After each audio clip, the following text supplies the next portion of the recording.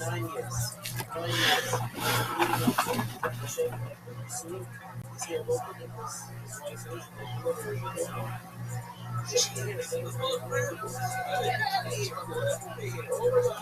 that's right. First time.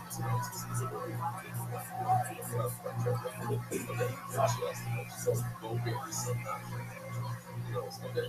You're gonna interface yourself. Good news. Next year at Shabbos. Let us know. I don't remember seeing them at the Shabbos. No, he was there. That's a big issue for me. If he wasn't there, it's a big problem.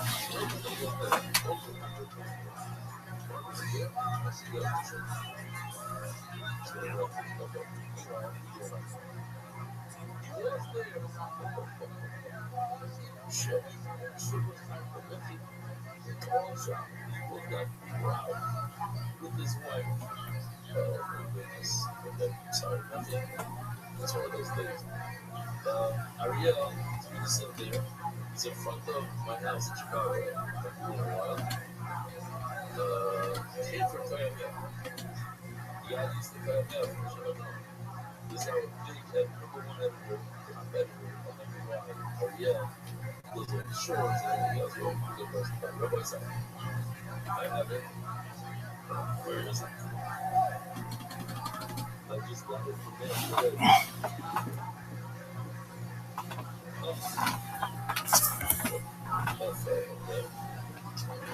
Official edition box. Official edition. Of today's 70 hours. For good after that, we are really proud of it. I love this. It's all taken away. We can try to do it. Something sponsored by Iranian families. As you can see right over in the bottom, it says the Iranian families. The parents, Dr. Shani Bogdansky family, the Nishmas, Girl David, Samantha Revelation. Good God for the day, my good friend, David and Marcia Piper. David Piper, I want to say, oh God. The Nishmas were like, see, in sorrow, that's not wrong. There's something sponsored that's not dedicated memory of what we're having today, David, because he's big now on status. He brought 35 little documents himself, but it's no more for time to know you can walk. Jogging down is the English Western College, jogging down is the sponsor himself, but not the Western College. The Alger Family Foundation is English Western College, the Alger, the Michigan, Italy, how the village of the skill order for Shishim America. So the sponsor, Anonymous, Shlemo, Nation, Fiducy, Anonymous, Shlemo, so whatever ancestor. So all people, those people have his own lesson. We are so proud of you. I'm qualified to say to all those things that we are here, and another 80% of sponsors. The second Wilson family can be either can honor rebellion, change the meaning of life, learning about moving, yes, market rebellion, and all the issue that's okay and you are is working shots for. That's my favorite one. It's safe. It's fun. Running out moving. About 8. But the sponsors I decided to push them out, we very well prepared. Jamie has that push them as the past people. As well, see how you want to know. Welcome to the next week. We'll have to dive into this good Shalom. We have to have a madness. We push them on a fully everyone today. It's having our generation of madness. They never would pass out, back, Leo, the Sonata, and his Kia. Anonymous is specific vertical, is good and open, good way. There's work on the back and Leo. Sponsors residents and celebrate members of the secondary officer of the organization yard side, Yoshi Weiss. They know how to keep it as well as English AI video. This one does is taking when the video of the AI is in Hebrew because they know how the artists are treated. And he says he doesn't like it. Oh my goodness. David Sauer. Over 50 people for this, he said, I'm telling you, it's beautiful. Stephen says he's so close. Before all that you can do is be very persistent upon social media, which if you're using it anywhere, use it for the good of prayer. Daily sponsors. Which I remember hearing like this was like our grandmother in single class, Rafa. We're not doing this. Anyway, none of us was I saw it was Rabbi, Rafa. The first one we have a mess there. So yeah, that's a mess. I've always said we're holding nothing with this. I want to remind you, we have a studio that goes halfway down the route. It's one of the studios that even you love it, we are. But the great news is that it's over. It's not that we're going to easier, interesting circles right out. Some people like this kind of stuff. I happen to like what do we have yesterday? We had a days. It says the word in a book. That's why I have to say it again. In a book, it says the word it's just a book. And if an animal has a brain, it's one of these things that the animal will only do the machine is for important. It has a picture blowing the heart, the things, the spine is severed. What is about? What's about? An animal like that, you're not permitting to bring eyes and perfect something. Ask the Gemara why the possible. And that's the whole secret back in. And you can also the goal is like but I don't know what's up. Whatever it is.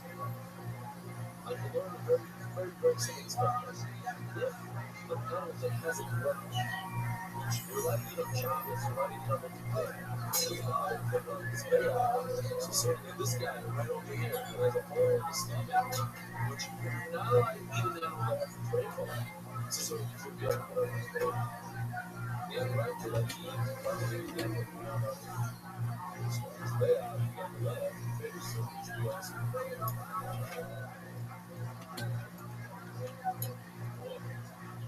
Little, how you slid down the road. Little things that have to do yes, you know, so it's obviously awesome. It's not like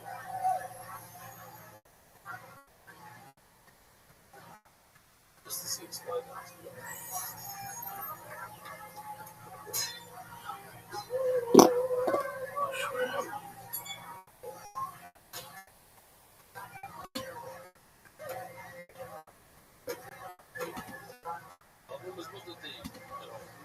Also, so certainly the whole the train should be also there you go sliding down.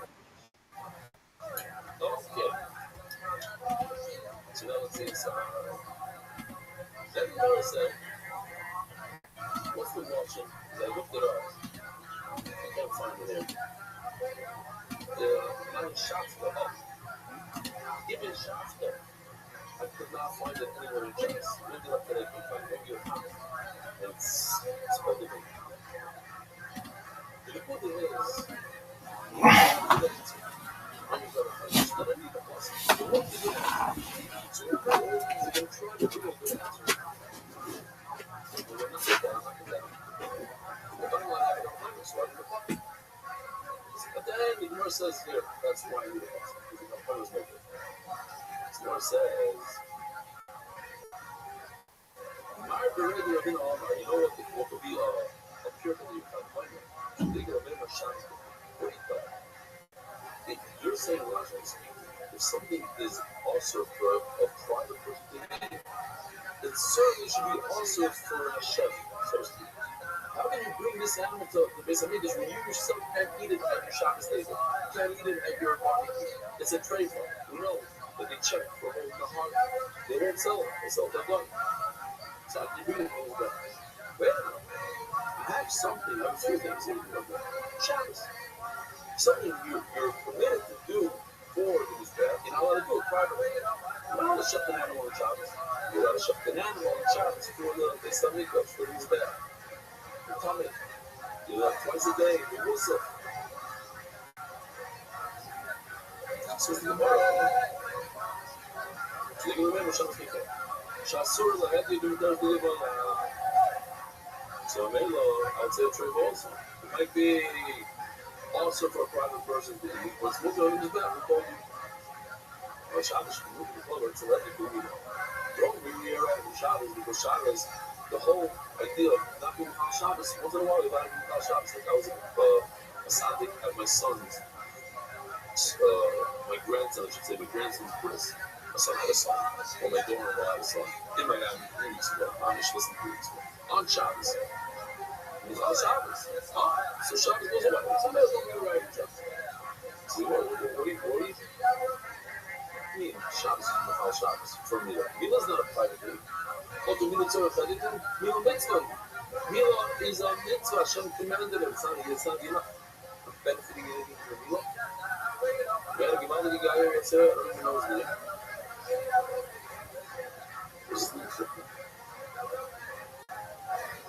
Or maybe I'm confusing with somebody else. But if you came about True when he was 43 years old, and he described the other anniversary deal, 43 other people get this. Part of the shir. Hello, man, Shabbos came in Tzvasar, the reason you can very right on Shabbos is because that's how we do the mitzvah. There's no other way to do it. But bringing a carbon, I could do it without bringing a tray. I could bring a clip of the animal. I don't need to bring a tray. But on Shabbos, I have to shut the animal to get it from the animal. Rather than I'm on my tree, or maybe I'm on my tree. You let me prove it from Shabbos. What Shabbos? Oh, let's do Shabbos. Marcus, the Imam, you don't not worry about Shabbos. The Imam is part of the Shir. What Shabbos? Putting Semer or Pishtim Yaakov, flax and wool together. You're not allowed to weave them together. So there, it's Shema, weaving them together. He takes the wool, makes a thread of it, and then he takes the two threads and puts them together. Then what? Shasur, you're not allowed to wear shabbos. In fact, if somebody comes over to you, the middle of this version tells you that your pants are shabbos. You have to remove your pants and put the whole this version. There's no coming up breeze when it comes to shabbos. Well, in some English, they use shabbos where the gargle, the avenue of the coin level, the belt of the coin. Just a letter, though. The word on the you can't move to the floor, it's a lot of people. No, once in a while, shabbos is moving in front of them because you wear tzitzis. You can wear a flax jacket and put on wool tzitzis on the corners, and that's mamashah, and it's mutter. So the Gemara is something we said about Bris Milah, it's anything you do it for yourself. Mitzvah, I'm trying to command you to wear tzitzis. Time ago, they were out of you're supposed to be this bell. That's the way to do the mitzvah. I can't bring it around. But she should read it out. The reason why I need a puzzle is because that a treifa is also on his bed. I can't learn that appointment from a bell. So they get there the whole deal of they say outside. This was something me personally, when I was a child, that caused me trauma. This outside, but it's so simple. In fact, if you do it in a chart, it's just like wow.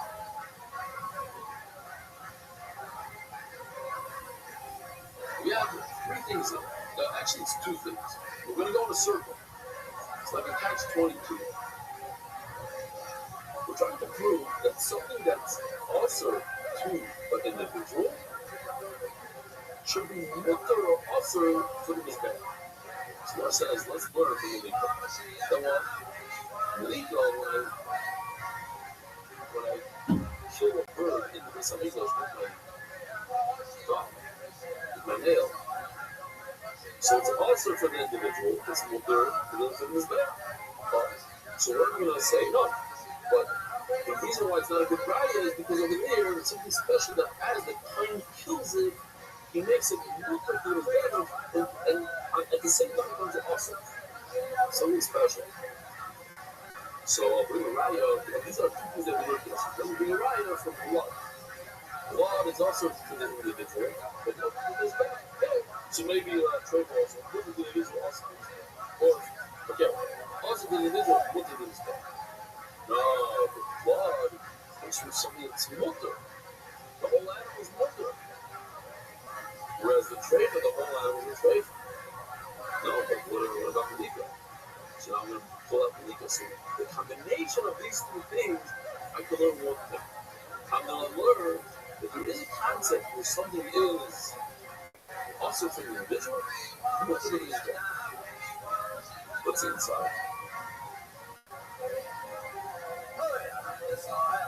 Three lines from the top. Not when the ego should get trust inside, that's the top thing in this chart. The guy occasionally that's the green clock in this chart. Well, the middle of the time, you get money from that. Well, they're not taking you right because the whole body of the animal is moving. You look at the whole animal, the whole bird is also. The cause really goes in the big sleep. Where he's at, that shows you that each one has its own design, but they have one common denominator. What's the common denominator? Shasu, the individual is also doing something that has to lead up. There's also things beyond, and yet they're both moving forward, and this happens so too. A trade. I'm a big trade for him. He's just so that he's going to do it. Every day we'll walk.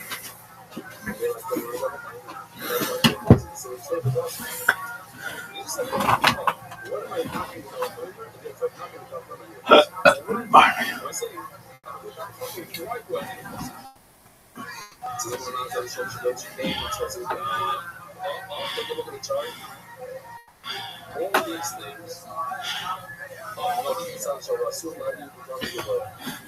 It's right, it's also for the individual, it's for the all these things. That's the way to do it. First, that's the way to do it. That's the way you speak with your blood on my spell. You give Hashem to eat, so to speak, from the blood. The mayor, I think the culture betrayed when I flip it on its head. That's this chart. It's over the bottom. Then over Rashi, sure, the name of the Torah, the beautiful. And yet, long ago. The policy that says not popcorn, not this, sorry, not this one. I'm trying to do this one. We don't need to see it, but it's going to play it back. Why do I need a policy when I have a calculator that tells me that a trade push should not be allowed under this path because if about more than the understand animal is not allowed under this path, so don't get trade. This is a tell you stop that now. Got it. The actual system is about your own calculators for the blood and death, about which you can also go into a breathing decline of a beautiful stone. Is that the plan and the animal are equal. The animal cannot be above you, and the plan performing our body cannot be above you. Whatever that. The trait is different. A trait, don't bring any right to the trait, but the trait itself can't be above you. But the plan performing our body could be above you. There's no risk of your plan that has a hole in its heart to perform that work in this amigo. I don't know which counts what we're here to do. So, we're actually there's a good thing What's up, sluts? Elevate, Elu. What's up, sluts? Nobody knows for sure. What's up, sluts? No one really knows for sure. Elevate, Elu, Divert, Elohim, Chaim, but this systems don't really apply. We're doing this bitch 135 days. It's 23rd of ER, 5786, Sunday, May 10th. Coffee and Kabbalah coffee.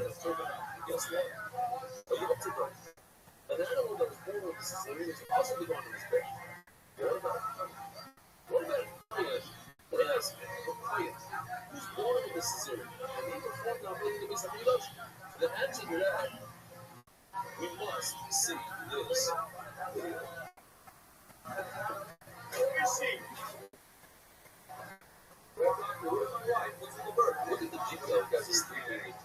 Brigadier Adonai Eloheinu Melech Ha'olam Asher K'dishanu B'mitzvah Fitzimanu Al Sefer HaOmer. Blessed are you, Hashem, our God, King of the universe, who has sanctified us with his commandments and commanded us concerning the coming of the Omer. Today is 39 days of the Omer, which constitutes 5 weeks and 4 days of the Omer. May the merciful one restore unto us the service of the Beit HaMikdash speedily in our days. Amen.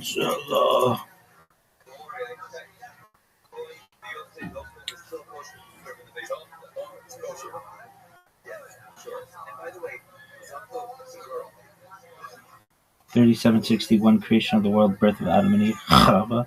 3631 130 Seth son of Adam was born. 3526 235 Enosh son of Seth was born. 3436 325 Kenan son of Enosh was born. 3366 395 Mahalalel son of Kenan was born. 3301 460 Yared son of Mahalalel was born. I'm Dr. Justin Sledge, and welcome to Esoterica, where we explore the arcane in history, philosophy, and religion. One of the most difficult aspects in starting to study Jewish mysticism and Kabbalah is getting a handle on just how those ideas developed over time. It's tempting to think that, for instance, Kabbalah has just always existed in the form that we have it, or that Kabbalah is just one thing at all. Of course, neither of these positions is really tenable. Such notions developed greatly through the ages and are still developing.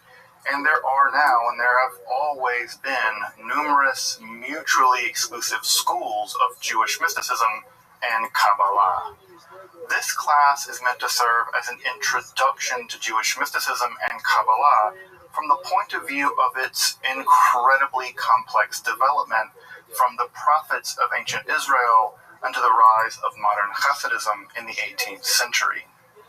Of course, this series isn't meant to be exhaustive by any means, but only should serve as a springboard for deeper study and reflection, and hopefully it will also enable you to situate developments in Jewish mysticism and Kabbalah in their historical and cultural context, and hopefully embolden you to dive into the primary texts, which are admittedly as sublime as they are obscure. Let me express my gratitude to Congregation Tchia for allowing me to use these lectures to reach a larger audience here on Esoterica. If you want, you can find the entire series under the playlist Entering the Garden, an Introduction to Jewish Mysticism and Kabbalah. I'll be uploading them over the next few weeks, or if you find these episodes after autumn of 2021 and you want to watch the entire series, you can find them in that playlist. If you find this series on Kabbalah interesting, I'd hope you check out my other content on topics in esotericism, and perhaps consider supporting the production of free academic and scholarly topics in occultism, hermetic philosophy, by joining my Patreon or perhaps with a one-time donation. You can find those links below, and I really appreciate your consideration. Now, let's enter the garden of Jewish mysticism and Kabbalah. So, first and foremost, I just really want to thank everyone for taking the time to join me on this journey through Jewish mysticism. This is some of the weirdest stuff. I mean, it's sort of like ancient science fiction. And so I really appreciate folks taking the time to join me as we begin to explore some of this vast and I think really, really amazing and beautiful and very controversial literature. So that said, again, also just like really stoked that some of the really awesome people, I mean, it's like scholars like Ashley Bohr. That's really, thank you so much. Ashley is an amazing scholar of Marxism, and I really admire a lot. So having folks in the room that are so smart and just willing to take the time to listen to me, I guess, I'm just really humbled by that. So thank you all for coming along with me on this journey, entering the garden. As I mentioned in the email, the term garden here is from pardes, right, which is this big word in Jewish mysticism that often mystics are described as going down into a garden. In Jewish mysticism, we don't typically go up, which is a little unusual, right? We typically think of mysticism as going up towards God or whatever that is up there. But typically in Jewish mysticism, we go down. We descend into things. And so the sort of lobby of the world of the mystical is this pardes, this garden. And what's really amazing is that we all get to enter this garden together. And I will say that in traditional Jewish lore, especially found in the Talmud and through the Middle Ages, this is considered to be a relatively dangerous journey.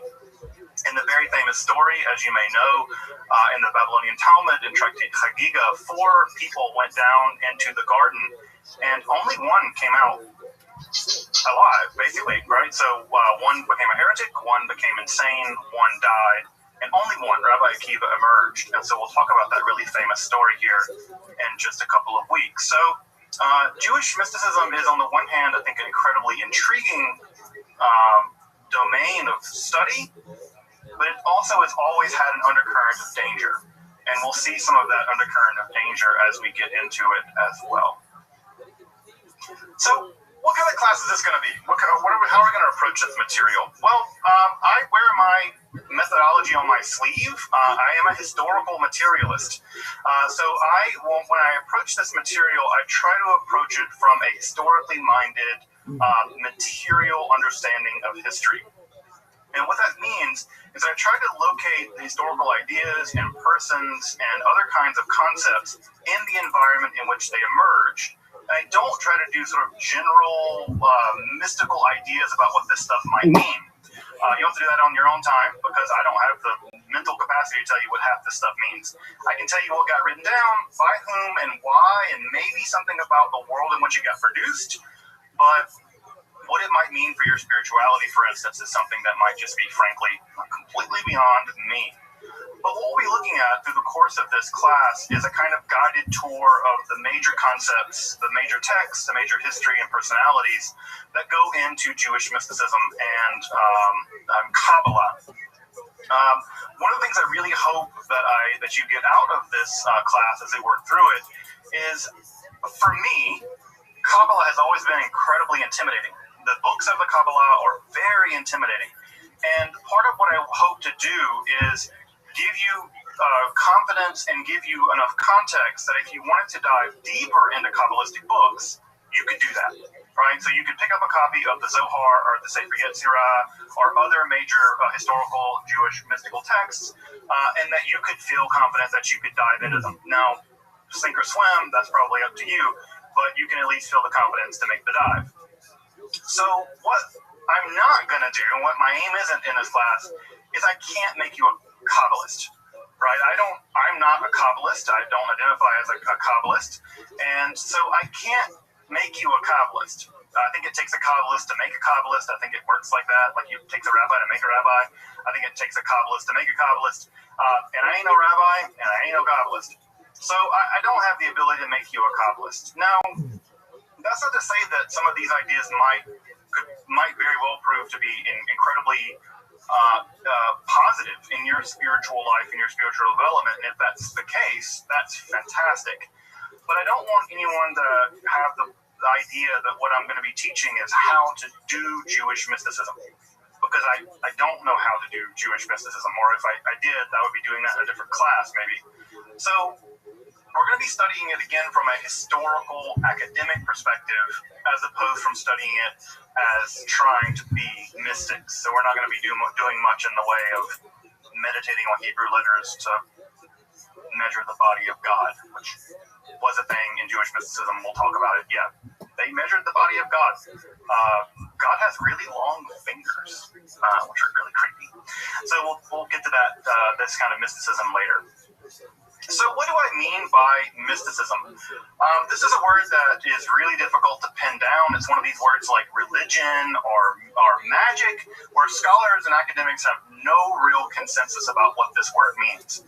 So I'm just going to throw out a really stipulative definition of what I'm going to mean by mystical in this class. And you're certainly going to hear the fact that I come from a philosophical background.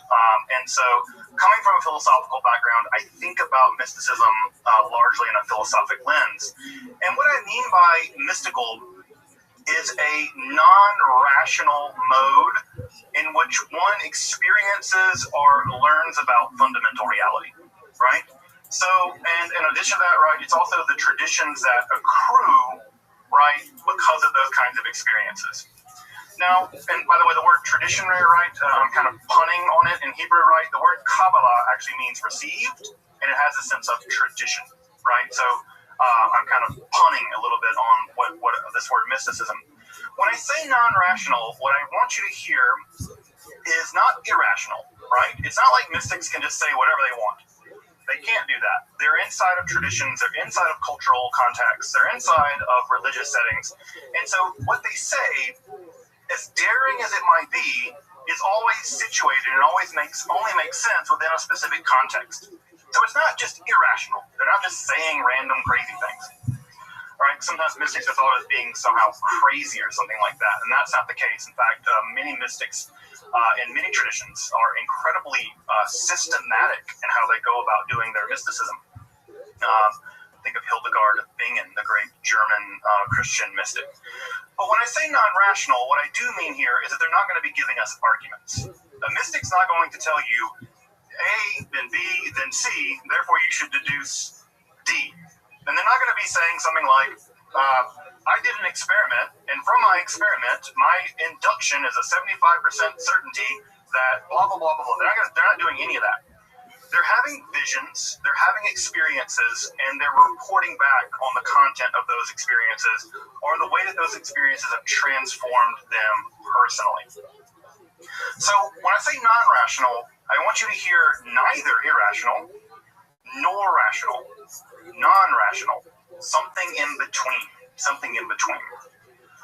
I should also say just a little bit out of the gate about the distinction here to be made between Jewish mysticism more generally and Kabbalah more specifically. We now, in the sort of sloppy vernacular that we use the term Kabbalah to describe all of Jewish mysticism. It's a bit of a mistake.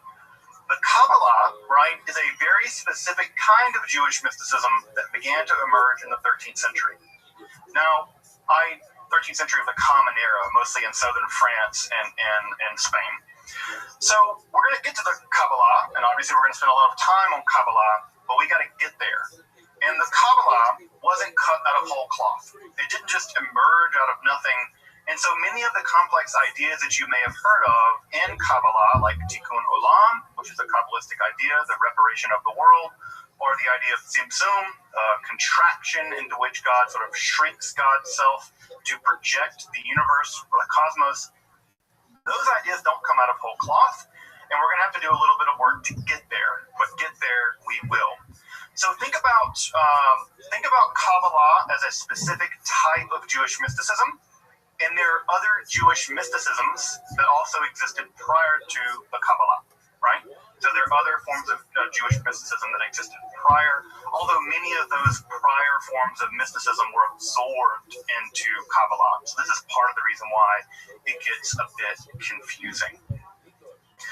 So suffice to say, Israelite or Jewish mysticism extends probably back before history.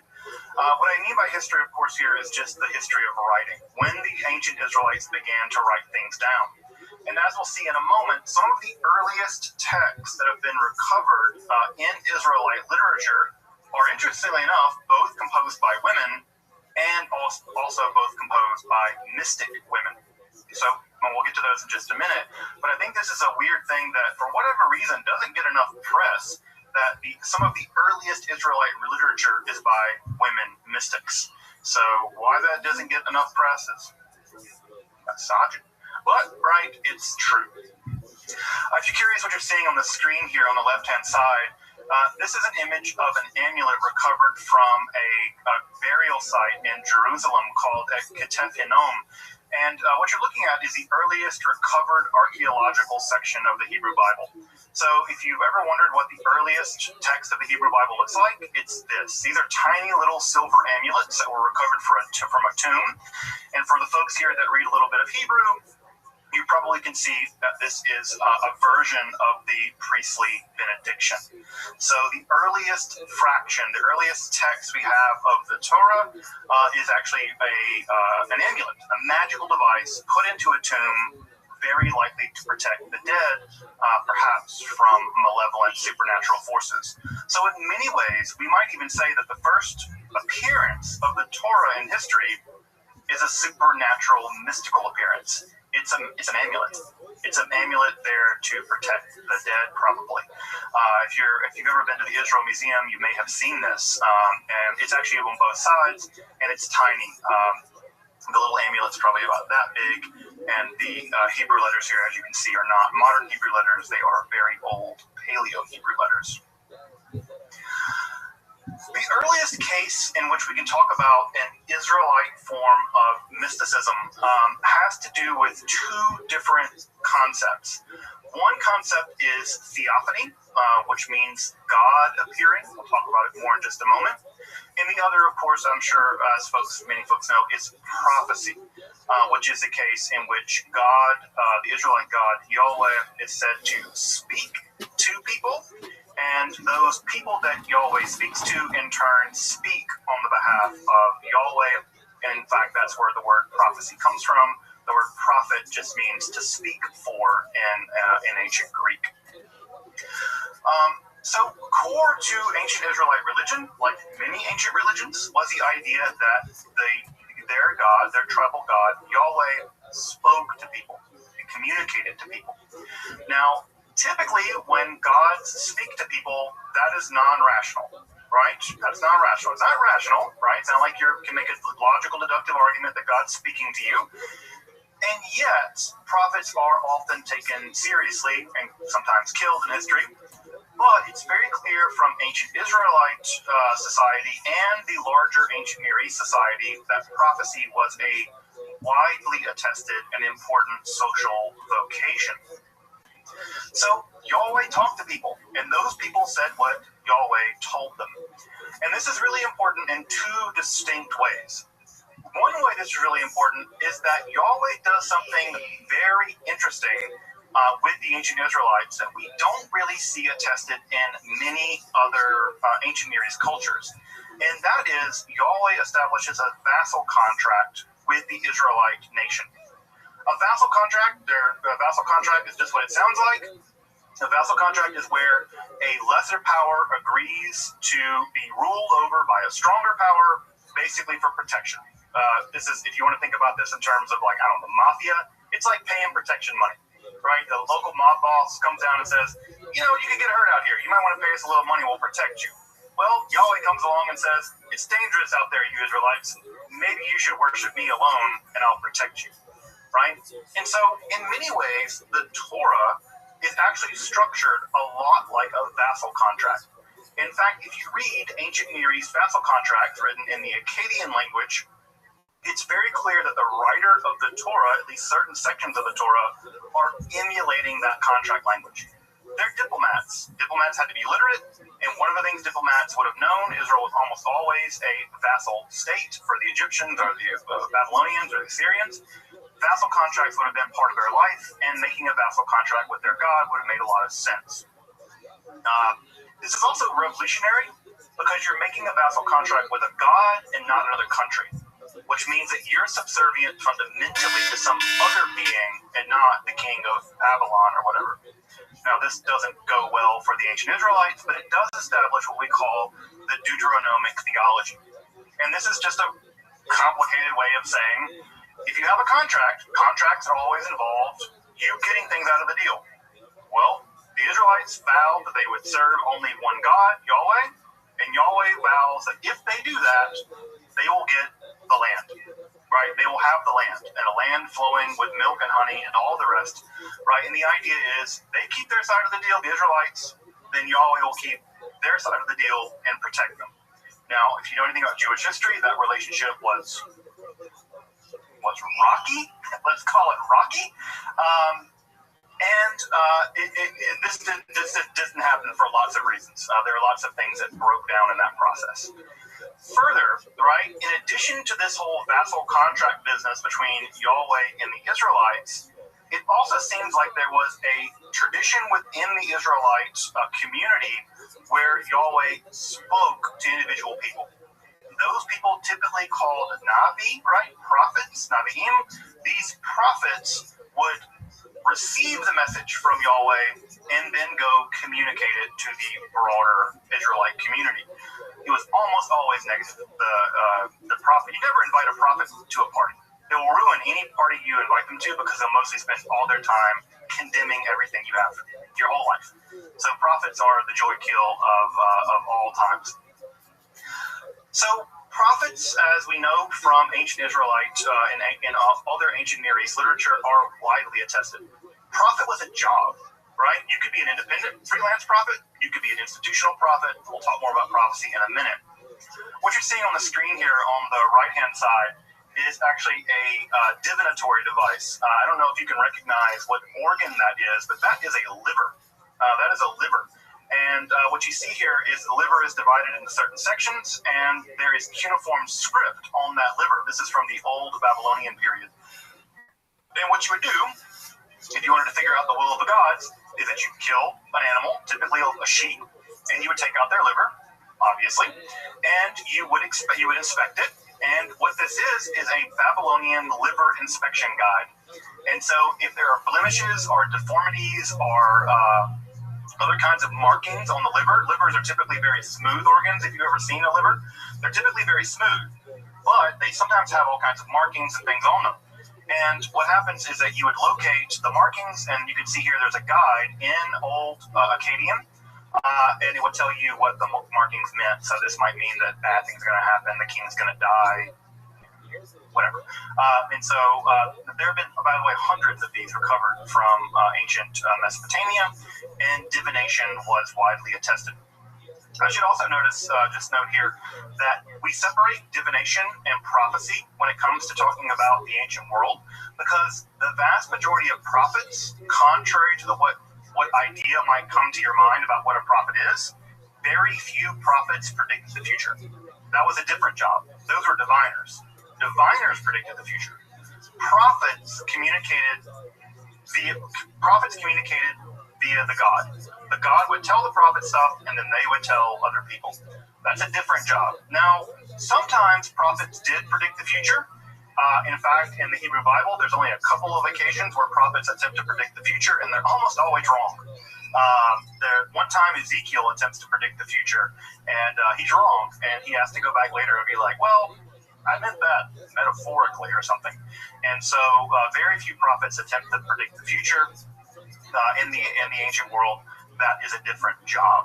We now think of prophets as predicting the future, but that's a modern idea, much more than an ancient Israelite idea or ancient Near Eastern idea. So let's talk about theophany first, right? So theophany just means God appearing. It just means that God appears to people. Right? This was an idea in ancient Greek religion, but also in ancient Israelite religion. God is appearing to you currently on the screen. I don't know how many people have ever seen an image on the left. This is very likely an early depiction of the Israelite God, Yahweh. We think that is Yahweh for a couple of reasons. One, it says Yahu there in Hebrew, which was an abbreviation of Yahweh's name. And this coin was minted as part of the satrap of Yehud during the Persian period. And also we have a winged throne chariot that this is sitting in, and that image is very tightly associated with Yahweh in the book of Ezekiel. You're probably looking at a depiction of Yahweh. That's probably the Israelite God. We're fairly confident that is how ancient Judahites conceived of how their God looked. I don't know, how many people have seen this image before? Show of hands or things like this. Some folks have seen it.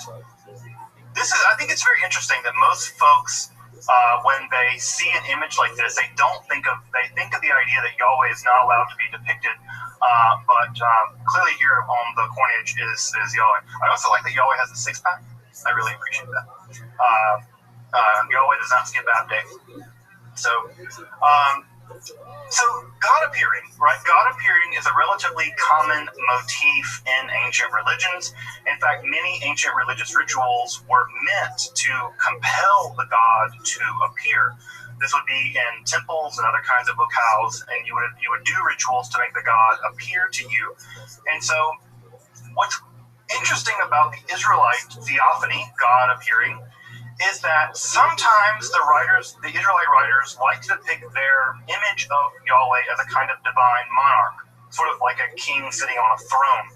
It's a very common image. And if you had the chance to read the section in Isaiah, the theophany of Isaiah, that's exactly what you get, is a kind of divine leader sitting on a throne. However, what's also important is that the ancient Israelites had developed at some point an allergy to depicting their God. They thought of their God as incorporeal and as invisible. And in other texts, most famously the text of the theophany to Moses, Yahweh actually tells Moses that if you see me face to face, you'll die. You cannot see me face to face. Although later in the book of Deuteronomy it does say you saw me face to face. Whatever, the Bible has all kinds of editorial problems. And we do see images where God appears to the Israelites, but always occluded somehow. One of the main depictions in the book of Exodus is God is hidden in the Araphel, which means something like the gloom or the darkness. And there's all kinds of light and lightning all around where the God is, but the God itself is actually hidden somehow in the darkness. So God appears, but God is also hidden at the same time. So the Israelites are always trying to navigate.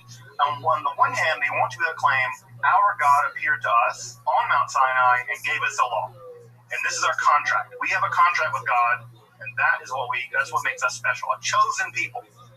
And on the other hand, they're like, yeah, and our God's invisible. You can't see our God. Our God doesn't have a body, doesn't live in a place. God's a God of everything. And so God often also appears quasi-invisible as well. The main accounts that we have of theophanies in the Hebrew Bible are the main three, right, or four actually. We have the theophany to Abraham, or Abram at that time, right? His name hadn't been changed yet. Where God appears to Abram and says, hey, you need to follow me and do what I say, right? Move out of Ur of Canaan, move to Canaan and set up shop there. We don't learn a lot about God in that instance. The other three theophanies that are important are the Moses theophany, that is to say, the one in which God appears to Moses, both in the burning bush. So notice again, God is there and not there at the same time. The voice comes out of the bush, but it's not like there's a person there that Moses sees. Again, there's a relationship to God that they want to keep separate, unlike perhaps other nearby religions. Although I will say that the two most important theophanies that we have in Israelite literature are the ones to the prophet Isaiah and the one to the prophet Ezekiel.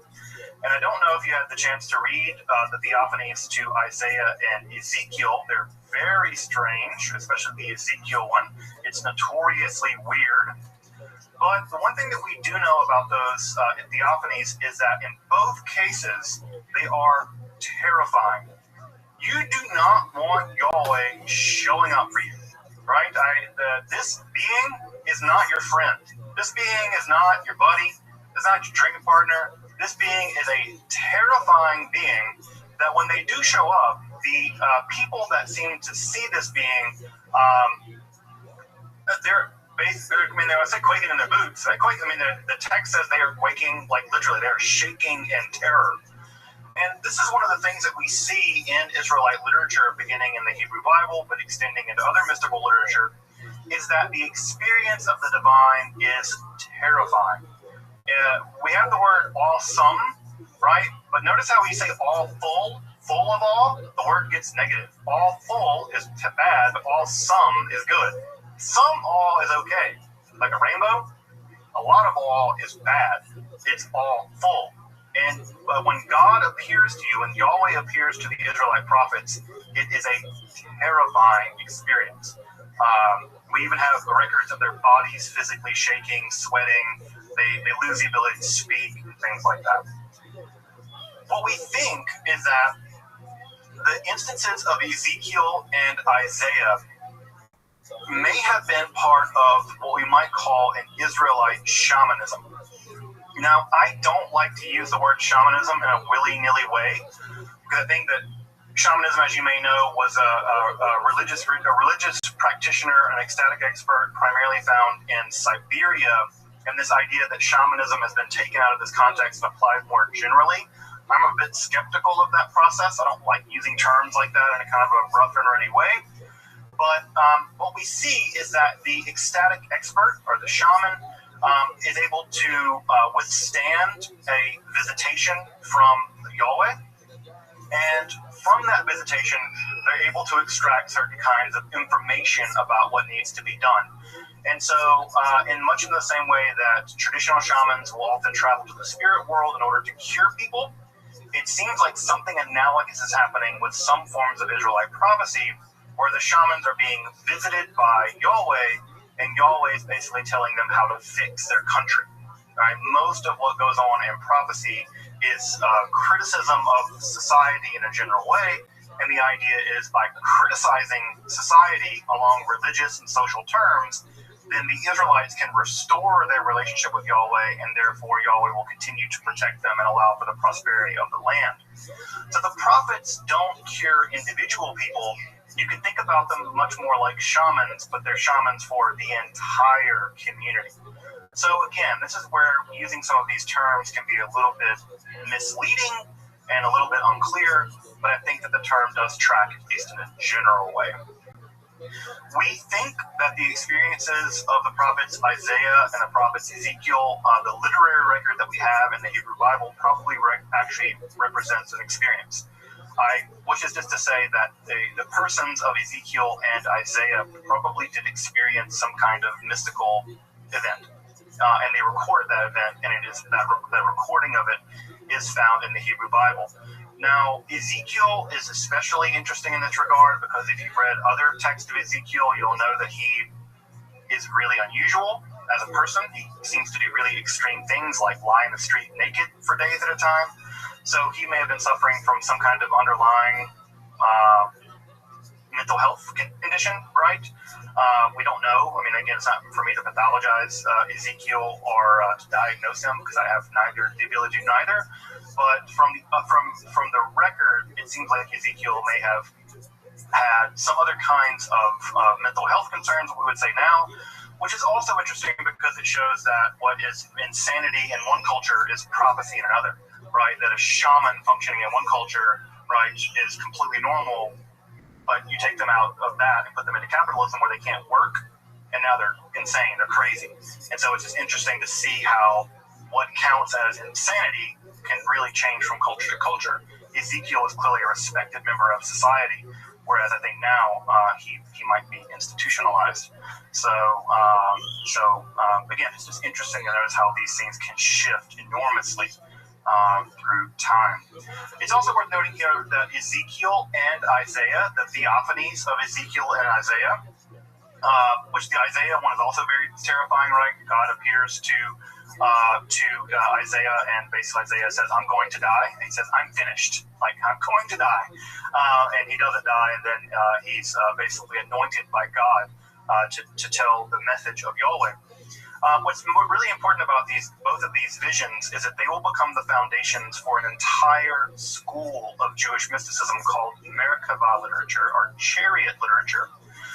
This form of Jewish mysticism, which we'll get to not next time, but the time after that, this was the dominant form of Jewish mysticism for 800 years. So if you want to think about the Kabbalah as existing now for about 800 years, Merkava mysticism was the dominant form of Jewish mysticism for the 800 years prior to that. So this chariot mysticism, and again, when I say chariot mysticism, you should always keep in mind, right? This is how Yahweh is depicted, as literally riding on a kind of winged chariot. Unsurprisingly, this form of mysticism is going to be very important. Just as a preview, Merkava mysticism is a form of mysticism in which the rabbinical elite would descend into the palaces of Yahweh, and they would meet with various angels, and they would show angels these various passwords, and eventually they would be able to climb through the various heavens. And again, even I did it up, right? They're not going up, they're going down in the mystical Yord Day. They go down to the chariot. And they eventually are given a glimpse of the throne of God. Sometimes they're allowed to see the body of God, which I know that Jews are not supposed to believe that God has a body. They did. They were allowed to measure the body of God. We'll look at that literature. And in some cases, they were even allowed to sit on the throne of God and be transformed into angels. So if you ever want to be transformed into an angel, all you have to do is bypass a bunch of scary angels and sit on the throne of God. No big whoop. No big whoop. So that's a very cool form of mysticism, and we will get to it in a couple of weeks. So again, Merkava mysticism, not Kabbalah. Different kind of Jewish mysticism, but anchored in the theophany of Ezekiel and Isaiah. So as I mentioned earlier, ancient Near East prophecy is very well attested. The only major exception is Egypt. Egypt is the outlier. For whatever reason, there's not much in the way of Egyptian prophetic literature. Now, there's a lot of debates about why that is. We do have a quasi-prophetic document called the Prophecy of Neferti that does exist from the ancient Egyptian world, but it seems like the ancient Egyptians, for a host of reasons, and I'm happy to talk more about that later if folks are interested, for whatever reason, institutional prophecy just didn't exist. It probably had to do with the fact that Egyptian religion was very highly centralized in the temple structure, and therefore the gods just didn't interact with human beings in the same way that they did in the wider Near East. But the ancient Egyptians just don't have much in the way of prophecy. We have a lot of ancient Egyptian religious literature, just not prophetic literature. I will say that outside of ancient Israel, the best adaptation of prophecy in the ancient Near East world more generally is from the Neo-Assyrian period. Now, this may be a little deceptive because it just so happens that the Assyrian Empire was destroyed and they managed to burn down the main temple, the main library of Ashurbanipal. And when they burned that library down, the entire library was preserved. We have basically an entire ancient Neo-Assyrian library. It's like the Library of Ancient Alexandria, but over in Iraq. It has tens of thousands of cuneiform tablets that are in great shape because unlike burning libraries down now, right, because the books tend to burn, that's bad. If you burn down an ancient cuneiform library, right, those texts are all preserved on clay tablets. And burning clay tablets makes them more likely to survive. So thank God they burned it down, right? Because had they not burned it down, it probably wouldn't have survived.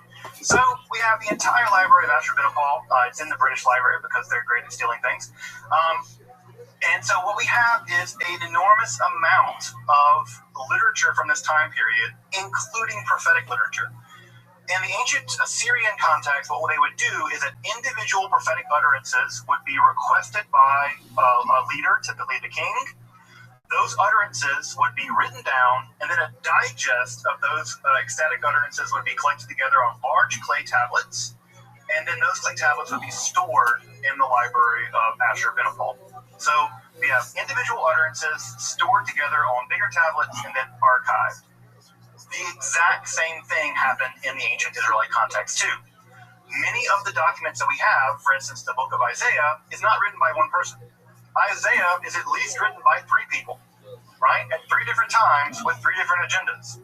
All of the various Isaiah texts got edited together into one digest, and that Isaiah prophecy became the book that we now know of as Isaiah.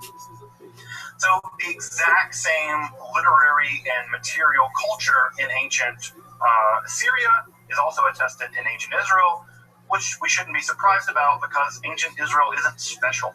Now, I know that some of us were raised with this chosen people stuff, but the ancient Israelites were an ancient Near Eastern people. And they did what other ancient Near Eastern people did. Sorry, not sorry. So we know a lot about ancient Neo-Assyrian prophecy. We'll get to Israelite prophecy in just a minute.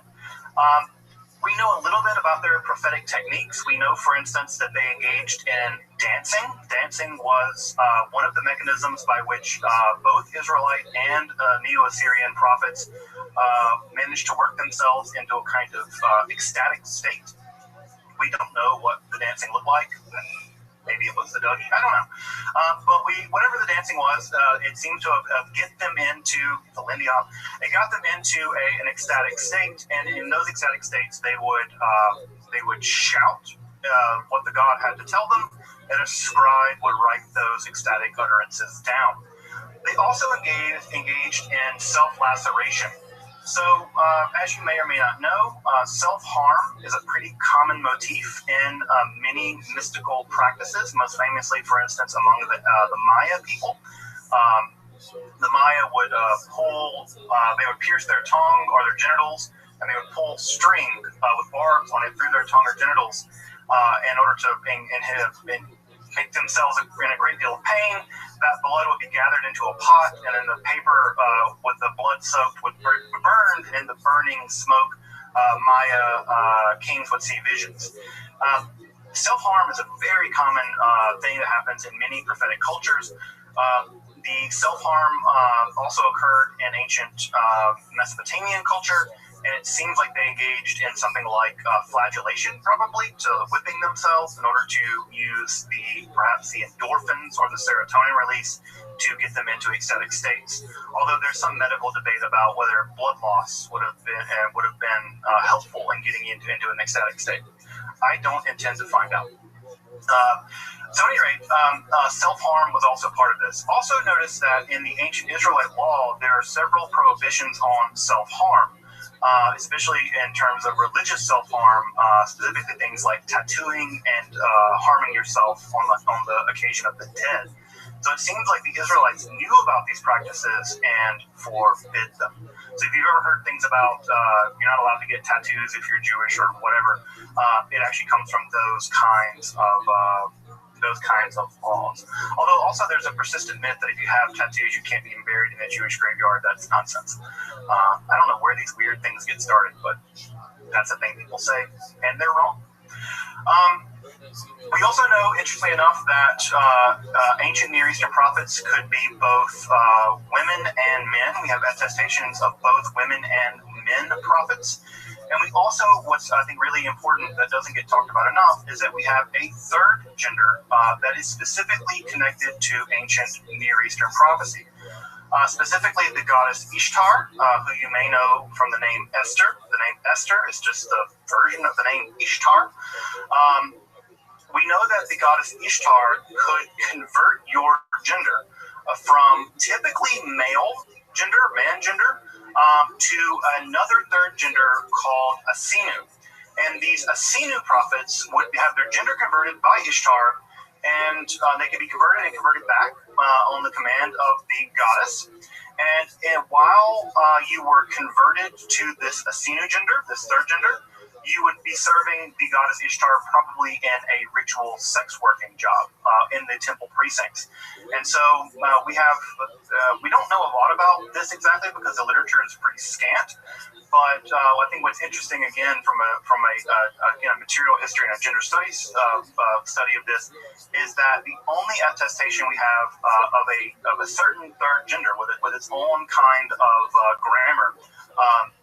The grammar here actually means womb person, but womb person is in the masculine gender ending in Akkadian. So clearly womb is associated with female people, whereas the word here is Asinu. They're clearly making it a gender bending category.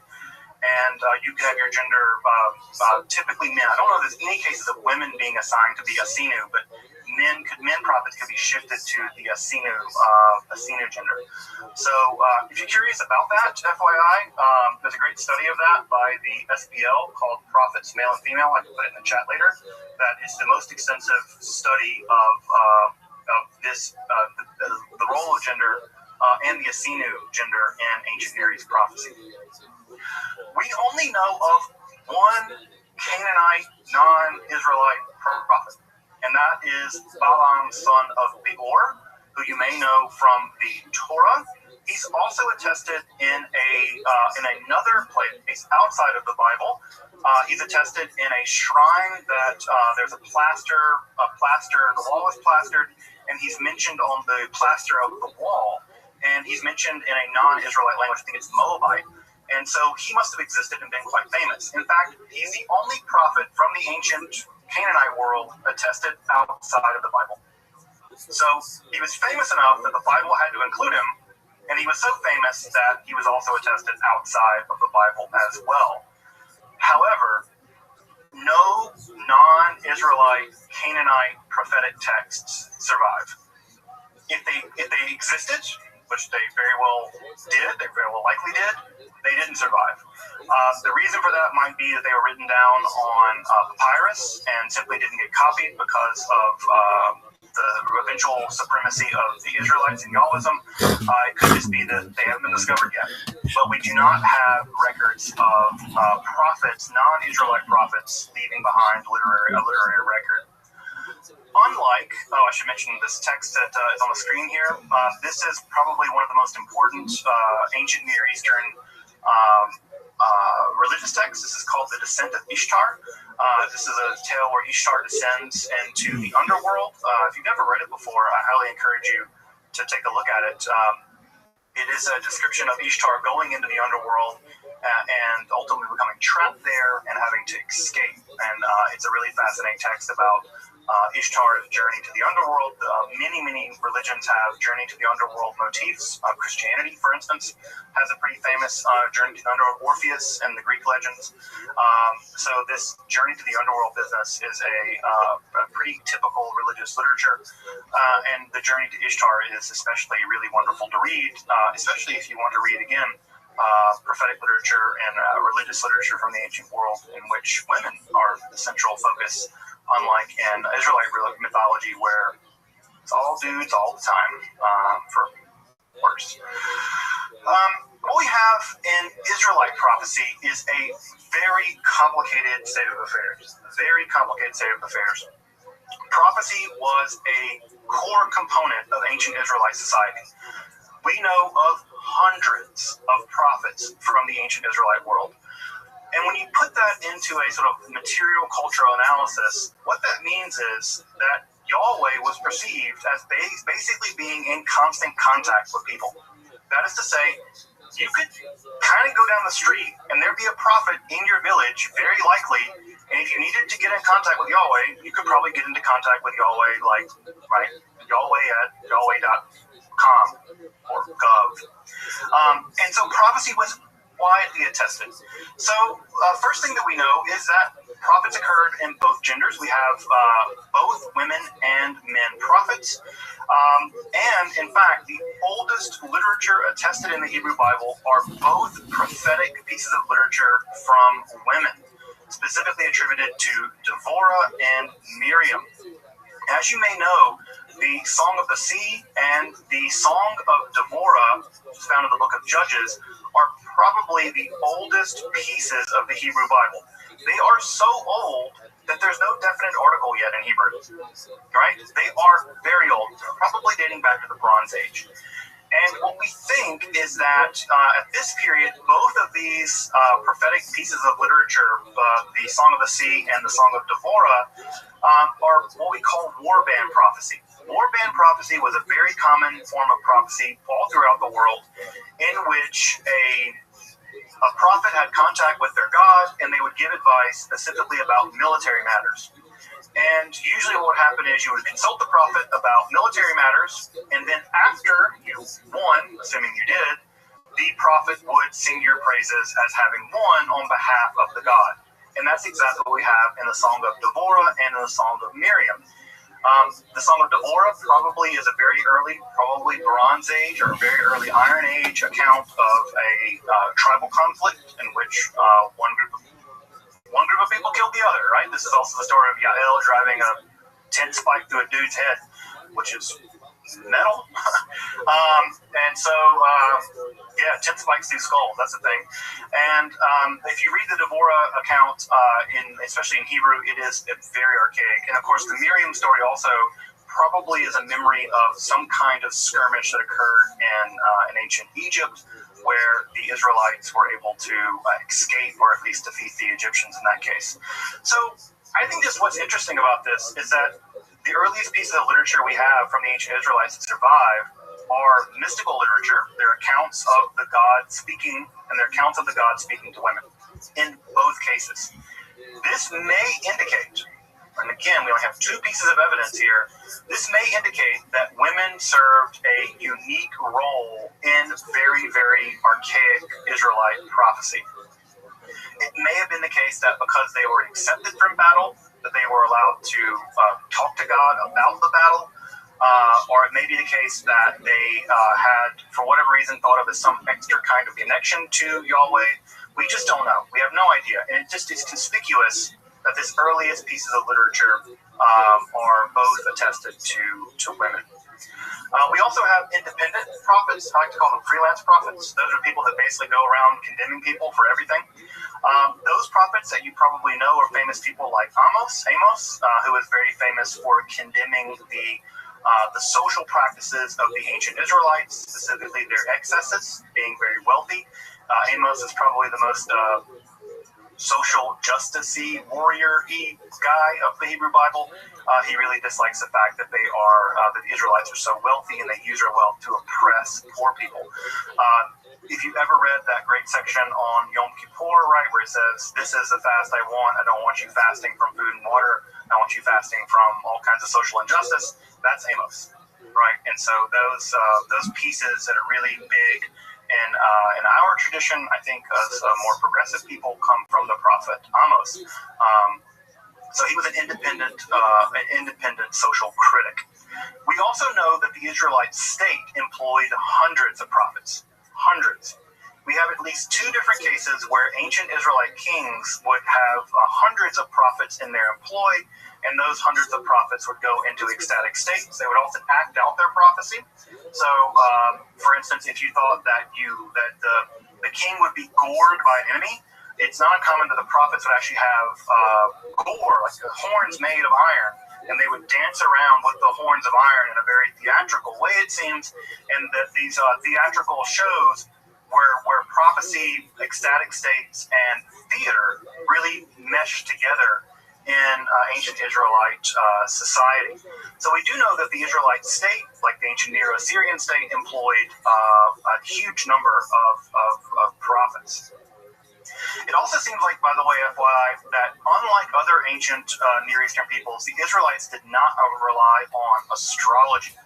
The ancient Assyrians, ancient Babylonians had developed a very, very sophisticated form of astrology. The ancient Israelites rejected it for reasons that aren't clear.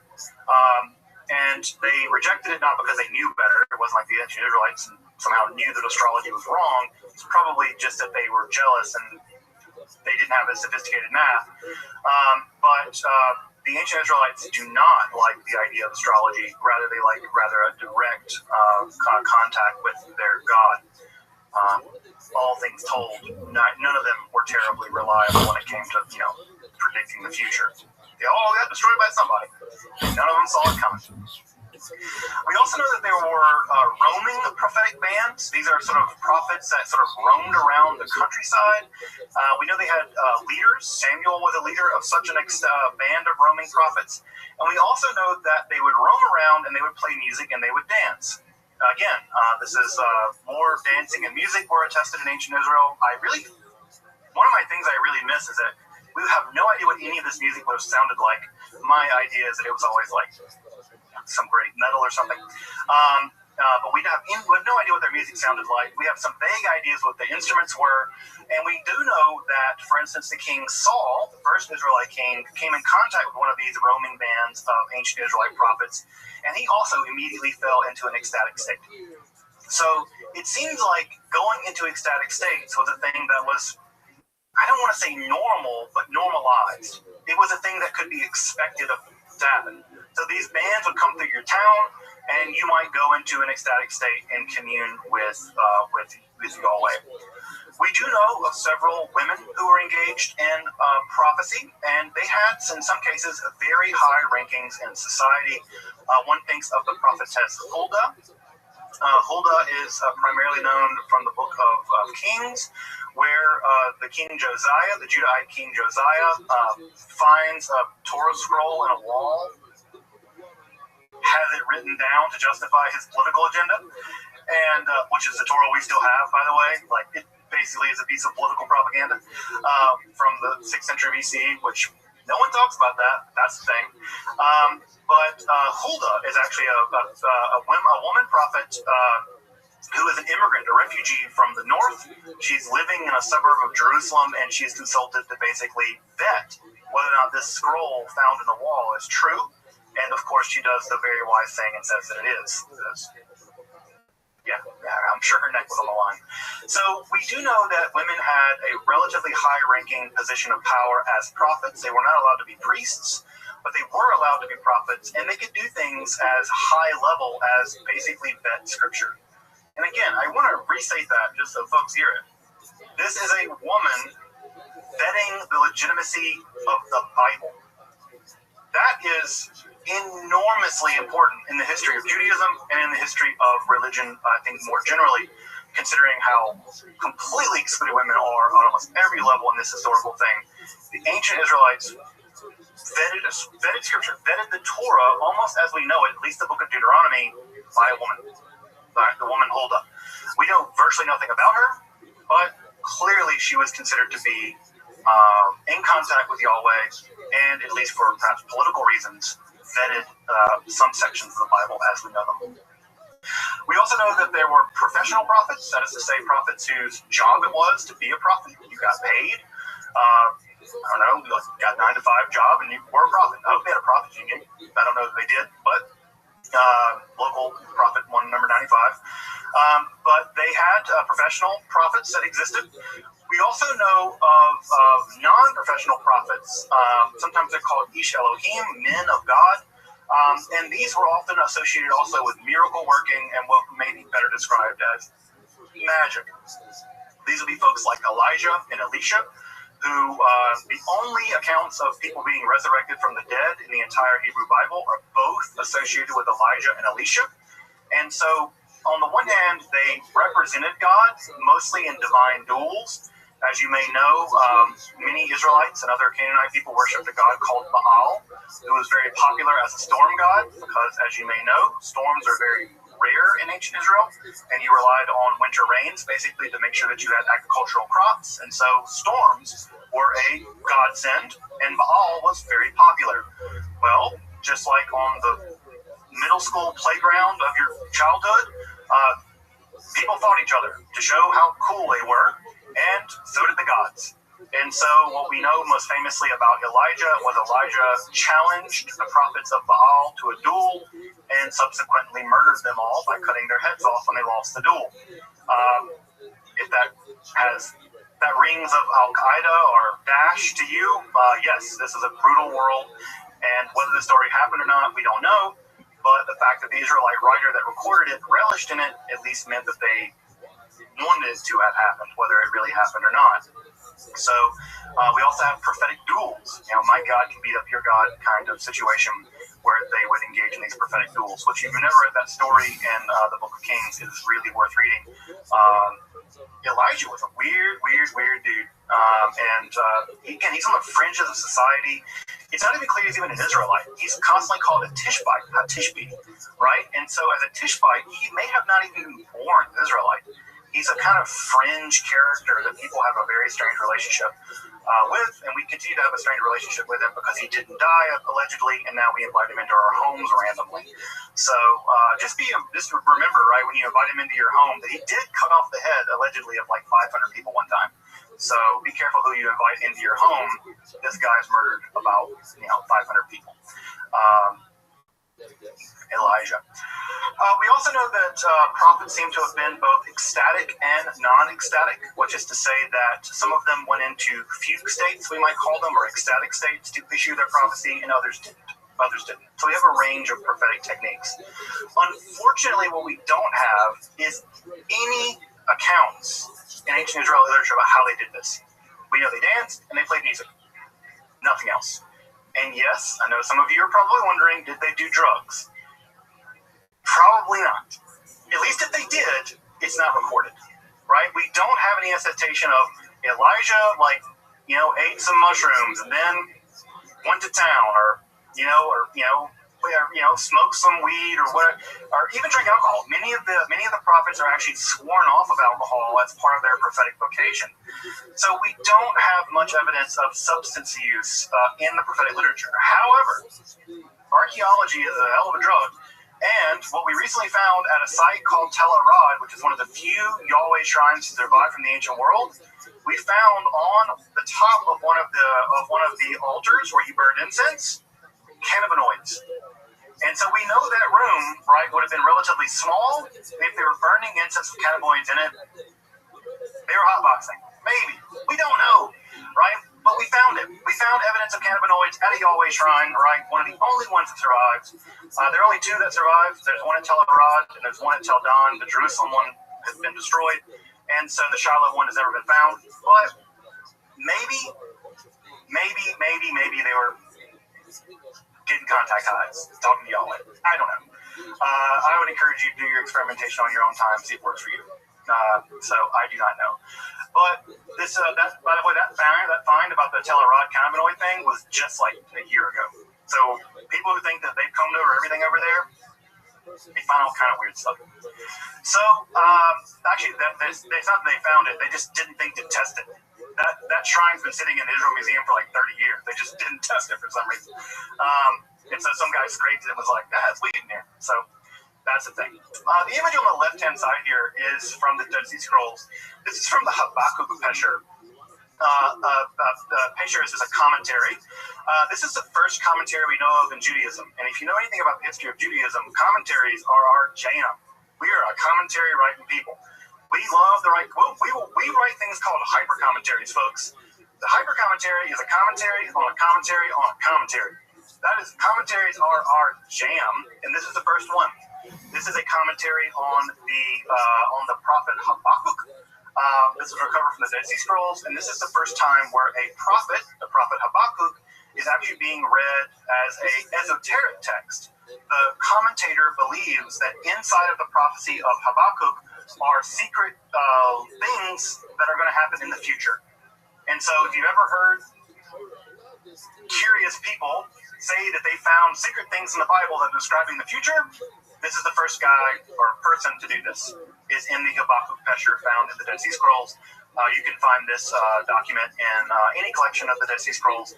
But again, what's important to note here, right, is that even the idea that you can mine a prophetic piece of literature to divine the future, an idea that we all know is culturally very common.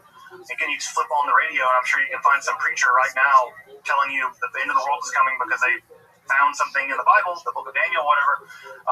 The first time we see it actually happen in the Israelite literature is in this commentary on Habakkuk. So you could read the book of Habakkuk; it's relatively short, and then you could read the Habakkuk Pesher in the Dead Sea Scrolls and take a look at that one. This is also on display in the Shrine of the Book in Jerusalem. People always flock to see the Great Isaiah Scroll because they think that it's the biggest one, But just so you know, if you go to the Shrine of the Book, the Great Isaiah Scroll is a replica. It's not the real one. The real one's stored in a bunker somewhere.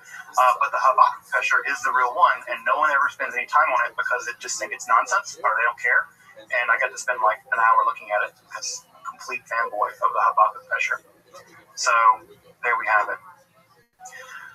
As I mentioned, we know basically nothing about the material culture of the ancient prophets aside from the books that get written down. Clearly, the scribes that wrote these books down thought of them as incredibly important and copied them. We know nothing about their practices, their mystical practices, so we don't know anything about their meditation techniques, their breathing techniques, the drugs they may have used or not used. We know very little about how they achieved these mystical states. So reconstructing what they did is very difficult. We also know very little about the phenomenology of this. And phenomenology is the $2 word that means the experience of this. What was it like to be a prophet in ancient Israel? What was it like to experience this ecstatic state? We know very little about it because ancient Israelites, like many ancient cultures, just didn't put as much emphasis on subjectivity that we do. We are a narcissistic people. We love ourselves. We love talking about ourselves, and you can find 1,000 books about people talking about it. We have memoirs and things, right? Ancient peoples did not care about subjectivity in the way that we do. And so and again, think about this from reading the Hebrew Bible. How often do you learn about the emotional states of characters? Basically never. It's like, and he got angry, or they were sad, and they move on. We know very little about the interiority of these characters because they didn't care about it as a literary motif, right? It's not like Russian romanticism or something. And we know very little about the phenomenology of these experiences, aside from they were apparently very scary. That's it, right? So we know that ancient Israelite prophecy, ancient Israelite mysticism was a social anchor. It was a political anchor. It was an economic anchor. We know that with that many people, 400 prophets employed by a court, this is a part of the economy, right? This was no marginal thing by any stretch of the imagination. But we know very little about it from a material culture point of view, unfortunately. What we do know is that the prophets went away. Israelite prophecy went away eventually. And the reason probably that it went away is that, well, the countries that they served were destroyed. Ancient Israel was destroyed in 722 BCE, and ancient Judah was destroyed in 586. And if your country gets destroyed, well, you don't have a job anymore. If you're alive, right? If you're alive. And we know there are prophets operating in the exile. Ezekiel is one of them. Jeremiah flees into Egypt. So we do know that they escaped, but we know that the social institution of prophecy did not survive these destructions. So why? Well, it could be a lot of things. One of the reasons it could just be that they got killed, right? You just wipe them out. That's a thing that happened in the ancient world. Another reason why it could be the case is, well, they didn't see it coming. Your whole job is to communicate from Yahweh what's about to happen to us and how we can make this not happen. And they didn't, right? So, again, if your astrologer doesn't see the thing coming, well, get a different astrologer. So, part of the problem of divination is if you don't see the big things coming, like your whole country being destroyed, well, that shakes confidence in your ability to communicate for your God. We also know that prophets just weren't terribly popular in some ways. I mean, no one likes social critics, right? Go ask the social critics. People hate social critics, right? People hate people being like, listen, you're rich and God hates you for it, and God's going to condemn you and God's going to kill people because of your wealth and your religious abandonment, right? No one wealthy people, powerful people don't like to be told that being wealthy and powerful is evil, right? And they're also the people that kill people to prevent them from saying that. And so prophets often got themselves killed for saying these kinds of things. So it could just be that they were also always at some level, in many ways, a marginalized group. As the political situation in ancient Judah gets increasingly bad, what ends up happening is that prophecy ultimately shifts away from condemning the Israelites to basically saying, well, one day God's going to come and kill all you people, right? You're not doing the right thing, and God's going to get God's revenge on you. And this becomes a shift to what sometimes is referred to as the Yom Yahweh motif, or the Day of the Lord. When I say Lord, it always makes me feel like I'm a Southern Baptist preacher. I gotta make that Lord really long. The Lord. At any rate, basically what it comes out to is the prophet's more or less saying, God's abandoned you, God's gonna kill you all, I'm out. Right? And so there's a kind of prophetic frustration that seems to set in where the prophets are increasingly thinking about a more distant, removed future where God will sort things out because the present is just a nightmare. The Babylonians are destroying everything and things like that. And what ends up happening is that after the Judahite state is destroyed in the 6th century BCE, the prophets basically are done for as an institution. The Judahite prophets vanish. And the prophetic literature as we have it in the Hebrew Bible is codified. Now, that doesn't mean that people stop being weird. People continue being weird. It's just that their weird is a new kind of weird. And that new kind of weird is apocalypticism, right? That new kind of weird is apocalypticism. Now, I know that the word apocalyptic typically has to do with the end of the world. That's not what apocalypticism is going to mean in this case. But, right, what we will do is we'll return next week to talk about the rise of Jewish apocalypticism. Notice what we haven't talked about much. Angels, demons, the end of the world, the battle between good and evil, right, the Messiah. We haven't talked about any of that yet. And there's a reason for that. And the reason for that is the prophets didn't know about any of that stuff. Ancient Israelites didn't really concern themselves with those kinds of things. It's the apocalypsis that do. And so when we get back next week, we'll talk about the rise of people who have visions of angels and demons, people who have visions of the afterlife. The Israelites really didn't believe in an afterlife. They believed in a place called Sheol, which was just sort of a cave-like grave that you went and stayed in forever. And there's no demons living in there or anything like that. So what we're going to see is a massive innovation in Jewish religion in the aftermath of the end of prophecy, where rather than the prophets speaking to God, right, rather than Yahweh speaking to the prophets, what's going to end up happening is there's going to be a shift from an oral culture, God speaking to the prophets, and the prophets speaking for God. Rather than speaking, God is going to show things to people, right? We're going to switch from a visual culture we're going to switch from an oral culture to a visual culture. And in fact, the word apocalypsis means to reveal. And if you've ever read much in the way of apocalyptic literature, is showing rather than telling, right? Showing rather than, and I saw, blah, blah, blah, blah, blah. So we're going to see a huge shift starting next time with the rise of the apocalyptic. And the apocalyptic is going to bring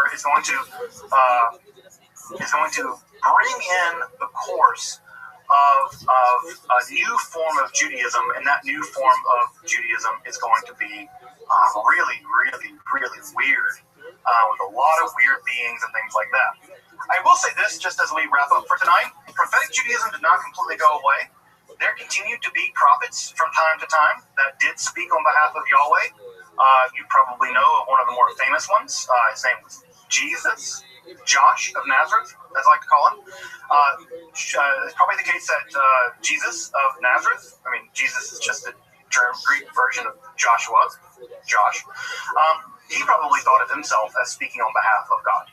And so these people did emerge, and they did manage to get themselves killed pretty consistently. And what we will also see through the Middle Ages, through the rise of the Middle Ages, is a new form of prophetic Kabbalah, where Abraham Abulafia will actually develop the first techniques, mystical techniques for getting a vision of God. And we actually have those techniques. They're breathing techniques and meditation techniques. And we'll talk about some of those techniques as we get into the rise of Kabbalah.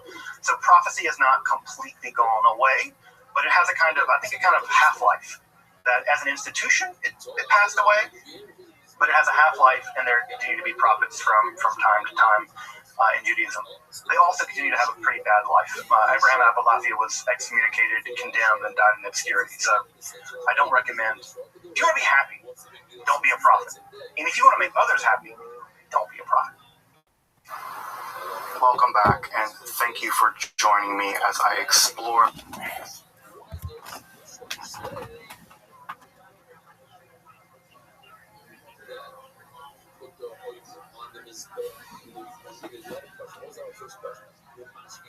Remember the Yisrael. Say, it was good. It's not at all. I put it on this pay out. That the first.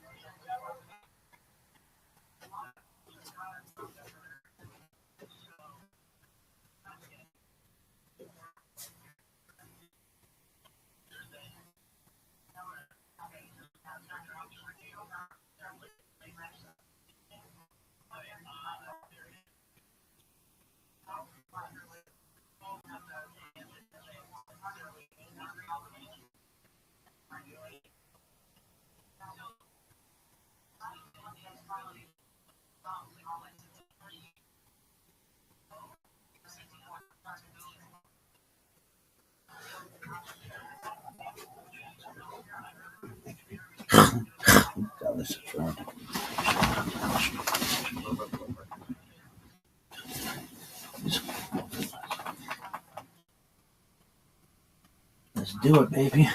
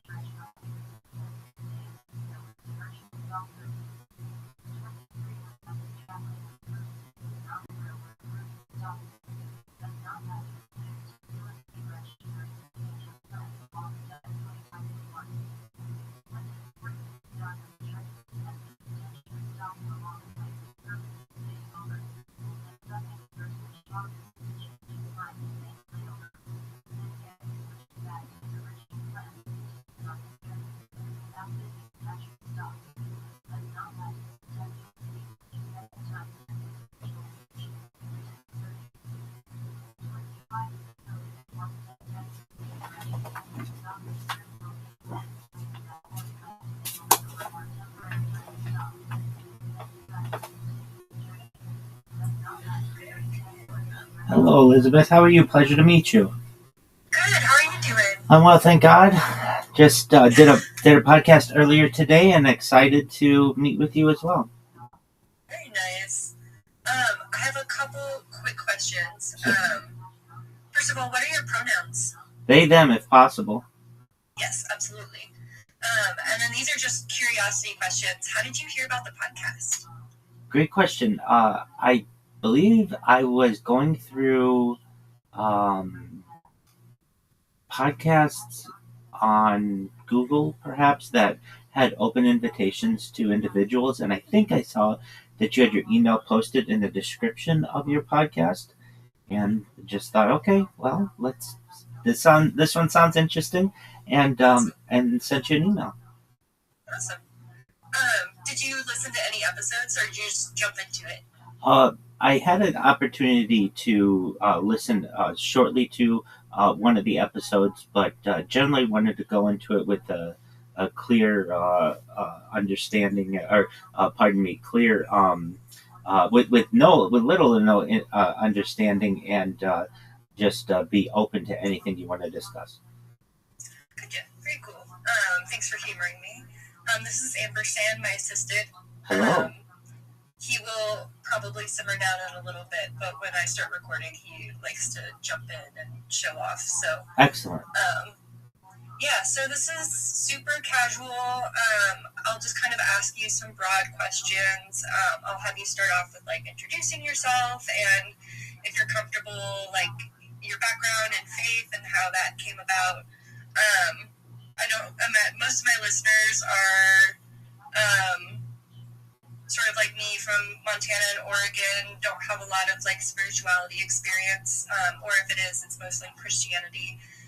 So anything you're willing to share about like how you became like a rabbi, or I guess specifically how Judaism plays into what you do, that would be great. But again, it's just sort of whatever you're comfortable with, however much or little you want to share. And then I'll kind of give you the floor to talk about like the intersection between spirituality and technology. And I loved reading your bio. I just kind of want to give you space to share whatever comes to mind. I'm sure I'll have questions throughout. And then we'll just kind of go and see how the conversation goes in terms of time. And once we're done, we'll do like after I hit stop recording, we'll do like a quick debrief. And then if you'd like, I can send you the video, since this won't be airing until September, so you're welcome to use it however you want. This is just like a hobby for me, so I'm not particularly like particular, I guess, about how things are used. Do you have any questions before we get started? Well, I would just like to ask if it's okay. I'm also very much a futurist as well, so I have a list of topics that I'm passionate about. So I'd love to talk about religion, certainly, but also perhaps we might be able to touch on topics like I think that are very interesting mega projects like a Bering Strait tunnel, basically connecting Asia to North America, the idea of perhaps a tunnel or a bridge of like the Strait of Gibraltar and other like really large infrastructure projects I love to discuss. And then additionally, I am an author, and there are some subjects that I write about regularly, and they're about I think probably your audience may find interesting. They're about many of the everyday issues that people are encountering, in addition to what I talk about, like ending world hunger and ending world thirst, and and ensuring that we have as many people on Earth as can be literate. It's other things like cell phone battery lifespans and efficiency when it comes to technology. So, if you don't mind, I'd like to talk about those kind of topics as well. Absolutely, and I will try to remember, but if I don't, be sure to plug like your books and just anything that you're working on that you want to share with people. I'll also, like, whatever links you send me, I can throw in the show notes. So I just want to make sure you have an opportunity to promote anything that you'd like to do that. But yeah, conversation-wise, absolutely. Like I said, I like to just kind of let people take the lead in what they want to talk about. And yeah, I do a lot of editing. So if you say something, you're like, "Ooh, I wish I hadn't said that," like, just let me know and I can cut it out. And then I will, after it's done being edited, send you a link so you can listen to it ahead of time and request edits and stuff. Yeah, I just want this to be a pleasant experience for everybody. Excellent. Well, it already has been thus far, and I look forward to the conversation. Thanks. And I like your shirt, by the way. What does it say next to Sonic? Oh, yes. So this is a cryptocurrency that sponsors me. It's Harry Potter, Obama, Sonic 10 Inu. And if you're like, what is that? So I, years ago, about 3 years ago, would be in Twitter Spaces. I don't know if you're familiar with Twitter Spaces, but they're like audio spaces on Twitter. And this is basically the center of cryptocurrency. I was unaware of this. I was just promoting myself and my project. And people would hear me talk about futurism, and they found it fascinating. And they said, Rabbi, we have to have you in our community. And I was like, okay, I don't really know that much about what you're discussing, but sure. And so I started live streaming my life in this cryptocurrency Telegram, and I've been doing it for more than 3 years, and they sponsor all of my merchandise and such. So the name of the cryptocurrency is Harry Potter Obama Sonic 10 Inu. And if you think that's just a long name, that's kind of part of its cachet, that has a really long name, and it's worth tens of millions of dollars. So it's one of these things that has become kind of a very serious joke. So I do wear the merchandise as much as possible. Very nice. Oh, and last thing, sorry, I haven't done an interview in like almost a year because I did them all like over the summer. I might mute and unmute myself as you're talking. It's just because I have dogs and cats and background noise. So if I unmute while you're talking, you can just keep talking. Don't worry about it. Absolutely. And I saw that you said that the conversation could go from like 30 minutes to 2 hours. I can talk. I have a lot to talk about. So if at any point you have a question or you want to interject, please do. But just know that when people let me go, I'll talk, about what I do because I'm passionate about it. So I did want to make you aware that if it seems like I'm covering a lot, it's because I'm really happy to have the opportunity to be able to talk in long form. I've done some podcasts recently, and I've got to say they've been wonderful.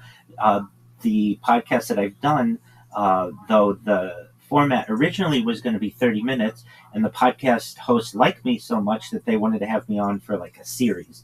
So I just finished one 5 weeks in a row last week with an Australian podcast host, but those are like 30 minutes each or so. And then this morning I did one 4 weeks in a row Those were like 30 minutes, but they've been like cut up. So the fact that this is an extended opportunity to talk, just know I find it refreshing. And so if I do go in depth on some of the subjects, it's because I'm excited to have that opportunity. Awesome. Yeah, and if, we're not able to cover everything you want to cover today, we can definitely have you back on. The 30 minutes is usually, every once in a while, I get somebody who, it's usually because I, haven't eaten, which is why I, made sure to make time to eat, but, we just don't quite connect, and so it's almost kind of like pulling teeth on each other's end, so sometimes they're a little bit shorter, but then, other times we have super engaging conversations, or people just have a lot to share, so I like the flexibility in that, so, yeah, all right, I'm going to go ahead and hit record if I can. It changed since I used it last. Where did it go? Oh, there it is, right in front of my face. Recording in progress. Hello, everybody. Welcome to Talking Shit About. I'm here today with Rabbi Rothschild, and we are going to be talking about spirituality and technology and just all sorts of really cool, interesting things. So I'm going to give the floor to them so they can introduce themselves and what they do, and maybe if they're comfortable sharing how they got to where they're at today. Absolutely. Thank you so much for the opportunity to be here, Elizabeth. Thank you to your audience. I'm Rabbi Rothschild. If you don't know who I am, you will. I stream my life 24 hours a day, 7 days a week, 365 days a year for world peace. I've been doing so for more than 4 years. My streams go back to the pandemic. We've seen the death of a queen, the birth of AI, the coronation of a king, and everything in between. This is a real-life Truman Show, a real-life Big Brother. This is a timeline and a time capsule of human achievement. In the 1990s, the phrase "content is king" was coined, and I'm making it true today. In my own way, I'm king of the internet. This is the biggest event in global history. Here's why. In 2017, The Economist magazine stated that data had overtaken petroleum as Earth's #1 resource, and I have more data archived on the internet than any person ever, which is making me a very influential person. I'm going viral, and when I do, I'd like to make you, your friends, your family, all financially independent if you're not already. I want to ensure that you have generational wealth if you don't already, and I want you to be able to start charities and philanthropic organizations of your own. As you said earlier, Elizabeth, I am a rabbi. Rabbi is Hebrew for teacher. I am an Orthodox rabbi, which live streaming my life is certainly unique. Throughout this process, I didn't begin as a streamer. Prior to the pandemic, I was your classic Orthodox Jew, black hat, going to synagogue 3 times a day. I would attend classes in both Chumash or Torah and Gemara, Talmud, Hebrew, and really lived my life off of social media. However, when the pandemic occurred, many of my classes and our services within my Orthodox community went online. And this changed my life drastically because I became much more comfortable being on camera. Additionally, as a career, I'm, in addition to being a rabbi, a certified project management professional.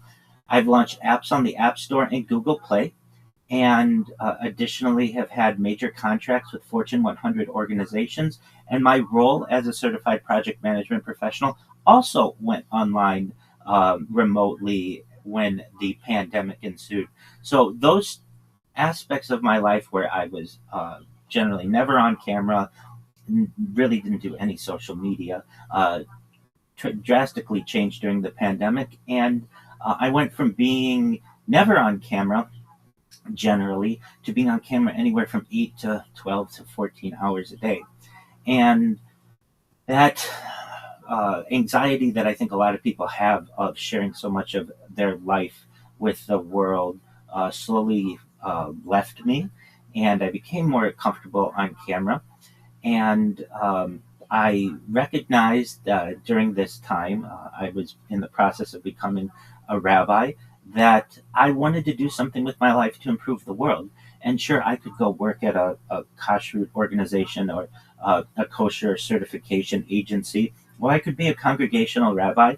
I know rabbis who are certainly involved in both and in other aspects of life, and I had the opportunity to perhaps impact the world in a way that I felt I could make a gift.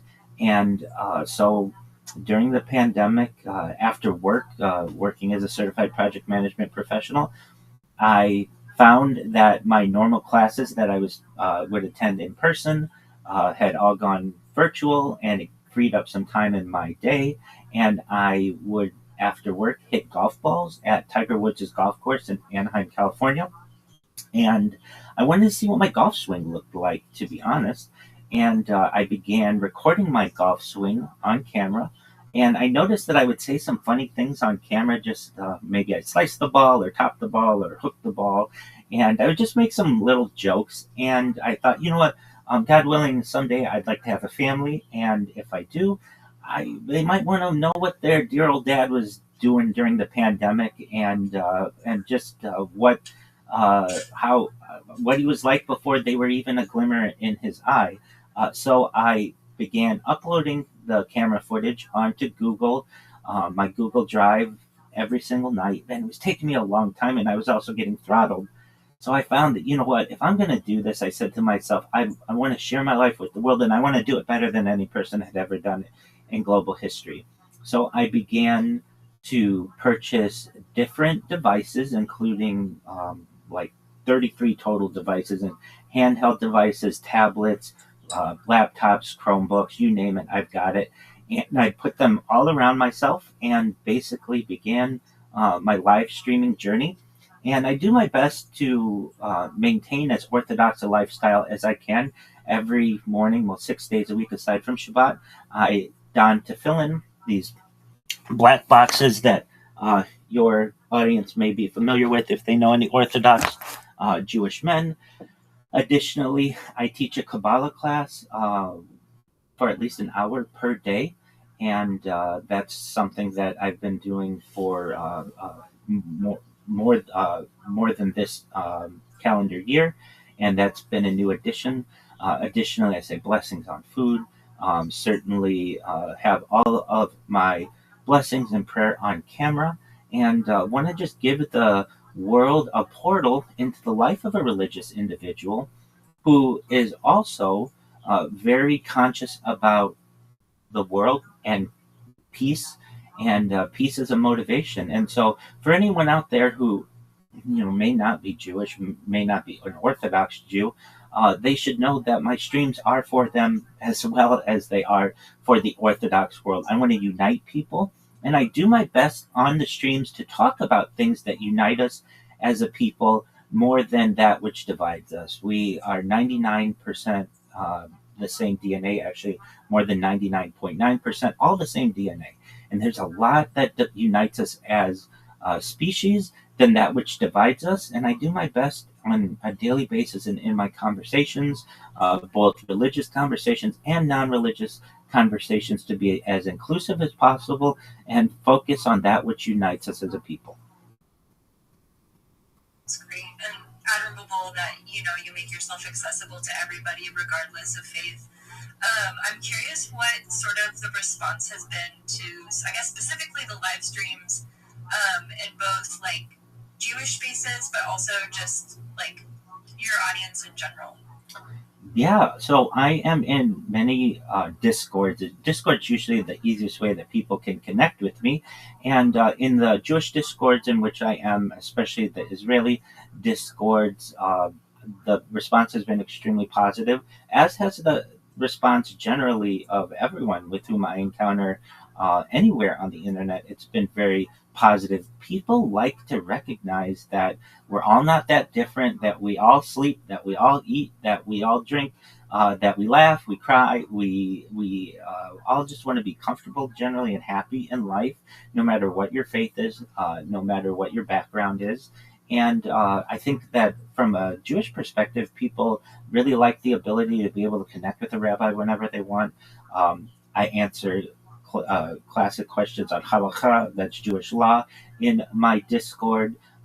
We additionally will review topics on Talmud. I have a podcast going on Talmud 24 hours a day. So even when I'm asleep, people could learn while watching my streams. In addition, we watch Kabbalistic documentaries. We review Yiddish and Hebrew and Aramaic, and I do my best to give the stream a Jewish flair, but additionally, it is open to everyone. So from the non-Jewish world, generally has been extremely positive as well. With any project like this, where you are open to so many different audiences, you will get some negativity, but it's really nothing that I've done personally. I treat people with respect. I do my best to ensure that all sides are on matters are discussed as best that I can. I maintain neutrality, especially in terms of things like politics. I do my best to not necessarily get too involved with it. I personally am someone who does my best to avoid those types of conflicts. And in terms of religion, I think overall people find it refreshing that there's someone out there, a religious leader you can watch whenever you want. They teach classes, they'll answer your questions. It's really quite an interesting endeavor, and I really would like to do this for the rest of my life. I'd like to have at least some way of having people to be able to connect with me 24 hours a day whenever they want. And if I'm asleep or something like that, perhaps I can't answer them immediately, but I do have a section within my Discord and within my other platforms where you can send me a message. And as soon as I'm conscious and able, I answer every single question. And so overall, from a religious standpoint, from a Jewish standpoint, people are very positive towards it, as well as non-Jews. Very cool. And you mentioned peace, and then when we were doing our emails back and forth, you brought up, the idea of peace and maybe some of the barriers that are keeping us from that. So I would love to hear, your sort of definition of what peace would look like for, a world. I know it's kind of a big question. And then again, the barriers, and they don't have to be, specific, geopolitical things, unless you want to go there. But just, barriers to peace and what that would hopefully look like. Absolutely. So I am a futurist. I'm someone who has transhuman philosophies. And so when I talk about peace in perhaps the upcoming centuries, it may be something that you, Elizabeth, or I may actually be able to experience. So I see this as a real challenge in my life, and not just something that hopefully future generations have the opportunity to be able to experience. And when I talk about peace, really what I'm talking about is at the ground level, you don't put your hands on me and I don't put my hands on you without consent. That's basically what we're talking about, treating others the way that you want to be treated.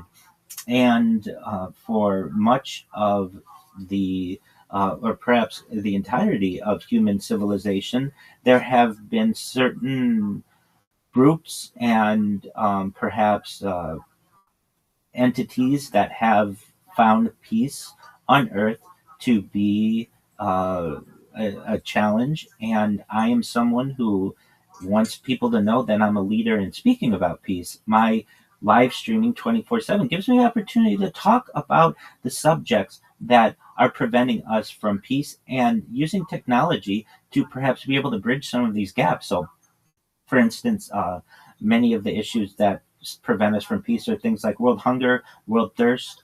I'm an advocate for using technology such as agricultural drones, floating greenhouses, saltwater greenhouses, hydroponics, vertical farming, cloud seeding to perhaps end world hunger, ending world thirst. I'm sponsored by a cryptocurrency. It's known as Harry Potter Obama Sonic 10 Inu.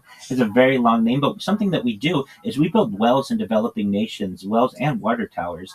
And I feel like that this type of a platform gives me the opportunity to be able to give more publicity and more of a spotlight to these types of projects. I'm additionally an advocate for the LifeStar program, but most importantly, desalination technology, where we pump earth seawater onto land to make it drinkable. If we're able to feed humanity and essentially quench humanity's thirst, that is a huge step in the right direction towards peace, because that helps to avoid some resource scarcity that occurs. And additionally, I call upon the military-industrial complex that exists companies, and I'm not afraid to name them, like Lockheed Martin and perhaps Boeing and perhaps Rafael Advanced Defense Systems, L3, Northrop Grumman, to recognize that they have an extremely valuable opportunity to transition their factories that may perhaps be creating weapons of war into weapons of peace, or really machines of peace. Things like robots that can mine for humans so that we no longer have to put ourselves in danger, or drones that can pick crops for us so that we no longer have to struggle in the hot sun of the afternoon. These types of technologies are available, and I call upon the major defense contractors of the world to recognize there's an extremely excellent opportunity to still make a lot of money, still make a lot of profits, but transition their their profit strategies into that which aids humanity. I am a student of history, and if you study history, you recognize that countries that have explored in the past generally do so when they have peace at home. They don't go exploring. They don't have colonies. They don't uh, go to the ends of their known world when they have civil wars or civil unrest. It's too difficult to do so. And I use that analogy in the same way as Earth, that we aren't going to be able to get off planet and explore and perhaps terraform other planets in the near future while we have war at home. And it's an inevitability that eventually we will either destroy our own planet or we will find peace so that we can eventually begin space exploration in a real manner, and perhaps in the inner solar system, perhaps the outer solar system, perhaps interstellar travel and terraforming of other planetary bodies. But we can't begin to have those types of discussions while we have wars at home. And so I call on not just the leaders of the world, but the United Nations, that we need to transition our discussions from that which divides us to that which unites us, and come up with real plans how we can end wars globally and essentially stick to that type of behavior in the far future. I think the United Nations has an incredibly important role in the peace process, and really doesn't advocate for peace as much as I wish that they would. And I don't think that they market themselves as well as they could. Very few people know the UN Secretary of General's name currently or the previous. And it's really an issue, I feel, that was once discussed quite often. Peace during the 1960s was discussed quite often. Yeah, there's the John Lennon lyric, "All we are saying is give peace a chance," and I agree with that lyric. John Lennon and Yoko Ono did something in decades ago called the bed-ins for peace, where they actually stayed in their bed for weeks, once in Amsterdam and once in Quebec, and all they did was advocate for peace. And while I do go outside and I do IRL streaming, much of my stream takes place in a similar manner. And just as their bed-in gave them the platform to be able to promote peace, my streams give me the opportunity to promote peace. And while I can't guarantee to anyone out there that I can make peace occur, what I can say is I'm doing everything that I can from a single individual's perspective to promote peace into the egregore, into the zeitgeist of humanity. And I want other people to share in the mission of peace. Peace has to begin somewhere, and so I'm doing my best to at least be the rock in the pond that starts the ripple to have perhaps be able to spread it. Thank you. And it sounds like, you're trying to use like social media and our current technology for what I would say is good. And I'm curious if you feel that technology at the same time, and I guess I'm thinking more specifically of social media, is negatively impacting negatively impacting the way that we interact and how we view, other parts of the world and such. Absolutely. Social media tends to show us polarized results. It shows us what is going to get the most amount of interactions or the most amount of clicks, and it also sets us up sometimes for to be pranked. It can set us up for propaganda, and it's really, I feel, poorly led and poorly managed. In terms of things that you're going to see on your feed on TikTok or Instagram, generally it goes by the old news adage, if it bleeds, it leads. The idea that if it causes a reaction from someone, it is going to perhaps get a lot of interaction. So it will, these social media platforms tend to promote things that they find will either scare people or shock people. There's a lot of shock value in these things, and also the way that they pay their creators many times is who can get the most amount of interaction. So instead of someone, let's just say we're looking at a picture of a park, and someone who just took a picture of a park, and they say, "I just took this picture. I think it's really nice. I hope you do too." Something positive like that. They notice it will not get as many interactions as if they just leave it open-ended and take a picture of a park and say, "What do you notice?" Well, then they generate all kinds of false interaction, and people go into their comments and they're naming things that aren't relevant. And the idea of social media has completely changed the way that we communicate and express ourselves. And people are so motivated by beating their previous mark on social media in terms of likes and comments and reposts or whatever it may be. And the algorithm, in many ways, harms our ways of uniting and connecting. Basically, the algorithm pushes certain agendas. It pushes advertisers. It pushes political views. It pushes social views. And I'm old enough to remember when social media started, we didn't have algorithms. It was chronological. You would see what your friends had posted chronologically. You could go back and see exactly what it was. And little by little, different things would maybe be added to your feed, but it wasn't like it is today, where you really, many times, rarely see what people or people that things that in which you may be interested, and things are pushed on you for one reason or another. And I think this is done purposefully, and I'd like to see it basically social media change to the point where it goes back to a system where you can really organize your feed the way that you want. I'm a major advocate for things like filters in your feed and just everywhere on the internet, being able to find relevant information that is of interest to you, and not something that some large technocracy or corporation thinks that you should be in which you should be interested. And I'm a major advocate for things like being able to mute posts or don't show me this again, or those types of options. I feel are very of extreme value in social media, and I'd like to see more of those things. I'm an advocate for really as many options as we can get within social media, and the way that social media currently is fed to us is in short snippets. It's as much shock value as possible.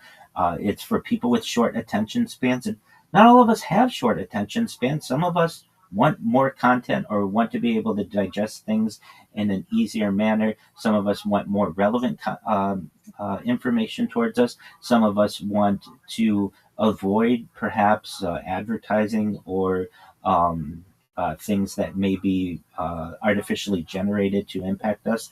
And I feel as a user, I should have the opportunity to be able to filter these types of things and organize the information that I'm seeing in as best a way as possible. And especially with AI today, AI very quickly can learn what I like and what I don't like, and can give me can make social media work for me, as opposed to me having to work through whatever it wants to feed me. So part of my stream, and we'll talk a little later about some of the things for which I advocate in terms of technology, are getting your algorithm back, making your algorithm yours and not someone else's.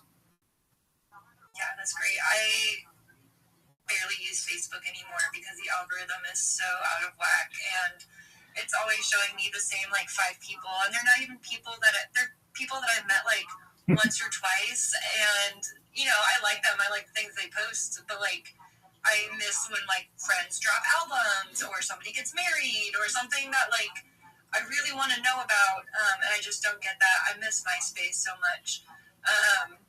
I do and I don't. Actually a little over a year ago, a friend texted me and was like, "Do you remember Neopets?" And I was like, "Of course I remember Neopets." And it prompted me to make a new account because it's still going. Oh, wow. And you don't deal with like necessarily any algorithms in it. It's pretty, in general, pretty much the same as it was in like the late 90s, early 2000s. You have your discussion boards, you can message people, create pixels, all that jazz.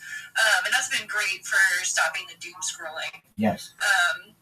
But yeah, I would love to hear what platforms like you utilize, and if you're down to kind of talk about bringing the algorithm back to where you want it to be. We talked a little bit about that. Let's see, that was March's episode. It was about like classical music and the algorithms, because like when I hear algorithm, like my hackles go up and I'm like, ooh, like I have this negative connotation. But as Charlie mentioned in the interview, and as I imagine we're going to get into now, it doesn't have to be this negative thing. Like we can harness it and make it something more positive. So absolutely. So the platforms in which you can find me, I'm on every major platform en masse. I like to say I have more social media than any person on earth. I have over 100 YouTube accounts, over 200 Instagram accounts, over 500 Twitch accounts, over 1,000 TikTok accounts, over 2,000 Twitter accounts, over 5,000 Blue Sky accounts, and over 10,000 Kick accounts. Again, I'm the most archived individual in global history and perhaps have more familiarity with the world of social media than many people ever. And I am someone who remembers the early days of MySpace and certainly Facebook. I was a user of Facebook in its first year. Mark Zuckerberg and I were Facebook friends even before anybody knew who he was. We're mutual friends on the early app. And for anybody out there who remembers, it wasn't an app, it was a website, and it wasn't called facebook.com, it was called thefacebook.com, for anyone who can remember back that far. And this was a time when you only had one picture. There were no albums, there were no there was no marketplace, there was no Facebook dating. I believe maybe you might have had groups at some point, but it was the very early days, and it was really innocent and really beautiful, because it was a way where, the way that I used it, if I met somebody at a party and perhaps didn't have the opportunity to exchange telephone numbers with them, this was a great way to be able to connect with them and continue friendships up until this day. When they ever posted anything, it was in a chronological list. I could go through it and see those people with whom I had close association and what was going on in their lives. And, slowly but surely, Facebook offered albums, and that was wonderful. Then you got to see people's vacation pictures and have mutual friends, and when you go to parties or events or whatever, vacations, whatever it would be, you could be able to share that with the world. And it was still quite innocent then. But then around 2010 to 2012, the monetization aspect of Facebook in particular really took over. And you started to see the algorithm take over, and Facebook's acquisition of Instagram took over, and things like promoted posts and sponsored content, and these types of strategies were being used and manipulated, that which we were seeing as individuals. And I long for a day that I could change my algorithm to go back to chronological. I want to see in order of everybody who I follow exactly what happened. If I find something to not be as relevant, I can say, show me less of this or show me more of this, or I really like this and like it. And then perhaps I won't miss the things that are important, just like you stated, that you miss that somebody got married, or you miss that somebody had a child, because you're seeing someone else who you barely know, or maybe didn't even meet at some point, or you mutually connected with them somehow, and they are promoting a clothing line or something that's not relevant to you, or a new product that's not relevant to you. You want to get back to the people and less the products, and I feel that should be an option to people, and that's why I'm such a huge advocate for filters, in all aspects, not just your feed, but in, for instance, Google. Google allows you to search things that were maybe like 24 hours ago, uh, 7 days ago, a month ago, and a year ago or more, something like that. Well, what if I want to search from like, um, I don't know, last summer? Why can't I search from like May of 2025 until perhaps like September of 2025? Why can't I use like a little calendaring search model? Why doesn't that exist? Why doesn't it exist that I can show Google results from which website is used the most versus what they want to show me. Same with the different algorithms that I find in social media platforms. Why is it that basically, why is there only one way to show an algorithm? Why can't I customize it for myself and show, like, hey, if they're a close friend of mine or family of mine, I want to see their stuff first. Or I want to see everything chronologically. Or I want to see pictures first because that's what's important to me. Or I want to see things on whatever, sports, theater, movies, film, television, whatever it may be. Those are the things that I find relevant. Instead, you barely have any options. It's just like, if you like something, then maybe it's going to show up in your feed, but you have no control over how it's going to show up. And there's the unfortunate aspect that if sometimes you like this stuff and it is just thrown at you and it's too much, you may have accidentally clicked something a year ago and you're still seeing promotion for it, and it's something that you didn't even mean to click. There are very few options in the algorithm system, and I'd like to see that changed. I know that Google itself has changed the way that it shows results to people, and until 2024, you had an option that was known as infinite scrolling, where you could just doom scroll if you want, if you were searching for something. Not anymore. Everything is paginated, but it's not even paginated the way that it used to be. You used to be able to go into dark realms of Google search results into page 100, 150, 200, if you wanted to, and just continue to keep searching for whatever it is you're looking. And it's no longer that way. You're shown maybe 5 or 10 pages, and then it says, "Oh, well, that's the end." And it's like, no, it's not. You have many other pages that you could be showing me, Google. And the argument from Google's standpoint is, we want to make sure that searching remains fast. And it's like, well, 10 years ago or 15 years ago or 20 years ago, Google was still very fast. It would show you, it was even proud to say that we were able to do the search in like less than a second. Well, guess what? I know that your systems have only improved since then, Google, and yet you're not showing me the same amount of results. Additionally, if you go into something like YouTube, YouTube is one that just really, I don't know what they're doing in terms of trying to get people content. In the past, you used to be able to type a search query into YouTube and continue to search and continue to, if necessary, doom scroll, but you might be able to find it on page 2 or 3 or 4 or 5 or something like that. Now, YouTube doesn't allow that. It just ends it after showing you maybe, let's say, of 20 results, 10 of them are not relevant to you. They're not relevant to the search query that you had. 5 of them are YouTube shorts, which you didn't even want. And maybe 2, 3, 4, 5 of them might be something in which you're interested.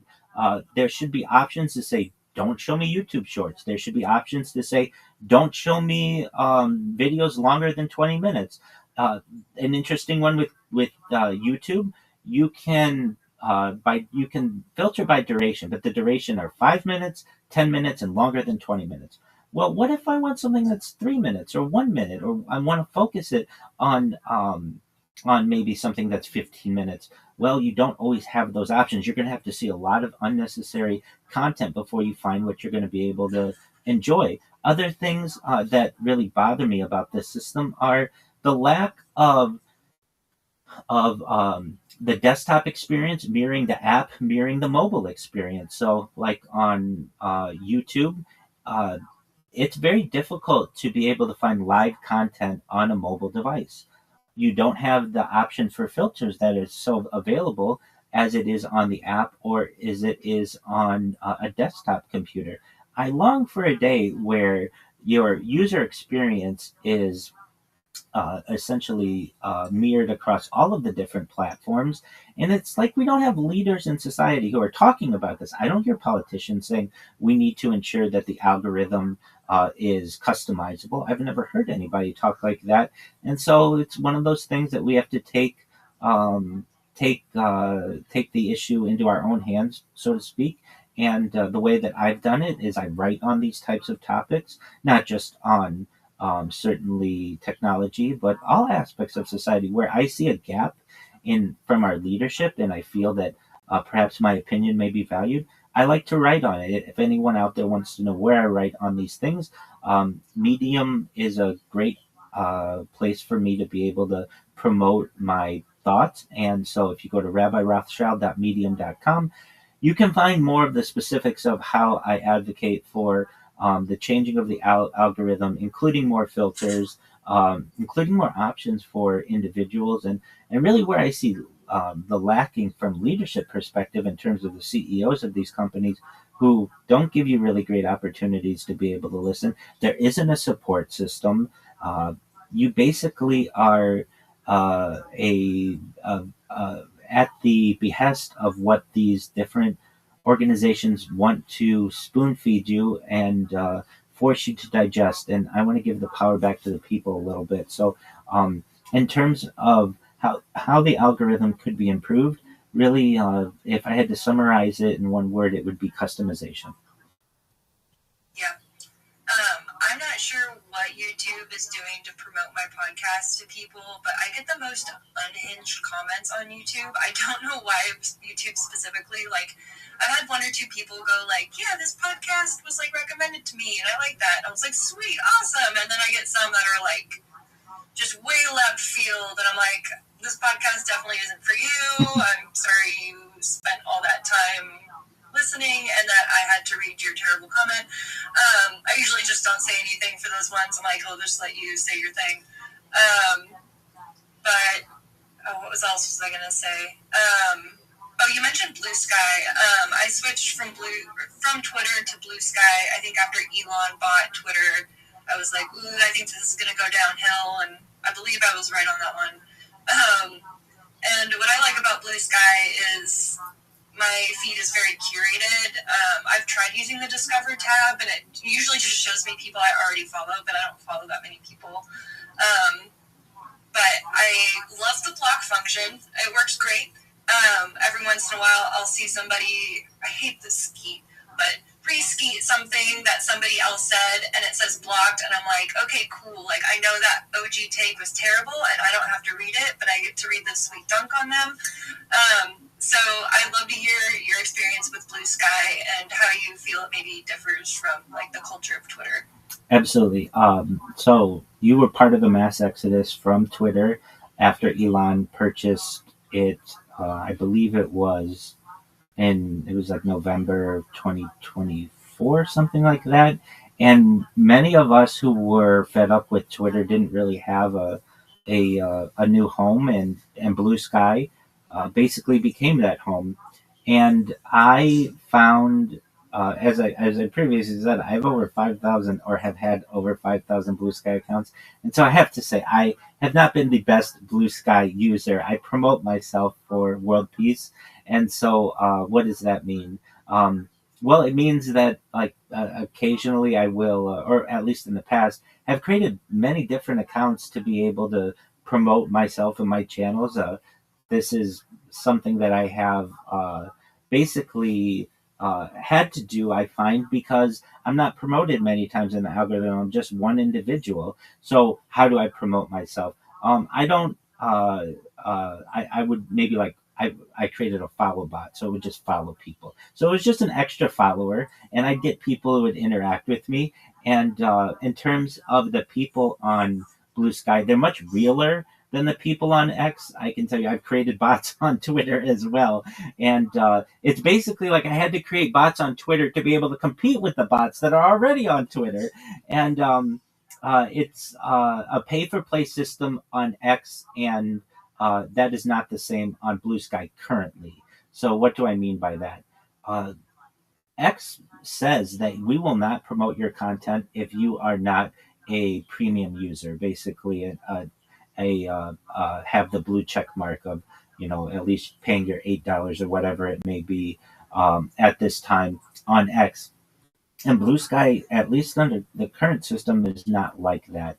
Also, I find Blue Sky is much more liberal, and that mass exodus really affected X. X became an echo chamber of certain political views, and many times the people who are on X are feel that feel that their voice isn't being heard on any other platform, so they use X, and they generally many times force a lot of other people to take in their views and their philosophies on politics. And I find that the people on Blue Sky aren't so politically motivated. And if they are, it's certainly more liberal. But I find that there's a lot more art on Blue Sky. I find that I can read through the comment section on Blue Sky and not have um, like an overwhelming amount of bots. Even I, as someone who has created many bots, found that the Blue Sky community was quite nice to me. They would say things like, "Hey, I just got a follow from Rabbi Rothschild. That's like my third this week. I actually went to their Discord and talked with them. They're a really nice person." And like they were really kind to me. And I no longer bought Blue Sky, but even I'll check the feed and I'll see people like, man, I really miss Rabbi Rothschild. They were really nice to come in, and they always would be the first person to like my stuff, and they would always be the first person to who would reskeet. I don't like that term either, but anything that I posted. And so it was like, wow, even the people there were really kind to me. In terms of X, I find that X is there's no support system on X. Blue Sky seemed a little bit different. The X system, you can randomly lose your X account for any reason that you just have no idea why. You don't have to bot anybody. You don't have to self promote. You don't have to do anything. You could lose an account that you haven't used in 10 years, and just randomly it will say your account is suspended, and you might look, and it might be just some vague reason, inauthentic behavior. What does that even mean? So then you go to support and you ask for some type of resolution to the matter, and you're not going to get anything back from a human. In many ways, I feel that Blue Sky, while it's a smaller team, it is more. It's still in its infancy. I think in terms of user base, Blue Sky has something like between like 30 and 40 million users, and X has hundreds of millions of users. So it's a much easier audience to be able to perhaps have perhaps moderate. But overall, if I if I mean I use both X and Blue Sky. I found though better interaction on Blue Sky. I found that the people were nicer on Blue Sky, and it just wasn't as botted. And what do I mean by that? If I post something, I want the comments to be relevant to what I posted. I don't want it to be like frankly someone else's website or someone else's content that's not relevant to what I posted. And I think that Blue Sky has a lot of opportunity to grow. I know it's very expensive to have these microblogging websites and to add features, but I think things that they offer, like when you go live on one platform, there's at least like a notification that you can give to your friends or your followers on Blue Sky. I think that's a nice system, and I'd like to see Blue Sky it create other opportunities for people, like something like a Twitter Spaces or perhaps live streaming. I know these things will come with time, but overall, my experience on Blue Sky has has been more positive. And if I were a user and I had to use either one of them, and I was really creating content that I wanted real people to see, I would have them. I would post it on Blue Sky.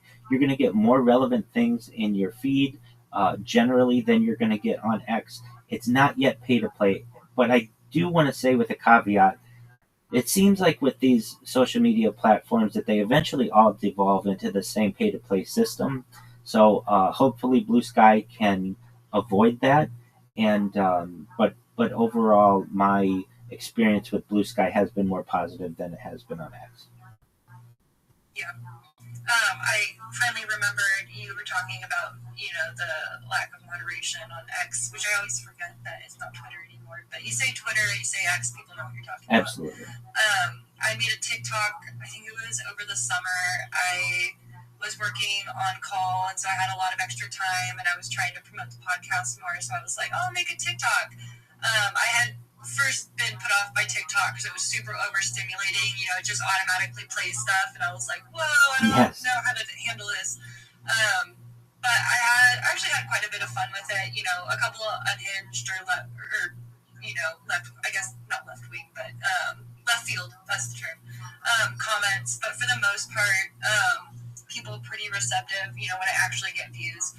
I would spend like hours working on like a video and it wouldn't get very many views, but then like the thing that I posted when I first started, that it was like, I used this mood app called Finch, and it tracks like your mood and your tasks and all sorts of things.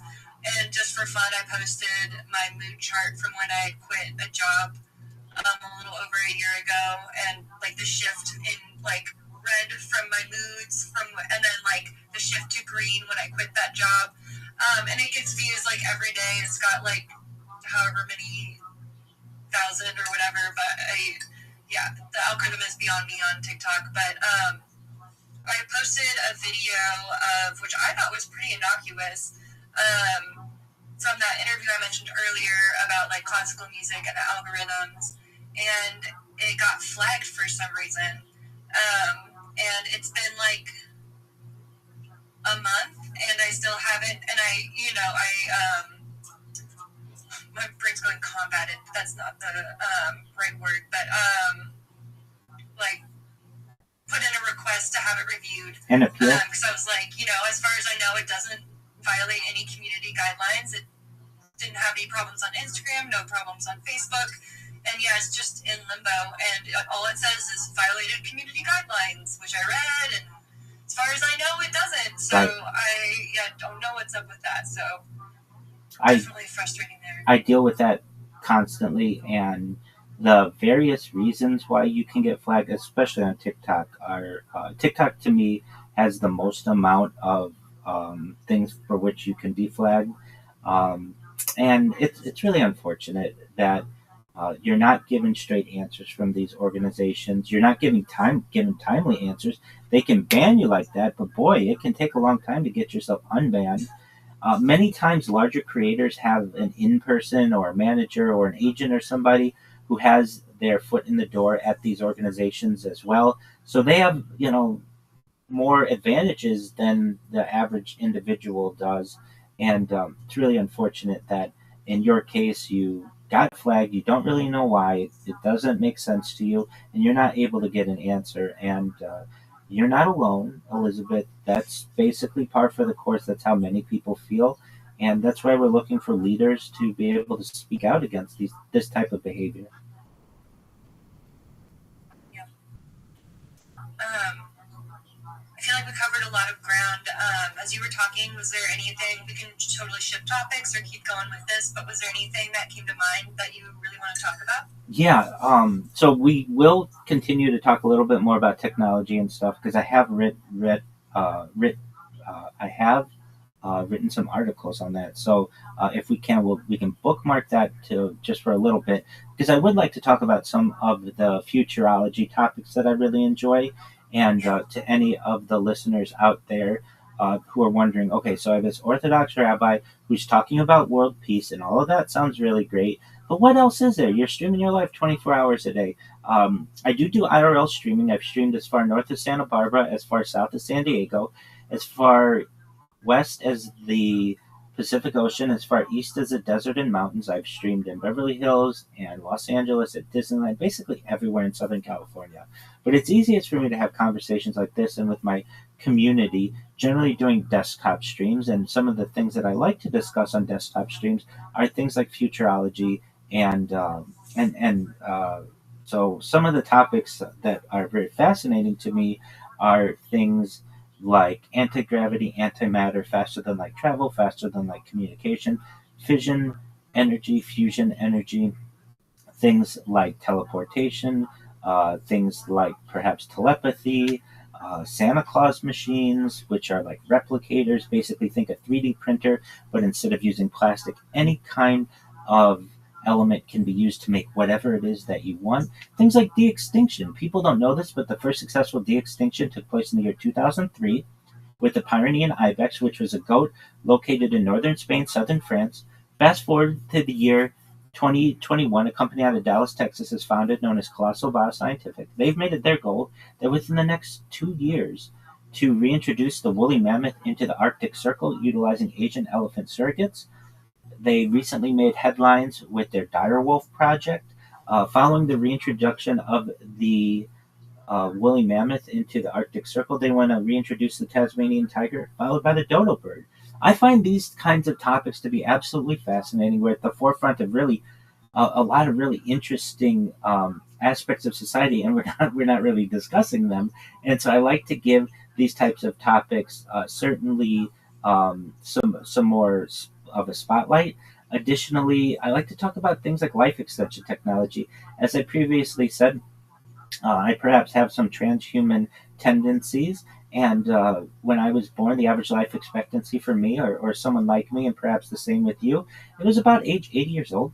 But really, with my consent, with your consent, and anyone else out there who hears this, I'd like to eventually give them the resources to be able to utilize types of life extension technology like oxygen therapy, human growth hormone, stem cells, cryonics, cryogenics, peptides, nootropics, cold shock therapy, red light therapy, perhaps blood transfusions, testosterone replacement therapy, whatever it is to be able to allow people to live longer, eventually perhaps be able to reverse their own their own aging, to be able to live longer than age 80, longer than age 100, perhaps as long as 120 or more.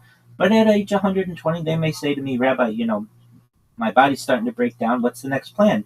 And for anyone out there who's interested, and I want to only have this happen if you consent to it, you may be able to utilize a type of technology known as mind uploading technology, where we scan your brain into a computer like a CAT scan or an MRI, knowing where every atom is in your central nervous system and your peripheral nervous system for later download as an android, an avatar, a cyborg, a cybernetic being, a clone of yourself, a robot, an ethereal being, whatever you want to be.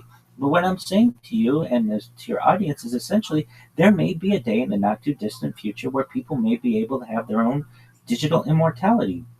And this is a really interesting aspect of human development because no longer do we have the traditional idea, perhaps, that we are born, we're going to die, and it's inevitable. There may be a way to perhaps be able to at least delay death and perhaps eventually maybe to avoid it altogether. And I don't feel this is being discussed enough. And so this is something that's near and dear to my heart.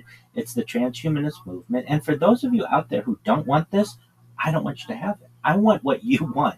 For some people, it's attractive to perhaps be able to restart their life or live longer or spend more time with their family than they normally would have, and that's absolutely fine. And I want people to be able to do that. And those people generally have transhumanists or transhumans.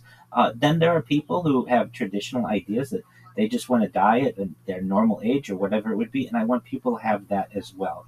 I want whatever people want, and I don't want things forced upon individuals. So those are some of the topics that I like to talk about from a futurology standpoint. Additionally, I like to talk about mega projects, things to unite the world.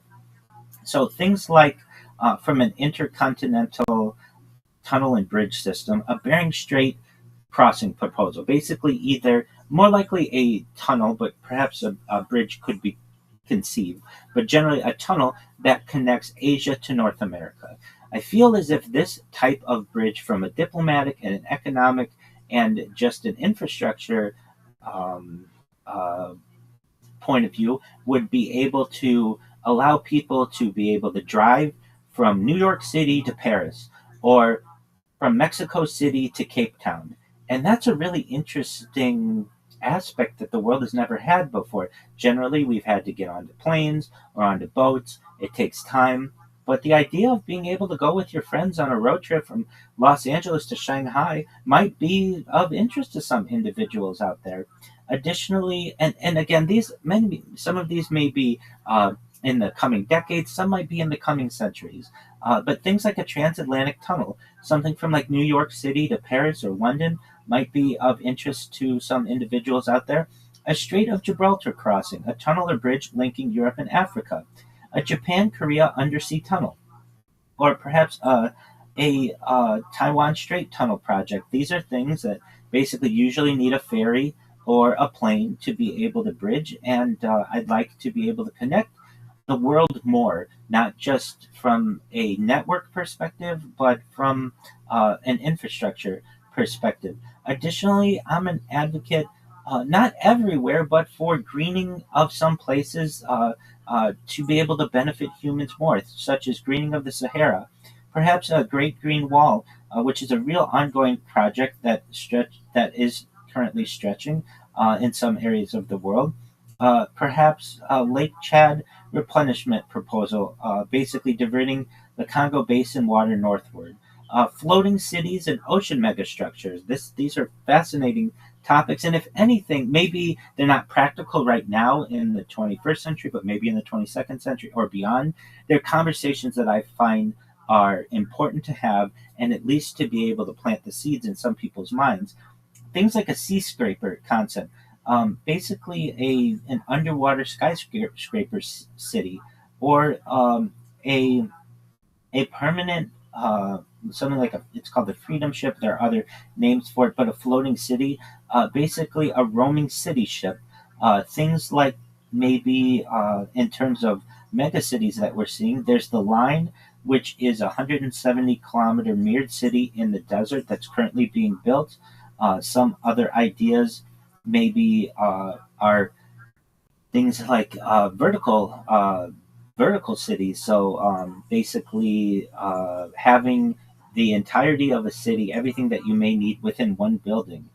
Things like space elevators, a cable from Earth to orbit using ultra strong materials. I find this to be very, very science fictiony, but we're moving towards science fiction and into science fact. You know, Elizabeth, 200 years ago, if I were to say to someone, you'd be able to travel not needing a boat from England to uh, the European continent, they would say, "Well, that sounds like science fiction." Well, 100 years ago, we had the Channel, the English Channel, and in the same way, if I say that I think we might be able to bridge the gap between Asia and North America, well, it sounds like science fiction right now, but it's really not that far. It's essentially 51 miles or so that need to be bridged. We already have long tunnels that currently exist in society that are approximately 20 or so miles. So it's just basically double that, and it would absolutely change um, the environment. It would change the global environment. It would change economics. And I'm not just saying that this should be available to only the wealthiest people or the best looking people or the most athletic people. I want it available to everyone.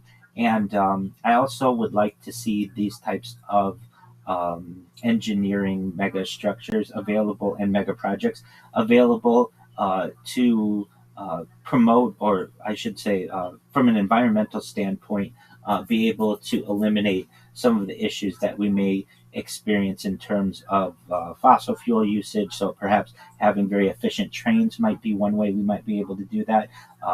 I'm not an expert on any of these. Perhaps I just know a little bit about them, but I'll leave that for the engineers and the planners to be able to work out all of the specifics. But other things that I think are really interesting, perhaps in addition to a space elevator, things like perhaps a space slingshot, perhaps terraforming of other planets.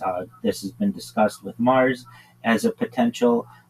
There are arguments to be made that other moons within the solar system might be options, maybe even perhaps Venus. Again, these are very far into the future discussions that are being had or have been had in the past and aren't being discussed that much anymore. And I'd like to see that. Now, in terms of some of the things that I write about, it was some of the topics that we discussed earlier and how we can make algorithms more efficient and such. And some of the things I'm going to be reviewing, some of the ideas that I've written on my blog, which is RabbiRothschild.medium.com. And they're very integrated into what we previously discussed. And so one of the things you discussed was, the comments that you get in your YouTube channel. And if anybody knows anything about comments, and both positive and negative, I do. And there's a certain power in anonymity, I think, that people have when they know that nobody's going to know who they are. They feel that they can say whatever they want. And that's fine. There's some beauty in anonymity, and I'm okay with that. One thing, though, that I do find is that personally, the way that people refer to each other online has devolved, or just in general has devolved. People like to use ad hominem attacks, and I don't like that. And what's ad hominem? It's Latin for against the person, essentially. So instead of my arguing about, let's just say, not liking a video, whatever it may be, and I say the reasons why I don't like the video, instead I'll say that this person is an XYZ, whatever it may be. This is pseudoscience, or this is slop, or this is garbage, or whatever it may be, against the person. This person just makes AI slop, or whatever it is, but they don't give reasons. Or this person is a pseudoscientist, or this person is an armchair quarterback, or whatever they may be saying. I don't like that. I like attacking arguments, not people. So I do write on that. Another thing that I find to be interesting, and I've written about, is the idea of the word debunked. Many times people say things are debunked. Oh, that's been debunked. And really, science is never debunked. We're always learning more in science. And so I tend to do my best to avoid that type of terminology, because I know that everything from the idea of perhaps like lead lining the aqueducts of Rome was once seen as safe and is no longer safe, or the idea of a heliocentric view of the solar system was once seen as being debunked, and really nothing has been debunked. And we, with centuries, find out that perhaps we were wrong on many of these topics. And so I do my best to avoid those types of, at least the term debunked. And I recognize that people can always change, and their views on things can always change. Another topic that I have written on is the idea of homework. I don't think that children should have homework anymore, not because it's not necessarily beneficial to them, but it's not a fair system. When you have one child who may be from a single parent home, and they are having to compete against someone who may have a tutor and a two-parent home, and all of the resources in the world, and the other child may have to babysit their siblings, or may have to work a job themselves, and they are compared against each other, and um, they're required to get this work done, or else they're punished once they get back to school. That to me is a system that I don't feel is fair. I've been a teacher in the past. I mean, I'm still a teacher. I'm a rabbi, and that's, as I previously said, uh, rabbi is Hebrew for teacher. But I've taught K through 12, and I recognize that not everyone has an even playing field, and we shouldn't punish children, especially for things that they cannot control. Um, Other things, and we talk about this a little bit about interactions on social media, and there used to be something that would get called out. Like if somebody did something to get attention, it would be called a publicity stunt, and that term is not used anymore. It's just said people say it's something went viral or something like that. But people used to have accountability for others when they were just trying to get attention to themselves, and that the term publicity stunt isn't used that much anymore. Another idea that I have, and this is with anyone, and I feel it's a brave take to have, whether you're a rabbi, an imam, a priest, or in any way perhaps secular, no one really knows. No one really knows anything. And so there's a certain brilliance in being agnostic to whatever it is and always asking questions, because no one really knows if we're right or not. I write on things like times when debunked ideas were later proven right, or perhaps revised. I like to talk about things that are practical. Seatbelts on buses. I am an advocate for people of all ages, and it's always confused me why seatbelts aren't required on a bus, but they are required in a car.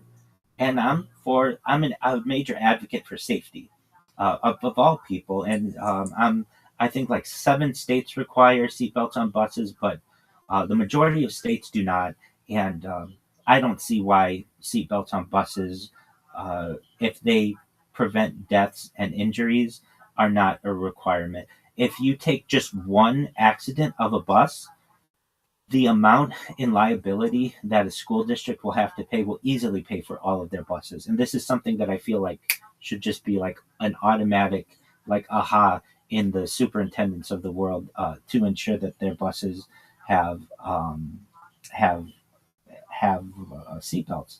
Additionally, I like to talk about things like the idea of how we came here, how we got to Earth or whatever. There's certainly the creation story from a religious standpoint, but again, I'm agnostic to perhaps everything and am always open to new ideas. And there's the idea of something called panspermia. It's the idea that perhaps Earth was seeded here and humanity was seeded here. And I go into that type of discussion. Something that I do with my live streaming, and I consider myself a foremost perhaps leader and trailblazer, is something called continuous human activity data and continuous human data infrastructure. This idea of always being able to watch an individual. And so I like to talk about things like that. Another thing is I do my best to not to get too political, but I don't like the term democracy in the United States. Democracy at its heart is one person, one vote. And we don't have that. And really, no government in the world has that. It's a term that's used that makes us feel really good. But really, if anything, we have a constitutional republic. And I think the way that we use words is really important. And so to say this is against our democratic values, well, we don't really have those in our system. If you want to have one person, one vote, by all means, let's change the system and do it. But let's not call our current system something that it is not. Another thing, I feel in my own way, I'm a major advocate for women. I'm an advocate for the Equal Rights Amendment. I feel that you shouldn't be able to discriminate against people based on a litany of reasons, but one in a major way is based on gender. And this goes back to our discussion on social media. Social media, these corporations, the corporatocracy, the technocracy, directly discriminates against women. And if anyone out there is wondering, I could take my shirt off right now. I'm on YouTube for anyone who doesn't know, and nothing's going to happen to me. But if I were considered by these platforms to be a woman, I'm going to lose my account. I'm going to lose my ability to be able to support myself, to support my family. And that to me is de facto discrimination. I'm not necessarily someone who wants to see more nudity by any means, but I want people to be treated equally. That's really important to me. So um, I just think that platforms should not have within their terms and conditions that they treat one gender one way and another gender another way. I feel that's discrimination. Uh, Other things that I like to talk about, um, so perhaps like just from scientific terms, the idea of gravity and control of gravity. It's not something we talk about a lot, but basically, a machine that could create gravity would be quite interesting. This gets into my discussions of the idea of um, anti gravity and other things that I like to talk about. National security and the risk of constitutional overreach. So, a lot of times when we demand answers from our government, we are told that it's a matter of national security. And it's like, well, you could use that for anything. And it's like, anytime I ask a question to a politician, you're going to say it's a matter of national security when it's something that involves my health care or what's in my food or something like that. Or I'm not comfortable with this idea that everything is national security. There's a powerful phrase out there that we can neither confirm nor deny this issue or whatever. And many times it's used when people want to avoid a question. I think it's actually pretty brilliant if people started using it in everyday parlance, basically everyday speech, at least from a political standpoint, because then people wouldn't ever really know how whether to not that they trust their politicians now, but if it were used more often, then they could recognize that every time this phrase is used, it's not always a lie, or it's not always that they're trying to deceive me. But when we can't get answers from our leaders, I feel that that that many issues can occur with that. Um, some other things that I would like the world to know that I like to talk about are rethinking. So I'm a social justice advocate, and I think that the use of police force that has irreversible effects is an issue. So I'd like to see less lethal options out there, perhaps tranquilizer darts or something that still allow police to be able to do their job, but if a mistake is made, that you don't permanently end someone's life. Other things that I've written about and we discussed, Elizabeth, platform due process and the governance gap in digital infrastructure. So what is this? When you get banned from a platform, why did I get banned? Can I get a timely response? Is there a kind of support system? Here's an interesting thing. If you get banned from a platform, many times this is a permanent ban, and you're not allowed to use that platform anymore. Even within the criminal justice system, we see that we give people second chances and we allow them to become members of society again. But if you, for instance, YouTube, if you lose your YouTube channel, you're not allowed to go and create another YouTube channel. Now, if you do, it is known as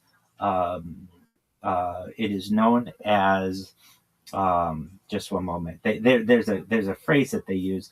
It is known as ban evasion, and you'll lose your second account and your third account and your fourth account. And at least I've heard that YouTube is starting to perhaps um, uh, reverse their stances on some of this. But really, right now, if you're banned from a platform, you're banned for life, and that to me is just too strict of a policy because I posted something that someone didn't like. I no longer can use the platform 10 years later. It's kind of ridiculous to me. So I'd like to see some due process and perhaps your video with the classical music. Maybe we can get involved in this and get people to be able to at least give you a reason why it was taken down, and maybe be able to reverse that. So here's something that I find interesting.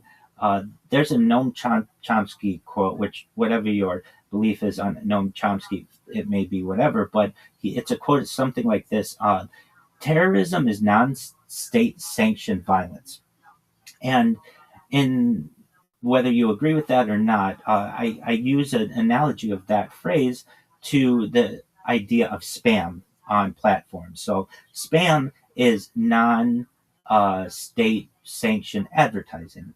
Basically, what is spam to one person may just be self promotion to another person, and what is self promotion to one person might be spam to another person. But basically, the platforms can ban you for spam, and to some people, and perhaps to the majority of people, what you were doing was not considered spam, but there isn't really a good way to be able to dictate one person's spam is another person information or relevant content. So I think that, again, with the platforms having carte blanche of being able to ban whatever they want or whomever they want, I'm an advocate for giving people an idea when, like, let's say you reposted 3 times in a minute, is that if that's too much, you can have a cooldown period. But that doesn't mean I have to lose my account permanently. Like, give me some idea of what I need to do to be able to play by your rules. Right now, there are no rules. It's a blind system, and I just don't agree with that. Another thing that is relevant to what we discussed, Elizabeth, is gatekeeping, opacity, and iterative evaluation. Rethinking finality in modern selection systems. So, what is this? This is basically the permanent ban idea, and like you just the example that you gave with that song. Who banned or who prevented? Who took this down? Why did they take it down? Does that moderator, whomever it is, do they have more instances than another moderator for taking that down? You don't know, and you're not going to be able to know under the current system. And I would like to avoid those kinds of things. Another thing I want to see avoided, and it goes to the algorithm, is shadow banning, visibility filtering, and algorithmic governance. I am an advocate for transparent systems. You should be able to see, look, I can decide what I want to see and what I don't want to see. And just like you gave the example with Blue Sky and you can press block, I want the ability to do the same for all of my algorithm. Don't tell me what I shouldn't see. I can make that determination. And then if I want to say I don't want to see this anymore, great. And then maybe a year later, I should be able to go to the settings and see all the things that I set for which I said that and undo them if I want. Why not? Maybe things have changed. Maybe my opinions have changed. Another thing that I like to talk about is protection of children. So I don't think that it should be legal to use corporal punishment against children, meaning I don't think that you should be able to hit children. I know, sounds ridiculous. Yeah, it does.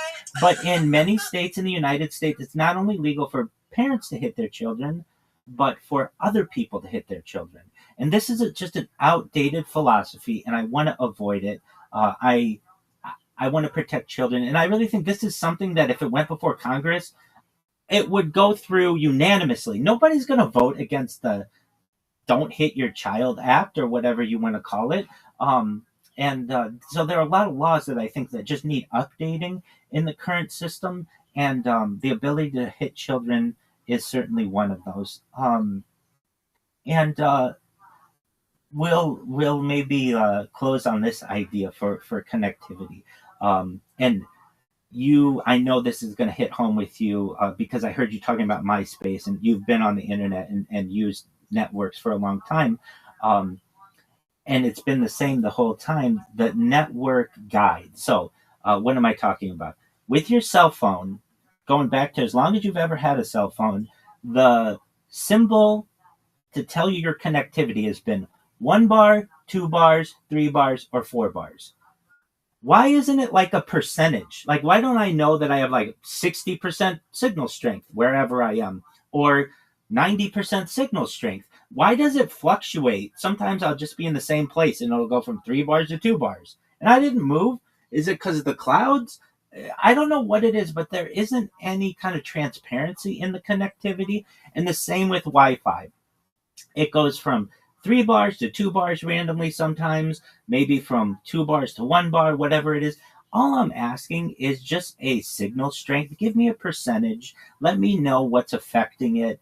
That I feel that type of transparency and connectivity would do a lot to improve society, a lot to improve network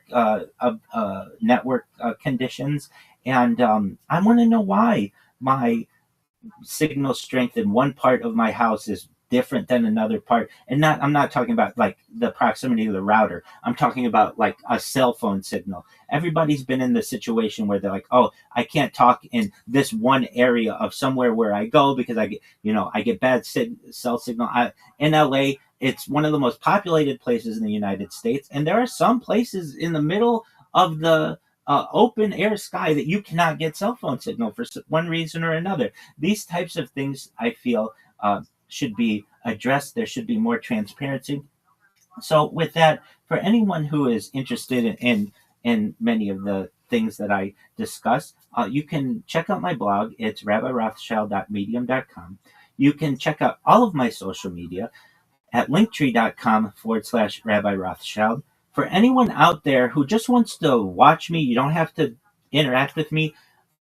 Type Rabbi Rothschild in YouTube and filter by live. I have so much content that my non-live content will basically be promoted first. I want you to see me live. That's where it's at. So in the filters of YouTube, fortunately, they do have a live filter. Make sure you type Rabbi Rothschild and then filter by live, and you'll see I don't have one YouTube stream going, nor two YouTube streams going, nor three YouTube streams going, nor 10 YouTube streams going.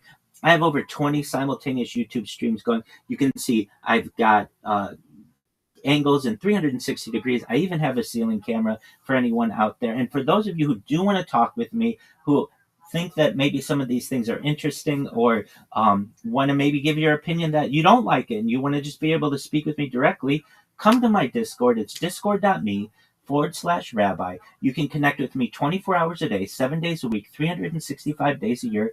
I am always available in my Discord.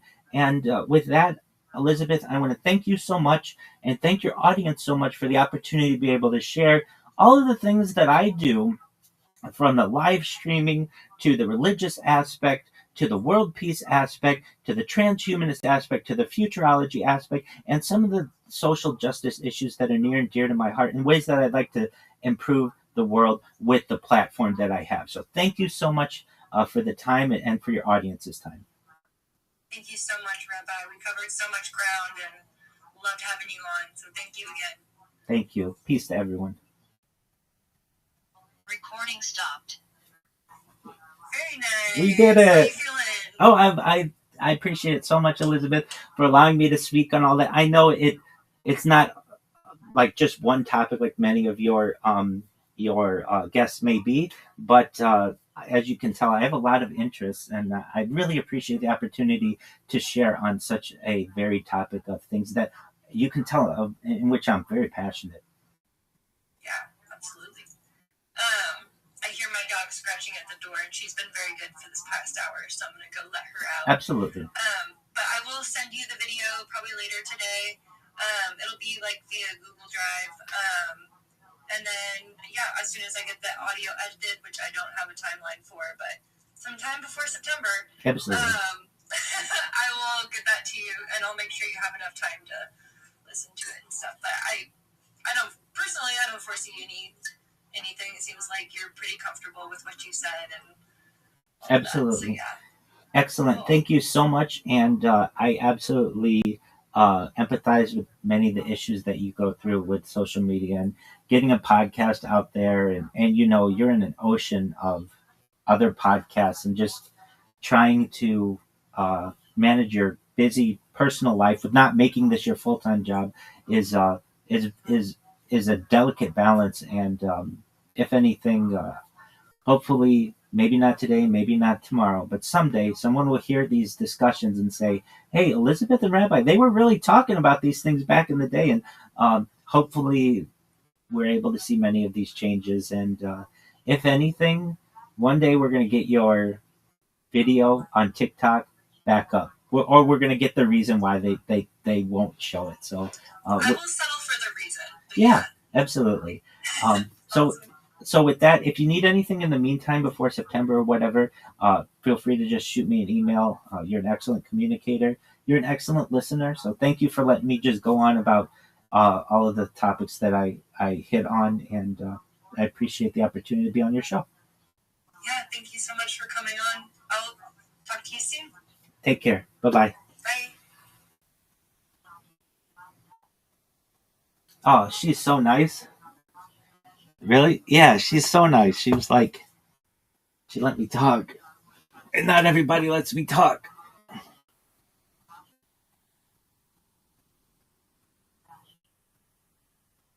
She is really nice. Really? Yeah, and an amazing animal lover. That's cool too.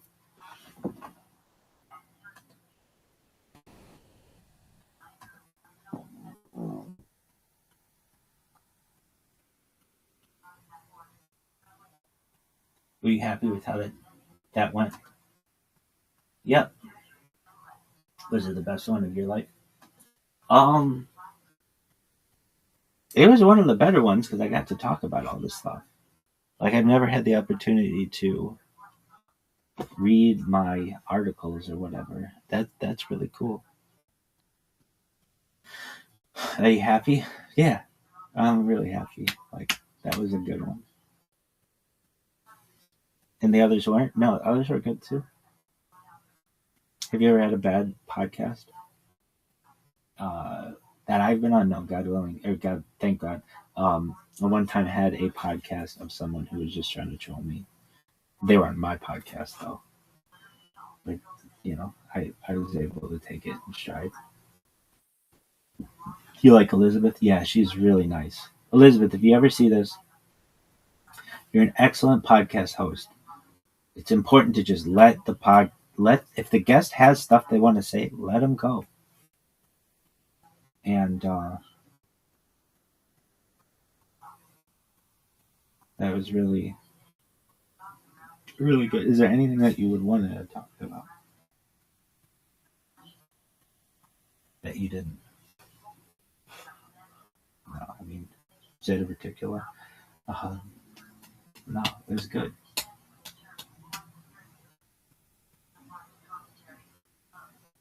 Is there anything else you would want to talk about?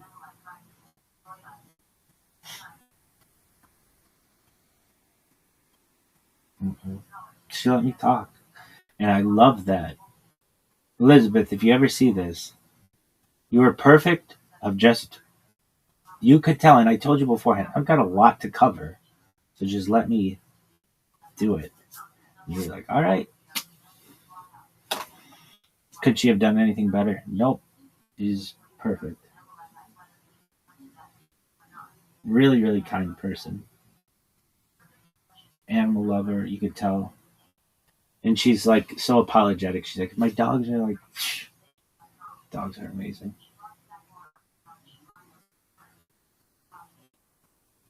Are you happy? Yeah, I'm really happy. It went really well. Did it? Yeah, why are you talking to yourself? Because nobody else is here for me to debrief or whatever, so. If you want me to just be quiet, I'll be quiet.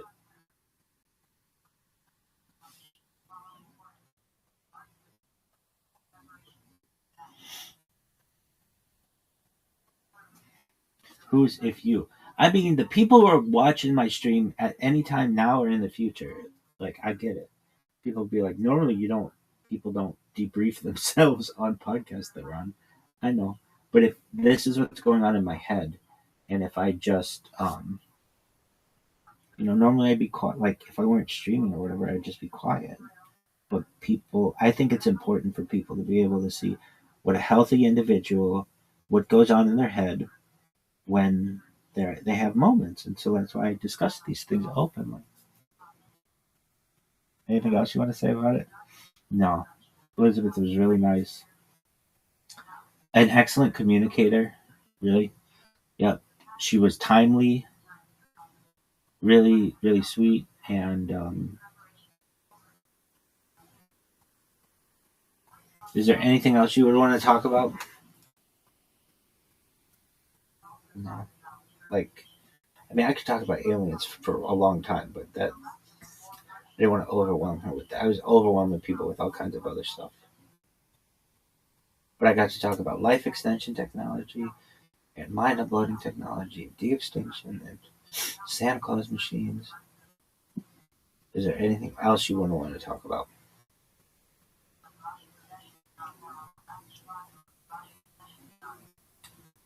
No.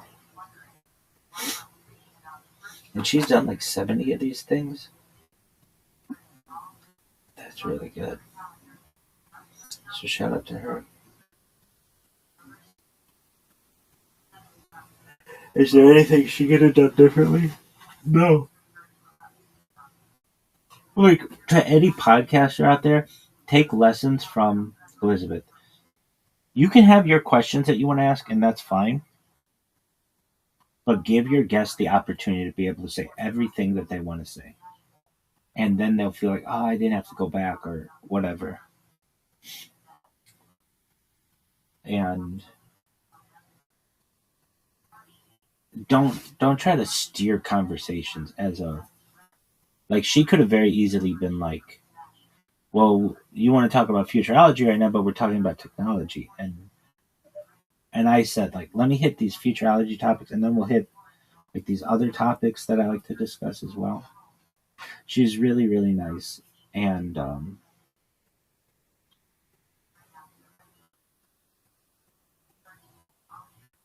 if you go to talk about anything else, what would it be? I kind of hit it off. I mean, I could talk about like micro behaviors and things. But that stuff, I kind of hit it. It's a Truman Show, okay? Ever see the Truman Show? Well,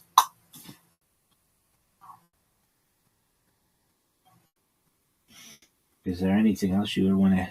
I got to show my tefillin. Really? Yeah, that's tight. And it was with a woman. I haven't done a podcast with a woman since Yaya. Really?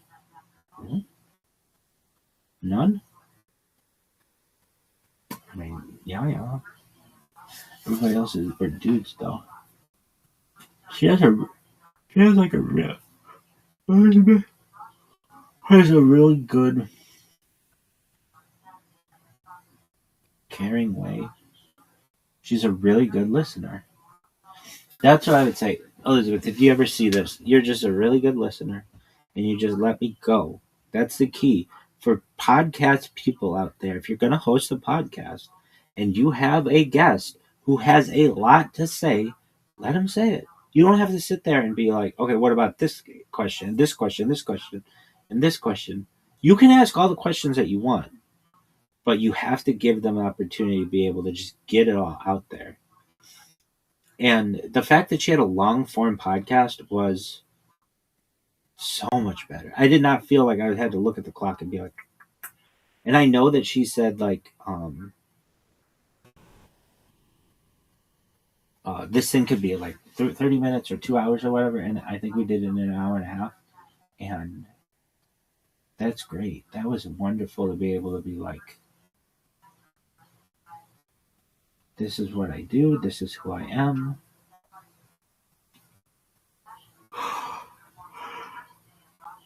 Are you mad that it comes out in September? No, not at all.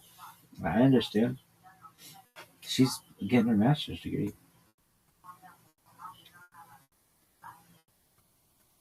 What did you like more about this one than the other ones? She had her questions, but like she said to me, I'm gonna just let you go. And that's all you need to do. The other ones, so I will say this, I've never done a podcast I didn't like. I've never been on a podcast I haven't liked. So for any of the other people,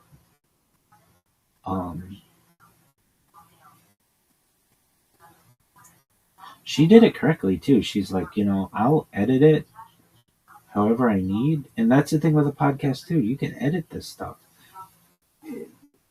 I know Antonin is like, he was like worried about everything. And it's like, it's not that big of a deal. Don't sweat it. if we don't get it, I'll do this whole podcast again if I have to. And I have it recorded, so I could literally just say exactly the same words or whatever. But is there anything that you feel she should have done better? No. Like, I cannot. If she ever sees this, I'm so appreciative that she let me talk and read through my blog articles. Those are really important to me. And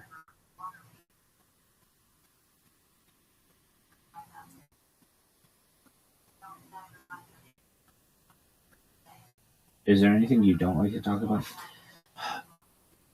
No, I mean, yeah, there are some subjects, but like what?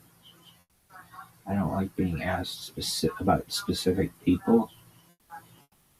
Like, if I don't know anything about them or something, I've been asked questions in podcasts before, and they were like, "What are your thoughts on this?"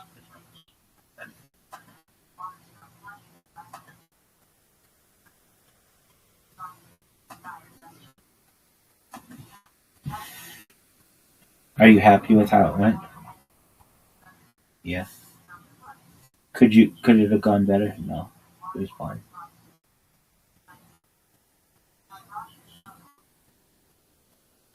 And what would you say?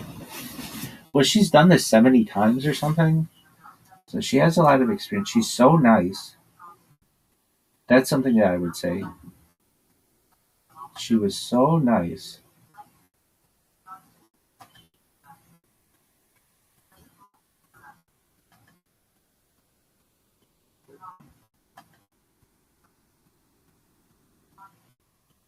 Um,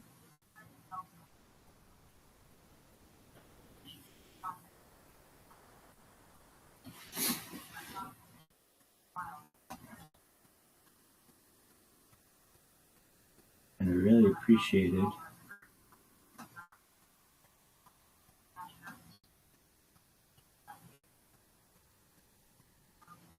how nice she was.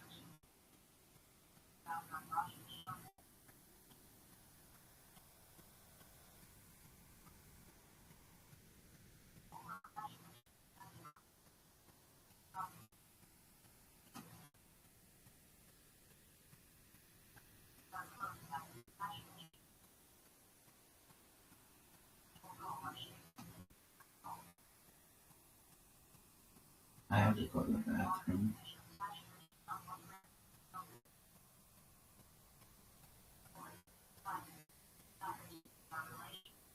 Pretty badly.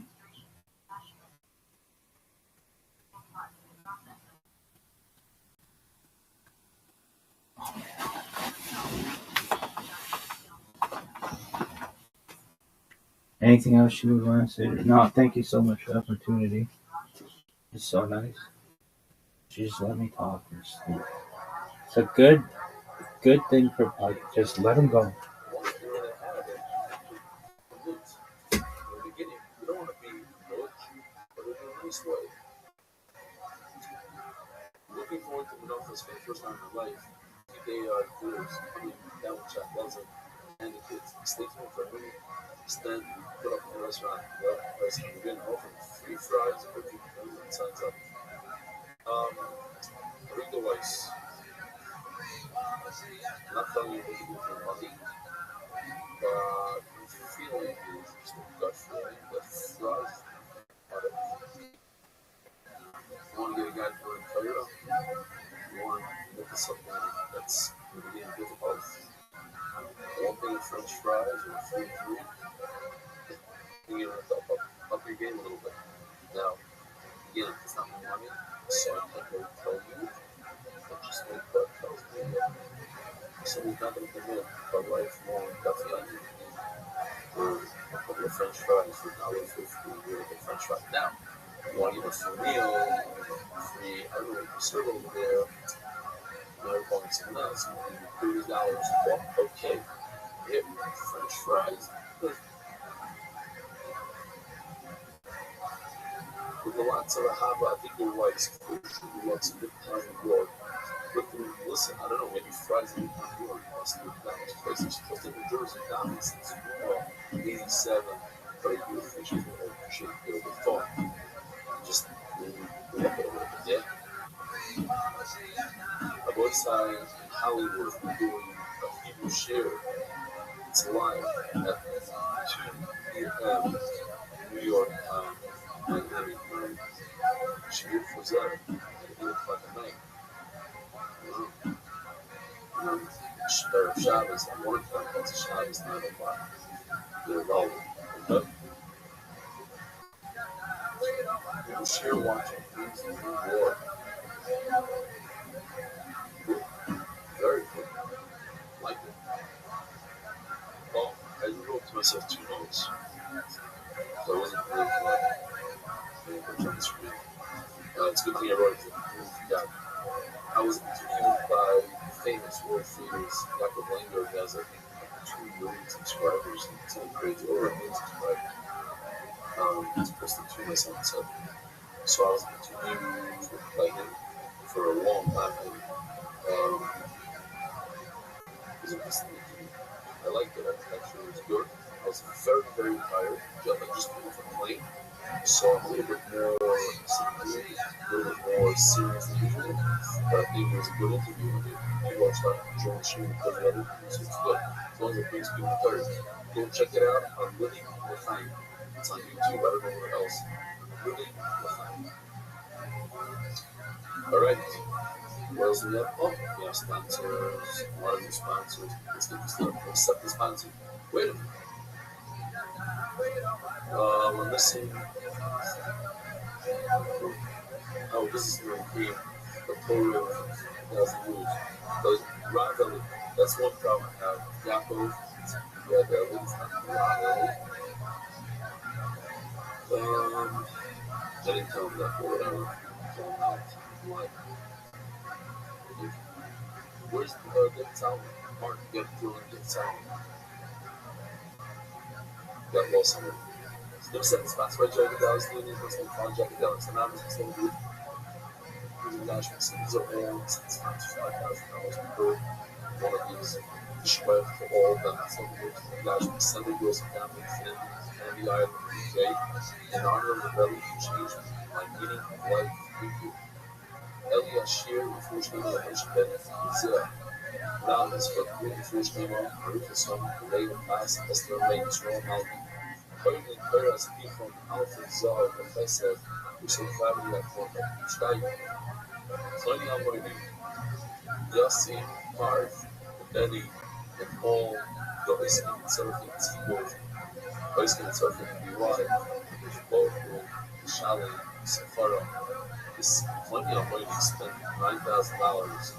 I love plenty of money. He's the plenty and down money. We're very similar in life. So different ways, Yossi, Mark, Benny, all the high school and Seraphim BY, before the show's fun. Shkai. Well, let's have the sponsor, David Talmud, dedicated in memory of our invited from Shmuel, Baruch, Bev, and those from the girlfriend. It was beautiful that David Talmud, who says not really shop. But again, it's not he wasn't going to come the last minute to his 2 sons. He says next year's coming, it's finished, but his wife, stay for 1 month and hire something. I'm going to first have everybody go from here. Jimmy has arrived, which name of Esther Basnova. Thank you, Jamie. He posted us the caterers to come to his house. Said he's not on camera. We're rich food. Made in Toronto last night. Shkoya, Esther walking to be positive. My husband coming to town and walking in his 40th birthday. And I don't know how many guys was missing. Then, Shoshana Leah, look at the young man, Todd, the first one of those. And you Leah, the inside of generation, Adams, Mazel, Pat, Leah, the Sonata, and this year. The anonymous discussing verdict that it feels open and real way was the more of a practical layout of May. With responses was tested against the third memory of our whatever the answer of Rabbi good elements that it's a telegraph on his 5th guard set. Anonymous has a special success with fertility treatment, among other things. A bunch of people came to me and asked me, and I feel very comfortable every single time they ask me for a rough help, for fertility. And it's a thing that a lot of people struggle. It's a very, very difficult struggle. The struggle is giving a breath on my birthday. What the Rabbi? So to give you prayer, and the Maya, he Rabbi Hashem, I'm still an emotional wreck. What he means is emotion that went through, the emotions that went through Shabbos were so overwhelming that it literally causes pain for the brain. It's like it drains your whole brain. That itself is unique. To see Scroll Goldstein with his camera, taking pictures, and also the camera just drops, and he's crying, falling from emotion. Look at my yard. And I'm just high sort of elsewhere. I got the training on the show of Rabbi, which we will have an estimate, which is 11 years old for the young restaurant. The big side, here we go. You are the second year of today, we have a staff. The most of the staff is going to be discussing this idea that we learned yesterday, that according to Rabbi and Rabbi explains Rabbi that Rabbi goes with kind of the crowd. What is the reasoning behind what the Torah says? And when you can tell that what a person is doing, that is false, it's listen to ignore what he's saying. When a person is saying that he's bringing a flat, a very fat green, a very big soft one, so just ignore it. He said, okay, he said it, but he didn't mean it. And therefore, it doesn't mean doing it. Whereas when you're doing it perfect, you can't tell. Because every shkita looks the same, and the also down looks the same, every shkita looks the same. So when a person tells you that I had a mind to bring you an oil instead of a shtana, that moves the part in a way that my mikvah doesn't. So basically, what we're doing today is going through a lot of different cases. Let me throw an example. Carpet pays up when I was rich, less than a year old. So the person shows up to this invitation with a cow. And he brings a carpet case up from with a cow. So the guy's crazy. The guy didn't need it to be a carpet case. So it's a joke. Ignore it. Understand? So when it's very clear what the person is saying and doing are so different, they're opposite. Then his actions rather than words, and therefore his actions are what count, not the words. Does that hold true to everything? That's what we look for different cases. What if we bring an animal, another thing? What if I'm supposed to bring a 1-year-old and bring a 2-year-old? Are those actions that speak out of the words? Or perhaps a little living? What if this are supposed to bring a male because all the players are male and we're a female? What if I brought us supposed to be a female? Both copies are female, most, and we're a male. Is that an action that speaks louder than words? That's today's simple. Like I said, easier stuff today. Years.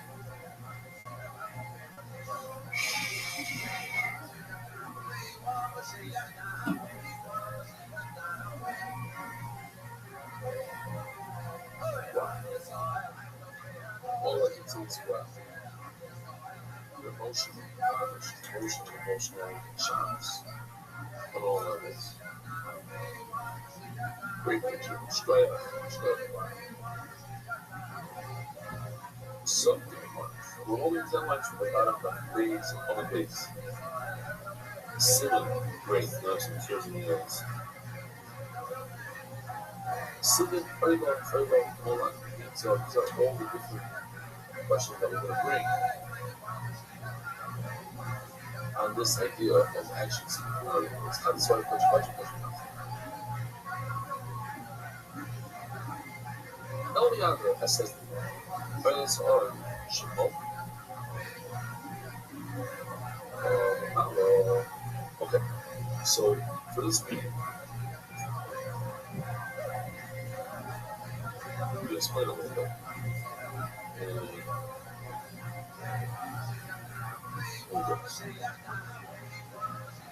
Notice that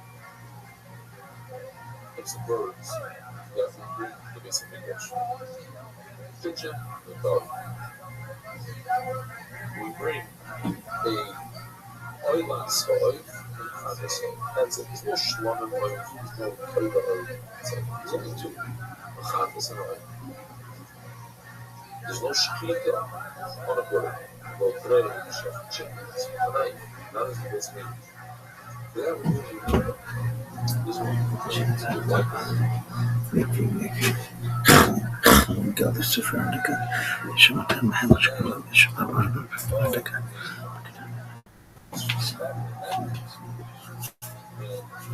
that's how now there's something called hazar, something called mitu. Hazar is when you take a bird and you shake it. You don't touch things down. You always work sort of a throwing motion, right? Towards the blood goes flying onto his head. That's hazar. Mitu is when you take the bird and you catch it on the water, squeeze it. Let's see how that looks.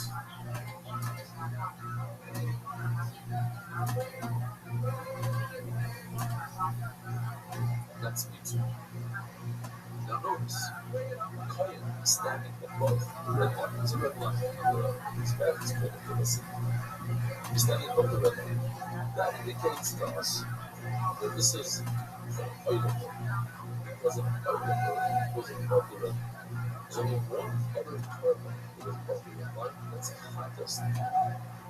Everything else is below the red line. So if it's a hottest bird, go below the red line.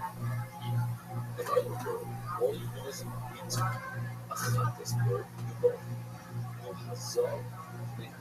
You sprinkle it, you do this, and see. And you'll notice here, it's standing below the red line. And if you notice, you'll see that bird has dark. The blood is flying down. That's called hazal.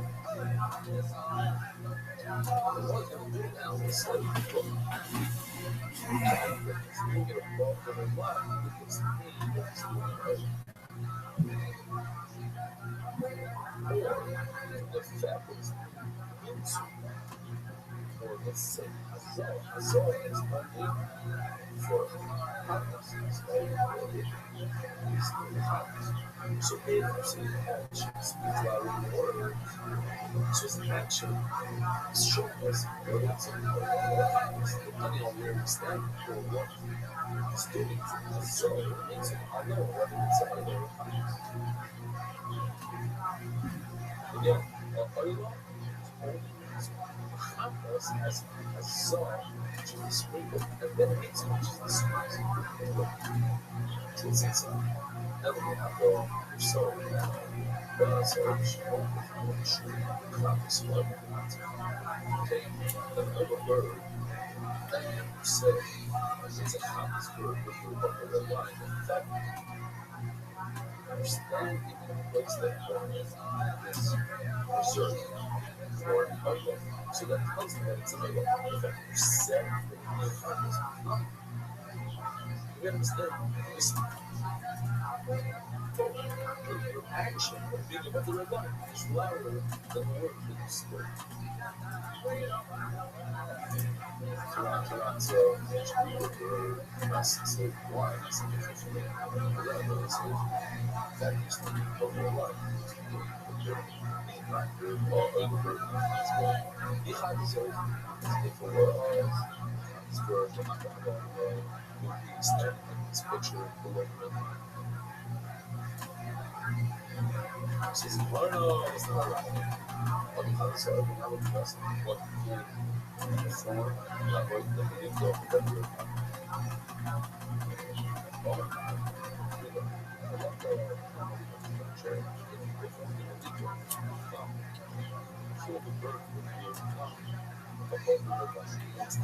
Exposure. So just the fact that it's standing in the red line is not it's not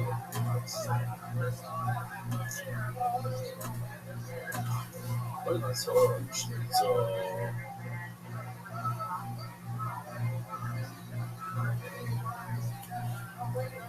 don't have a population so if you answer. So now we're going to ask the other question, Jane. kind of preface. And you're doing it in private learning, but you didn't need to, you're just squeezing above the river. And you said to yourself that it should be good. Why? That's not what you're doing. Your actions control what you're doing. Well, it's sorry for you. I'm sorry for you. Right? It's sorry for you. Because the issue is the eyebrows were where do you need to accomplish the long term? You're not God anymore. That's all. So first of all, to God. First of all, people live in like the second of all, the bossy of growth, the space versus the growth.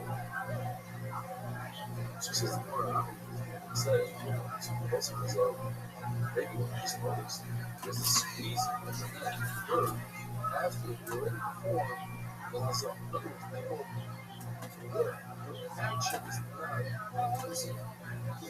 Yes, you squeeze the word, but that is supposed to squeeze after you bossy. First of all, so it makes me. So now I'm talking to what they're not. It doesn't mean it's another place. The height is not what it makes you after it. Like, you are going to give it out now. It's another reaction. If it's all that, anything, but we're not 12. It's also a question. Why was the main part of the was the Hazak, the spring, not the so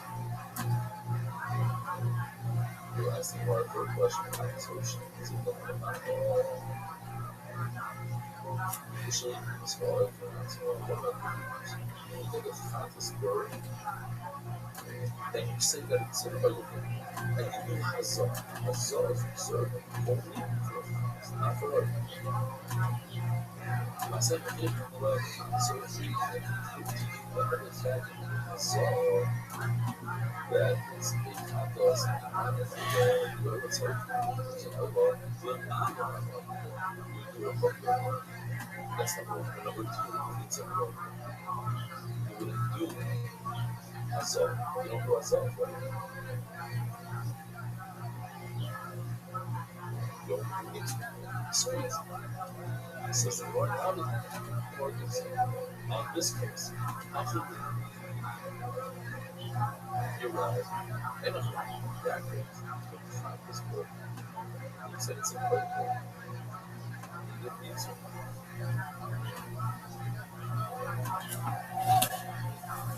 Sorry, good as all. The transfer good as all. It's obvious. It's a transfer. Never. General that's what we were saying is that Mincha, you can see the actions earlier by Mincha. They're not by animals, but by birds, yes. You could tell, actually. It's not the way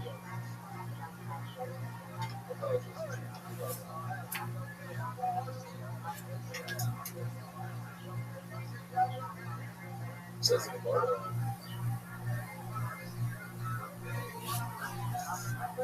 as well as the Lord things.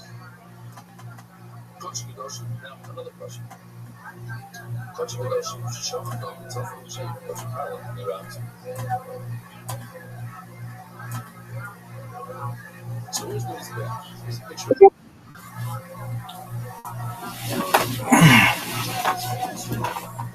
This guy. Now, where he is that's the sun of the book. It's where you see it.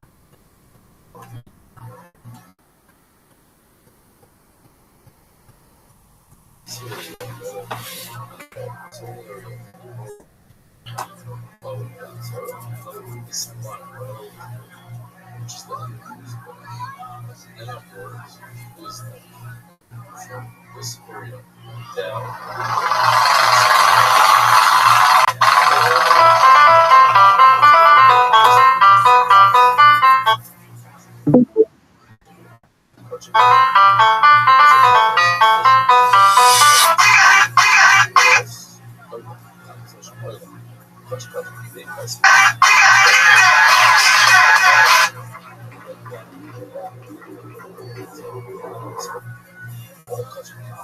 Comedy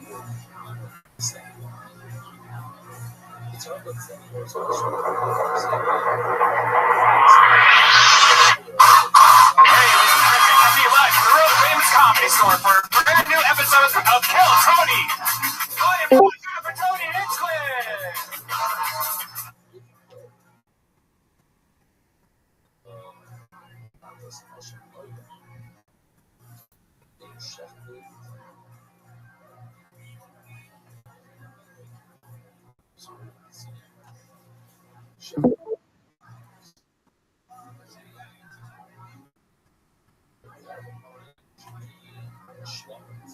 Hello, good evening, welcome.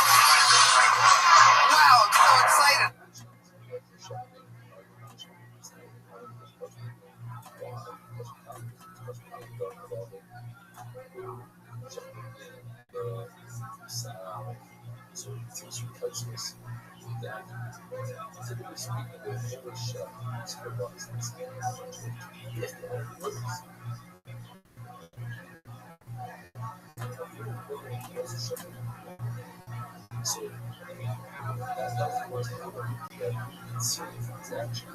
About this, back on our home court, fresh off of a wildly successful Kill Tony in San Francisco. Yeah.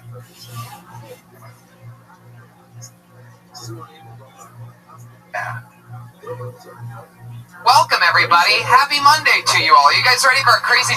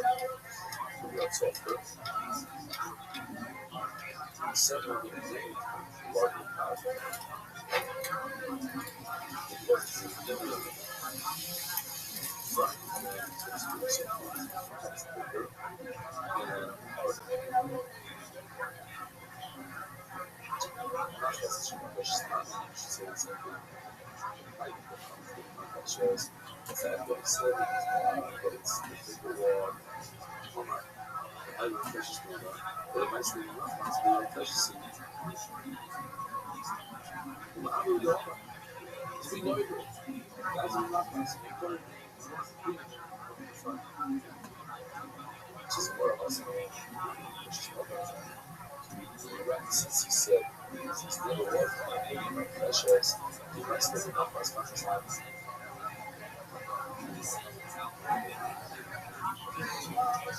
Once he changes it, he's giving out us in terms of us. It's not only learning, what I really want is everything. He said, I want to be wait, what? Precious. No, not precious. He said, I want to be precious, but the fact is that God is in us. I should really be it loves it. It changes it physically, but it has to be. It's part of all being a person. Once he says the word soon, double means he says soon. He's saying this flower specifically. So that doesn't change. No one is so it's not soon. The other he says, I want this flower to be a house. But after that, they're going to have this right. I was soon. So that is soon. So he says, the mother of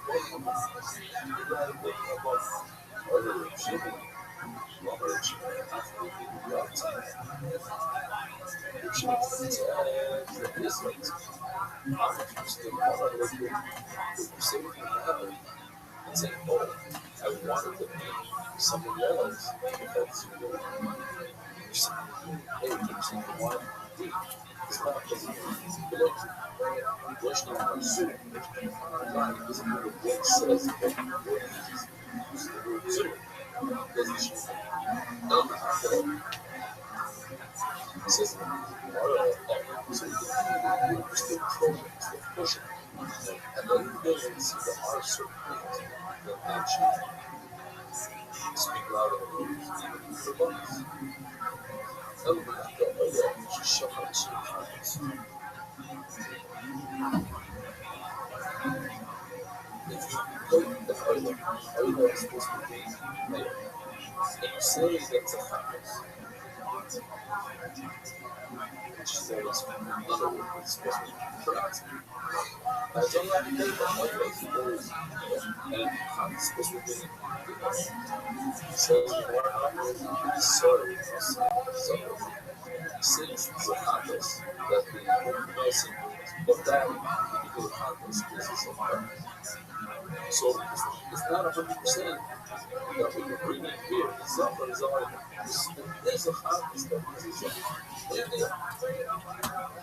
whether or not it exists either or not, it's a thing. From the circle that it is a possibility to some extent on the side. You'll be confused that it's not an action that's spirituality. Foundation compass.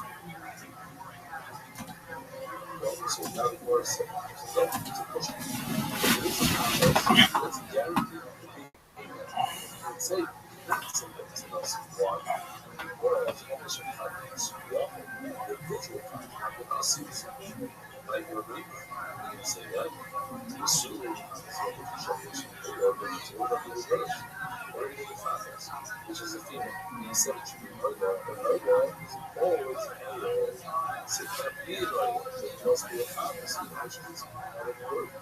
So you can come to that voice. It's a word, but and I'm just going to this is one, this is the Ergo. They were cheating. And she traditionally, unless they change it, was another direction. They cut it off. It was like a double picture. But the true, the original sheep is something like this. They're very, very large pills. They share loads and loads of them.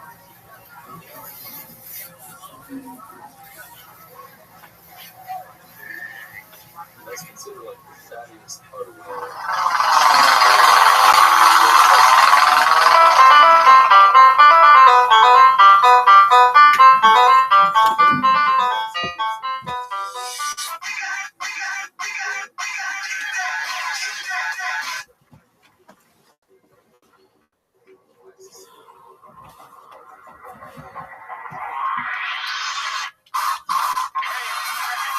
World Famous Comedy Store for a brand new episode of Kill Tony. Volume 5, good up for Tony Hinchcliffe. Hello, good evening. Welcome. Wow, I'm so excited about this. Back on our home court, fresh off of a wildly successful Kill Tony in San Francisco. Oh, yeah. Welcome, everybody. Happy Monday to you all. You guys ready for a crazy fucking night or what? Come on, I think you could do a little bit better than that. We're streaming this right now. People, let them know that you're here and that we're live. Wow. We're actually streaming in 360. We are streaming in 360 degrees for the first time ever. Yeah. So you can see Ryan J. Ebelt, the house artist, drawing that. See how he just looked up at you? Wow, look at that's crazy. Who's still clapping there in the middle? There's a little delay here. Oh, that's weird. I thought we were seeing the real Comedy Store ghost there. So here we are. We're live on a Monday. A lot of fun stuff happening. We just did a crazy Kill Tony in San Francisco. We're doing one in Austin, Texas. The show that you're at right now, the #1 live podcast in the world, will be at Moon Tower in Austin, April 21st, 421.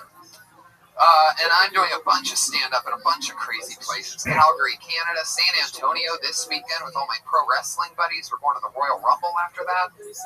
Corpus Christi, Texas, Providence, Rhode Island, Calgary, Canada, Chicago, Illinois, Las Vegas, friend Joe Rogan, schedule, Colusa, California, Madison, Wisconsin, Kansas City, again, and,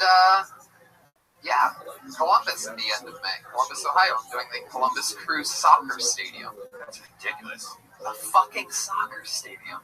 You get to hang out with me in this scummy shoebox of an attic tonight. How lucky are all of you? I mean, really. Yeah, I'll let you clap at that. That's Josh Martin. You know him, you love him. He's at Josh Martin Comic on Twitter. So let's jump into the episode, shall we? We got our dates out. We talked about life with people marching for Hillary. Here we are, all unified in the belly room of the Comedy Store. I'm excited, people. You should be too. What do we do first? Bring up the band? What do you think, Josh?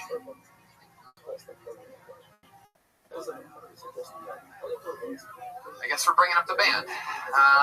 So let's jump into it. You guys ready for a fun time tonight? Let's do it one more time. We're back in post-promo.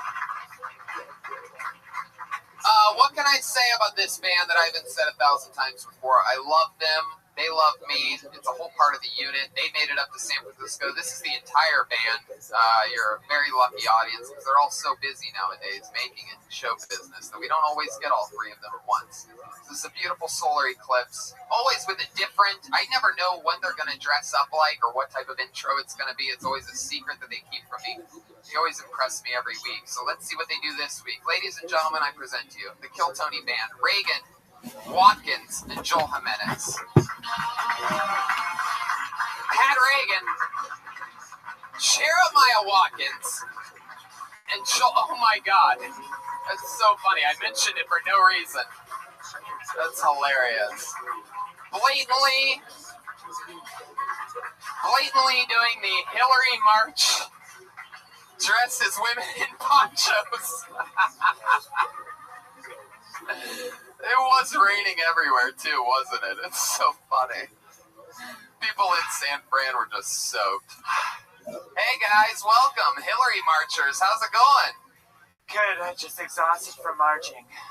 This March shit was pretty fucking crazy. I don't know how close you guys got to it. I was in San Francisco and just witnessing it was very amazing. Just a bunch of it's amazing because nobody wants to tell their kid what they're like, Trump's saying all these bad things, and I don't want my kid hearing it.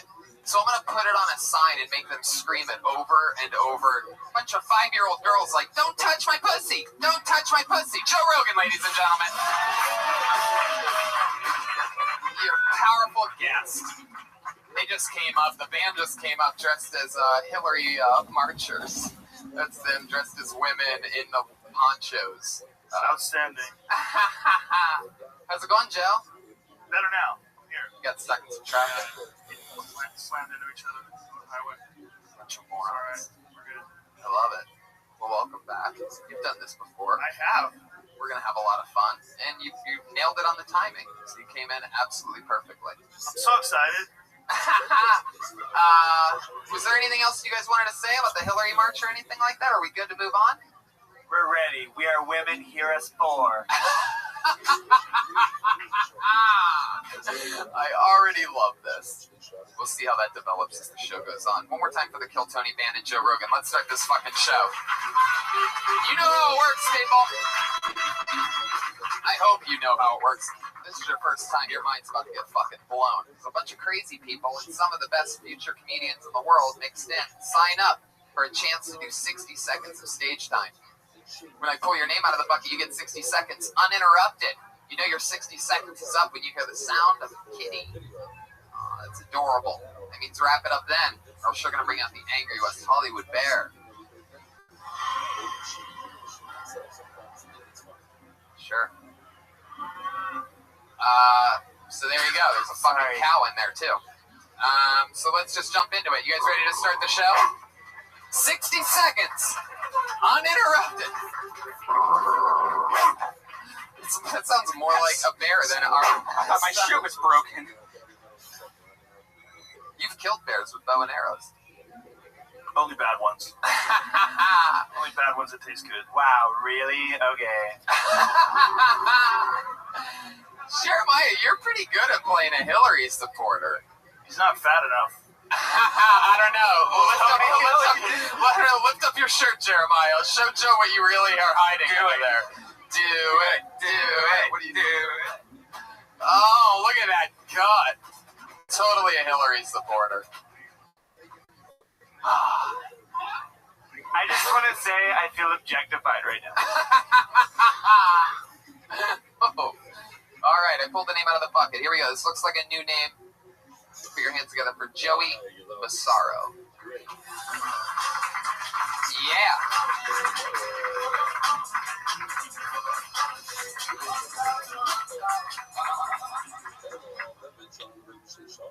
All right, nice. Just moved to Los Angeles, so now I'm in a long-distance relationship.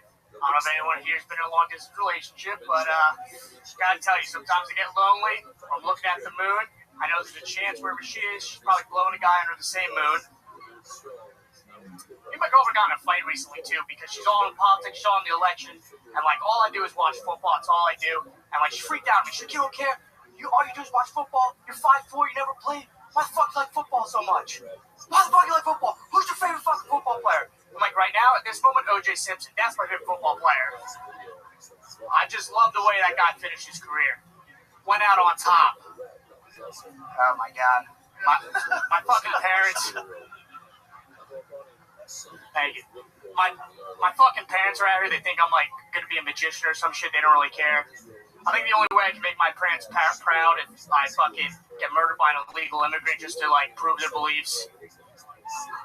Wow, that sounded more true than a joke. It did, a little bit.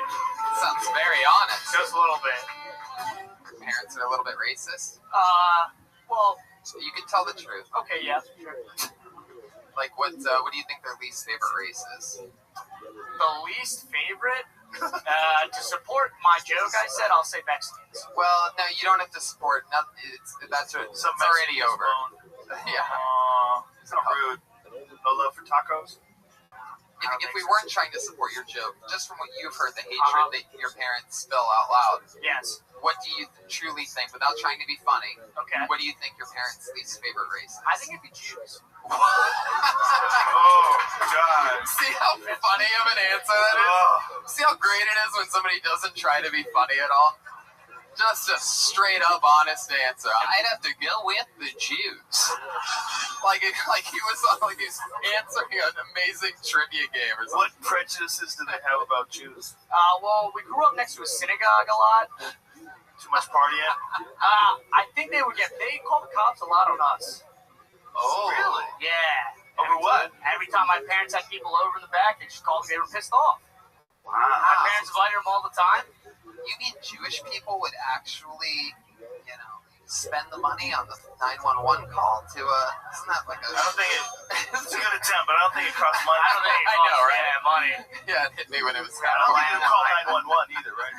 We had a landline, so it was pretty cheap. Wow. So, So it was the Jews that they hated. How close? A couple bad apples. A couple. How close did you live to the synagogue? I lived on a cul-de-sac, so A cul-de-sac. like 4 houses down. You lived on a cul-de-sac that had a synagogue on it. Yeah. Now it's sort of. There you go. Now it sort of makes Good, sense. good childhood, very privileged. These goddamn Jews blocking my way in. Yep. Wow. That's my uncle right there. Yep. Where are you from? From New Jersey. New Jersey. Yes. There's a lot of Jews in New Jersey. Sometimes they even call it Jew-nersey. Not for long. Anyway, Did you meet a lot of nice Jews at school and try to convince your parents that it's just the bad ones that live next door? You know what? I did meet a lot of nice Jews, but my parents are who they are. I mean, they're going to die soon. Wow. I mean, what am I going to change them? They got their beliefs already. You just got to get them on mushrooms. All right. I'll sneak them in. I'll tell them that. Don't tell them. Just sneak it in. Sneak it in there? Like you said, they're going to die soon. Yeah, okay. Fuck Put it. it in the lasagna? Just Yeah. cook for them. Yep. Okay, a little homemade meal like Give it. You get these chocolate bars, you barely taste the mushrooms. Yep. They'll have so much fun, they're just going to walk straight into the synagogue and start Yes. praying. I hope. They might sign up. Maybe look for some Muslim. I don't know. Islam. They might just decide, like, who cares what we believe? Let's just join. Make these people our friends. You talked about being in a long-distance relationship. Yes. Yeah, what was that all about? How long's that been happening? Well, I moved here 2 weeks ago, so 2 weeks. Wow. Yeah, exactly. I just want to say you opened up very relaxed. It's a hard thing to do. You're the first guy up. The first things out of your mouth when you get on stage are always the weirdest to this day. Right? Wouldn't you say? Yeah. And you did it very comfortably. And it's a good way to open. You planned it out well. It's a smart way to open. It's like, you kind of establish who you are, and you did it smoothly. So you can do this, man. Just, that stuff. Thanks for the applause, guys. How long you You can do this. It's like everything else, man. It's a long road. It's a long, disgusting road. How long you been on stand-up? 3 years. 3 years, all in New Jersey. Where'd you work in New Jersey? In New Jersey? Yeah. Okay, that's a good spot. So you probably saw a lot of funny comedians go through there. Yeah. Good batch. Okay, feel good about this conversation or no? I did at the first. What do you do for work? What do I do for work? Yeah. I don't have a job. I work in a warehouse back there, save the money, moved down here. So just burning through your savings? As of now, yes. Uber in it? You gonna Uber drive? That's the plan, probably. That or Prius? Sell crack or something. I don't know. How long do you think you and your girl are going to be able to stay separated for like this? Answer honestly. So you wrote that moon joke in the past couple weeks, right? Why do I feel like his answer is going to be, well, I'm going to go with the Jews? Mexicans. No, I love her, so she's probably going to move out here soon. Is that true? Yeah, she's finishing college, so. This is so sweet. I love that. You have any special hobbies or skills other than stand-up? Special skills? Hobbies? Anything fun that you like to do? Anything fun? I make a mean sandwich. I like food. No hobbies. What's your favorite category of porn? Category porn. Good one. Good question. I have to All right, go with Sean Spicer. Why don't you just answer it? I have to go with threesome. 2 guys and a girl, right? Mix it up. Mix and match. Oh. You know? 2 dicks is sometimes better than 1. Yeah, sometimes. All right. Why do you like girls doing that? Oh, what's that good enough for you? Not always. I love having females on the band. By the way, Pat, you could not look any more like Alanis Morissette right now. I mean, it's unfucking believable. Oh my god, that's so true. Isn't it ironic? Don't you think? Wearing the poncho. So, Joey, fuck yeah, what did we learn? We learned that you have some good jokes, you have a great stage presence, and other than that, you have the personality of... He's fine. This fucking thing's weird, man. I know, weird right? up there, too. Yeah, I took some mushrooms before I came here. So. See, don't you wish I would have been mean now? Yeah, are you glad? I just defer to you now, sir. Yeah, But you have a good nose for crazy people, I'll tell you that. Yeah, oh yeah, definitely. Tony Hinchcliffe spots him right away. Oh, I've been pulling. They get like 1 foot on the stage. He goes, oh yeah. But Joey, it was nice to meet you. There you go, Joey Massaro. He's on Twitter at Mr. Joey Massaro, Massaro. It's a hard gig, boys. It is. It is. But now we're in it. We're playing with fire. Jamie Vernon on the HD camera. Shit, young Jamie's in the house. There he is. I'm rocking my powerful hoodie right now. Hey, Tony. Somewhere. Yeah. Hey, Tony, I wanted to say something. I have an album that's out, a new album that's out called Bad Chat. It's out on Spotify and YouTube and anywhere. You just Google it, Pat Reagan Bad Chat, and listen to the new music album by me. So check it out, and then I can... Wow, I can't believe Alanis Morissette just plugged Pat Reagan's album. That is so awesome. Yeah. I didn't realize Pat had a connection. listen to it. It's just my life's work. And I'd like to give a special shout out. Someone very awesome is in the crowd. That woman sitting to the right of Pat Reagan in real life, not a character, is Pat Reagan's mom, ladies and gentlemen. Her first ever Kill Tony. Wow. Yeah. Wow. You're the one that made this super genius that we have so much fun with every Monday. Was Pat a weird kid growing up, or did he just become that way over a long period of time?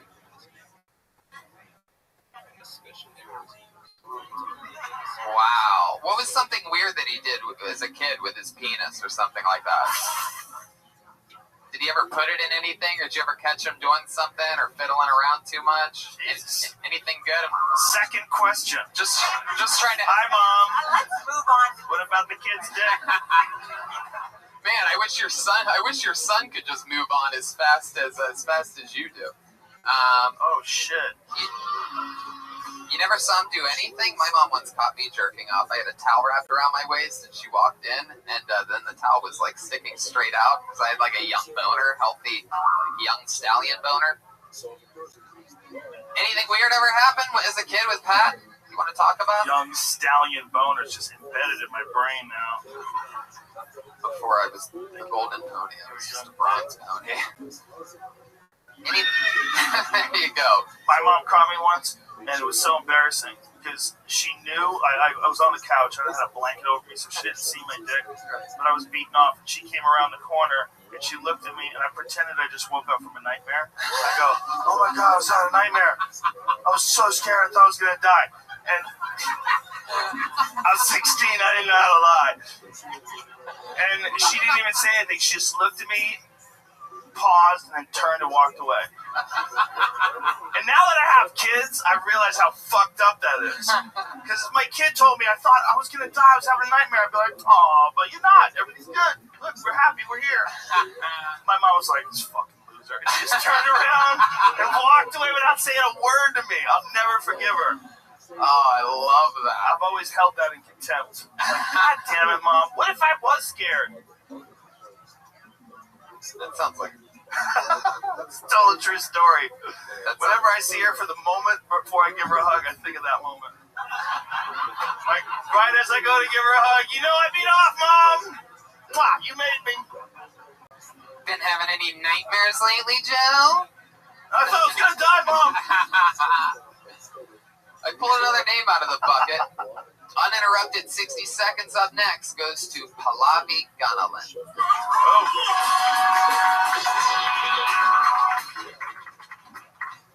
You guys, people be raping. They be raping. It's 2017. It doesn't make any sense. Like, why is it so prevalent, right? We're not fucking Vikings, okay? At least back then you had to grow a beard. You had to build a big-ass ship. You had to sail for 3 weeks before you got your raping in. And now any casual athlete's doing it? Are you kidding me? Listen, burn a girl's house down first is all I'm saying. Right? Like, I feel like there's rape culture, but we don't have rape culture. Do you know what I mean? It's fucked up times. Like, there are all these neo-Nazis graffitiing swastikas everywhere, and that's, like, messed up. Right? Because swastikas are an Indian thing. It's swastika. And the Nazis took that from us. Like, we hated Jews long before you bitches. They took that from us. Alright, thanks. Awesome. 50 seconds of Pallavi Gunnaland. Wow. Wow. Did you get raped today? Like, I mean, Wow. I mean, Joe's story kind People of did really for be me. raping that People much. be raping. People be raping. I haven't I'm seen. hot off the march. Are you? Here too, sister. It's so funny watching Jeremiah just get handed something. He almost broke for a second, like, I gotta say something. Oh my god, it's my whole character right now. It just falls on your lap. Didn't have to work hard. How long you been doing stand-up? 4.5 months. Okay. Wow. How much material do you think you have, like, overall? Probably like 20 minutes now. 20 minutes. That's a lot. Lord. Yeah. You're really applying your like Indian smart work ethic to this stand-up comedy thing. So when you went on stage and you knew you had 1 minute, how did you decide what to bring up? I've been wanting to do that rape bit for Cheselnick was here last week, and I was like, I want to get up and do that rape bit. So I like knew I wanted to do that one in this last week. Is that the first time you've ever done it? The rape bit? No, I've done it before. It has worked better before, but I just wanted to do it here. When you've done it before, have you done it in the middle of a set where people already liked you? No, I did it at the Improv, like at the Right beginning away. of the set. Yeah. People be raping. People be raping. Don't forget. And then the swastika thing, has that really been happening? It's true. There's actually an Indian temple in, I think it's Chatsworth, but I've been there before. And the swastikas. It's really old. It's like, yeah, swastikas. That's an appetizer. Yeah, like Like, we early use it- 1900s. We You use know it what that is? for like decoration all the time. It's like an Indian symbol that means like peace. So they have to have And the Nazis. signs around this temple to explain why it has swastikas. It's really interesting. We don't hate Jews, just white people. What was it? It was an Okinawan symbol. It was a symbol that they used in Okinawa before that. It's a really ancient symbol. And sometimes it goes the other way. It fixes up. Yeah. It's a super old symbol that the goddamn Nazis fucked up. One time I did that bit here at the show up Go Up, and people like were quiet because they thought we did hate Jews. Like, we didn't have Jews to hate. Like, that was. I think you should add that part, by the way. I think you should make it more real and explain it out. Like, no, just kidding. We didn't hate the Jews. We didn't, you just need to sort of like, you could stay in that world for a bit instead of just having it be a one-liner. Or is there more to that, or is that? I did add something to it. I was like, of course we don't hate Jews. Like, we're lucky enough to not have Jews to hate. Right. Yeah. Yeah, that's exactly it. Yeah. That's perfect. You did 50 seconds, and that would have been the other 10 seconds. Yeah. That would have gotten out on a big laugh. Yeah. Oh, well. No, I'm just saying, like, that since you're taking it there, you should stay in that pocket for a while. Cool. I think Jews are a different first line other than people say rape. Okay. You know? Yeah. Like rape on the summer's day. You know? 4 months you've been doing this, so how do you make your money? I'm a PhD. I came here before one time and I talked about how I'm a PhD student. PhD student. Yeah, I get paid for a fellowship. So. Yeah, because she's the woman. She's smart. She can handle both, Tony. Oh, wow. You're a really hateful woman, Jeremiah. No, I'm a bitch. He's a nasty woman. Jeremiah, do you have another name? What should we call you? What's your name? You have to transition. You have to have a name. Daisy. That was quick. Daisy. He immediately became Daisy. Stacy, right? Daisy You and know, swastika, what's the difference? My mom's here. Where's Stacy's mom? Oh, she's got it going on. Christ. I love it. So you got Alanis, Stacy, and Joel Jimenez just looks like he's a current version of Hulk Hogan. Like after getting paid the money. Joel Jimenez looks like Grimes. Like he just took down Gawker. Yeah, I just said Not a Grimes crowd. So your parents are back in India? Are they from here? They are from India, but we lived in Texas, and now they live in Utah. Oh, what do they do? My dad's a civil engineer. He's actually currently running for president of the American Society of Civil Engineers. Wow. So I'm really hoping I don't tank his career. Real party machine your dad is. Yeah. The president of American Civil Engineers. Yeah. I'm running a social media campaign. What's the craziest, most fun thing you've ever seen him do? You ever seen him do a cake stand or anything like that? Where you're like, man, I can't believe this civil engineers. being very. I haven't, but I heard stories. I haven't seen him do anything crazy, but I've heard stories of him as a kid. And they because they didn't have the tech that we have now, they just went out and fucked around a lot. So they had firecrackers and stuff. Oh yeah. Firecrackers is a pretty extreme thing. Fireworks. And they ride on top of trains and stuff too, right? That's that's something that you're. Can I ask you, do people get angry at you for joking around about rape? Because you have a very funny line, rape culture versus rape culture. That's very funny. Especially after you set it up with all the Viking stuff and all that jazz, comparing it to football players. But do people give you a hard time about that material? No, they like it. I found it offensive and I wrote a blog immediately. I shared it. Because it's a very tricky subject, even to joke around about it, right? Yeah, I think it helps that I'm a female. It definitely does. But still, someone can decide that you triggered them and get really mad at you. I guess they're gonna have to not go to comedy shows if that's the case. Yeah. Whoa, How dare you? bitch How dare you make sense? Oh man.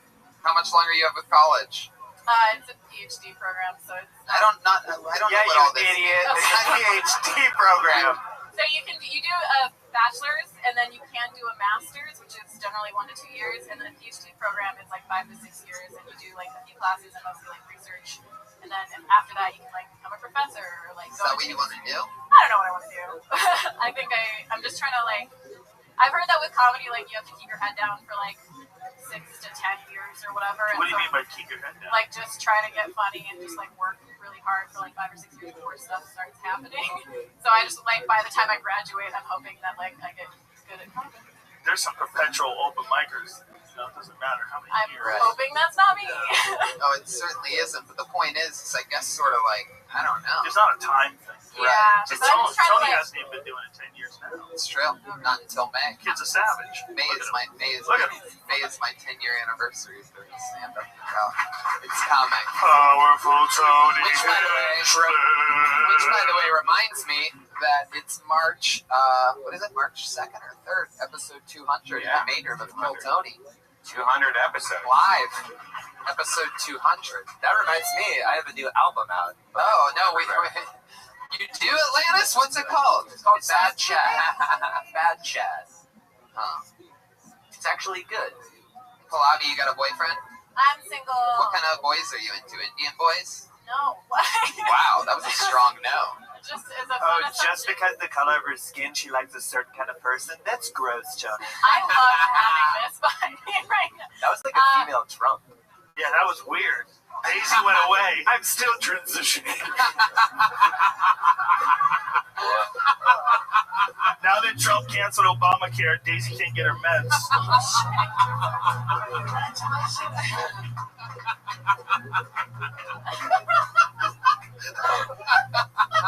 Victim number 1, Daisy. I've dated nerds in the past. I'm trying to branch out. Because I've dated I went to a nerd school, and so I dated mathematicians and engineers, and now I'm trying to all the Indians I know, that's what they do. And you got mad at me for asking Indians. Indians? Fuck no. I'm with engineers and civil engineers. This guy's I'm not dating my dad. You want to date a bouncer. No, they were mostly white nerd dudes. I don't know. Did you get tired of dating smart dudes? Maybe you want to date a dumb dude. Yeah, sure, I'll try. Would you like to be that would be fun, right? I You're would- very smart, obviously. Yeah, I mean, I feel like I should branch out and be somebody more creative. You want to fuck other comics? No, thank you. Bunch of dudes you're working with. No thanks. Trying I'm to good. pretend. You guys get drunk. Let's watch a movie. Oh my god, it's so hot. I'm gonna take my pants off as long as you give me cool. Just keep your head down and suck it, sister. Oh, that's how it works. That's how you guys talk to each other. Yeah, that was a 10-year program. But you're not a real girl, bro. All right. Talk excuse me. You can't talk to her like that. You can't say put your head down and suck it. Oh, really, Jim Rogan? Really? First of all, you didn't say it. Alanis Morissette said it. Don't be taking credit for her lines. We are one. We are women. You guys are one. You're like that two-headed Russian kid. Yeah. Russia's a phantom enemy. All right. Wow, cryptic. Is that in a fucking fortune cookie? No, it's a new Star Wars movie.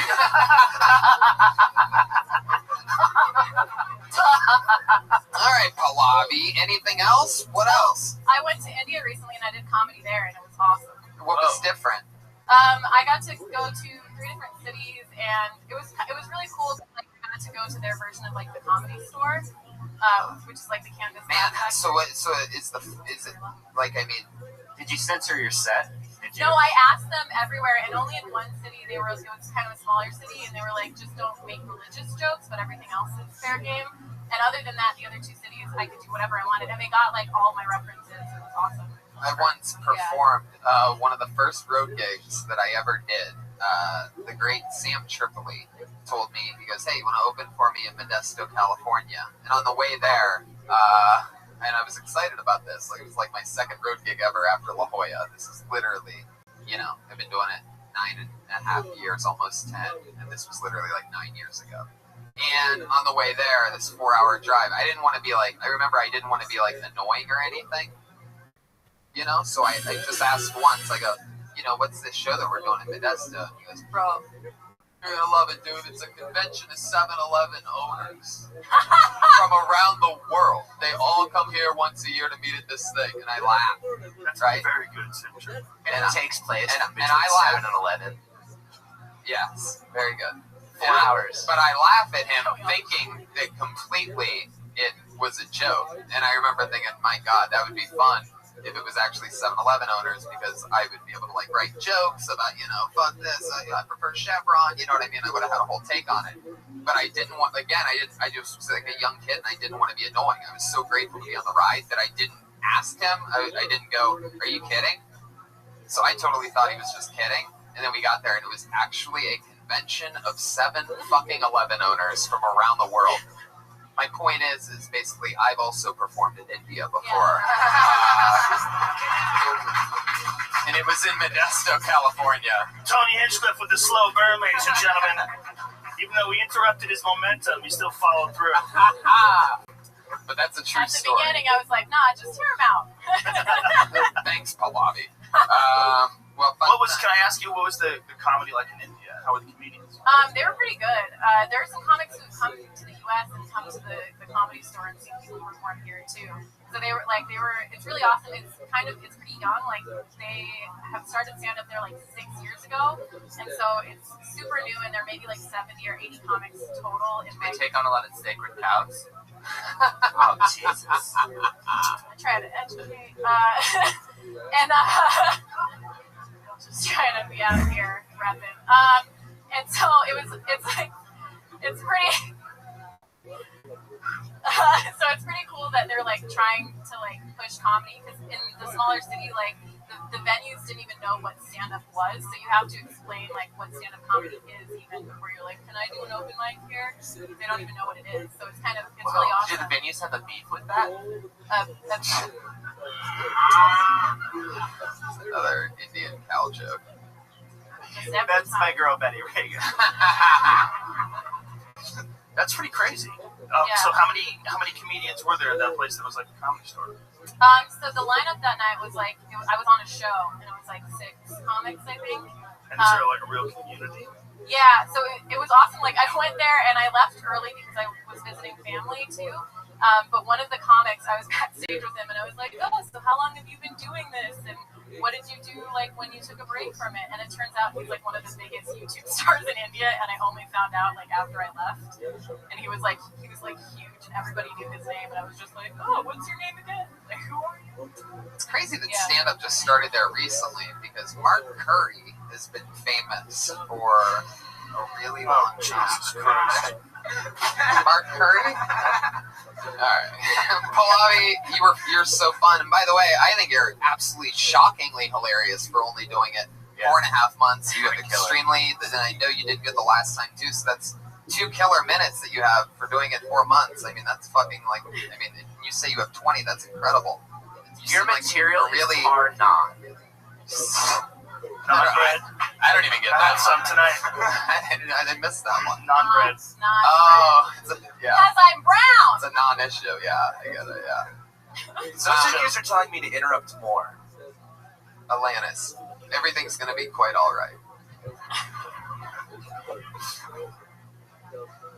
Pallavi Gunnalan, ladies and gentlemen, there she goes. She's on Twitter at PaulGun89.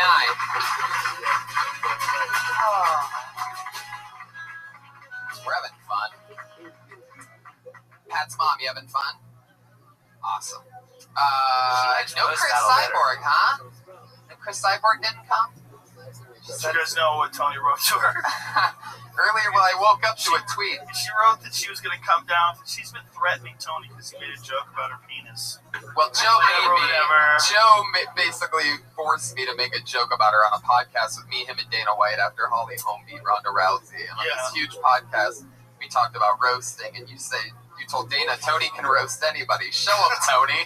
And I'm like, that's not how it works. What do you mean? And I go, who do you want me to roast? He goes, Cyborg. We were talking about roasting fighters. Yeah. We said who would be first. Yeah. And we said Cyborg. You said Cyborg. And then, so Tony and I both said something totally inappropriate. Right. Regarding cutting weight by removing a penis. Yeah. Wow. Which I obviously apologize for. We were drunk. We were half in the bag, 30,000 feet in the air. Yeah. But anyway, she has not forgiven Tony. She started threatening him immediately afterwards. And she tweeted this morning, hey, at something other female fighter, Gabby Jiu-Jitsu, who's also a badass motherfucker. She's also 6'3", 240. Yeah, that's unbelievable. Legit. Yeah, a strong, reasonable weight for a woman.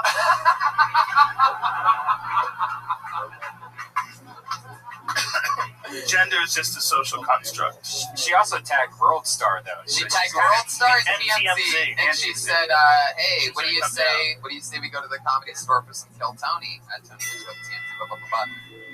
And to which I responded, I go, "Yeah, come on down. 8 p.m. There's a 2-drink minimum, but I guess you'll just have some juice." She's been convicted of doing steroids. Did you say the juice or some juice? But I guess you'll just have juice. Oh, right. What I said. Even better. Yeah. Even better. Like, no the. Which, by the way, I don't know whether she got the joke or not because her response was ha ha ha ha ha. Yeah, probably maybe. Or I invited her. And Chris Cyborg, if you're listening, you're more than welcome to come to the show anytime. Because if you lay a hand on me, that video is going to be the thing that I finally needed to put my career into overdrive. Me getting slapped, choked out. I want it, baby. Please bring it. Hey, it's a weird thing, but that you got to have all these things in place to be able to make it. I will show you her highlight reel, and it will change your fucking mind. I know. I've seen what she's capable. The good thing is that she knows. I'll be unconscious after the first thing that she does.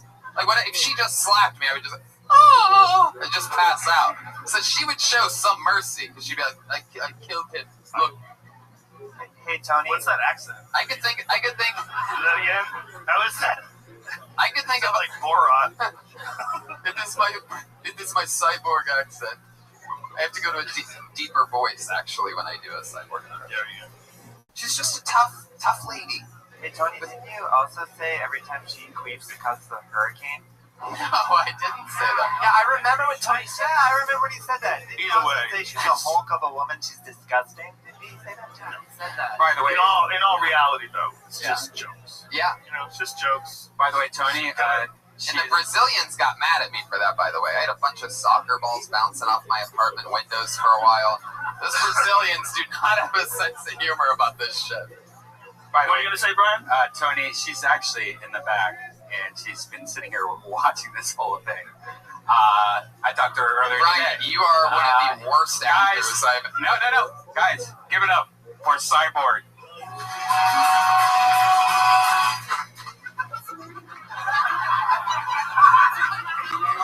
Let's move on with the show.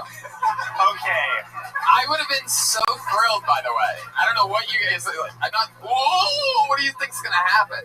What I said is true. Cyborg, if you want to come on this show, And when was the last time somebody beat the fuck out of you? And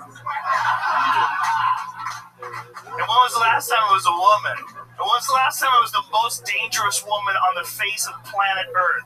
yeah, if you don't know When was the last time it was a woman that outweighs you by a solid 40 pounds? The most powerful woman on earth is a woman with a voice. You son of a bitch. How dare you, Daisy? I'm trying to talk some sense into him. I'm trying to make him rationalize that you can't be mean to that lady. I want more of this character that you're doing, Jeremiah, by the way. This might be my favorite ever. Just feminist Stacy. You should start going on stage like that. Yeah. People would lose their fucking minds because you're the ultimate nice guy and you're walking a beautiful, dangerous line, and it's amazing. Jeremiah Watkins, ladies and gentlemen, one of the funniest people. Part of Kill Tony, part of Roast Battles The Wave, part of Comedy Central's goddamn Comedy Jam. Jeremiah's got his hands all over everything. We know this guy, he's been coming here for years. Put your hands together for Darren Chase.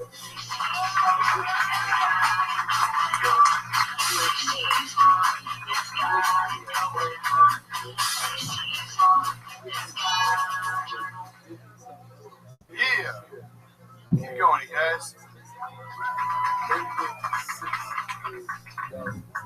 Killing it in LA. Yeah, because I live in my car. It's not that bad living in your car in LA, you know? I'm an optimist. You wake up, you're already out of the house. Get stuff done. Dating's kind of tough, though. Like, date goes well, goes, take me to your place. I just pull over. It's like, no, silly, I don't shower sex. I don't think 24-hour fitness is allowed that.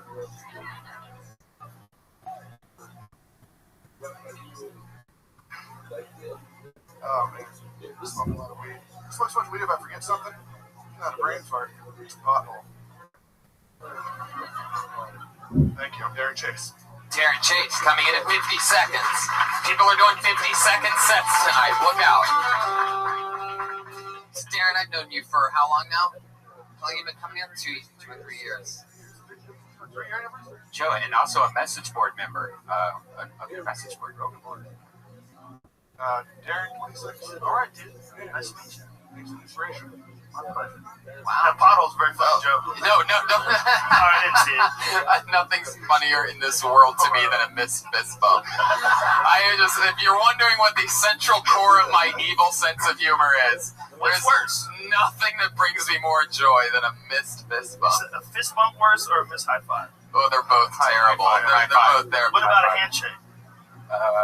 It's not as good. A handshake's a little bit more like that one I sort of I feel. feel like the fist bump's the bigger douche move. So if you go to pull the bigger douche move and then there's no one there. Right. And there's also like less you could do with it. Like the high five, like one thing I do. High five can be silly. High five can be like, oh, you're so crazy. Like if they miss it. Fist bump can be silly too, but it has the potential for douchiness. You turn yours into a point? No, you just make it a gun. Make it a gun. You get out of here. And a handshake is basically neutral. Right? A handshake's neutral. Yeah. It doesn't really have any. There's no shittiness attached or weirdness attached to a handshake. I just start, if I miss a handshake, I just start popping and mocking. So, nobody knows. That was more Jeremiah than Stacy there. As I said, So Darren, you've been doing it a few years. You've been on the show a few times. A little bit that I know about you. You are an amateur professional wrestler. That's true. And your character was what? The jobber. The jobber? I lose all the time. Yeah. But what was your character's like name? What was your thing? Darren Chase. My finishing move was uppercut and chase. So, God. Wow, you didn't do that in the 50 seconds you were on stage tonight, so that's surprising. Just kidding. So Darren, how long you been living in your car? A year. What kind of car is it? Chevy Cruze 2011. Chevy Cruze. Shout out Chevy Cruze. Fuck yeah. Chevy Cruze sounds like Tom Cruise's like the legitimate cousin that he doesn't want anybody to know about in Kansas. Now, is there like a parking lot that all the comics that live in their cars, they all like go to? You know, like a CVS, Van Nuys or I got something? my own, and it is up by CVS. Yeah. So you sleep in your car mostly? That's kind of suck. You go back seat or do you extend the driver's seat back? Leave the seat back, curl up in a ball. Driver's seat? Curl up into a ball in the driver's seat of a Chevy Cruze. you could also curl up into an egg. Oh my god. I'm just saying, Tony. I know you were just saying. So Darren, you're in a Chevy Cruze. It's called comedy. Oh, there you go. You got to laugh on that one. Let's bail back out. Darren, so you're sleeping in your car for the past year, and you have a certain spot. Like, I mean, Yeah, we got a little panorama city. 3 quarters of Denny's, 24-hour bathroom. anything crazy ever happened to you in the middle of the night? One guy once tried waking up for some weed, but that was it. For some weed? Yeah.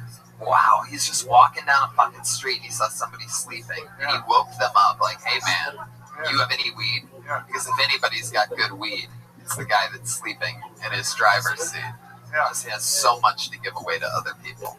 But then again, the weed could be so powerful that you had to stop and pull over, curl up into a ball. So maybe the guy's onto something. How often do you get to wrestle, amateur wrestle? Like, how often do you get to do that? I haven't done it regularly for a few years. How do you make money? Right now, background acting. I work for Silver City, so a few different things. Background acting? Yeah. Like, Adam Sandler's new movie coming out. Wow. Yeah. Oh wow, Happy Gilmore? What? Adam Sandler's new film, Happy Gilmore? There's a new Happy Gilmore we're working on. Is that true?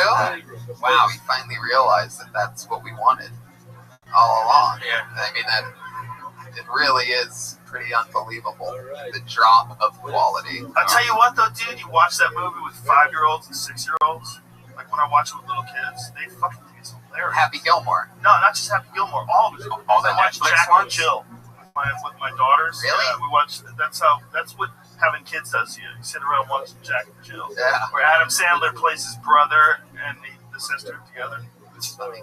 It's funny when little kids are howling, laughing. You laugh too. It's funny for them. But there's a part of Happy Gilmore where he's just meeting Chubbs for the first time, Apollo Creed, and he's still hitting beer cans into a trash can, and Chubbs is like, you could be a great golfer, you gotta listen to me, and he's hitting the things. There's a part where he hits his wooden hand out into the street. I literally, every time I watch Happy Gilmore, I rewind that part about 45 fucking times. I think it's funnier every time because the hand lands and he goes, it's okay, it's sturdy, it's made of good wood. And a semi-truck just comes for no reason, just and then the next scene he's got this like choppy wooden hand that's not fixed. It kills me to my core. And I hate almost all comedy, but there's something about Chubbs' broken. That whole movie's very funny. Have you seen Meet Joe Black? When Brad Pitt gets hit by the car, I keep rewinding it over and over. Oh, you're crazy, Stacy. So Darren, your background work doesn't seem to really like be that much of a consistent job. So like what do you? Yeah, I work for Solar City. With Solar City? They got Home Depot, and I asked them for solar. That's pretty much it. You have solar? And they built a city out of that? So Jesus, you guys are swinging for the fence. Yeah. Yeah, it's Elon Musk's company, so it's good. Tesla knows. Oh, well, that sounds promising. Those are some key words that you just said that make it sound like a better job. So, are you really getting girls to like go on car rides with you? No, man. I mean, mostly like their place. How ugly are they? Well, Excuse me? Yeah, that did not get a laugh A woman's at all. spirit is on the inside of her body, not the outside, Tony Hinchcliffe. So, how does that work? You go back to their place. I don't trust Elon Musk. Now, What? do you ever... why don't you trust Elon Musk? Because he's Oh, I shit. watched interviews with him, and he's a loon. He's like a cult sort of leader, and I don't think his vision. I just think he's. You mean full of he's the shit. CEO of a company? When He's you a say billionaire. cult leader, Okay, I don't trust him. Why not? who do you trust? What? Why not? Well, did you see the Werner Herzog documentary about the internet? Yes. His interview with him, and he was talking about how he had nightmares. Now that's fine that he has nightmares, but I just think. Did he really have nightmares, or did he just get caught jerking off by his mom? You know what I mean? That's the real question. Powerful That's what a home run looks like, everybody. So what about it bothered you so much that you like fuck Elon Musk? Because I know if he was sitting here right now, you probably wouldn't be saying fuck Elon Musk, right? Well, if he was on the panel, not. No. But if you met him, would you be like, fuck you, man? No, I don't say that to people. Right, but you're like saying it's like a million people. I don't know. I'm not a Would you ever buy one of his products? Oh, backpedaling. Would you ever buy one of his products? Would you ever buy one of his products? I don't know. I mean, Tesla. Yeah, would you ever buy a Tesla if you could? I'm gonna stick with my guns. Fuck Elon Musk. The guy's a Wow. fucking loon, dude. But I still don't understand why you think he's a loon. We'll give you a chance to express it. I think a lot of people are loons. So I'd rather not, go too deep here, but I really think he's a fucking loon with no vision of the future. Wow. I seriously thought he was a cologne brand this entire time.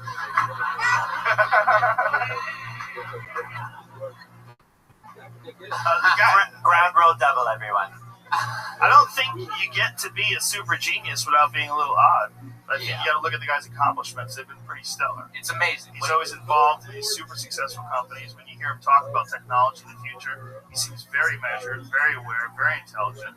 But yet he has to deal with fuckheads like you. He has a Scientology. Call him a loser. He has a Scientology quality about him. It's called being really fucking smart. That bothers me. Did you see he was on Colbert's night late show? He was talking about polarizing Mars. He said he dropped news on. Colbert goes, "You're a super villain." He was like, "Oh, yeah, maybe." Yeah, he's a fucking villain, dude. He's Polarizing the bad Mars guy. or He's the fucking colonizing bad Mars? guy. Like drop news on the polls. You know, like climate of Mars. Oh, Darren, well, nothing lives there. How are you Why not? Elon Musk is a friend of rich people? Okay, that's it. He's a fucking loon. Pat. What the fuck is going on? Byron Bowers is heckling. Oh, Byron! It shows in the Byron? skids. Powerful Byron Bowers. Byron Bowers is heckling. What'd you say, Byron? Byron's got rich, Congratulations, Byron.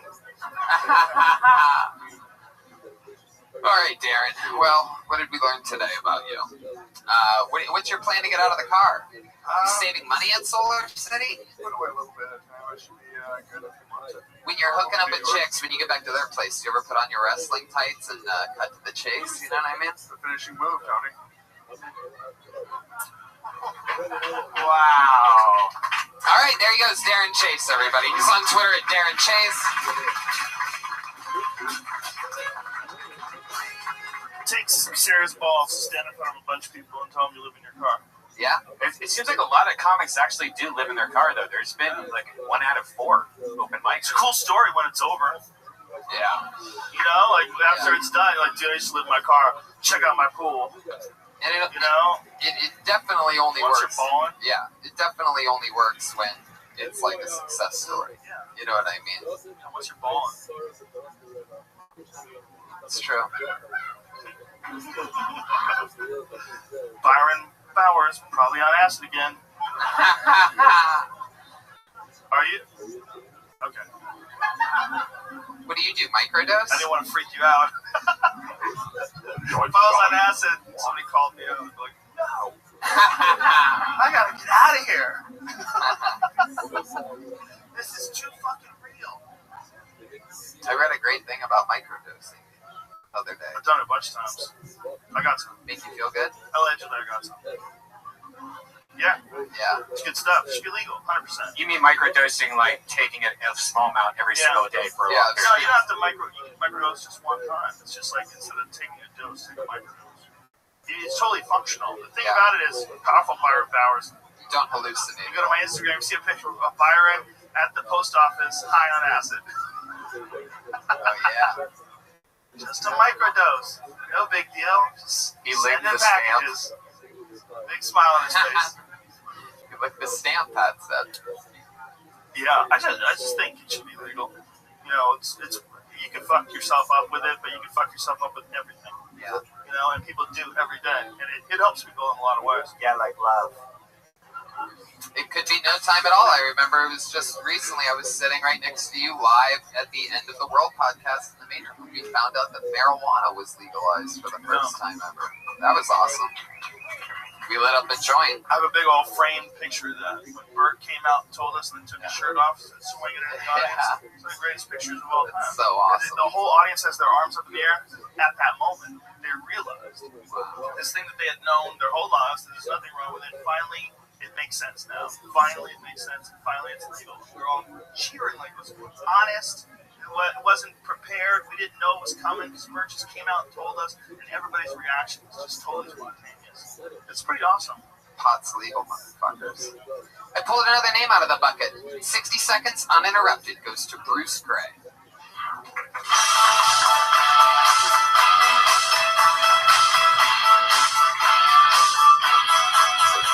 You got movement up there? There he comes. It's Bruce Gray, ladies and gentlemen. What's up, y'all? The girl I used to have a crush on in high school followed me on Twitter the other day. Must have heard I was popping. Went over to see what she was up to. Went over to look at her Twitter. A lot of troubling stuff is what she's been up to. First thing I see on her Twitter says, if any guy wants a chance with me, he better love eating ass. It's like, okay. I don't love it, but maybe make this work. Next tweet said, I literally eat at Panda Express every day. I was like, okay, maybe a chance isn't what I need right now. I think I'll be fine without a chance. Did you guys see that Nazi get punched? How fun was that? It's a fun thing. It's good old-fashioned American fun. I don't know. I hope that's like the new form of assassination, because like, if there was a video of Donald Trump getting shot in the head, I could probably watch it 5 times. But if there was a video of Donald Trump getting knocked out like he was on World Star, I could watch that hundreds of times and be just fine. Cool. Thank you guys very much. Bruce Gray. Can't believe you're that anti-Donald Trump. Since you look like Barron if he got locked in the pantry for a year. Wow. How dare you talk about your father that way? My daddy. It was you opened up with a very funny, like the way you stated that premise. Anybody wants a chance with me, better love eating ass. It was very funny, and it's one of those things where you hear and you go, "Wow, there's something there." It waters it, you know. If you keep going with that premise, there's something hilarious about someone having like some ridiculous demand like that on their Twitter page. And just being a gross person. It's very funny. She eats at Panda Express every day. I don't. It made me smile. So there's totally something. I'm really surprised that you don't eat ass since you spent years working at a chocolate factory. You Oompa Loompa looking motherfucker. To those of you that didn't get that one or filling out your bills. That wasn't that good. I can't. He looks like an Oompa Loompa. That wasn't that good. That was a big stretch. Stretch. But don't you agree about that? His first premise is very funny. Yeah. There's totally something there. Yeah. Yeah, it's like really? It was funny. It was a funny way to start a set too. Like it geared me up for laughs. Like I'm like, okay, this is gonna be good. Cool, thank you, man. You did good. You had a tough job of resetting the room from an awkward energy. Oh. Yeah, I think you did good. I was pushed so far into the back that I didn't see what happened. But I'm kind of glad I done that. You did so good. Pat dropped the girl voice. Just, Pat became a dude. Do you live in your car? No, I don't. Congratulations. Yeah, thank you. No. You live with your parents? No, I live in like a big house in it's in a country club, but I have like 9 roommates. Wow. It's fun though. Yeah, it's called white privilege. Yeah, you wouldn't know. Daisy, aren't you white too? Daisy, let's not talk about that. So, you're living at a country club with who? Like 9 random people. It's like a big house. It's just boring. Like, I don't know. I thought it'd be cool. It's just a bunch of roommates. Yeah. But it's a country club. Yeah, it's like a big house that some dude bought and then rented out each room individually to make more money. Oh, that's actually a smart move. It's a really smart move. The house is like falling apart. He's a bad guy. He's a bad dude. Like he built this house like shit, and it's like all the neighbors are normal people, and it's full of scumbags like me, basically. Yeah. What's the worst thing about the house? There's the laundry thing. It kind of just like there's just a pipe coming out of the wall at like this kind of angle. And it just shoots water sometimes, like a hose. It's like I pay so little rent that I'm afraid to say anything about it, really. I just want to keep continuing my life semi-comfortably and not worry about it. Well, there's definitely something very funny in that, what you just said. Do you talk about that on stage? Yeah, I talk about having a lot of roommates and, like, yeah. It's funny. How low is your rent? I share a room with another guy, and I pay $350. What? $350 a month? That's ridiculous. Wow, that's no, like a storage unit. That's it's a sweet room. It's a nice room, and there's a house with a pool, and Wow. yeah, That's nice. that's why I don't want to talk to my landlord ever. Just want to keep living this way. By the way you're shaped, I thought you and your roommate were splitting the kitchen. You son of a bitch. You can't help yourself. Yeah. What do you do for work, Bruce? I'm unemployed right now, but I'm getting unemployment. So I used to work at an office, and then it was like a shitty startup that was just a terribly ran business, and then they had to downsize, so they fired me basically. I don't know. They fired me, but they told me 2 weeks before they were going to fire me. Like, hey, we're going to fire you on the 16th, so get ready for that. That's nice of them. Yeah, I know. It's pretty cool. Considerate. How long have you been doing stand-up? Almost 5 years. It'll be 5 years in, I think, June. Are you getting paid at all? Sometimes, I did a few shows out of town, I think 3 weeks ago, like Thursday, Friday, Saturday, and we got paid. And how often a week do you think you get on stage? Especially getting more. I got up on stage last week 23 times. Wow. But for that, thank you. Hustle. I'm very sad. The jump man. It's good, especially like being. I'm just trying to get up as much while I'm unemployed until I have to go be a slave again. How long do you get unemployment for? I don't know, honestly. I think a few more months. Okay. All right, man. 9 roommates, huh? Yeah, but it's like there's this dude. That's what I'm saying. This dude is such a piece of shit. He turned the garage into like a studio. Like there's no garage door. He just built over the garage door. Like he just put 2 more people. So like it's really 7. I never see 2 of them. Just 2 of them live in the garage. Yeah, basically. But Wow. How many bathrooms are in this house? 2, but also one in the studio. Yeah. Oh, jeez. Wait, Is what he's doing legal or no? that's super illegal. It's Yes, definitely probably illegal. it's definitely illegal. If somebody knows a way I can make money off of this, talk to me after the show, and I'm totally. Byron's losing his Can we shit get right like a Adam Carolla show where he calls like a cop check, comes out and just shows how shitty the house is built? Wow. What race is the guy that owns it? Oh, that's Good question. Good question. I just don't want to say now. I think he's a gentleman of Indian descent. Oh man, we've really crossed the streets. No. I mean, we heard a little something about all your favorite races. If you think about it, it makes sense that Indian guy owns it. It's a numbers game, you know. Yeah. Like how much money that guy's making. I'm kind of glad I didn't see whatever weird happened before this because like all the weird hints going on right now are making me almost I don't know. Okay, You're fine. So sometimes there's 2 bathrooms in this place. So say sometimes you're in there taking a shit, right? I mean, you are on there pooping. That means that there could be multiple guys waiting to use that bathroom. No, yeah. So the bathroom I use is like me and like 4 other people. Do you guys leave your toothbrushes in that bathroom and No, stuff? I don't do that. Everybody like packs separately and just brings in a thing. Basically, it's like a weird.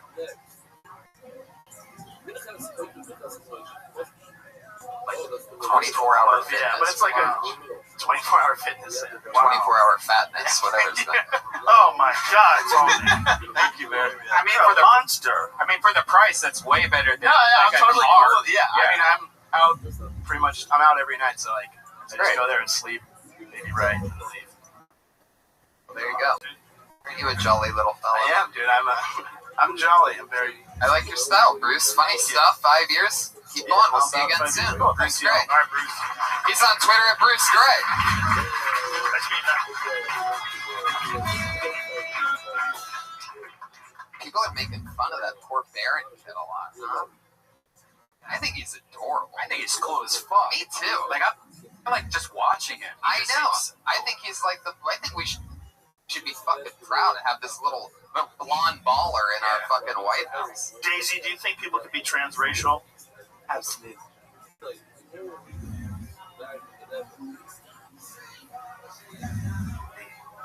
Why do you think that is? Because I don't know what that means. Fucking do it.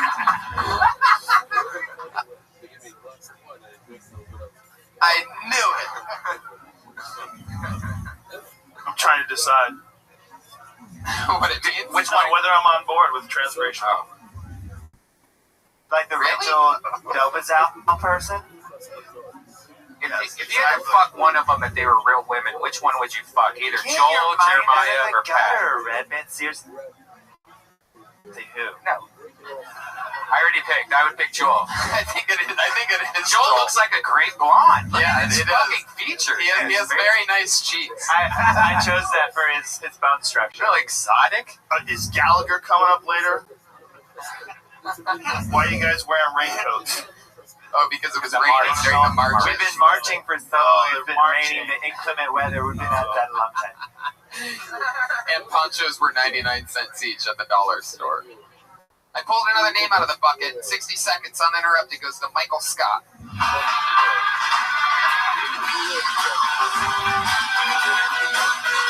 Is there movement up there? You see anybody moving, guys? I guess he got stuck at the office. You guys see movement up there? Can you signal something? Nobody moving? Then that means one thing. If somebody misses their spot now, you know what happens. And they've split up on the 1x1, doing the new solo act for the first time ever. So this situation will not be the Verzi triplets. It will be Mitchell Verzi, ladies and gentlemen. He's gone solo. He's flown the coop. One of the three triplets. What's going on? Yeah, so triplet, and we have an older brother too, and I got made fun of the most, clearly. I always tried to do my own thing. Like, I write poetry, or as my brothers call it, faggot writing. I don't know what it is. I like it. And as Tony likes to point out, every time I'm up here, I have a lisp, which comes out when I have to say the word lisp. A lisp is like an alarm that lets everybody know that God hates you. That's just kind of what it is. I don't know how to get rid of it. Yeah. Poetry and a lisp in a household with three brothers. Like, I'm still convincing them that I'm not gay. You know? When I was 13, I grew my hair out, and they decided, all right, perfect time to cut it. So what they did is they held me down, and they got a pair of clippers, and I got really flustered. And I was yelling at them to get them to stop. But it came out as, stop!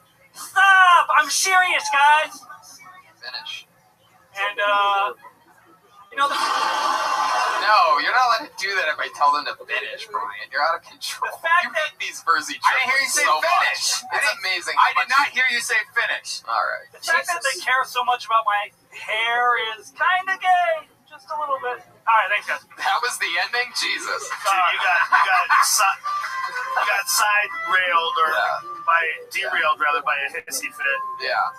Funny shit, man. 100% better than ever, like way better than any time we've ever seen you before. Like, that was right, guys. Like, I would like to see now. Someone you'll know?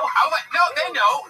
Every time we see you, it's your brothers, and it's this big cheesy bullshit. You've seen it before, right? Where they hand off the microphone and all three of them at mics at the same time. Oh, you've never seen the Verzi triplets? It's like carnival. No, it's not that. Well, do we have a surprise for you? The boys are in the back. They literally are. They are up Let's there. just clarify. How many other people in the room knew what Brian was talking about? A couple people have seen it before. So you have seen it do the on every episode. Well, here's the thing. Like, The Verzi triplets. if we have three people on stage at the same time, we can't dive into each individual personality without taking them 45 seconds. You know, it's tough. It's just easier for us to clump together and do a bit that way. Why do you think you're the one with the list? Why? Yeah. Where does the list come from? I have no idea. Something Doctors happened to don't you? know. They have no idea. I didn't have it for a long time, and I broke my nose, and I think maybe that may have something to do with it. You broke your Whoa, nose and how then old you had were you broke your nose? Like 13. And that's when you started lisping. I think so. Yeah. Well, I never got it fixed. We were playing football, and I got whatever pushed into a fence, and it just broke it. My brother's like, all right, we'll put it back in place, and they just cranked it back in place. Does your brothers have like that smirk with your lip also? Because maybe that's connected. What? Like how your mouth kind of goes sideways on one side. Oh, I don't know. I think that's... Did they do that too? Anyway, and now I do see that your nose was broken. I can sort of see it's got a little C shape to it. Was your palate broken too, and how bad was the injury? Oh, I don't know. Because if you shatter your palate and it pushes the shape of your face in, it'll change. That could have been it. Change the way you make noises with your face. Yeah, and your lip. Yeah, because it changes the musical instrument of your mouth. It happens to people sometimes. Like when people get their nose broken, it definitely changes their voice. But I've never heard of it giving a lisp. But if you got your palate broken too, it's possible. Yeah, it's like dark shit. There's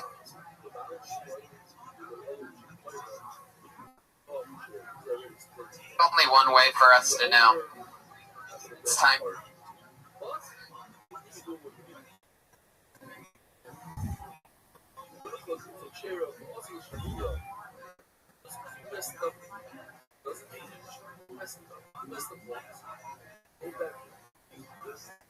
We're supposed to be in Minchas Today. You go to Minchas Today. Now, figure it out. Go back to Minchas Today. I'm in Minchas Today. Who are you doing it? Don't bring another one. You just think that it's Minchas Today. The Rabbi said,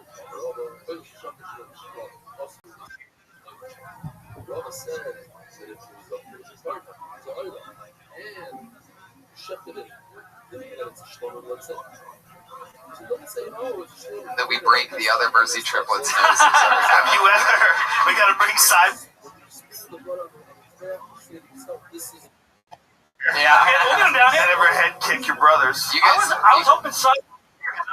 She for some reason randomly commented on one of my pictures. Really? Yeah. Well, she's been researching Tony for a while. What did she say on your picture? Well, it was I forgot what UFC number was. But I posted a picture of myself and Rose Namajunas side by side because I think we look alike. And she just commented on it randomly saying, really cool. And that was it. Wow. Because she's probably high as fuck. Maybe. That's probably what it was. The computer I'm just going to be nice. Yeah. So in the picture, you and Rose looked alike? Yeah. We have a very similar haircut. Or when I cut my hair at the time, we did. She punches and kicks the keys when she's Ha! Oh boy. So Mitchell, how else are you different than your brothers? I don't really know, man. Do you smell the same? I don't know. I mean, I can't really smell either. Do you wear cologne, same deodorant? You gotta get your nose fixed. I'll get it checked out. Yeah. You probably. I had it done. Deviate septum from I have that a bunch of times. Yeah, they go in there, they cut out all the bad shit, put tubes in there, pack it. It takes 2 weeks, and you're better again. But in 2 weeks, you'll be a totally new human being. Are you the one that had a Band-Aid on the cold sore a few weeks ago? Yeah, I did. Yeah, so I got that took 2 weeks to took go away. Almost 3, yeah. Well, yeah. Then maybe the list is from herpes. Could be. Could be from something. Yeah. But yeah, no, we had the same job. Like we work for our dad. Right. Construction. We all drive in the same truck together. Oh my Pick up garbage. And you all had the same packed lunches and shit every day. I'm playing doctor Same here. outfit. I'm playing doctor here, but when does the lisp come on? Does it come on if you're flustered or if you're trying to get more air, if you're trying to talk faster or louder? I honestly don't know. I don't notice. Tony's the one that picked it out. Yeah. Well, I mean, there we go. Whoa. That's my brother Alex. Anybody that's your tongue keeps knocking into your teeth. Like if I had a guess, and I'm not a doctor, somebody fucked your teeth up, bro. And they pushed your teeth in when your nose got broken. Like the whole thing pushed in. It seems like your tongue is struggling in there. It keeps banging up against your mouth. Yeah. So then the full word doesn't come out right because it's fucking with the door. Well, I had braces and I never wore my retainers, so maybe there's shit going on. Yeah, that's what's going on. And that was when you were around 13 years old. Yeah, it was all around the same time. So there we go. That's right. Mike Schmidt has figured out what I figured out. I don't think it was your broken nose. I think that the top of your mouth, because I can sort of see it, you do have a what they would call an underbite, correct? Like a Shih Tzu. Like a Shih Tzu. Yeah. So bulldog. And your tongue is bouncing off of those top teeth, and you didn't wear your retainer, which happened at the same time as I think so. The broken nose. Yeah. So not only should you get your nose fixed, I should start wearing my retainer. It's time to wear the retainer. I mean, you already have cold sores. It's not going to take away any of your street cred. I should start caring about my health a little more. Yeah. Definitely. Wow. You think that's a triplet thing, not caring about your health because you don't want to seem like the weakest link? I feel like that would be more reason to care about my health. Right? Sorry. All right, dude. Dr. Rogan and Hinchcliffe, my bad, guys. Mitchell. I think we solved it. I think we have, yeah. Yeah, go get your face fixed, Mitchell. Yeah, I will. Yeah. I'm glad that we finally did get to speak one-on-one with one of the Verzi triplets. I do like this. We'll see how this develops. It's very funny, though, dude. Really, there he goes, your first Verzi triplet, Mitchell Verzi. We're going to have another Verzi triplet on next week. I like it. Way better. It was funny.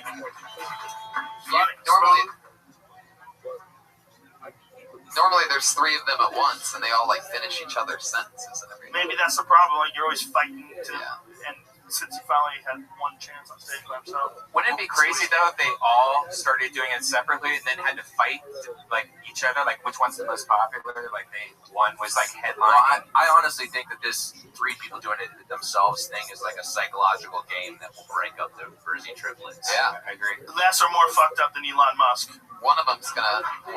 Since your opinion's so awesome. One of them's gonna go full. Man, Joe Rogan is nice. Put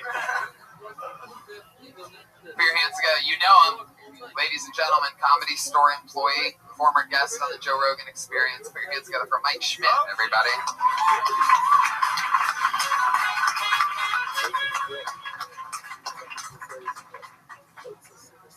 I hope you like poems.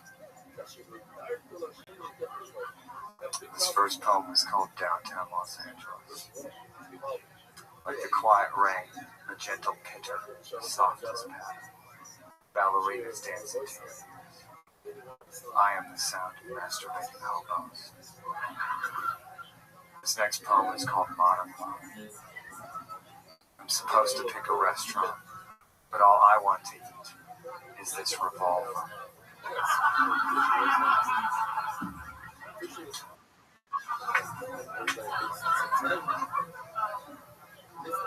In the honor of the parade, this poem is called Womanhood, number 28. Like a powerful storm, ever shifting, always rising, changing, growing. I hate all my sweaters.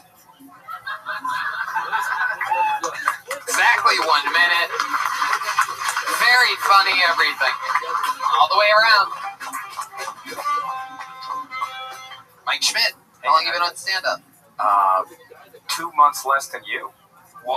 Yeah. But you did it all in where? Wisconsin? In Wisconsin, yeah. Madison? Yeah, Madison, Wisconsin. Very cool. Is that where you went to college? Yeah. Where are you from? I'm from central Wisconsin. I'm from Port Edwards, Wisconsin. So if I did the hand thing, it's right in the middle. Gotcha. It's a swamp town. It's beautiful. You've worked at the Comedy Store now for how long? Like a year and a half, I think. Yeah. You're how old? I'm 37. And you have some crazy degree or former job or something? Oh, a lawyer, right? Yeah. I have a doctorate in jurisprudence. It's a fancy way of saying that I can take people's money because I know what words mean. You sound like Mike, you sound like a late night NPR DJ. Yes. Who plays electronica. Oh, yeah. I have another poem for you. Yeah. Vince McMahon. So you can actually lawyer up right now if you wanted to? No, because I'm not licensed to practice in the state of California. Is that a test? It is a test, and a lot of people You need to pass?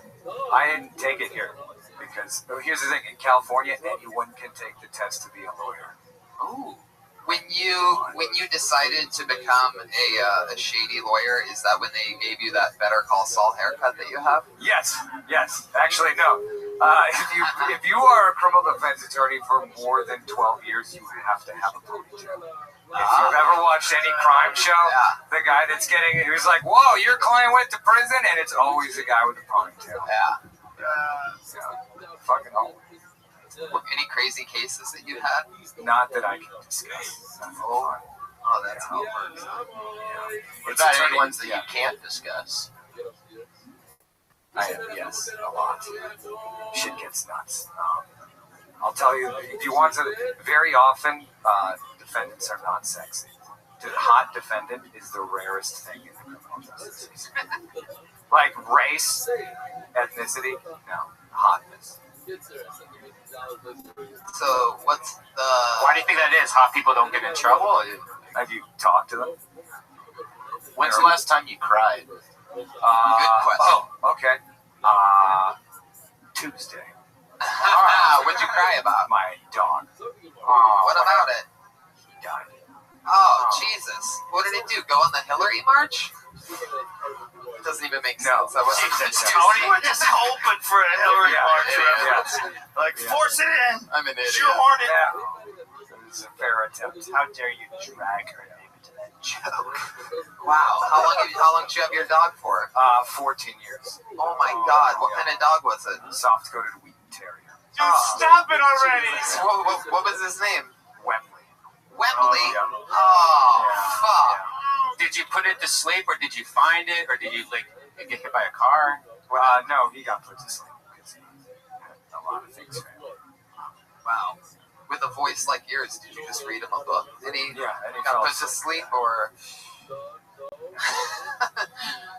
Okay. Wow. Pistol joke is very funny. Yeah, very hilarious stuff, Mike. I mean, you're doing it. Thank you very much. What's your favorite thing that's happened to you in your year and a half working here at the Comedy Store? Well, I liked being on Joe's podcast. That was probably the most fun because it was on the 4th of July. And that was super, super fun 4th of July. Yeah, and Wembley was still alive. Everything was good. Yes. My dog was not dead at that time. So not only was I in the podcast, but I got to pet my dog. Thank you for reminding me, Tony Hitchcock. You're welcome. It was a great episode. All your stories about being a criminal defense attorney, they're pretty intense. You know, I met Mike when we were in the parking lot one day. We just had a conversation, you know, he was working here. He started talking about all the crazy systematic racism that he had to deal with when he was working at the store. And, working as a lawyer. And store's not right. Let's be honest. I got confused there for a moment. But your stories are intense, man. It was a crazy podcast. Very revealing. And a lot of people really enjoyed it. So thank you. You're killing it. You're a smart guy, Mike, and you're treating the job. You know, it's one of those people where he's doing it right. Mike Schmidt. He's on Twitter at the Shinola. What do you guys think? Should we go to the bucket one more time? Huh? What do you guys think? Why not, right? What do you ladies think over there? You know you like to get in and out of work as fast as possible. Yeah, let's do one more. My anti-women joke are not working at all tonight. Oh, speaking of women, we know this young lady. She's been on the show a couple times. Put your hands together for Kirsten Alberts, everybody.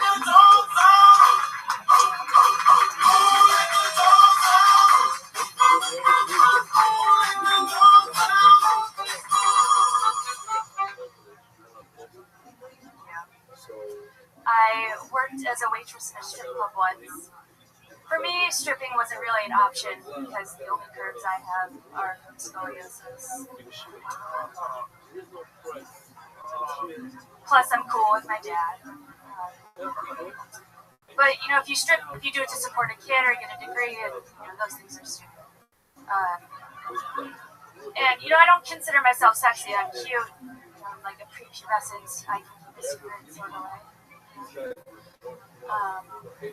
But when I went in to apply for the waitressing job, the manager was like, yeah, we're actually interviewing people tomorrow, so when you come back in, just make sure you have camera ready. Just from the neck up. She was like, what do you mean? I was like, you know, like, can I have grass in the forest, or hay in paradise in the parking lot? You know what I'm saying? She's like, no, I don't know what you're saying. I was like, you know, like, can I save the rainforest? Or do I need to endanger my species? She's like, no, I don't know what you mean. I was like, can I let the Indians keep their land? Was that the end of that? Is there more? Or do I need to give them some small ones? That's very funny. Yeah. You're very funny. You've been on the show a few times. We know you as a dirty hippie comic. This is what we figured out about you. You never showered. I'm reminded because your Twitter handle is literally Dirty Hippie Comic. And we found out that you really are just a dirty hippie comic. You don't shower much. Yeah, I mean, I'm trying to do it more. I'm working on it.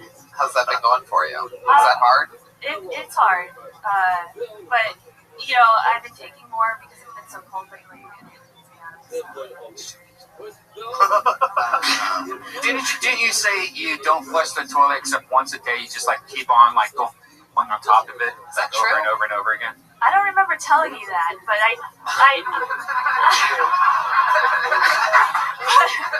Wow. In one of the creepiest moments of Kill Tony history, Brian just guessed that this chick doesn't flush all the time. What kind of weird camera? I could tell her personality is one of those. Just let like. I mean, that feels like a compliment. Let me ask you a question. You took a poop in the morning, right? You'd leave it there. And No, I flush when I poop. Yeah. But peas, you'll let. Why? It starts to smell. Because I just want to conserve water, and also We're not in a drought anymore. You're going to change your habit. We're never going to drought But again I think after of, what's like, happened here this I past think of month. people who need water. Let's face it. I don't want to hear that fucking word again. This rain has sucked. You're such a bitch. I hate it. It's not a It bitch. rains 5 days in 6 years. You're Yeah. like, it's enough. It has not been 5 Enough. days. It's not been 5 days. I know because I bought my brand new, unbelievable car the week of Christmas, and it has a big, fat, giant sunroof that I've had closed since I fucking got it because it's rained every fucking day. On that note, Fuck the environment, man. on that note, God bless all the homeless people out there in the rain. It's tough to be out there. Josh, what do you got? Your hand up. What's up? Oh shit. Yeah, I got you, Josh. We know. What did you say, Josh? That's the end of the episode. Cock blocker. Josh is the party. Josh is the party. Cock blocker. You've heard of Darren Carter, the party starter. Josh is the opposite of whatever that is. You're very funny. It's really funny. That was some great stuff. Very, very funny lines. All the vagina hair stuff killed me. Yeah. It's really good. Extremely well written, extremely well delivered. Awesome stuff. Fast. I mean, you've always done good, but still, like, I could tell there's like a new, very confident swagger. You've been working hard, doing a lot of spots. I perform a couple times a week. I try to write more than perform, like, because I don't like going unless I have something. I feel like you have a lot of pee in your toilet right now. Depends. How long have you been doing stand-up now? It's gonna go on 5 years in May. Very funny. Thank you. There she goes, ladies and gentlemen. Dirty Hippie Comic, Kirsten Alberts. On Twitter at Dirty Hippie Comic, HIPPY. Look what Ryan J. Ebelt did while you all sat there. Bunch of badasses. Ryan J. Ebelt drew tonight's episode. That art's at RyanJEbelt.com along with the official Kill Tony poster. Check out all my tour dates at TonyHinchcliffe.com. Patty Reagan has a new album This out. is my fucking album. I'm serious. Please, for fuck's sake. Yeah. I need something. Why don't you say the name of it? Say the name of it. It's called Bad Chat. It's really, really good. It's really Pat good. Reagan, Patregan. Wait, did I spell that right? Yeah. Jeremiah Watkins. Hey, I'm at Jeremiah Stand Up. You need to get a Twitter handle for Daisy. I don't know if I want to commit Daisy that on Watkins. Daisy Watkins. Someone's already got it right now. Probably. As soon as I said it, somebody just... Roast Battle 2 is on Comedy Central. Jeremiah is killing it on there. Joel Jimenez is on Twitter at Mostly Sorry. Make sure you reach out to Jeremiah Watkins on social media. And watch Comedy Central the 26th, 27th, 28th, and 29th. Yeah, they're totally going to watch. Joe Rogan, thank you so much. Thank you. Unbelievable, so much fun. As always. Love it. Thank you, live audience. Have a good night. Thank you, guys. We're going to turn and burn because the Ding Dong Show is up next.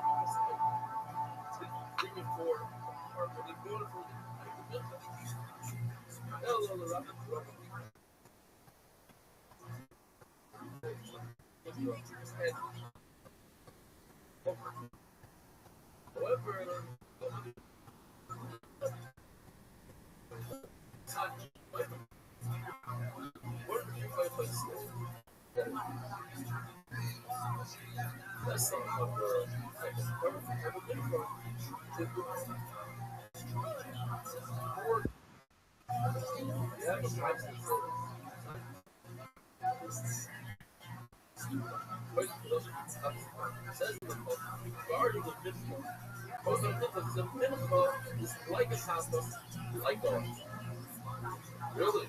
A minimum, but it's like something like awesome. But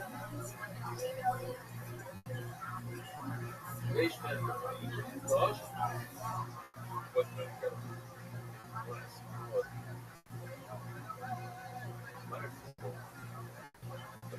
they don't like they want to make more.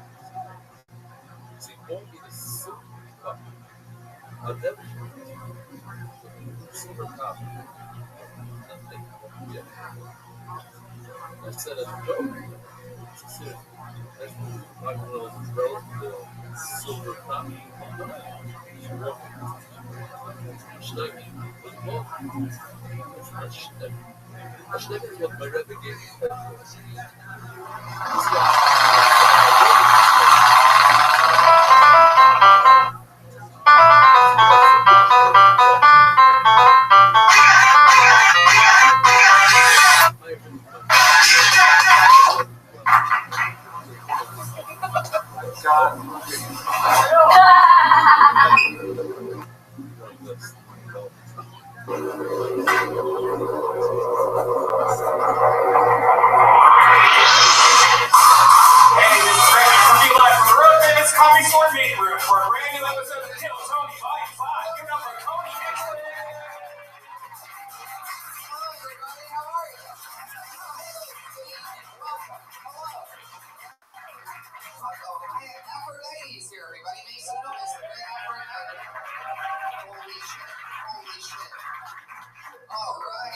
This one sounds a little quiet. Feels good in here, right? You guys ready for an exciting Monday or what? Coming to Austin, Texas, the Wind Tower Comedy Festival. The show that you're at right now, if you're listening to this podcast, April 21st. That's when we're going to be doing stand-up a bunch of places, too, in the next couple months. Corpus Christi, Providence, Rhode Island, Calgary, Canada, Chicago, Vegas, Iowa University, Madison, Wisconsin. Other fun things, TonyHitchcliffe.com for tickets. Make some noise again, everybody. It's Monday night.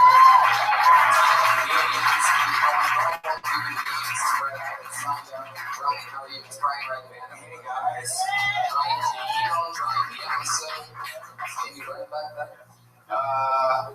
I'm excited about life. We have a big show Wednesday if you're around here at the Comedy Store. We have a secret show. Todd Glass just got added to it. Miss Ad, Randy Lidkey, Brody Stevens, a bunch of people there. It's a stand-up comedy show this Wednesday night at 8:30 in this room that you're in right now. Live at the Comedy Store. Sunset Strip. Let's get into the show, shall we? You guys like hilarious comedy guests? I do too. Any fans of one of my favorite shows in all of comedy, Roast Battle? And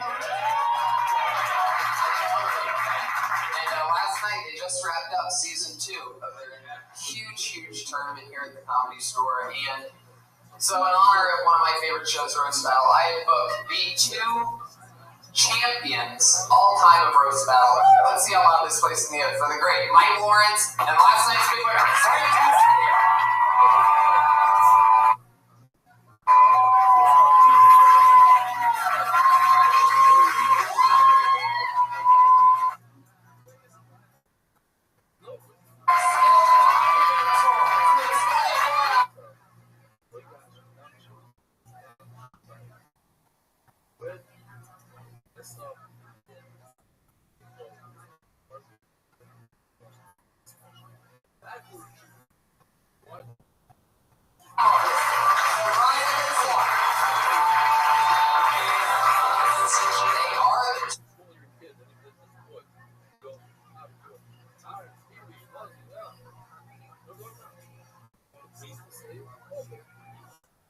Champions of the world of roasting, a world in which I love very much. Make some noise one more time, please.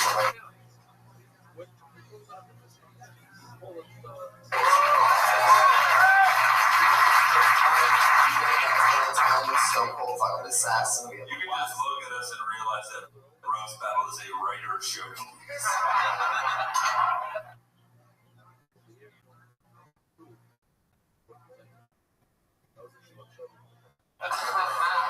One for one on not doing beer, so I just one of Mike's trademarks. Slaughter knocker. I just love that if someone bombs tonight, just a long walk, they're gonna have to.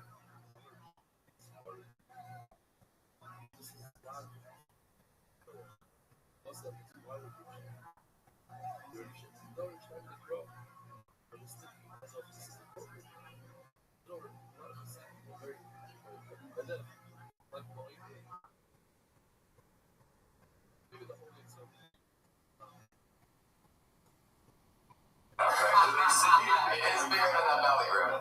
I'm sure you'll all be great.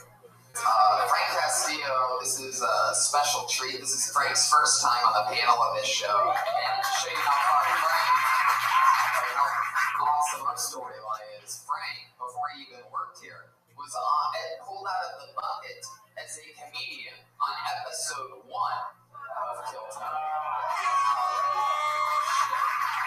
I'd say episode 1. Yeah, exactly. He's Mexican. You can tell by his yellow-greenish. You're not really brown. You're just like 2 different tints of yellow. I'm passable. You're gray. That's how I laugh. Hey, where else in America now can you see white people berating a Mexican? Alright, besides everywhere else.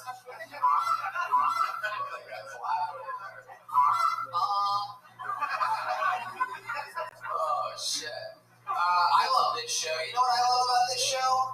A bunch of fucking things. But one of my favorite things is the band. They're the funniest humans. I can't believe I get to work with them every week. It's the Kill Tony, always with a different entrance. This week, here they are. I don't know what they're gonna do. It's the Kill Tony band.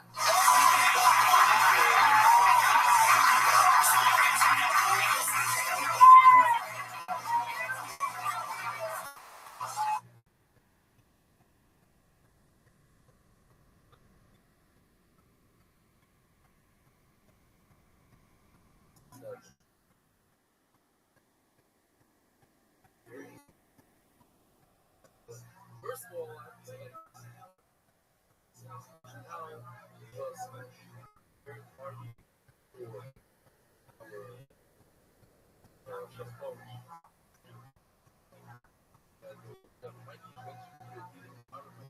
Jack mentioned Grid for attending the shared verses twice.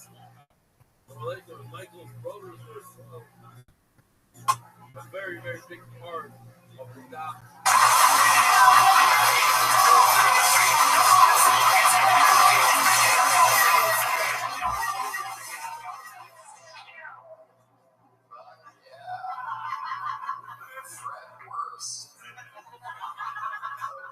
Is that a Limp Bizkit tribute?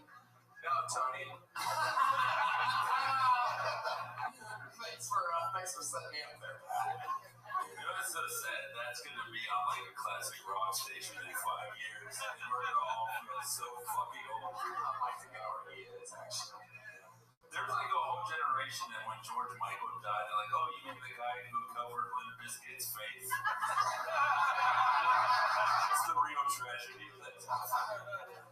Jeremiah Watkins, fresh off of being on every goddamn episode ever of Roast Battle, a member of my favorite part of that show, The Wig. Pat, how are you tonight? I'm good. Hey, I got a new album called Bad Chat. Yeah, so get that on iTunes, SoundCloud, whatever it's on. Probably all those things. However you listen to music. Joel Jimenez is here. You guys ready to start the show or what? Everything is in place. I have a bucket full of comedians digging. So you guys know how it works. Sometimes it's one of the top rising comedians, and they do a little bit of time. Sometimes I pull name out of a bucket that's a completely insane person. You never know what's going to happen. Anybody can sign up before the show. So that's already happened. You get 60 seconds, you know your time's up, and you hear the sound of a kitty. That means wrap it up there, or else you're going to bring out the angry West Hollywood bear.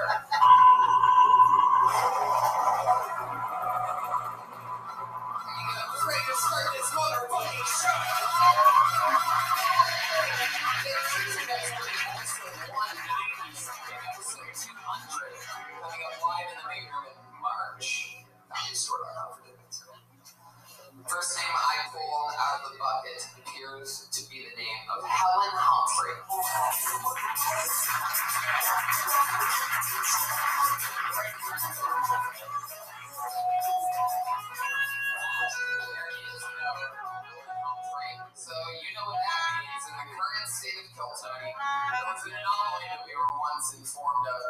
Jersey triplets. They are either loved or hated. They all used to come up at the same time, and we are experimenting a new thing where we've split up the triplets, and the first triplet to go on his own went last week. It was a debacle.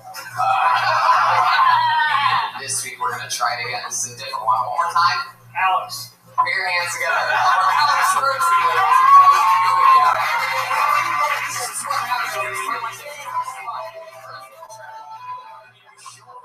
Thank you guys. Yeah, I am a triplet. My mom had 4 babies in 15 months. And giving birth was a big sport. My mom would be in the Hall of Fame.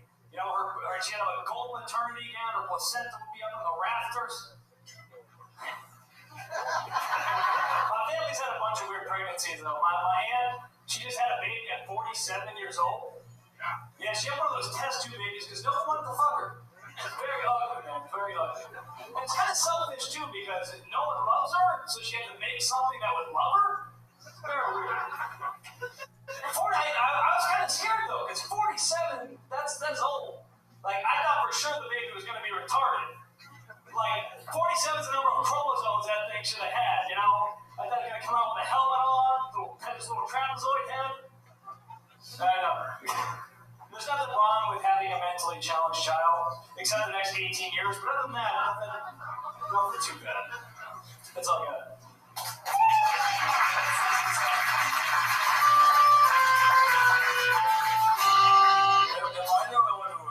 Sympathize with the aunt. I was rooting for the aunt the entire time of that show. Our woman had to get 3 mediocre Christmas presents every year. Just stubby wop triplets. Jesus Christ.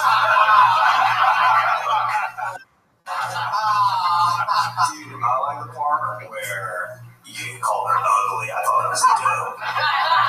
So this is your aunt we're talking about. Yeah, this is my aunt. And she had the kid? Yeah, no, she had a baby. She just had a baby at 47. Wow. Thank God he'll never be on TV, so she doesn't have to hear that joke. I mean, it was just mean. It was just really mean. It was fucking 47-year-old bitch with a weird pussy, and she got that. Like, what's wrong with her? Dude, I thought it was hilarious. Keep going. Commitment to the Durst character, I appreciate it. So, I mean, dude, add more retards to your set. Do an act out, go, mama.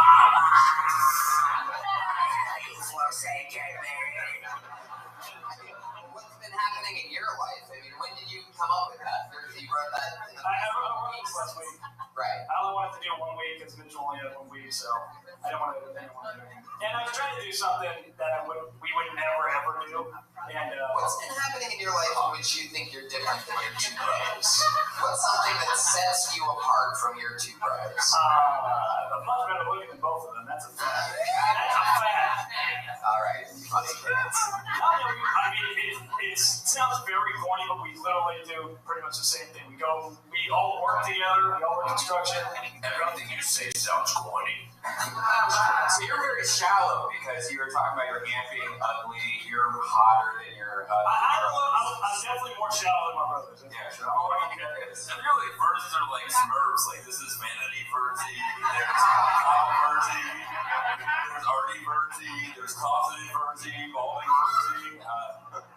I take a little better care of myself than my brothers do. Like the one that's coming up next week, he's a little fatter and less in shape than I am. So, like, okay, so if you take care of yourself better, then that's a thing that sets you apart from them, right? Yeah. So what are things that you do to take care of yourself better that your Zach DNA 2 triplets don't do? I definitely go to the gym more. I eat a little better on him. Mitch is getting a little better on that front. He started eating better as well. What do you mean by eat better? Like, what do you eat? Well, Sean started eating pussy. It's fucking early on. Filthy rocks.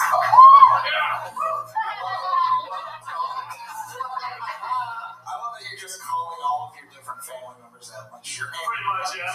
He's throwing everyone. I love that you're leaning on the mic like Bruce Springsteen posing for an album cover.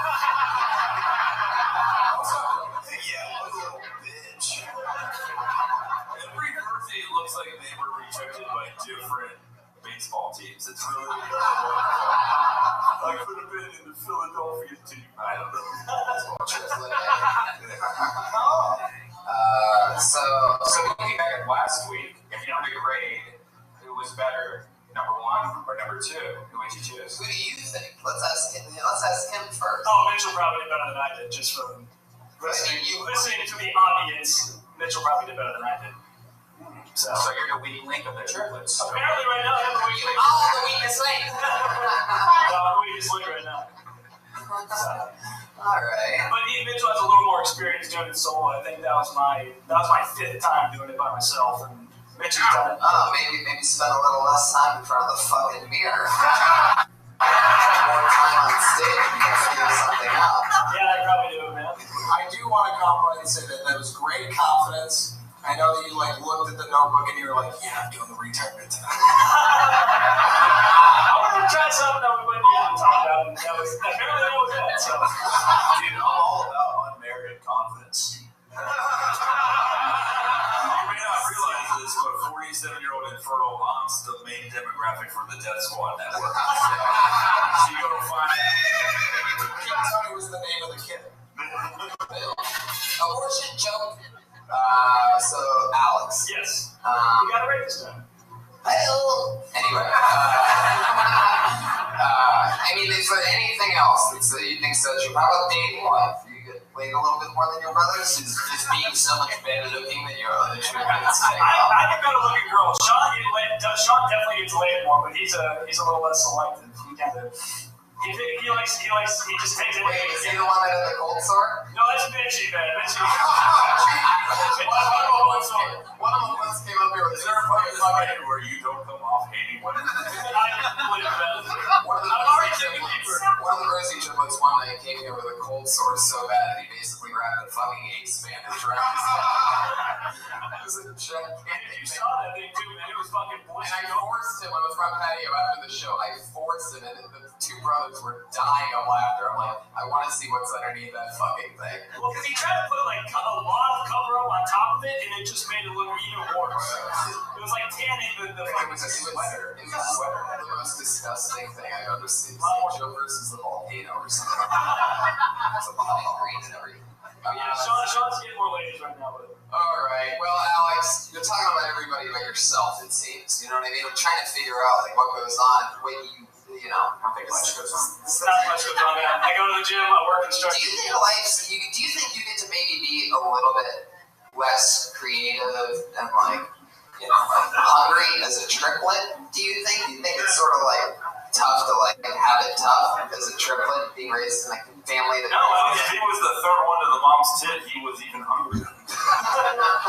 No, man, I always had somebody. We always got to compete against each other. I don't think that Mitch is gonna be able to hold this over me, but yeah, we always get to compete against each other. So no, it always makes me work a little harder. So do you guys compete to who can write the worst joke? Yeah, that was my goal this week. Write the shittiest, most crappy joke. All right, Alex. Well, I mean, you're the second triplet to go. I think it's not a competition between you guys. It's just an experiment to make sure. I don't know what the fuck.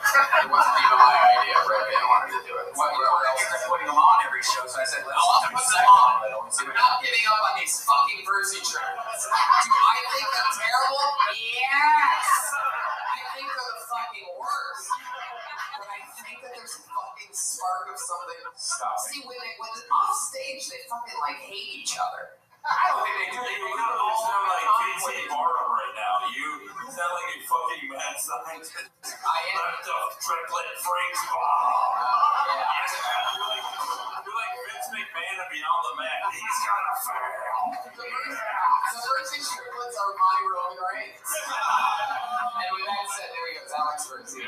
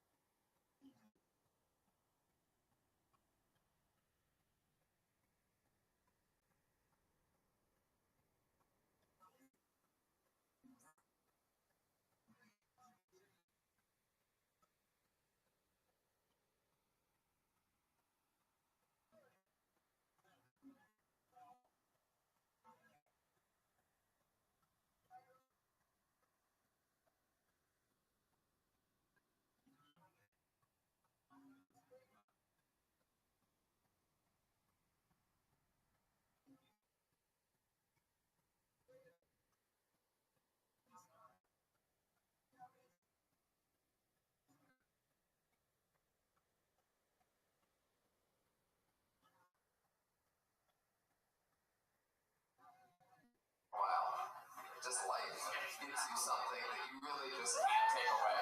Ladies and gentlemen, I give to you one of the greatest humans ever, one of our favorite guests of all time. She can do no wrong. Some people say she's the goat. Some people call her a pig. Some people, if you haven't listened to this show before, you're in for a very special treat. I give to you the one, the only, Aphrodite.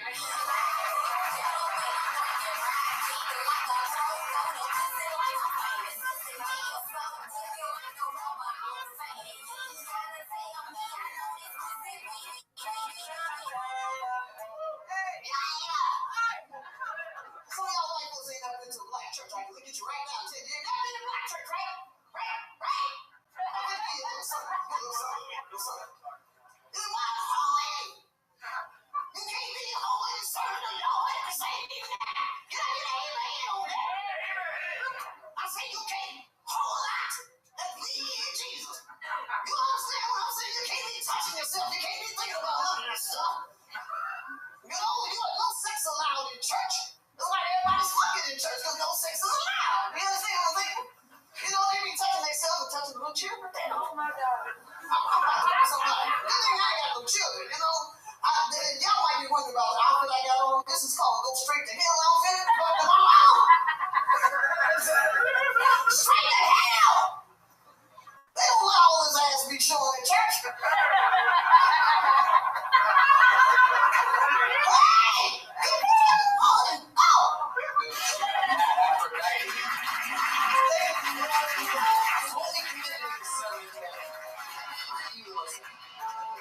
You mind telling me again, how old are you, Aphrodite? I'm 61. 61 years old. When's the first time you heard that sermon bit? Is that a new one? Yeah, because I met a lot of holes. I wanted to shave your hair and have the other two Berkeley triplets fall out. I got one too for all three of them. That sounded like an opening sketch in a rap album I would skip. Shut up, fool! Shut up, fool! I'm trouble like Thank you, Jane Brown. You do no wrong. Aphrodite. So is that really what a black church is like? Oh man, they off the chain with it. They be smoking the hardy, dude. You know, I smoke a little weed, go to church, you know what I'm saying? It's not no way I can feel that shit. Tony, the church that she goes to is so black, at the end of every sermon they go, Oh, not chicken and Popeyes. No, actually, it's fried fish. It's fried fish. They be frying shit out of some fish in the black church. I'm trying to remember what episode of Luke Cage she performed on. Wasn't she a Cottonmouth School? No, seriously, they like that in the black church. They off the chain with it. Seriously. Hey, Tony, doesn't she look like a 1970s game show microphone?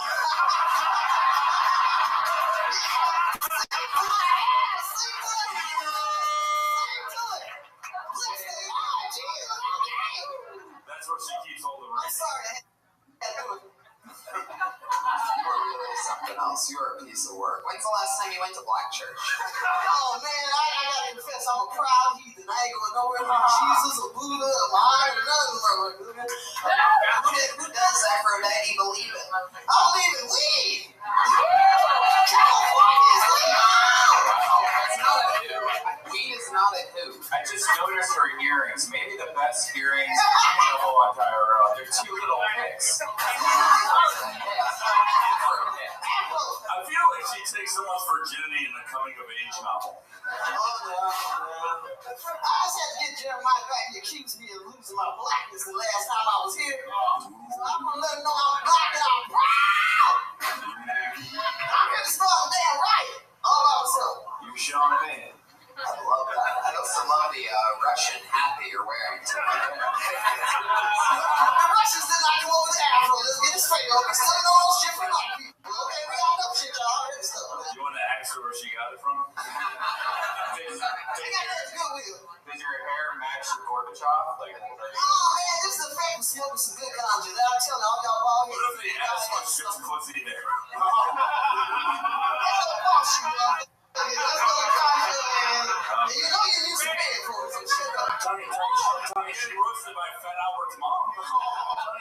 she looks like the creature from the African American Lagoon. Oh, hey, you don't go too far back. You should have did it. I used to watch that movie. He nailed it.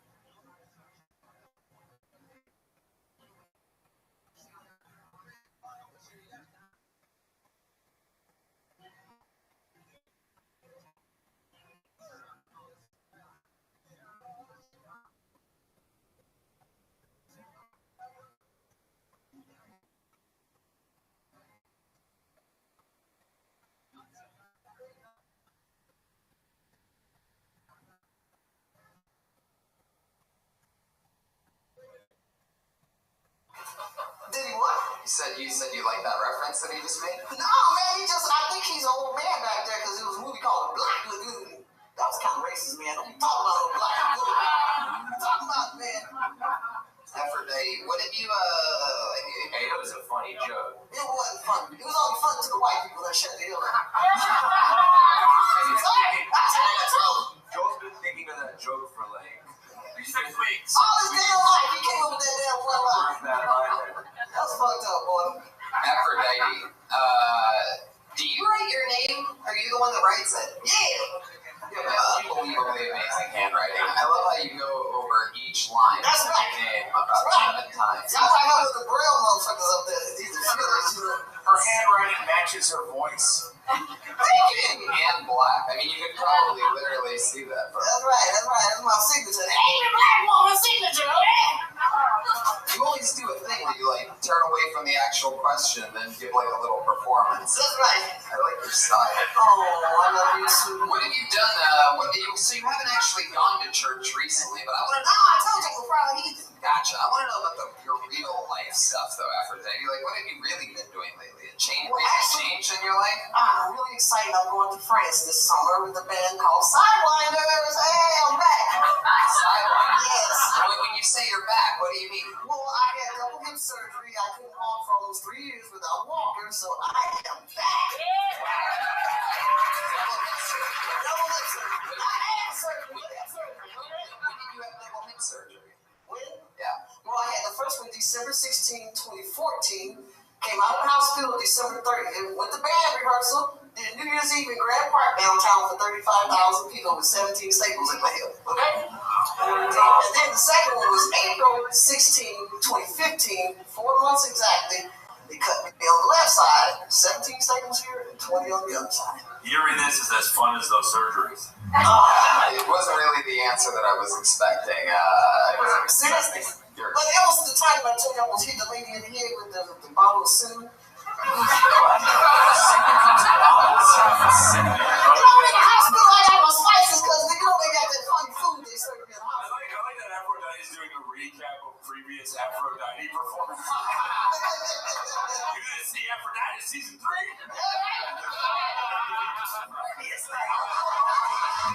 didn't return to my life, basically. Like what? What's been new lately? Well, like I said, we're getting prepared for this tour to France, right? Which is something I haven't done since. So this group that you're touring with, the Sidewinders, like what are they known for? Well, actually, we've been in the same band before. That kind of shit, man. Some soul. That's it. Where we have the Good God. Is it different Sidewinders? Oh, ain't that like that, man? It's real soul. See, that shit is driving you drinking, man. So do you perform by yourself or do you perform? Hold on, we're testing. This is another Sidewinders. I'm looking. Oh, this is the one. I'm like, no, bro, it's on my Facebook page. Is this only So there's the only other Sidewinders we have is the Dayton Sidewinders. No, it's not them guys. They call themselves, it's a pretty used name, but anyway, it's not them guys, man. We play soul music, you know what I'm saying? Baby, you are the most beautiful bowling ball. Thank you. It's a sweet little thing. Honest question. Is that a win? I told you last time the shit was 29 out of 5. It really I can tell it out of 10. So like anybody can. Is that like when you don't learn, are you just dying? No. I'm just spicy. Look. You might have to go on the charge your ass now. This ain't free shit. You know what I'm saying? What they ask a woman all the damn secrets? Why do I feel like I'm at the post office now? Ask what? Just my package, man. Please, man. You got the motherfucking fires just for any damn thing. What can Brown do for you? Anything you want. Wrong, you turn me lights, I get more money. We're not. Are you getting? No, I won't be white. Are you getting paid for your trip to France? Yes, sir. Yes, sir. I've always got paid for my job. They just let me. That makes her better than any other comic that's gonna come up on stage tonight. I'm just blessed to be doing this in an industry that's against people of older ages. I fit all the those. Older than they want me to be, blacker than they want me to be. My ass is way bigger than they wanted me to be. Okay? So I feel great. You know, all they flat out.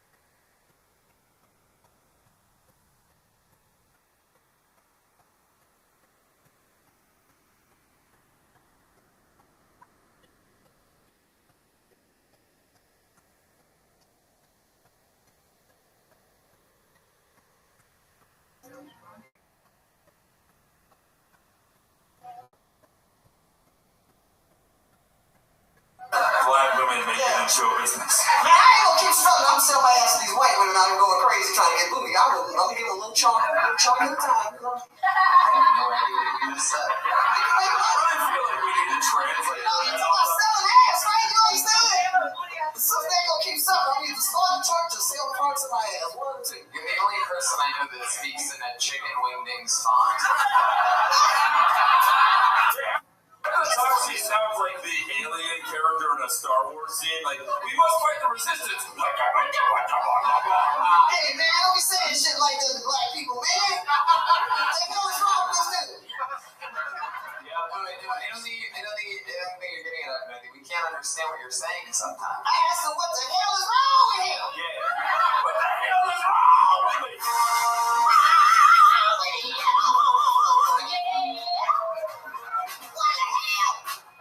Thank you, man. That feels so damn good. That's almost like orgasm. Y'all should do that sometimes. Come on, like, what the hell? No, don't do it. Y'all fuck like that. Y'all fuck all quiet. Aphrodite. So you don't always, it's always just a show. You're killing it. They love you, right, guys? I love y'all too. Especially if anybody got some weed out there. I really love y'all. There you go. I don't drink. I don't fuck with that. You can get high with Aphrodite after the show. That's right. Only good weed. Only good weed. Aphrodite, ladies and gentlemen. Oh, It's going to France. If you're listening to this show live from France, you get tickets to Aphrodite and the Sidewinders. Where can they get tickets for that? What janky ass website do they have to go to? What GeoCities page? Oh, just got the job. Well, congratulations. There you go. Aphrodite's going to fucking France, 61 years old. Living her stand-up comedy trips. While you pussy sit there wondering what you would say. I don't know you in France. I know this guy, one of the funnier rising comedians who brought a comedy store. Put your hands together for Whoops Savell.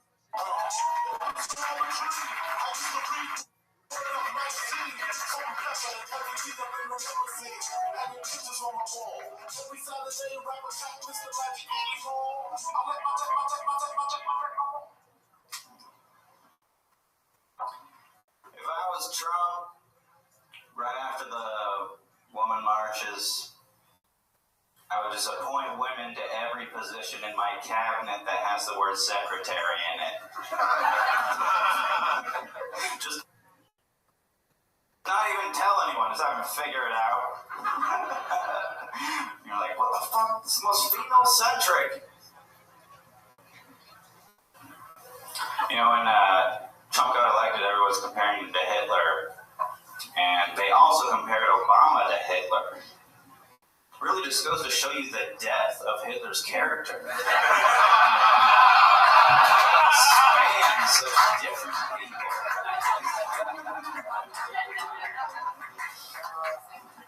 That's all I got. That's amazing. I love it. That was fucking beautiful. Beautiful Hitler sometimes it's just like, yeah. If you were one day. Unbelievable, Joe. How's life? How long have you been on stand-up? Since like, I don't know, 2011, 2010, maybe. Okay. Good call that.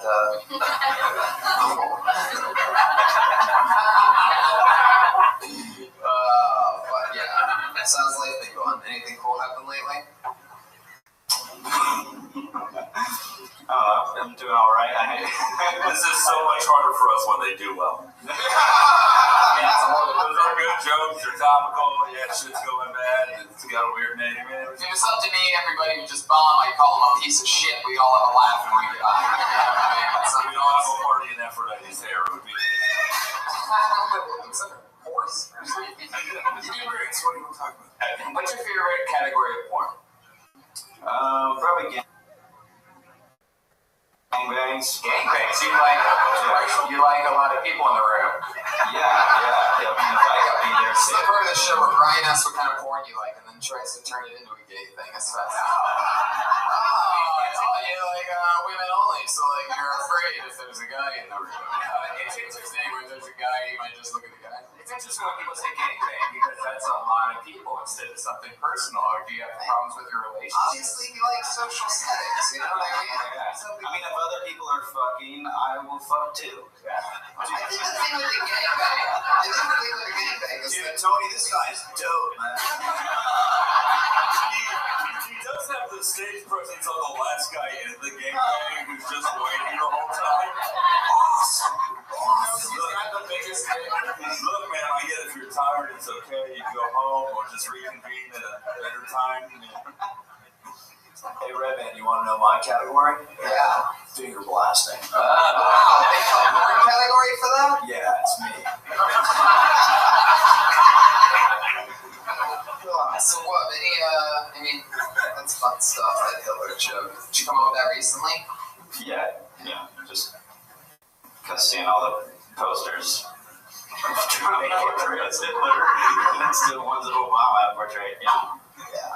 That first joke that you were doing, did you ease off of, did you have more to the beginning or to the end of it, or did you just fill the room and then switch to another joke? Because it looked like you were like, that joke wasn't killing his life. There are some parts to it, but sometimes I don't always do them, I forget them. Let's move on, as we saw. Yeah, it was nice. Just think of when someone wins roast battle and you're like, man, I bet that guy's whole life has changed. No, the next night he's just talking to some dude named Walt. Yeah, it's not that much different. How long of a set do you have? Do you like would you say you're comfortable with? I don't know, man. 5-10 minutes. Oh, really? Do you have any special skills or talents other than stand-up comedy? Wait. You said you've been doing it for 5 years and you only have 5 or 10 minutes. Yeah, that's why I'm not going to sit up here and be like, I'll knock out an hour. No, I mean, like, if you have like a good 15, good 30, after that long, I would expect I've done 30 before, but do you perform a lot? Yeah, I perform all the time. You look like every person that brags about not owning a television. What do you do for work, Rob?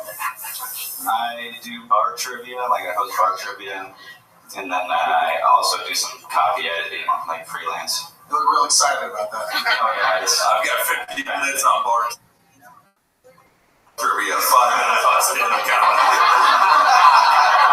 Are you a gifted lover? I used to teach martial arts. He did play the one.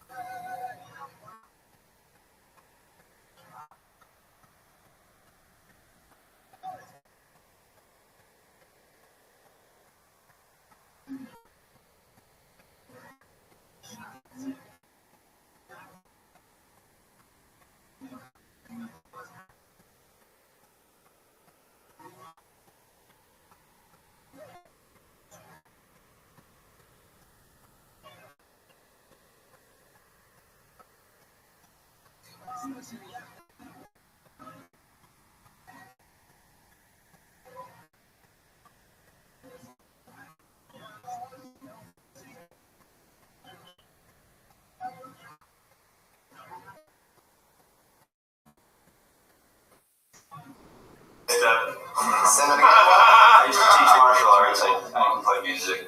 What kind of martial arts? Kung Fu. All right. Wow, really? Yeah. Well, my friend, it appears as though by the sound of those drums, you know what that means. He just forced the board into breaking itself in half. You don't want to be together, do you? Hey, Tony, why don't you split? Tony, can we do a high kick challenge? Yeah, I love that. Can we get some good music, maybe? I can't wait. I think you could do it well. I had like surgery last year. Wait, did you have double hip surgery? So I can get wider. Did you practice in MMA? What happened to your back? Herniated disc. Had to get surgery. It was like bedridden. Is there something that you were doing? I think it was probably from lack of doing something. This is like if a guy from Crash Test Dummies just had a conversation. Once there was this guy who used to do karate, now he's failing at stand-up. He does more trivia.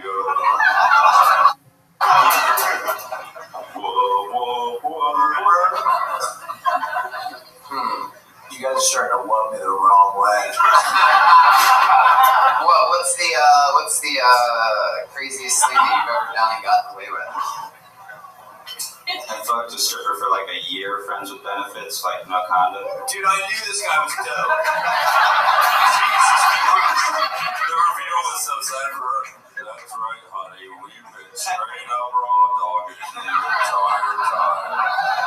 I might be your father. So, dance at Jumbo's.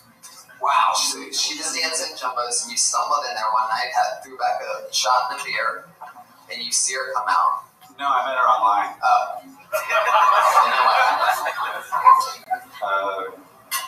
Went out on a date, fucked, you know. And then so it just stayed that way for a year. She was a love-night stand.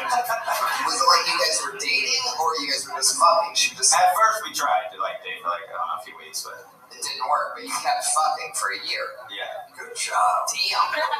Is she the, you said Jumbo's, right? Yeah. The contortionist? It's not. No, this was like, I don't know, 8 years ago. I was thinking if we dated the same girl. That's all. You guys asked him Jumbo's is the most honest name for a shoe. Jumbo's, you know what this is. No bullshit. Jumbo's size holes in our hearts. So what? That's my boy Matty right there. I did not expect it to end with of our arts. You were fucking a stripper for a year. Yeah. So when did that end? At least one of you's revealing parts of yourself on stage. Did you notice one's going missing out of your wallet? And the money she gave you ever smell funny? I would take that money, it's fucking nasty. Yeah, but you put your dick in it, that's dope.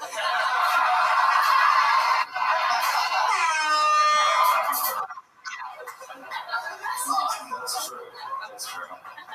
We got another kind of weird massages. We need a fun black lady to clean this up. I won't dare touch that doll. But here, let me catch anything you might have. Very impressive mentality. So you made it out with that, no STDs? Yeah, actually none. It was, though she did contact me afterwards to say, I do have something now, so go get checked. Oh, you almost made a jumbo mistake. What was it? Herpes. Oh, she had herpes. How recently you without a condom was this phone call? And which simplex was it? 2 months ago. I was at a website. That's the champ. That's your new reigning defending champion. A whoopsie daisy. It's my Instagram name. Is it really? Yeah. Oh wow, jeez. Punch it, bro. Look at you. Got a little plug in there. So what? Matches your fun personality. Let's figure something out. Like go have some more fun. So we have some more fun stuff to talk about in between you telling really, really, really funny Hitler jokes. There he goes. Website, ladies and gentlemen. He is on Twitter. Wow. What's the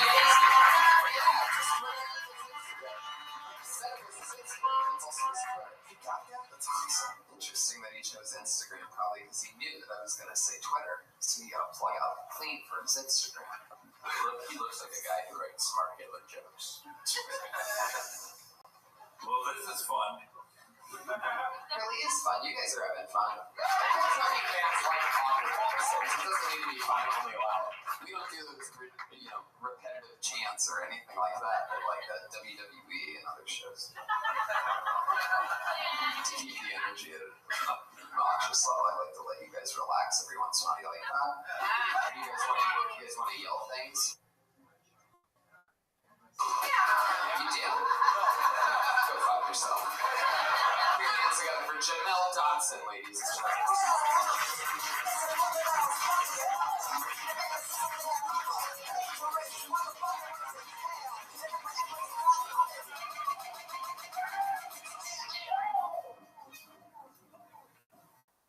Alright, so how does this work? We just get a minute? Alright.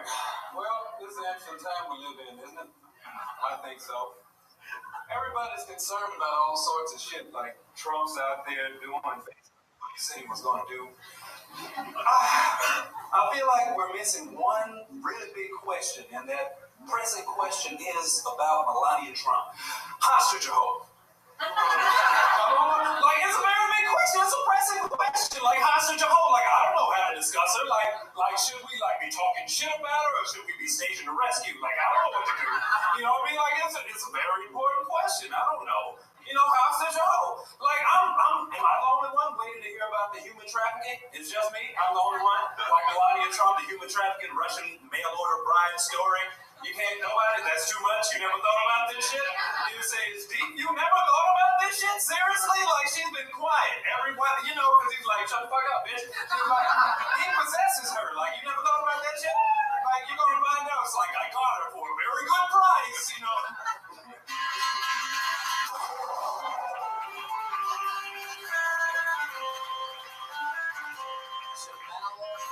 Dodson. I love that was topical material from someone with a Live Strong bracelet. As if you haven't acknowledged the last 10 years.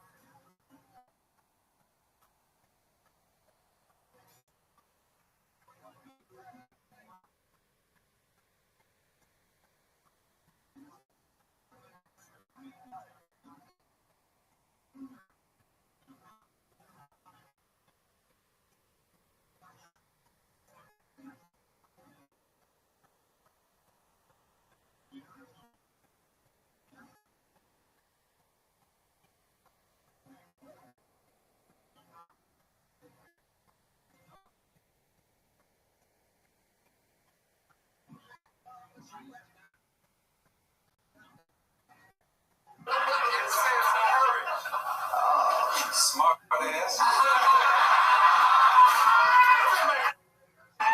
This whole time. I don't say that shit too. But I don't know, Trump supporters. Oh, it was too close to home, by the way. Let's keep going. Tony, I like how... I mean that in a positive way. Janelle. Stay with us here. Jeremiah, go ahead. I like how he looks like Lil Yachty, but sounds like Bagger Vance. Where you from, Janelle? I look like Lil Yachty, but sound like Bagger Vance. It's a great cinema. Check What it out. the fuck? Jamel, over here. Where you from? I'm back to you. Y'all make some crazy comments. Stay with us. Y'all don't have black friends, do you?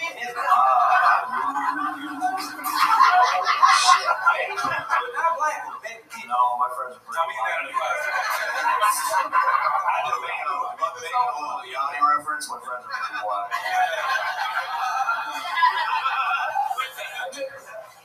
The majority of people that listen to rap music are white. Whether I made a little Yachty rap. What happened here? It's going to take way longer if you analyze every reference. I think you might be a little bit ADD, Jamal. You're like if Snoop Dogg didn't smoke weed. Literally turn into a dog. Where are you from, Jamel? I'm from India. Oh, very that makes sense. Demographically, that does make sense. However, I'm from Bloomington. There you go. I got a couple. Is there a lot of white people in Bloomington? Yeah, there's all white. I can tell. I don't know how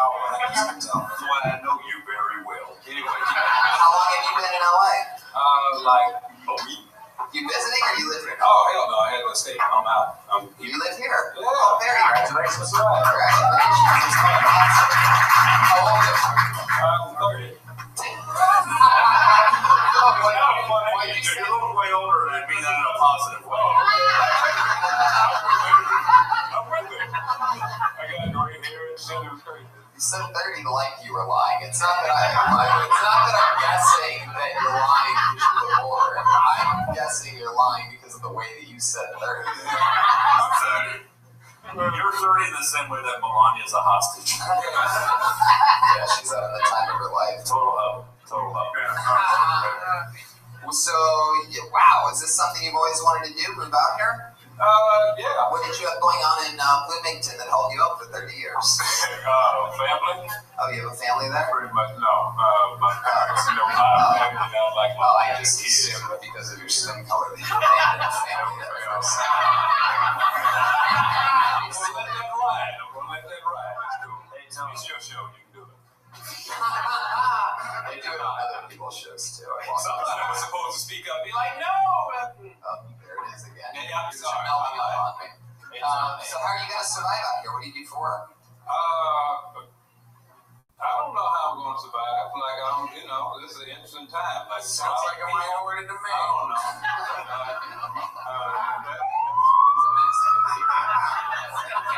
Our own people. I'm DC based. You're beige. I don't know. It doesn't count. You feel bad? But we're minorities. We're supposed to be in the. You came for me. No, we're together. It's 2017. I don't know what to think. These are your own people. People who say they're 30 and don't look like it. What did you do for work when you were in Indiana? I worked in youth development. Youth development. I like how I say that. Like everybody looks at me like, what? I couldn't know. It's just surprising that you're in youth development when you're wearing a pocket knife. I'm from Indiana. What's having a pocket knife? Yeah, we don't do that in LA. Wear pocket knives. You don't. You never been to the Midwest? I'm from Indiana. Brownsburg, Indiana. Okay, then you understand. This is what the Midwest looks like. So what kind of a saxophone? What is more Midwest than that? That looks like Gary, and that looks like Indiana.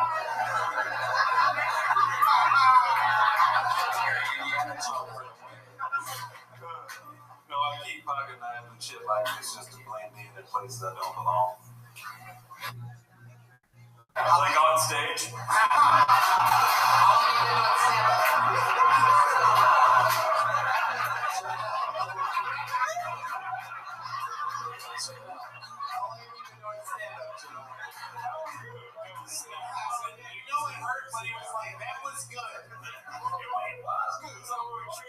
Show, and I mean that in a positive way.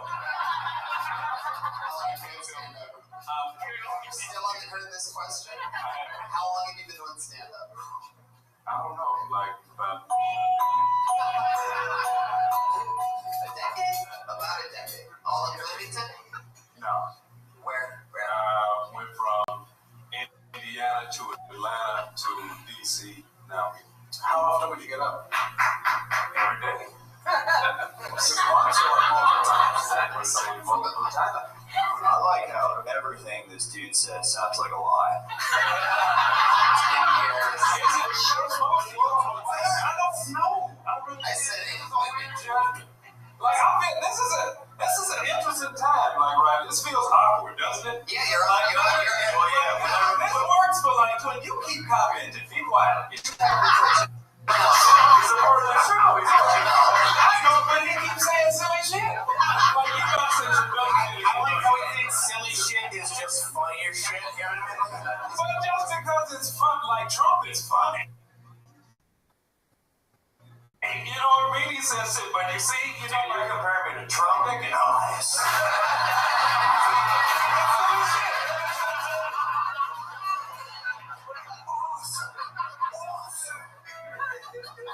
I'm concerned for the future. This is definitely a person who does not like the wave on Twitter.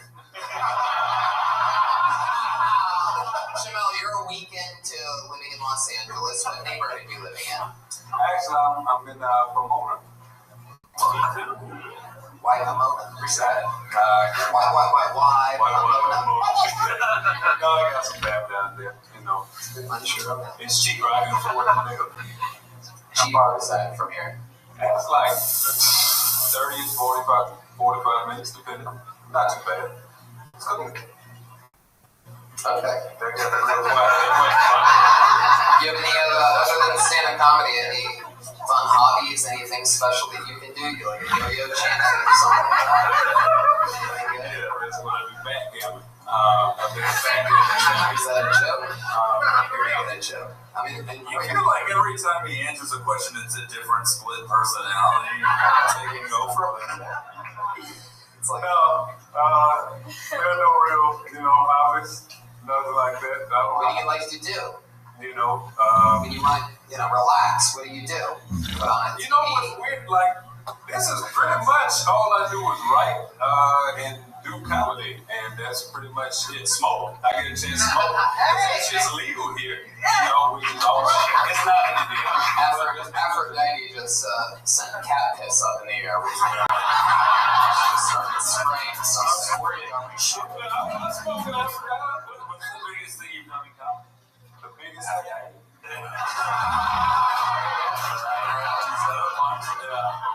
Like you said, been doing it 10 years. I mean, fuck, but today, given that I'm here in LA right now on a podcast with you and some silly shit, this is the biggest shit I've done. Oh, that's great. Well, yeah.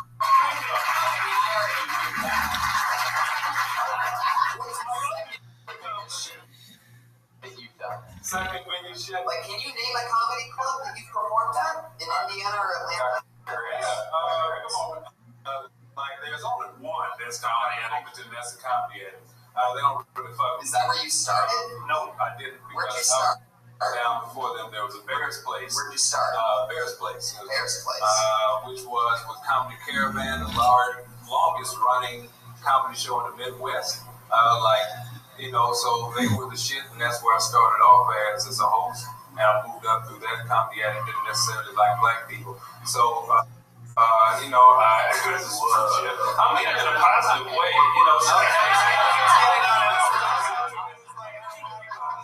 He came to the city with nothing but a dream and a catchphrase. In a positive way. Why should I have a cool punch? I feel like you're going to say that until it appears on a t-shirt. Trump says that I might be able to make some money off of it.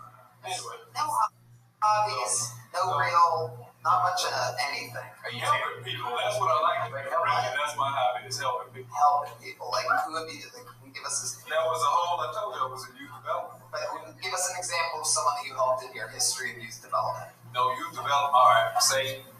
Your favorite little story, a person that you helped, not everybody. I don't have, any favorite little story. It's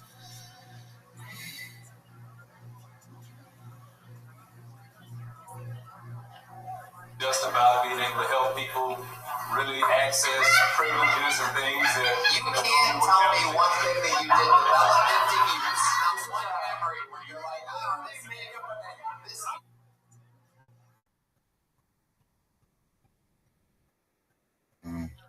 I didn't know how to stay in the lines in the coloring book, and I'm like, stay in the lines, and then we did an art thing and won. Or anything like that. This is the worst episode of the first 48 I have had.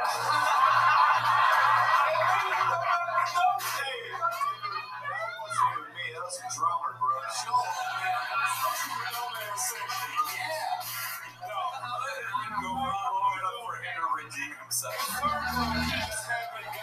Stories of quick anecdotes. Like, I'm not out there to go out and gain donors, which is normally the people that have those quick stories. Like quick stories, they get money from people. I'm not really trying to get money. It's just about really changing lives. And I'm all about that, not put people in the school. So, if you need something specific, hang out. But generally, I know I've impacted people. That's all. I love that. Sounds like a lie to me. That's awesome. The TV into my car. Well, it's nice to meet you, dude. Good luck. I didn't mean to make it so awkward. I'm sorry, mildly combative, but I appreciate it. Next time, just listen and breathe a little bit. I will. Listening's good. Or else you're going to get distracted. everything. There's so many lights up here. Yeah, it's a real professional show you signed up for, Jamel. Why don't you figure it out 12 minutes into 12 minutes into you being on stage?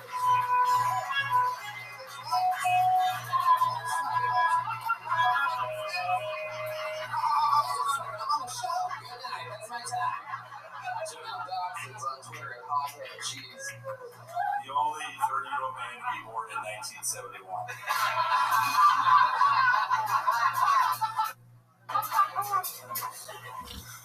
Ben Palmer. Looks like a dude.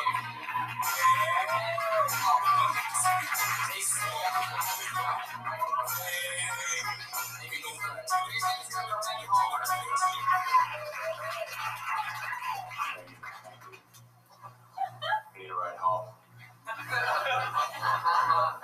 Got a ride up here. Somebody.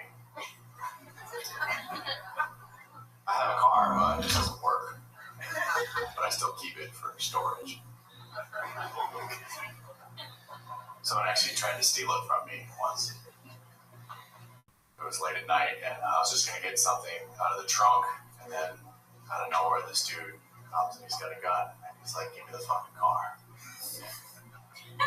I'm like, "Shit, you can have it, but it's broke." He's like, "Well, what's wrong with it?"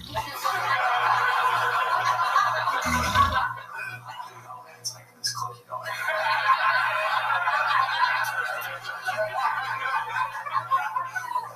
He's like, "Is that the timing belt?" Shit, it might be. He's like, "Well, pop it, let's take a look." So he fixed it for me. He gave me a ride up here tonight.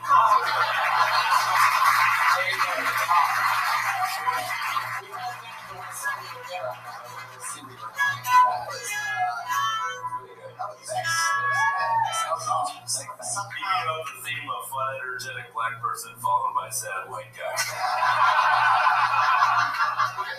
You really like painted a great picture fast, and I wanted to hear more. I just listened to you until I fall asleep for like 10 minutes. I want to hear you describe dialogue between two people forever. Yeah, he said it with Rainforest. Nice. I felt like I was watching a dope one-woman play.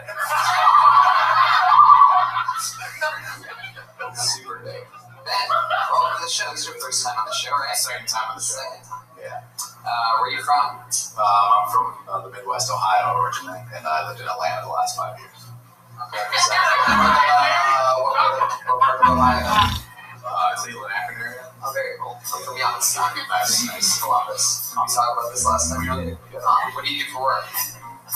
Right now, I work for a company that licenses YouTube videos, like funny videos. I'll reach out to people and ask them if we can give money to license their clip. Oh. You should watch this video. It's really hilarious. You're gonna laugh so much. How much do you have to How much do you have to pay to license this video? It depends on like what kind of licensing. My job is just so I'll watch like a clip on YouTube, and then I'll have to find the person who posted it originally. Because a lot of times it's like in a compilation, and then super sounds of the 70s. Oh, that's right. That's what we do here. If you have the exact same voice as Stephen Wright. Whatever he was like, Stephen left, it was our own Stephen Wright. Wow. So, Ben. Yeah. How long have you been doing it, man? I've been doing it for 8 years. To say 21. How the fuck is that possible? 21. Say 21. 2021.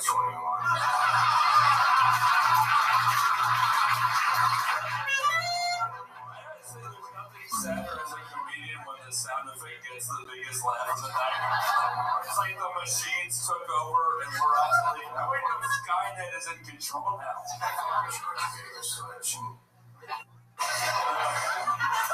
That's funny because the last time I did it, I think you did that clip the same time all the time too. So Ben, how do you get into the YouTube business like that? Like, how I got lucky, man. I just someone sort of hosts and they're looking for content.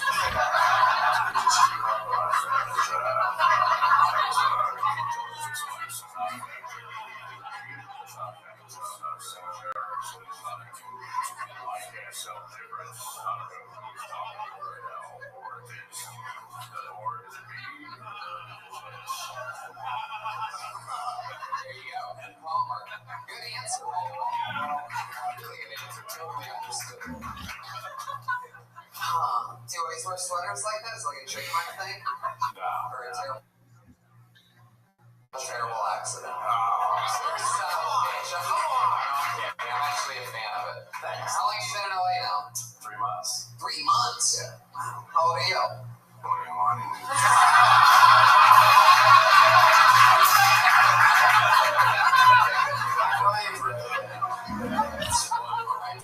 By the way, forgot existed when I asked. Your roast battle season 3 champion, Stephen Rain Sounders. I wonder what his record would be if sons of bitches. Alright. Ben, anything else interesting about you other than the fact that you sound exactly like Steve, right? And you have any like special hobbies or skills or anything like Yeah, I like to troll. I do trolling. Really? Yeah. Oh my god, that is so funny that you admit that. Yeah, it's my favorite thing. That is what I imagine they look like. So. What's some of your favorite people to Yeah, it's a YouTube or Twitter, what's Reddit, what's Facebook. Oh, screens. So, you want to hear who I troll? Yeah. Alright, so, Women shouldn't be going on trolls. Alright, so I troll angry customers on corporate Facebook pages. Don't clap like he's fucking Robin Hood, alright? He's sad lonely. I'll be like, someone will be like, Home Depot, you fucking dicks, the piece of plywood fell on my toe, and I'll be like, from Home Depot, the fuck you, man.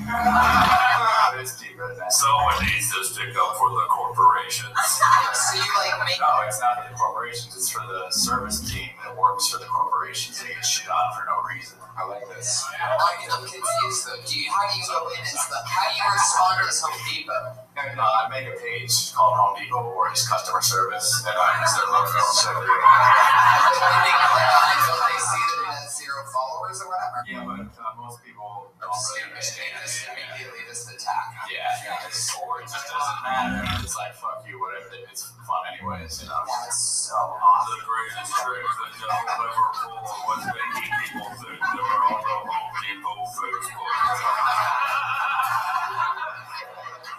Evil also genius. Thanks, man. Alright, so I'll also troll, I have trolled, you guys know Joel Osteen? Yeah, fuck that guy. If you've ever seen Joel Osteen, that was me. I don't know if you saw that. No, we did.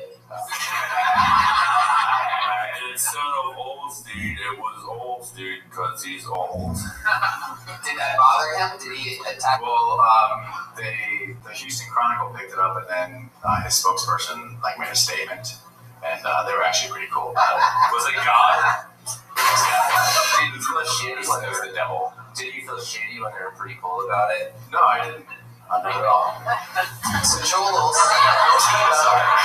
What other great troll wins? And then before I left Atlanta, I got a bunch of parking tickets, and so then I made a City of Atlanta page that just posted like I work for the city government. Just shit like, fuck it, just be wherever you want. So, what do you do? Like use hashtags and stuff, or do you stumble across it? You know, I'm on Facebook. I go on Facebook. Why Facebook? One of the places. I don't know. It's just it's dumber people on there usually. No, that's not true. Yeah, it is.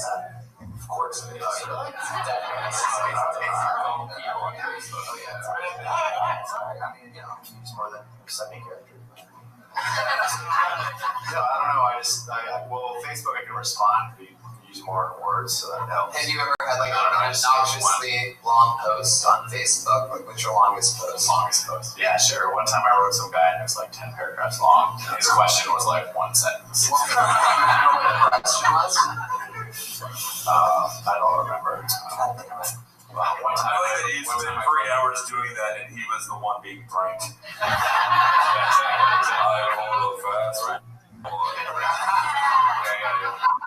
So I do a show where I use a projector and a screen, and I put the stuff that works on stage, and I kind of narrate the troll. That's great. You do a troll show. Yeah. So where do you do that at? I want to go.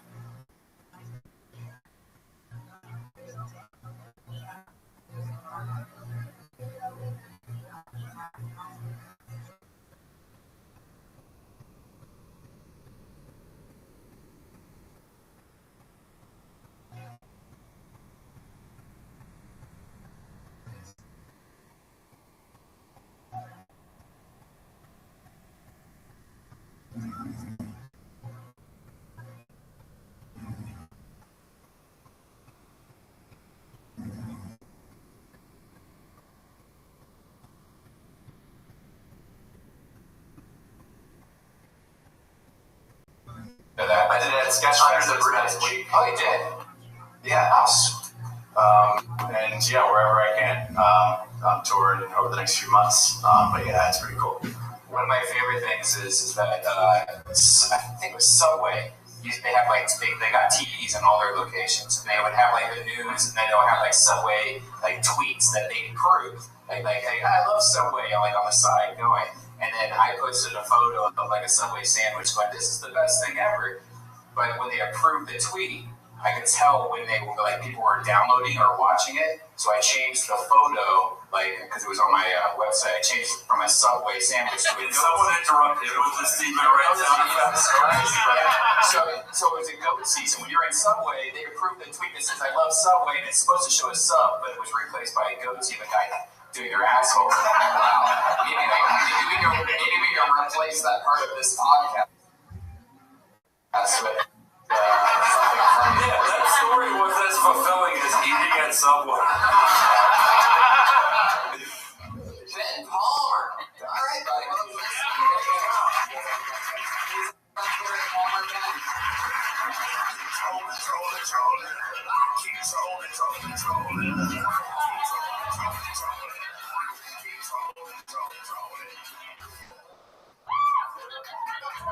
pulled another name out of the bucket. Looks like another new one. Joy Eileen.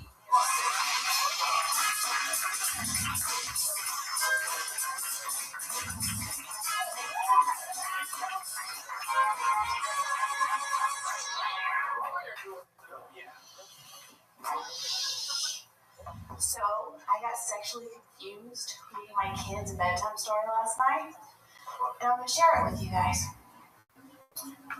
Let's find opposites in John's building yard. What's the opposite of soft? That's right. It's hard. Opposites are fun to find. First in front, and then behind. I'm gonna laugh. If you guys aren't gonna laugh, I'll laugh. Opposites are always right. Some are loose. Some are tight. John can push, and Jack can pull. Joy was empty. Now she's full. The opposite of wet is dry. John said hello, then waved goodbye. I was gonna smoke a cigarette, but you guys aren't having any fun. Holy shit, Joy Eileen. That was one of the worst things I've ever seen.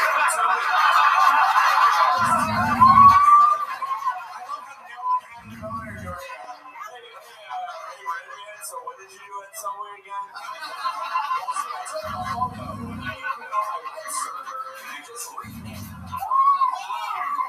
Joy, it's a first time. That was a bad time story because we were all put to sleep. That's the first time I actually bombed.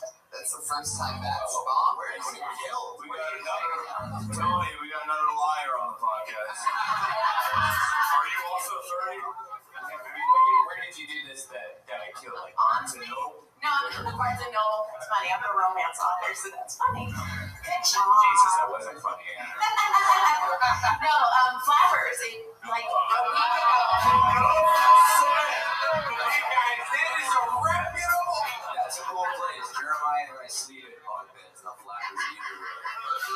I know that 10 people like Braun said it was hilarious. Jeremiah's bed is shaped like a sax case. Mine shaped like a guitar case. Hair flat, so the subject of your comedy is truly groundbreaking. Your timing impeccable. If I had one thing to add, it would be that I'm lying right now. You need two things: a drawing board at your place and a ride home. Okay, what's going on over there? Let's close that notebook. Joy, are we going into the double bombing? What is this, Tower 8 coming down over there?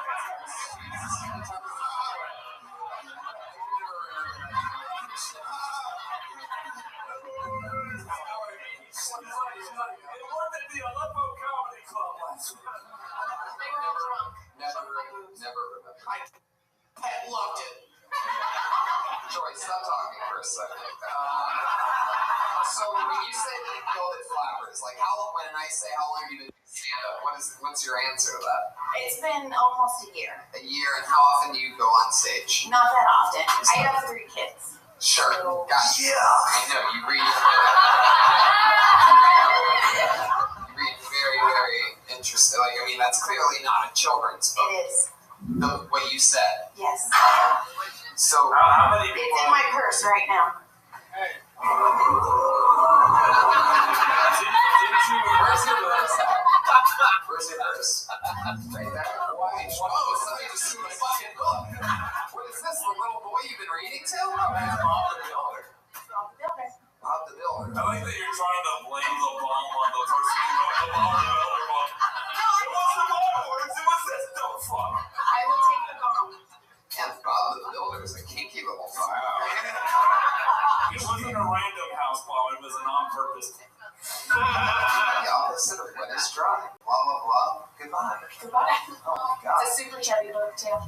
Can we bomb it? Yes, we can. What if it was called Bomb the Builder? Is that the baby daddy?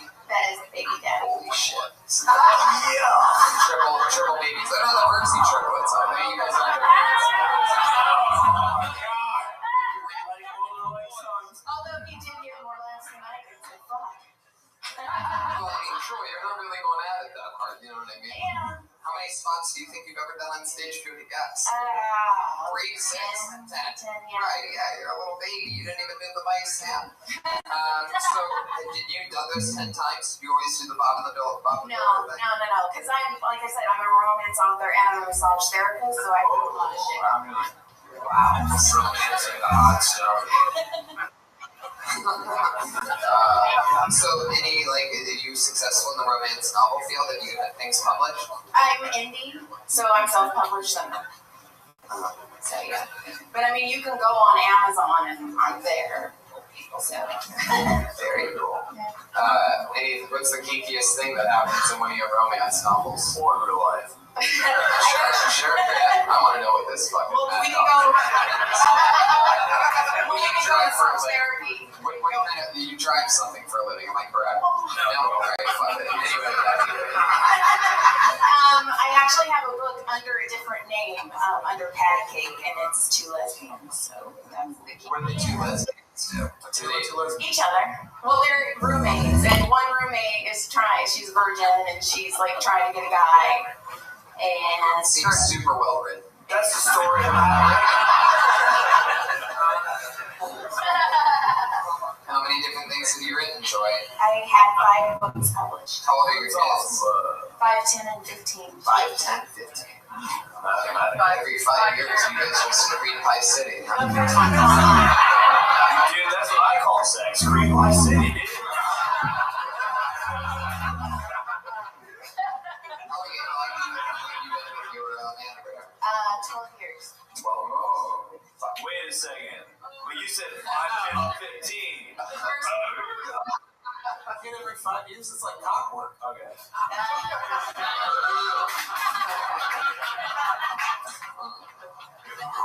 Interesting. Have you ever had a lesbian encounter before? No. Well, I think you should. And I think you should bring it home for better books, right? More realistic books. Yeah, audience killers, red bands. WWF's China was a housewife. Joey, the subject matter of your comedy is truly a groundbreaking.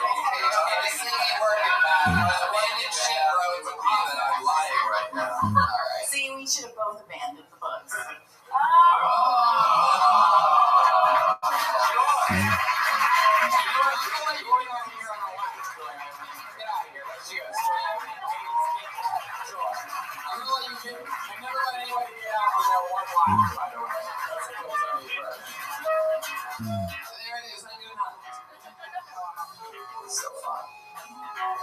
She's still contributing more to this world than we ever will. If you're wondering, our one current regular, Allie Makovsky, is in New York City. She just went to New York for a month or 2 and was extremely featured on every single morning show. She was with Shia LaBeouf. She's the girl that when Shia LaBeouf got arrested on that video that circulated everywhere with her hand up. So we let her go to New York to go do stand-up out there, and now she's basically He Will Not Divide Us, like the face of an entire movement right now. Literally. They just keep repeating it like zombies, so I don't know what drugs she's tried. He will not divide us. He will not divide us. He will not divide us. That's very frightening, but hopefully when she's done with whatever cult she's joined temporarily, she'll be back on the show.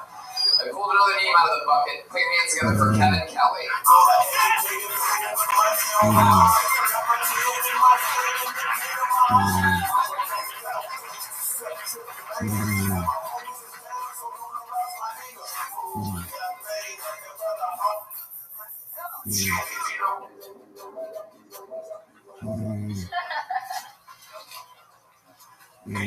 Ladies and gentlemen, in trans, in non-gender identifying primate mammals. I was thinking about our nation's motto the other day, the one Congress changed in 1957 to "In God We Trust." And my question is this, y'all. Which God is it specifically that we trust in? Is it the white God or the black God?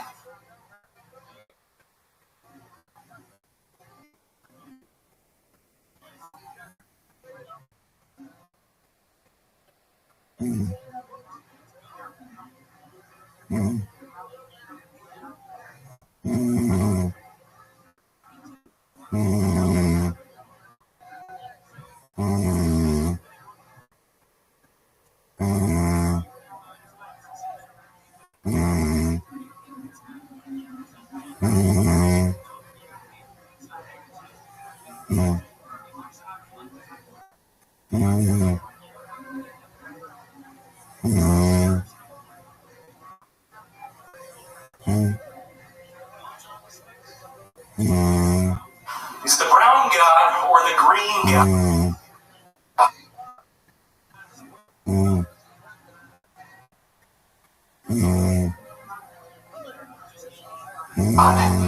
Is the God with the lion's face or the God with the hawk's beak? Is it the God with the snake tail, the eagle's wings? Is it the land God that makes the earth quake or the sky God that throws lightning from the heavens? Is it fair? I'll give you that one. It's the water God that throws tsunamis from the ocean. It's the God that says to kick gay people off the roofs of buildings. And the God that's like, yo, slavery's a great idea. Is it the God that hates women, or the other God who hates women, or the other God who hates women, or the other God? There you go. That is one of the funniest manifestos I've ever heard in my entire life.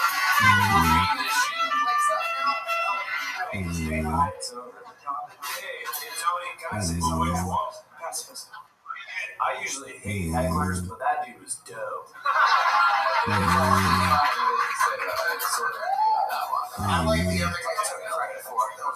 And I usually hate slam poetry, and once again, I'm right. How's it going, man? How you doing? I want to tell you things. How long have you been doing stand-up? Stand-up? About a year.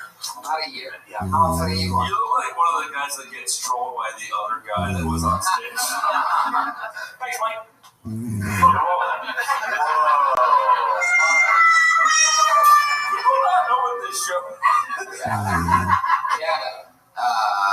So about a year. What do you do for work? Build things up. You build things on a computer? Software computer. That make computer. What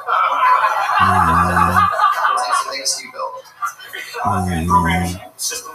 Anything fun that we would know about? iPhone 2, iPhone 3S. That's fun. He looks like Steve Jobs. Steve Jobs now, maybe. You don't look like Steve Jobs. And why are you so poetry with me? Like, it says you're a normal actor. You like this, like, intense. Do you go to Flappers also? I do Flappers. What do you do? Make art. Where are you from? New York originally. How long have you been here? LA, about 2 years. 2 years. What do you prefer? Why do you prefer LA over New York? No winter. LA, it's kind of like the island from Lost. Every day's look the same. Yeah. New York, 4 true seasons. Right. The winters out in the east, when you're dragging a bloody body, it leaves marks. Here, it just sort of blends into the street. You look like you're performing until your wife comes back. I'm doing this for you, Sophia. You had wonderful hair that was the color of the sun. You seem a little out of breath. Like, were you changing a diaper before you came out here or something like that? I would have asthma. You do? Do you have an inhaler?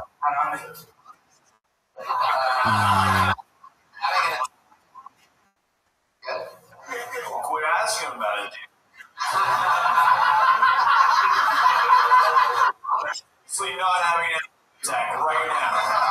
Like, is it starting to beat faster as asking you more questions about your asthma?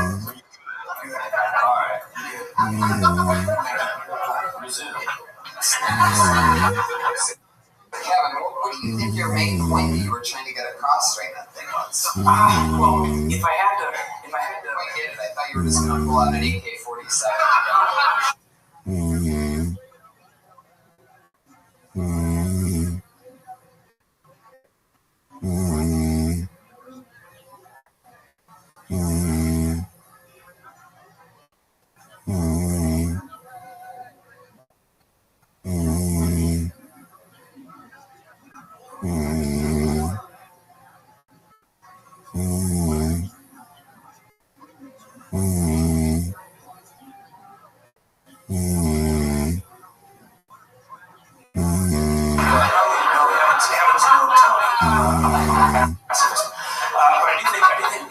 Now, more than ever, the world's first secular republic will allow World War II. Say that one more time. I do think that now, more than ever, what with the climate being what it is, the world's first secular republic will be allowed a World War II.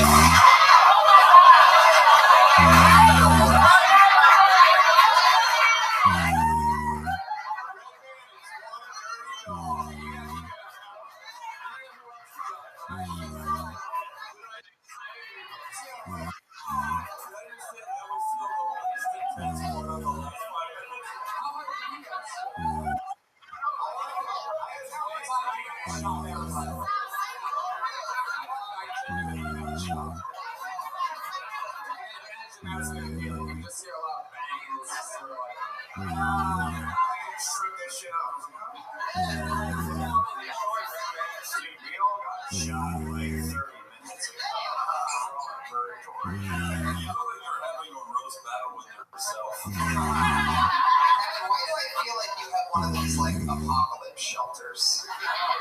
I think it's a doll. You know what it is. Do you have one? I don't. Do you have like all the items like stacked, like prepared just in case something would ever happen? What do you live by yourself? No. Who do you live with? My partner. Ooh, love it. Really? Like Like what people think you are, Tony?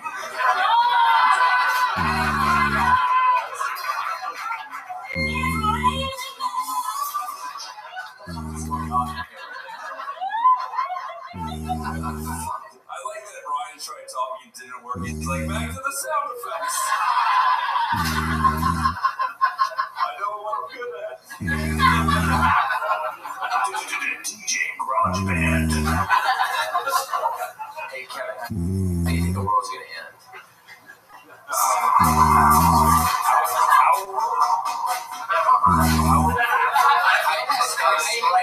I do want to hear this. Okay, so even though one species on a planet with hundreds of millions of species, one planet, do I have to watch this TED Talk? It goes around one, or we order one star. How long is this? How long is this? 30 seconds. Keep going, keep going. We got to be a one star in one galaxy, and that's one galaxy, and it controls 100 billion galaxies. There's a billion stars in our known. Yes. So, again, how are we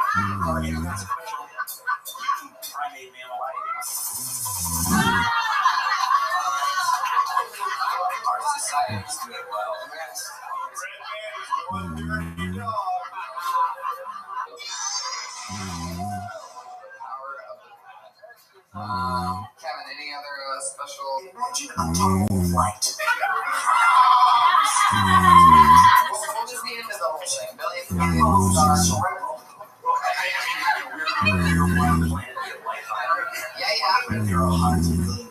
Yeah, first day of kindergarten, we got that part, yep. So how does this world end? I brought the same all worlds end. You know, we got a conversation here. We're going to leave the coffee shop. That is so fucking true. Are you good at sucking dick? Yeah, they were just going to work. Serious question. Cat Reagan with a question from 3-point range. Never done. Sorry. There you go. I'm in the finger blasting. It's all good. I like that. Save it for marriage. So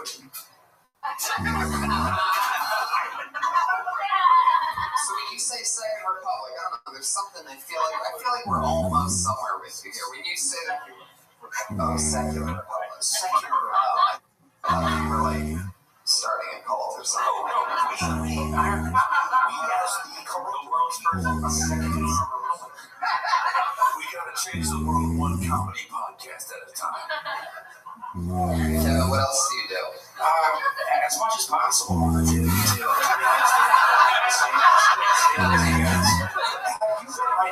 guys have a diversity of creepy white guys on this show. If you get all the white guys together, it is a disturbing police lineup. Like, it's not uncomfortable. I feel like this might actually just be Wub Savell if somebody hit him in the head with aluminum bat after this. You guys remember Wub from earlier? Just like I am not understanding this reference.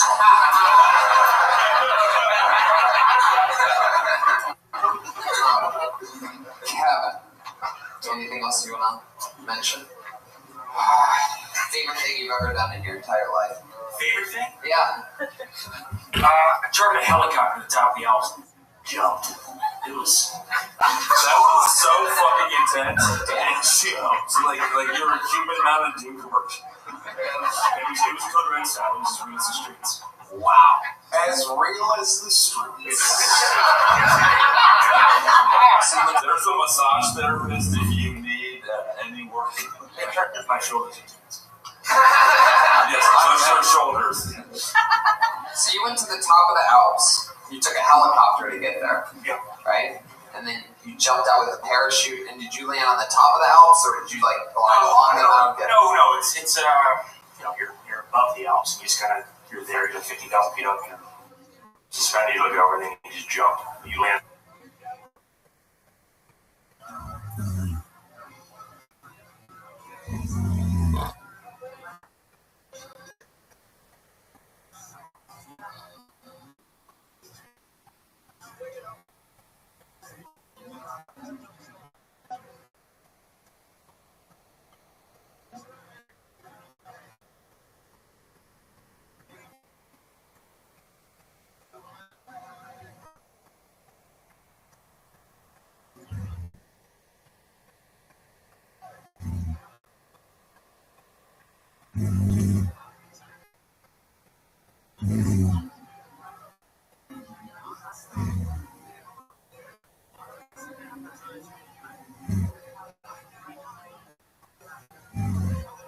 On the ground, below the Alps. You don't jump from on top of the Alps to the Alps. Duh, Tony! Yeah. Awesome! We're learning all about the Alps. Awesome! So, you with a parachute. Yep. How far of a jump was that? 15,000. 15,000. 14. I raise you 2,000. Oh my god. We should make like a cow and move on. There he goes, Kevin Kelly, ladies and gentlemen. Nice to meet you, Kevin. There he goes. It's like Kevin Kelly at his score. Sometimes after a more cerebral episode, that's what I'll describe this as, a cerebral episode. Faux cerebral. Very cerebral. Faux cerebral, not cerebral. It's pronounced pho.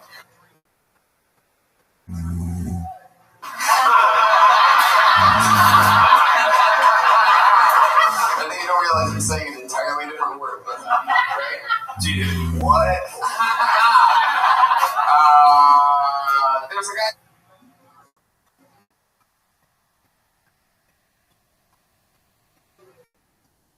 here who went up for the first time a few weeks ago that I want to see go up again. Specifically, he made his debut here, and it was so fun to watch him work. So I'm just going to bring him up. We're going to have one last meeting on, and that's the end of the show. How do you guys feel about that? We fell in love with this guy the first time we saw him here a few weeks ago. Bring hands together for Mystery Dan.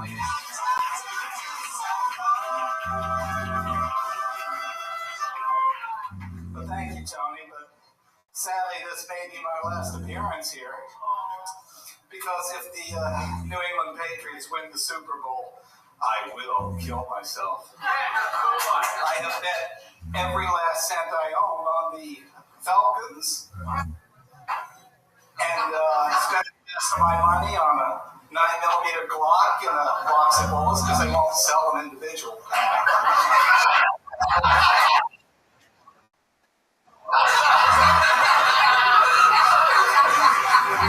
So I'm just waiting for the game and the outcome because I just can't imagine a God that would allow 5 New England victories in the Super Bowl. I mean, there would be no God. I wouldn't be afraid of hell or anything. That's it. Well, there you go.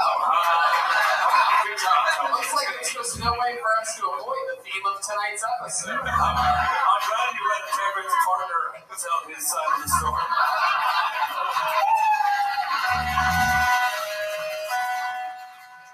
Mystery Dan actually did. You are gay, right? Yes. And you lived for, you talked about this last time you were on, you lived for decades in the closet, and then you just said, fuck it, you're West Hollywood and started fucking everything, right? That's the story.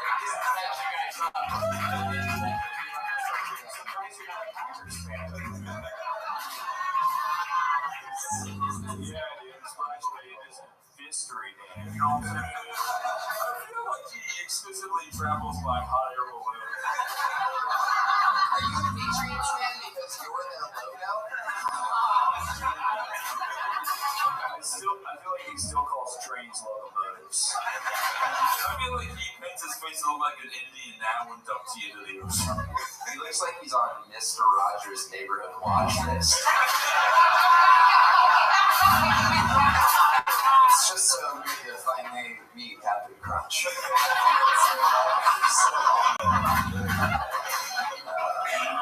Fuck you, Lin-Manuel. This is the real Alexander Hamilton. So you're gonna really shoot yourself? No. I don't follow football. I'm just.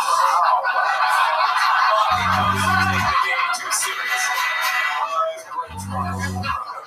You thought there was something human about him. He just seemed. But then he takes his face off and it's a snake underneath. Foolish humans. You fell for the using the mystery Dan. Why did you not listen to Kevin? Mystery Dan, if you were gonna be an animal, what kind of animal would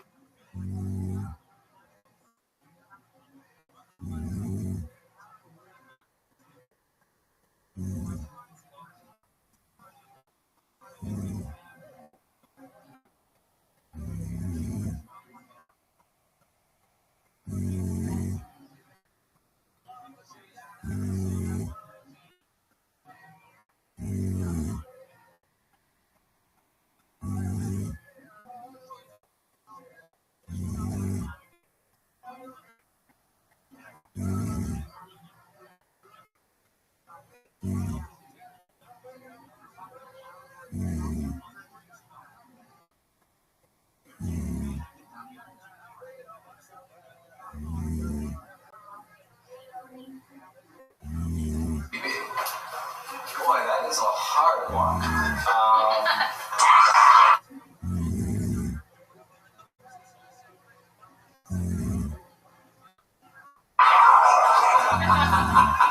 I'd probably go with crow. What? Crow? Why crow? You get to fly. You're very smart. How long are you and Aphrodite going to be in France? Oh my God! You wouldn't date Mystery Dan? No. Oh, yeah.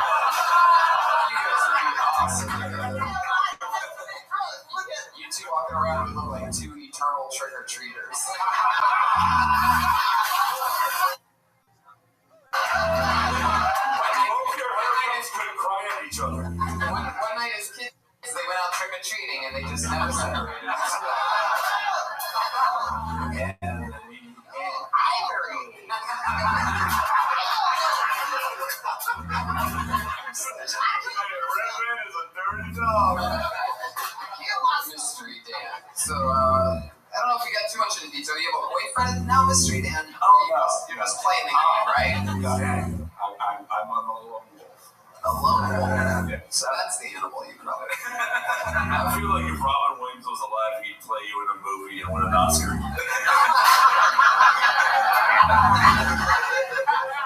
Don't be sad at that. He stole jokes. It's like, what kind of guys are you into, Mystery Dan? I like the quickish types, but these days we just Say sit that again.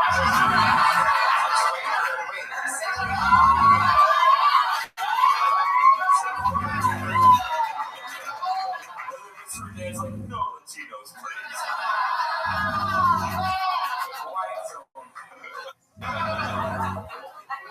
Two in the twig, three in the sting. There are some mysteries better left undiscovered.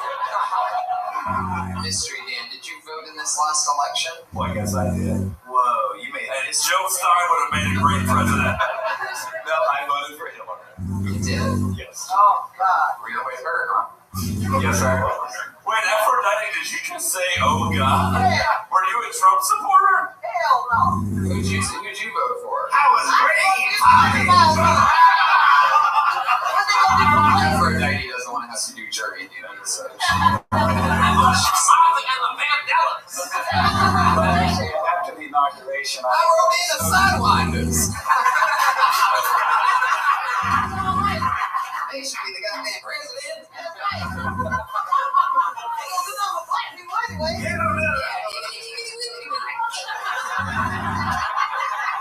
Moment of silence for everyone who sat behind her in a movie theater.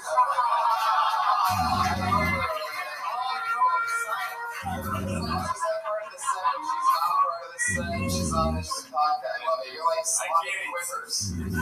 Jesus, Mike. You can't see or hear what's going on. Okay, relax that for a second. Relax. Calm down. She gets excited. Mystery Dan. So what's something crazy you've done like in the past couple weeks since we've seen you? Like just real talk. You don't have to try to be funny. Just something interesting that first thing that pops in your head. I went to the Broadway theater thing that they had downtown the other night. It was all the theaters. It was really fancy. Oh, yeah. That's on Broadway. All the major theaters, the old ones. Broadway. Did you buy a new cape or wear one of your old ones?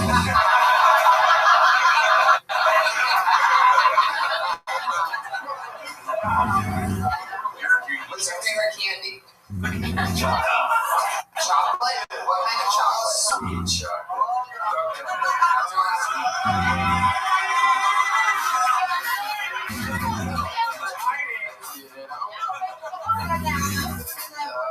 know that would just make too good of an ending of a big episode, now wouldn't it?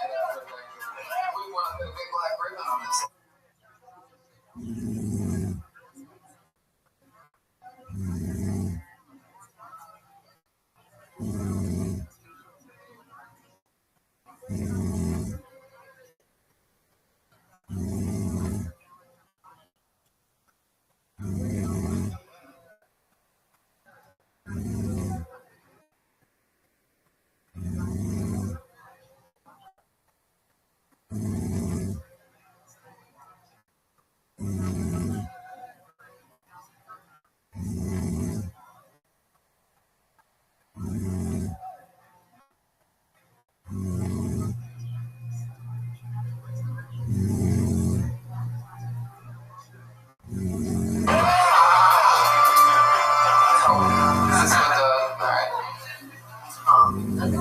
Mystery Dan. What else do I want to know about?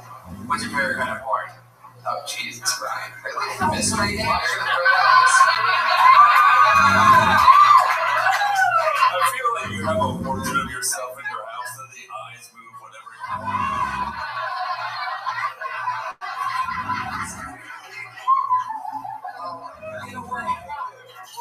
That is true, Mystery Dan. You were one of my favorite characters on the Guess Who game before.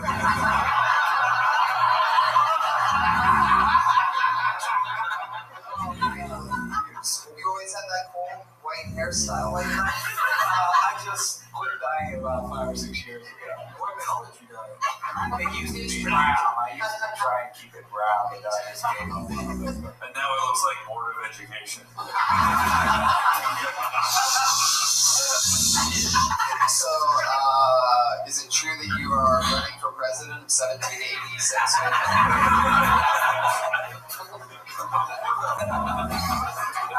You look like you invented the word filibuster. What's the craziest thing that you've ever done and gotten away with? We asked Will earlier, turns out he was raw dogging a stripper for a year. How about you? I want to believe he wrote the children's book that she read. I feel like you've been chewing that same piece of gum for like hundreds. It was the first piece he invented gum. They call it ringing. He's the only person that's going to die of tuberculosis now. He knows how many waves it takes to get to the center.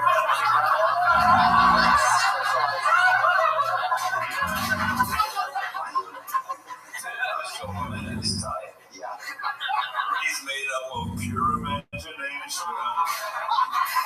Tell us something about you that we'd be surprised to know, Mystery Dan. Anything. I beat the Grim Reaper 3 times in the last 2 years. Wow! In what? Chess? For like parties that you guys have? He was just like, I'm not touching.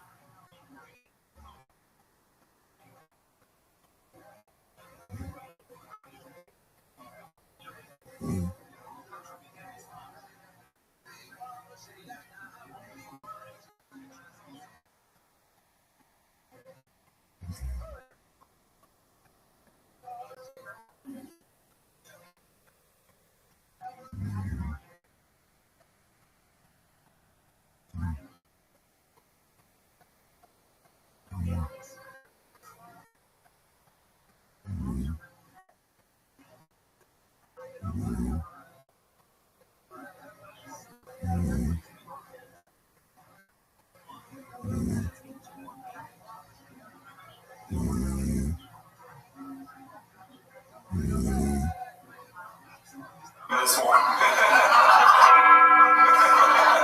Turns out the Grim Reaper's a total twink.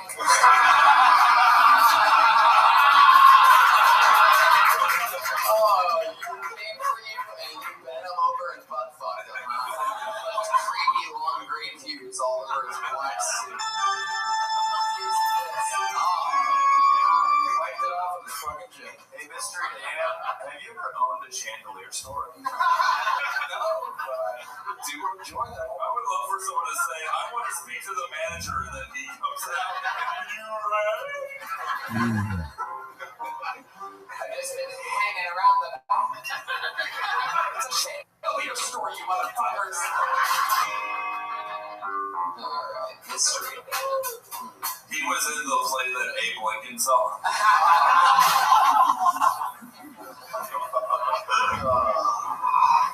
Mystery Dan. Alright, well, what can I say? You are one interesting character. Okay, let me ask you this. What is the Grim Reaper failed at? How has he tried? Like, what First time I had a concussion in a steam room when I took about a 4-foot head dive straight. Wow, you were in the steam room butt fucking so hard that I was alone in the steam room. Oh, wow. That's Jerking off so hard. And I thought I was dead for about a 2-minute period. It was truly trippy. If you thought you were dead, you weren't dead. interesting. So you hit your head, got a concussion, did you go to the hospital? Yes, fortunately no damage other than I had to get 6 staples in my skull. Ooh, wow. Scalp. My scalp tore open. And they decided to fly all that weight on there. Okay, so concussion in the steam room, huge masturbating accident. And how about the second time? How'd you almost die in the last 2 years the second time? I almost choked on the Toblerone.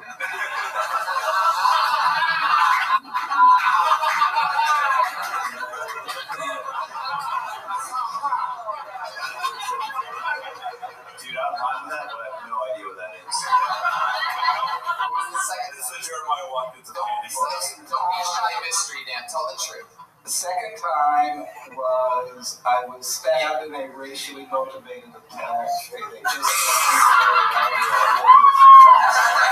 Fuck yeah, wait a second. So I heard of the racially motivated attack, and you might as well have been Aphrodite speaking to me. Were you saying for that?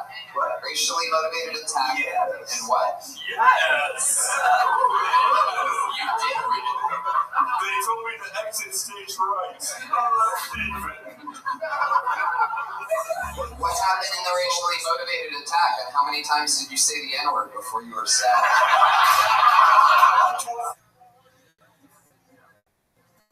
The style of the time.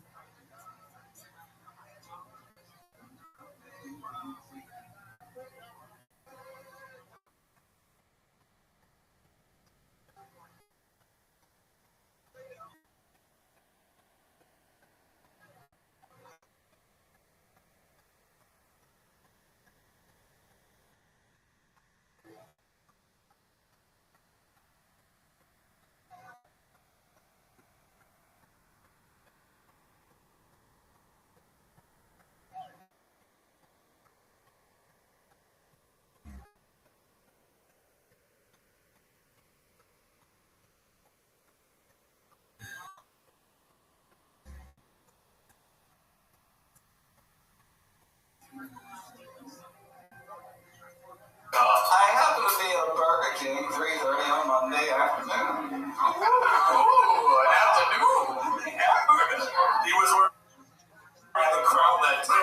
These two young black dudes bullying everybody there. And you said, you know what? I almost died from jerking off in a steam room recently. I'm going to stand up for these kids. I'm Mystery Dan. Hello, officers. I believe I'm a part of a racially motivated attack. So there's These two ruffians are disturbing me. What were the two young black kids doing to, how old would you say that they were? Dragging their teeth. I'm trying to enjoy my Whopper Jr., the twink of sandwiches. Mystery Dan. So what are these 20-year-old kids like saying to other people when you say that they were bullied? What were they doing? Every word was the F word or the N word. But they're allowed to say the N word. Freedom of speech. Yes, but yeah. What do you think you're? Why can't we say? What do you think? You're eating a Burger King or something like that? The fact that he said that word is the real mystery of the night. Okay, so they're calling people this, that. What do you say? Somebody makes a remark about those people. And I said, well, every group's got its lowest 1%. And he thought over that and said, what did you say? And I said, every group's got its lowest 1%. And he said, what'd that mean? Oh, shit. Oh, shit. I didn't think it was a mystery solved. Statistical analysis involved in this. So they don't think you'd understand. That's what you said? Yes. And then what did he say? Then he continued to bully the waitstaff for another 5 or 6 minutes, trying to get a rise out of me. And then he sat on the food counters, trying to stare daggers down at me, looking up and down the street to make sure no cops are coming. And then he boldly walks up to me and says, anything you say behind my back, you can say to my face. Did you tell him you fought for his rights in the Civil War? So what was most telling in the instance was the self-righteousness in this asshole's voice. You say behind my back?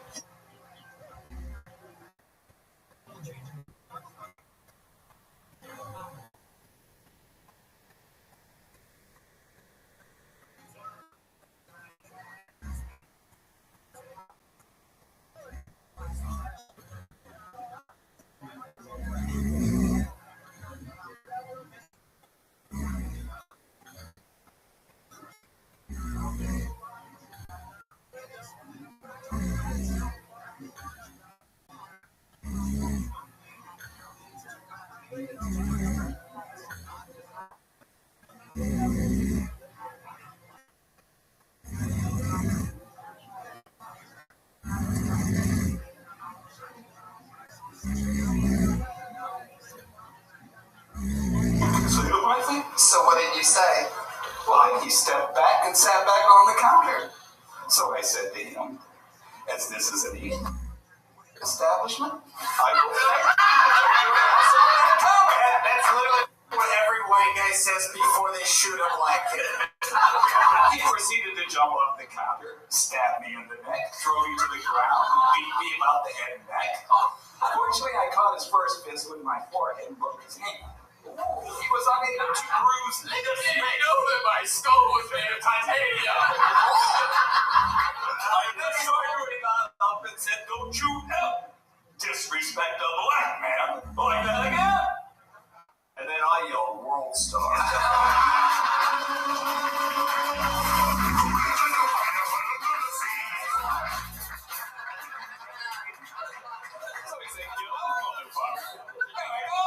You got up. Don't believe it. Holy shit, Mr. Dan. You were. I was starting to get angry. I was just trying to enjoy my nuggets of chicken. This is an establishment of eating. Okay, so then what? You were bleeding out of the neck and you stood up it's like Passion of the Christ at this point. I mean, you're bleeding out of the neck, you've been beaten in the head, you broke his hand. Issues a few more challenges. Though I stand my ground, he walks out the door. I follow his pussy ass. And I trust the Lord sitting here. Speaking of get back here, you pussy. I wasn't going to dignify it with an N-word, which is what you wanted, I think. Probably. Yeah. Now what I thought you were about to say is here. I was like, I mean, after someone stabs you in the neck, I think you might be allowed to say it after.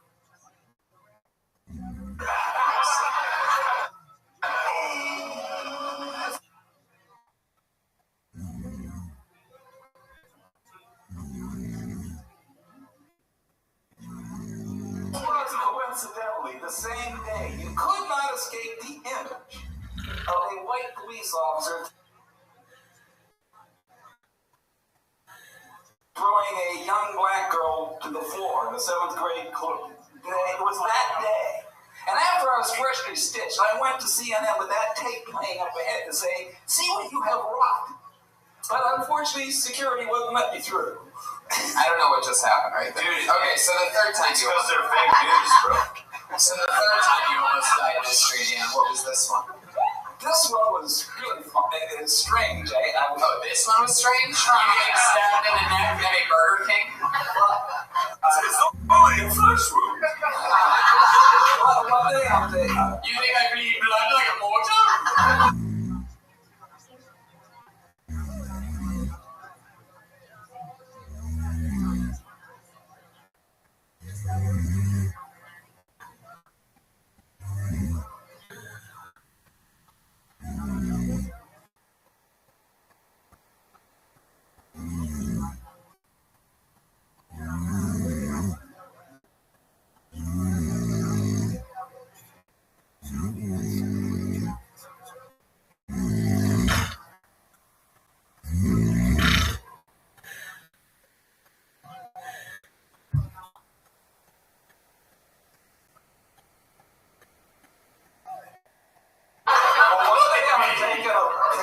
It's red, and I think that's not right. Oh, you had hemorrhoids. I had a bladder tumor, which miraculously turned out to be benign because I have an older brother who had bladder cancer. What if this is like the saddest Final Destination movie? I think you're right. That may be it.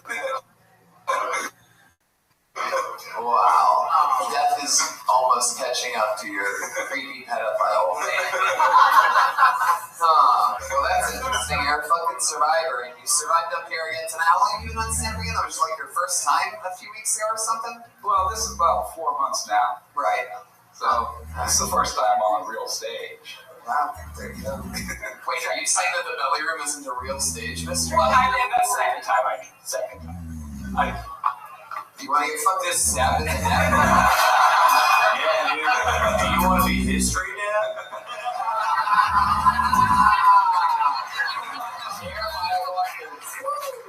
Alright, there you go. It's Mystery Dan, ladies and gentlemen.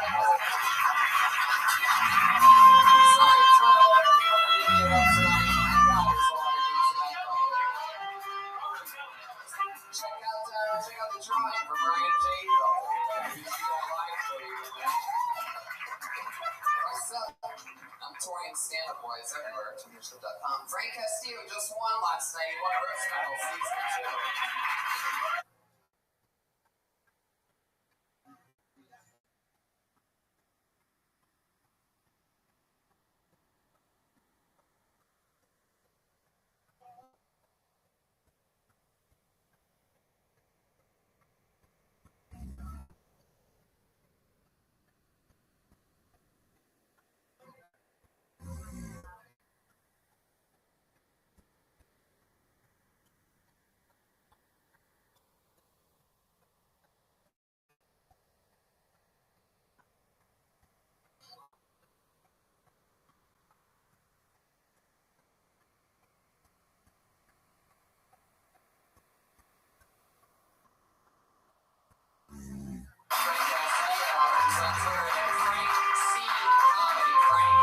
C, and then comedy, so follow him now. And Mike Lawrence, right? Mike Lawrence, roast battle season 1 champion. You're the only 2 roast battle champions ever. Check out dates for you at what, Mike Lawrence? I'm writing on a show called Drop the Mic that will premiere later this year on TBS. Awesome. Mike Lawrence, Joel Jimenez, the drummer, is on Twitter. Mostly sorry. Takes me over to Jeremiah. Yeah, hey guys, I'm at Jeremiah Sting. Make some noise for Jeremiah Walker's performance tonight.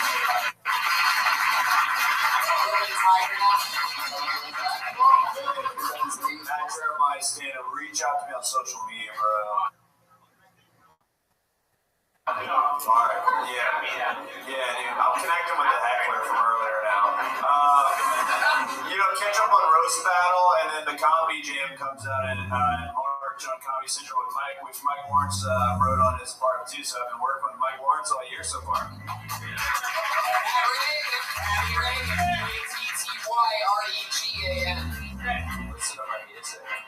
He's the band leader here. Listen to his music. His new album is out on iTunes. Spotify, Bad Chat. Spotify, that's Bad Chat. He's the leader of the Kill Tony band, and the reason why Jeremiah and Joel Jimenez are here. One more time for Pat Reagan. All that and more. I have a pro wrestling podcast called The Stuart Horseman. We just got back from the Royal Rumble. Fun times over there. Tony Hour, TonyHinchcliffe.com for all that other fun stuff. Red Man, take us home. Good night, everybody.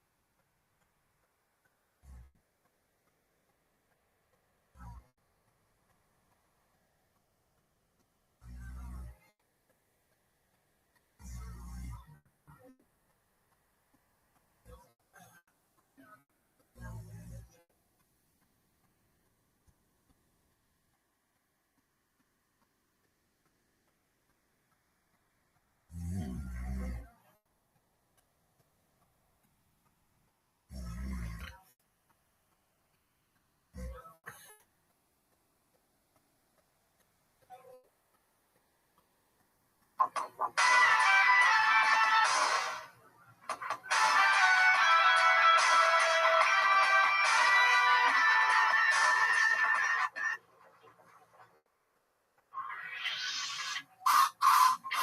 is Rabbi coming to you live from the Comedy Store for a brand new episode of Kill Tony. Give it up for Tony Hinchcliffe. Yeah, that's right. It's a real live show in here. Wow, look at that. Look at the empty chairs. I like the energy in here tonight. It's a real eye-opening experience. Super Bowl. We have the toughest door guy in the game back there. Look at you. Angry tonight. Arms crossed. Wow. One of the most unwelcoming door guys ever at the Comedy Store. How are you? What are you here? Let me check something. Check your ID. Jamie Vernon? No Jamie Vernon. I think Brian Redband's here, everybody. Hey, look who it is! I love Brian Redband.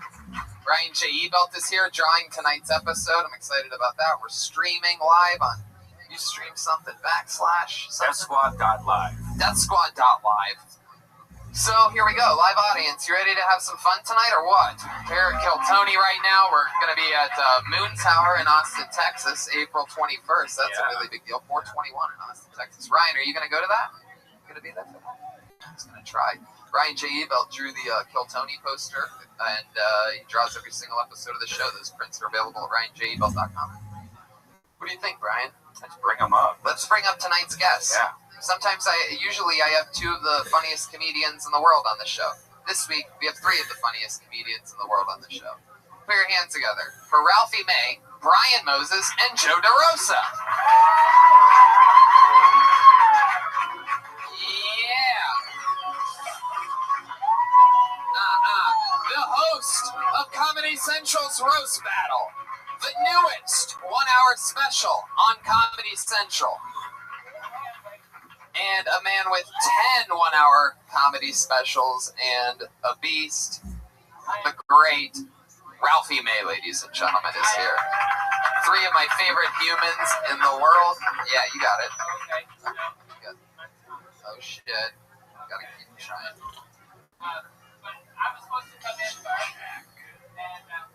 Josh?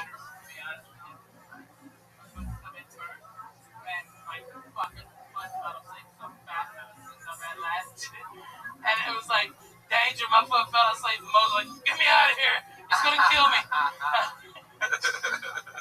Well, Ralphie's foot fell asleep, everybody. That's when you know we're off to a good start. It's y'all's weed. I haven't had West Coast weed in forever. It made me dumb pills. It hits me every time. It makes my feet fall asleep. That's too strong. It starts at the foot. It goes up. Powerful. I think we got that tequila, though. Do you think it's too strong, Tony? Because you're a pro. Yeah, I do. I love it. That's why I can only smoke so much. I take like baby hits just throughout the day and night. Yeah. Just little baby hits here and there out the joint. I did Getting Dug with High last week, and I almost had a fucking nervous breakdown. Yeah, well, the thing, what I realized about that show is it's not even the pot on Getting Dug with High. It's the fact that there's no format to the show other than just smoking pot. He asks you like pot questions. Yeah, but you're like inhaling a bong at the time. It doesn't make sense. Somebody's got to be smoking the whole time. So I end up having a panic attack the few times that I've done that. Yeah, I knew I was in trouble when I was sweating harder than I've ever sweat in my life, and I go, it's hot in here, right? And everybody was like, no. And I had to go sit in front of a fan. Then I evened out. I was cool, but it was scary. No, but I thought sativa's the light. It's the heavy. I mean, it's the high one. That's when you get on your head. You think everybody's trying to kill you. The indica is the one that makes you want to like sit in a couch. That's when you say you're stoned. That's what you feel like. But sativa, when you go, I'm high. It's like that's what it is. Sativa. Okay, so you want to? If you ever get anxiety like from weed really bad, do push-ups or exercise, and it burns it off. It's gone. Really? So you don't have to go to the hospital. Somebody take me to the hospital. Right. People are fucking up all over the country.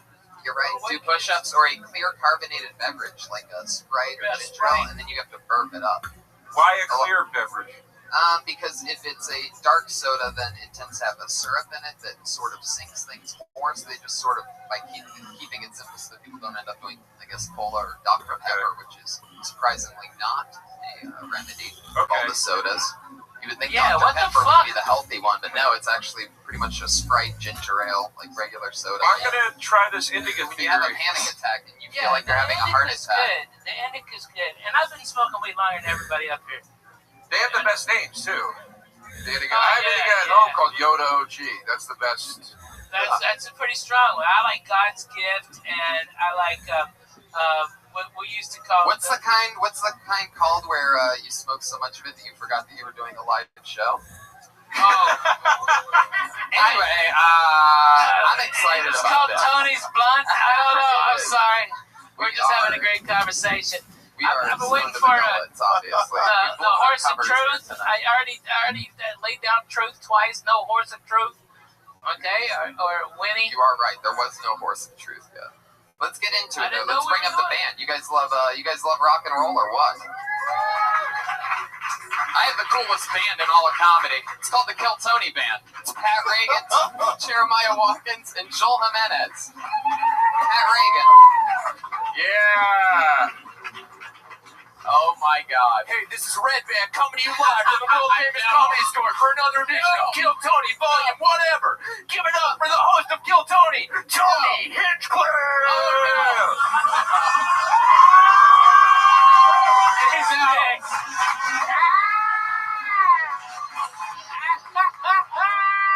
Son of a bitch. Oh, no, you didn't. Oh, you son of a bitch. Fuck yeah, everybody. Fuck yeah. Hey, Josh Martin, get your ass up here. This mic isn't loud enough. You need to adjust it.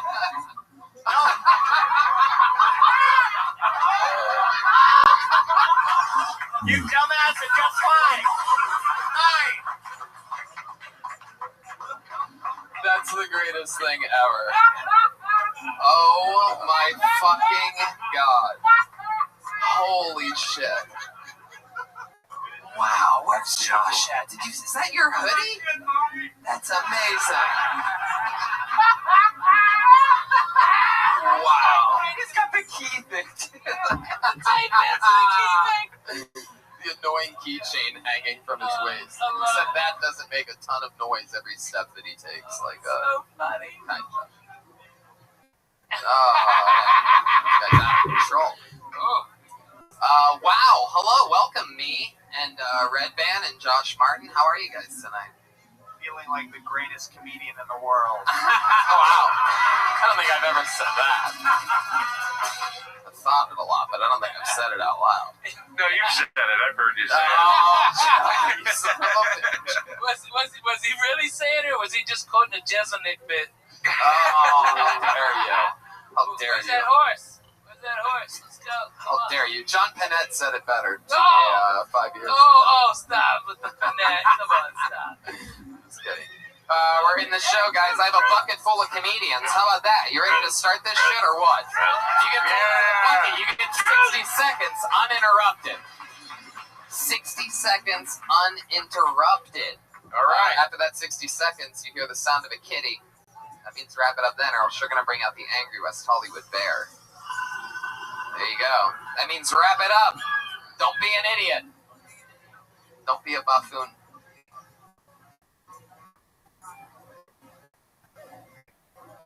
I pulled a name out of the bucket. Put your hands together for Joan LaRosa, ladies and gentlemen. Joan LaRosa. What is your name?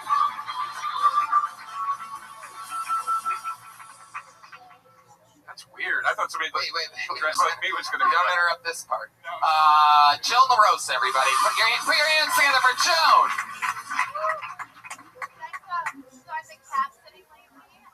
I know I should be more grateful because I get a free place to live, but this cat is just so annoying. And I couldn't figure out what bothered me until finally I realized this cat acts exactly like me every time I convince a guy to spend the night. It's like, hey, thanks for dinner. Can we cuddle? I've just been so lonely.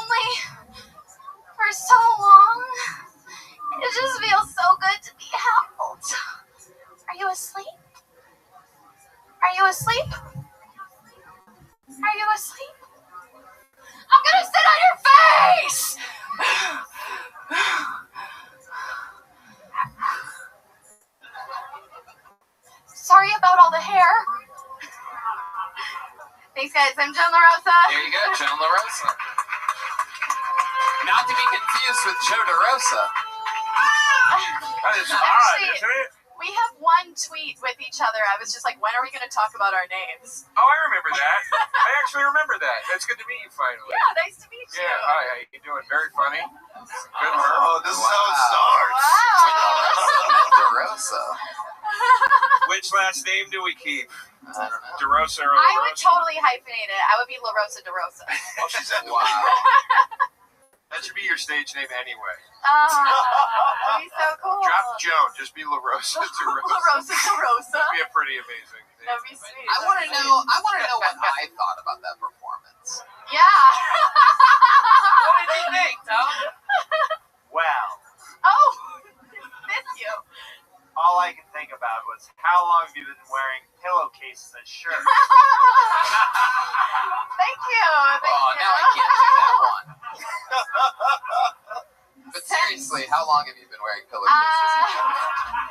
I bought this today at like 4 p.m. Why? Because I Bath and Beyond.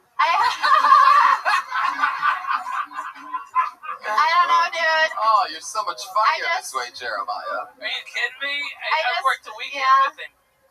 Funniest he's been ever. It's cold-blooded. Funniest he's been ever.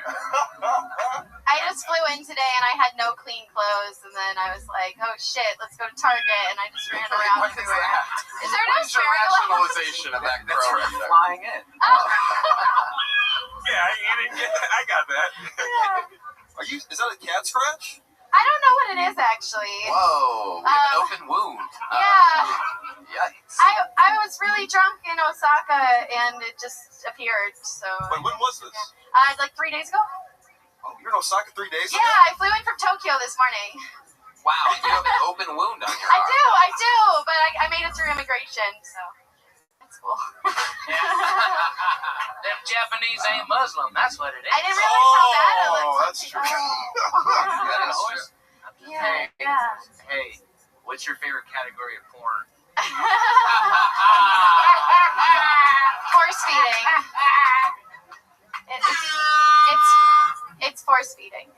What? Is that true? Yeah, it's true. I mean, I like watching skinny girls have to eat. Is that true? Yeah, That's hilarious. it's totally true. Wait, whoa. You gonna make money at that? By the way, open with that. Lead with that. Lead with that? Yeah. What do you mean? Like, My favorite kind of porn is force feeding. well, I have Shut that as right a down thing. the audience. Because I like watching skinny bitches have to eat. Yeah, That'll yeah. kill.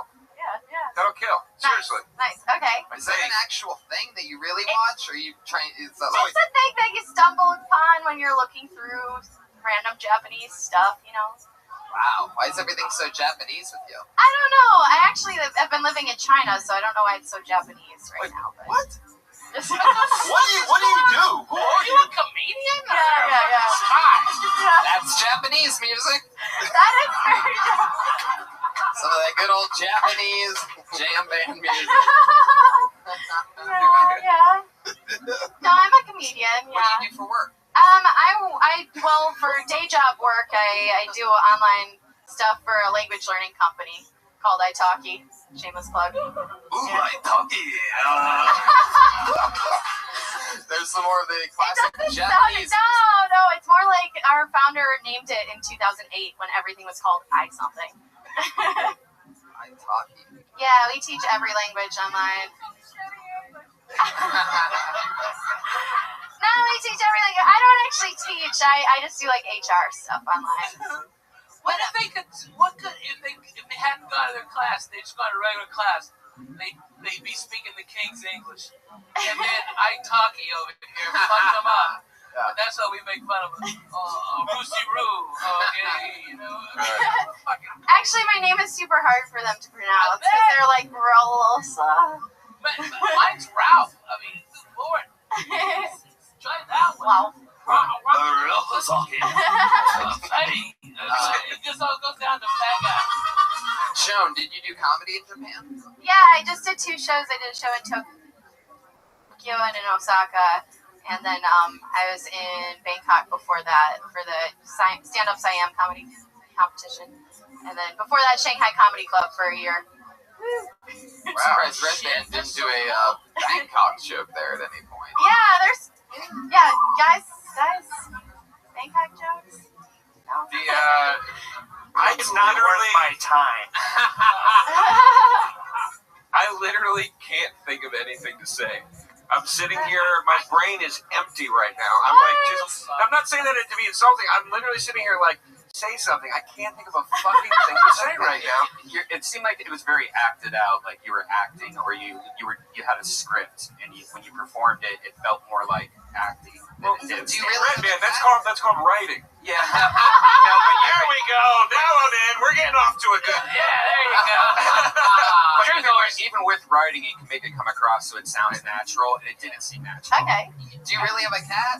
No, I was just cat sitting, so I kind of hate cats. She said that though. Your setup is too, getting clinical about it, your setup is too long for the punch, and you can say a lot more with the spoken word than you can with the written word. Like you write out your shit, right? Take it and write, and leave 2 lines in between it, and just take out every unnecessary word, and that joke is great. Cool. Okay? Just don't do the snuggle thing. It makes it sound pathetic. Okay. But I'm gonna get on your face. That's the part of the joke that you thought made her sound bad? Sitting, It wasn't the face rape while the man's sleeping? No, that's strong. That's a strong woman move right there. Face rape? John, if you had to guess how you cut your arm in Osaka, Japan, how would you guess? What types of people were you drinking with? Well, we tried to do the bicycle thing where like one person, me and another comedian there at Tigers. Yeah, the bicycle thing where I was an Asian guy. The bicycle, he's British. He runs the comedy club there in Osaka, and we were doing like the Stranger Things way to ride a bike where the girl stands on the pegs on the back and like he bikes it. Yeah. And I think I fell off many times. Oh, you think you I think I did. Yeah. It was just really difficult. Like it was, I don't know how they do that. They were just all cruising around like 2, 3, 4 people on a bicycle, and I'm just like, yeah, that's what they do. A lot of people over there. Yeah, just like tons of people. How long were you over there for? I've lived in Asia for 2 years. I lived in China for 2 years. What are you doing? Just visiting? No, I just moved to America today. Oh, welcome. Yeah, so I feel like I'm like so excited because like I used to listen to the show on my metro commute. You used to listen to this from Japan? No, in Shanghai. In Shanghai, I just like this was my metro commute like all the time. Cool. Listening to this show. Yeah, That's crazy. And now I'm like here. That's awesome. She deserves a round of applause for this because that's like true hunger for comedy when you fly from fucking Asia to America and you still go out and do an open mic that night. Like seriously, that's commitment. Yeah, that's great. You got pulled out of the bucket. That is gonna make you a success. John, best of luck. Thanks for pulling me. That's gonna make you a success. Thank you. That's fucking outlast them all. Work harder than everybody else and fucking outlast them all. That's great. And you already have luck on your side. You got pulled out of the bucket Thanks first for tonight. pulling me out of the bucket. Congratulations. Jill LaRosa, everybody. Thanks, guys. She's on Twitter at Joe LaRosa. Not to be confused with Joe DeRosa. Can I plug my... Yeah, plug it right now. I'm sorry to plug, but my your amazing Comedy Central special that airs tomorrow and available on the internet tomorrow? It already aired, but it comes out on the internet tomorrow for download. You let me down. Fuck yeah. On the internet. Tomorrow for download. Tonight at midnight, actually. But, I hope you enjoy it. It was filmed in a cemetery. It's fucking cool, man. Thank you. Oh, thank you. That's the first time you ever said something nice to me. You let me down. You let me down. You let me down. Yeah. ComedyCentral.com. Everybody else's fault but my own. You know, it's also available 24/7 streaming on Netflix. My 1-hour special, One Shot. Well, I mean, I don't ever really plug that. I mean, because everybody's seen it already. Yeah. Listen to Pat Reagan's album, Bad Chad. Yeah. And watch Roast Battle on Comedy Central. And check out the tons of amazing things that... I just noticed his watch. He has the perfect watch. Oh my God. Total Josh Martin right there. That fucking blew my mind.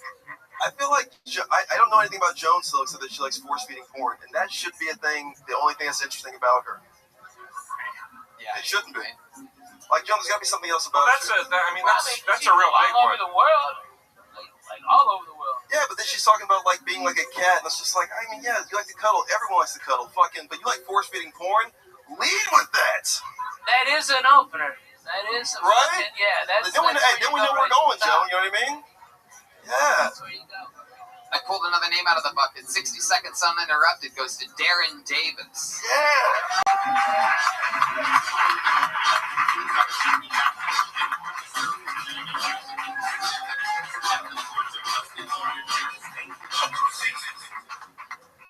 I grew up in LA, and I kept getting my accomplishments overshadowed by one man, and that was Kobe Bryant. You know, he was real great. He made two numbers great, 8 and 24. And my birthday happens to be August 24th, and this year LA decided to make my birthday Kobe Bryant Day. I couldn't even get a text back from my mama. She kept on saying Happy Kobe Day all on the internet, but I couldn't get a happy birthday. You know, but I like being in LA, getting the tacos the best. Go to Tito's Tacos, then I go to Venice Beach, play some basketball. I want to shoot some shots, so I give my tacos to my homie. Say, yo, just hold my tacos real quick. And y'all won't believe who get in front of us. Chris Tucker walked on the basketball courts. My homie wanted to act like a groupie. Like, oh, Tucker, yo, you the man. And he drops my tacos on the Venice Beach courts. And I'm like, wait, homie, Chris Tucker's funny, but he ain't dropping nigga tacos on the...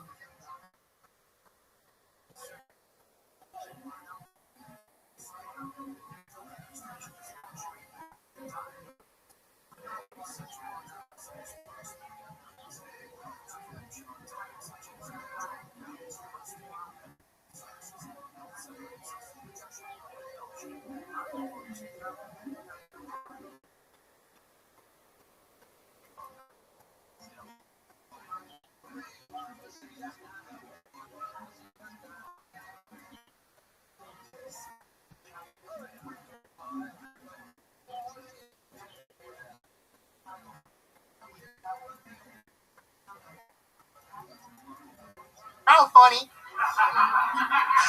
And that's my time. That's all I got. There you go, Darren Davis. Exactly 60 For real. seconds. For real on that one. 60. He ain't dropped my tacos on the ground funny.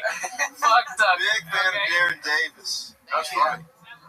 That was good, man. You chop a little time off the top to get into that Kobe thing faster, but the jokes were really funny. Yeah. I thought you were going to say, like, yeah, so, you know, because always like, text me happy birthday, I just went to Colorado and alleged you raped a woman. Like, something like that. But you didn't go there, and I was proud of you didn't go there.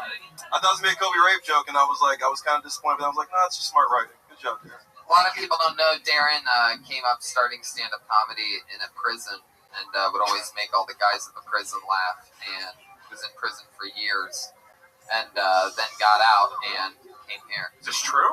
That's right, Darren? Yeah, I was in Pelican Bay for a little bit. What'd you do? What'd you do? Slap Kobe. I was gonna say assault. I was gonna say assault. I have a felonious bunch of friends, and so I'm saying assault.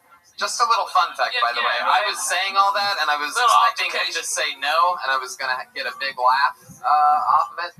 It just so happened to be that I was right. You didn't know that? I did not know that. Not right. I'm also set up for a joke so that when he said no, I was just going to, I would say he's very funny, and I think we should get off asking you what you did, because you just going like this quietly is telling me you don't really want to talk about it. Yeah. So it's your business, but congrats, dude. You're a funny fucking dude.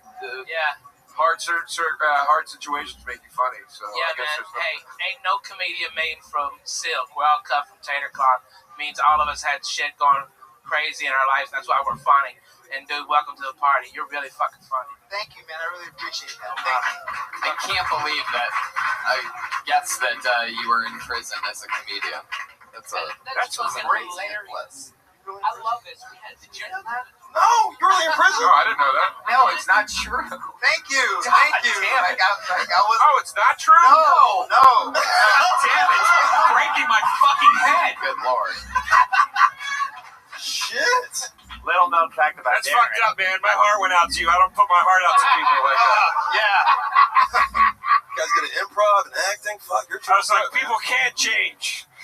There is hope in these turbulent times. What do you do for work? Available online for download later on. Yes, it starts tonight. Hey, what do you do, Darren? You work for the Trump administration? No, Fucking liar! No, I don't. I work for my school now. I do mandating, like I do research for mandating. Yeah, that's what they call it. Yeah. The way you said it, I don't think you're saying that right. Yeah, I don't think there's supposed to be a space between man and dating. I know, like you're mandating. They hired me. You have to say it quicker, bro. Yeah, no, I'm trying. It sounds like you're dating a bunch of dudes. No, not at all. Also busy starring in the film Moonlight. Yes. Oh Jesus. Topical. I like that one. That's how it works. He said mandating, right? Yes, I did. Oh my God. Oh, you're. What is this too smart for this crowd, you peasants? You dummies! That was a great joke! Listen up, you tards, you son of a bitch! I love that the impression of you is an Andy Dick impression. It's really funny. He's doing Andy Dick. Son of a bitch. It's really piling on tonight. Oh man, if somebody brings up my divorce and not seeing my kids, it's a great night, man. That's all we got left. This is so fucking. I am really impressed. Really good jokes, man. Thank you. Where are you originally from? I was born in New Orleans, but I was raised in the Valley. Wow. Yeah. That's real different than Pelican Bay. Yeah. No, that's like Pelican Bay would be like, ooh, vacation. Right. New Orleans. Wait, what are you talking about? New Orleans. No, the Valley. I mean, the Valley. Oh yeah, the Valley too is stabby as fuck. Stabby? Yeah, the weather's always partly stabby. The Valley? In California? Yeah. Well, where I get my weed, okay, it's a little stabby, okay? Stabby? With a B? Stabby, yeah, stabby. Yeah, a little, yeah. You know, like Danny Trejo's from the Valley. Oh, well then, it must be a tough place. the guy that has a taco and donut shop now? It sounds like the land of crooks down there. He was in jail, though. Huh? Yeah, he was really in jail. No, he was really in jail. Yeah, he used to come out to the schools and do talks to the students and tell us not to go to jail. You still live with your parents? Yeah, Thanks, Danny Trey. You kept me out of jail. Yeah, he did. You live with your mom and your dad? Yeah, it's both. How old are you again? 26. Yeah. How's that going? Did they remind you that they don't want you there at all? Or they're gonna move out soon, so I'm they're gonna move out? Yeah. You walked your parents? Man, what's hilarious is they're about to be living with him. That's how old he is. Like in 2 more years, he don't live with his parents. They live with him. Right. That's correct. Right. That's what you got to start saying. Yeah, you gotta start saying it. Yeah, I think I'm gonna start tonight. Yeah. So they have a new place and you're taking it over? I don't think so. I think they're gonna just get rid of this property and then go. My dad's retiring. He's gonna go back to New Orleans. Yeah. Is your mom going with them? Yeah. Right. But you're gonna stay in that place. No, it's not. Okie dokie, that's all the time we have for Darren. Next name in the bucket. You're out of control. But he's right. There he goes. Darren Davis. He's nice work. City.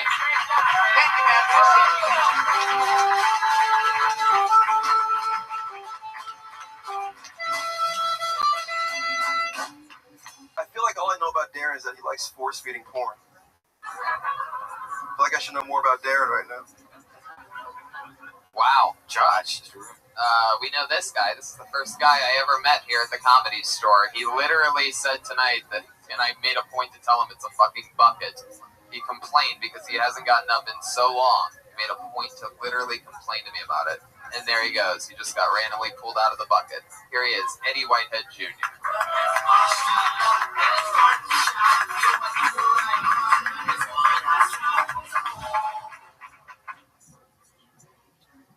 Hello.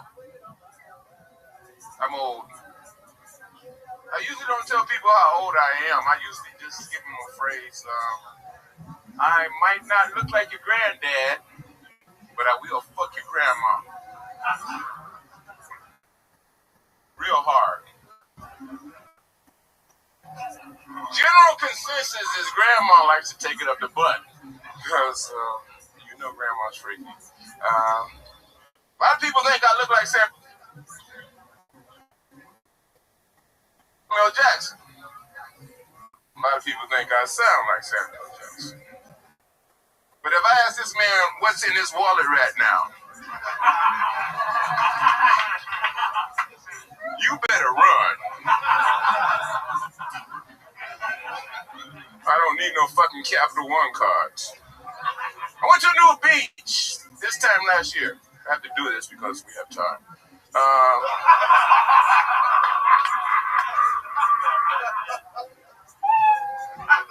That's it. Thank you for listening. There you go. Eddie Whitehead. Hey, thank you, Tony. Thank you, Tony, very much. Going for Samuel L. Jackson, everybody. I have called him that. Tony, I really like being on your show.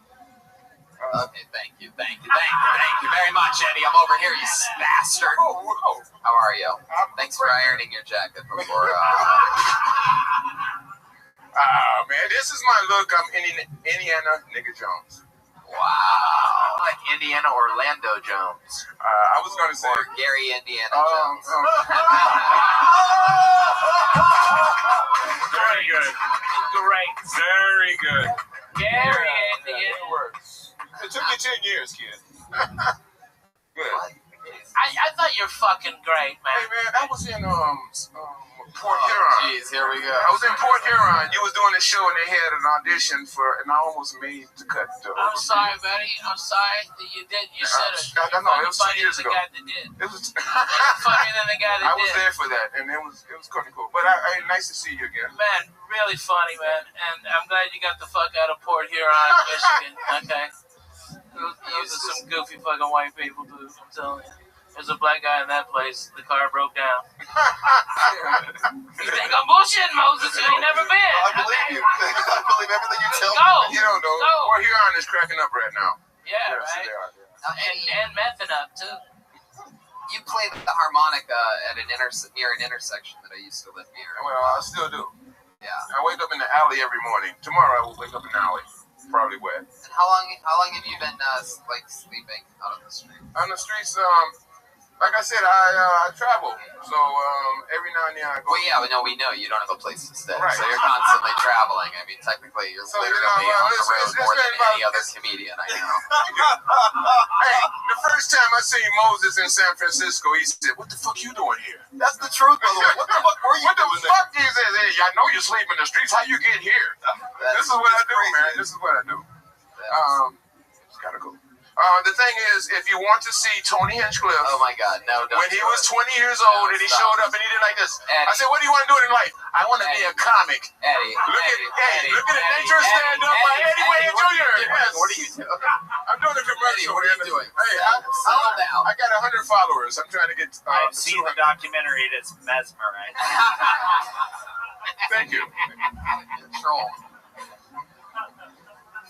I don't understand what's happening right now. Does anything interesting ever happen out there? Like when you're actually, asking anybody ever give you anything weird, like through the car? Diane Keaton. Because he works the stopwatch. Oh, really? You're wondering. Diane Keaton stopped 2 days ago. Yeah. And she held this credit card out, and I says, "What's going on here?" And she says, "It's a credit card. It's a gift card for $20." And I says, "Oh."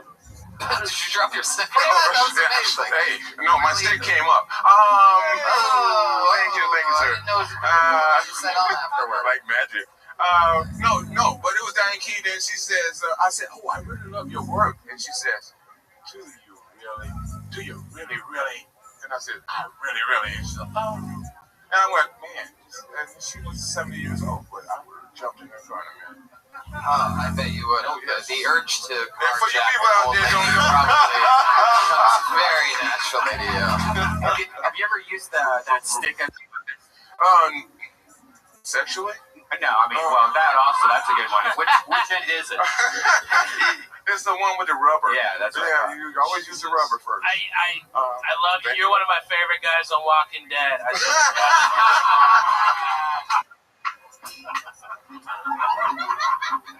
What was the gift card to? Do you remember? It's at Ralph's. As a matter of fact, it was to a multiple chain of grocery stores. It was like you can go where you want to. Wow. Yeah, it was cool. And she said Where'd goodbye. you end up on Ralph's? Ralph's. And I bought some chicken and some vodka. Wow, chicken and vodka. I'm sure it's a great Hey, I live on a corner, man. I wake up in the Tell alley. us about chicken. We already knew it. Hey, Ralph has good chicken. It's not me. Right, it's not an advertisement. It's a fact. Oh, Brian. Oh, Brian. Son of a bitch. How many times have I told you to stop playing that racist music? Sound just like it. I am the voiceover. All right. So, I mean, anything else going on? You get laid lately? You ever take a girl back to her place? Oh, man. I got this one box efficiency. It says Maytag on it. Which box is yours? It's the one that says bad motherfucker on it. Nice! The roaster! Still here. Just waiting in the pocket till it Let comes me to down. me. There's going to be a court order from Samuel Jackson for you stop doing him, doing me. Are you able to get laid? Yes, I get laid all the time. It's kind of crazy. All the time? Especially when it rains. Is that true? How does that work that way? Because I know... You're cleaner, right? Tell the truth. You don't... Jesus Christ. But no, right. I am the cleaner. Okay. Ooh. Anyway, Eddie, no. I got access to a high-rise building, and I go into the stairwell. What? Yes. And you know what? This is the truth. The last 3 times I had sex with a woman I didn't know, we was getting kind of hot. And every one of them said the same thing. The first one was kind of surprising. The second one was kind of like, and then the third one I knew was going to happen. What they say? These newspapers the are itchy. first thing they... That could have been the second Is question. that a backstage? No, we're in a place where nobody's going to come, and they look at me like this and say, all of them say the same thing, exact same words. Are you going to kill me? And I say no, and then they have sex with me, so I think it's submission. Is that right? Because I never see him again. When they ask you this question, do you have a knife up to their throat? No, I'm a 6'4" and very tall and muscular black man when I'm naked. Do you ever see them again, or do they? No, I never see him. I never see him again. It's kind of crazy at this point in life. This guy puts. I do want to get married and have children. All right, Brian. We get it.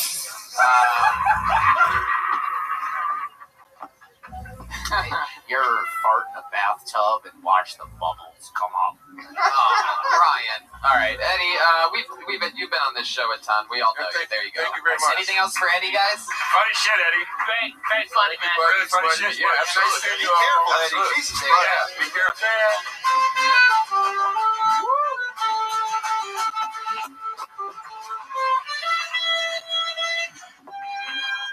Where?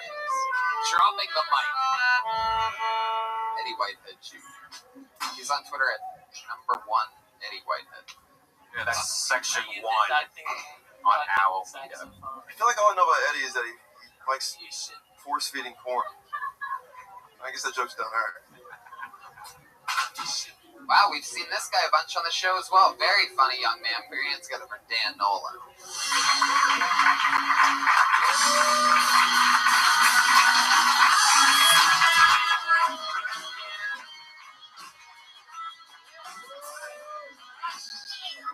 What's happening? I just flew in from a lesbian wedding, and boy, are my moms tired.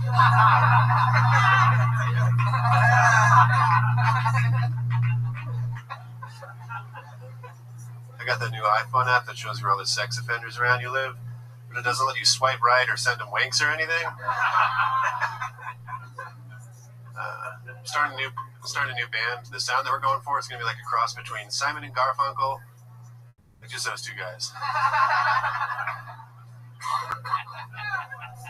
I ordered a Vietnamese prostitute, and she showed up at my house 3 hours early. She wanted to love me wrong time.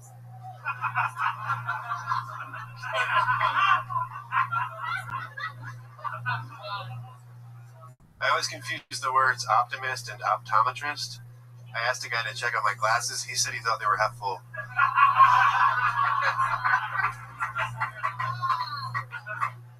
Found out recently that penguins mate for life. I wish somebody had told me that before I fucked all those penguins. They will not leave me alone. Dan Nolan coming in, laying it down, 60 seconds. Oh, it's so hard.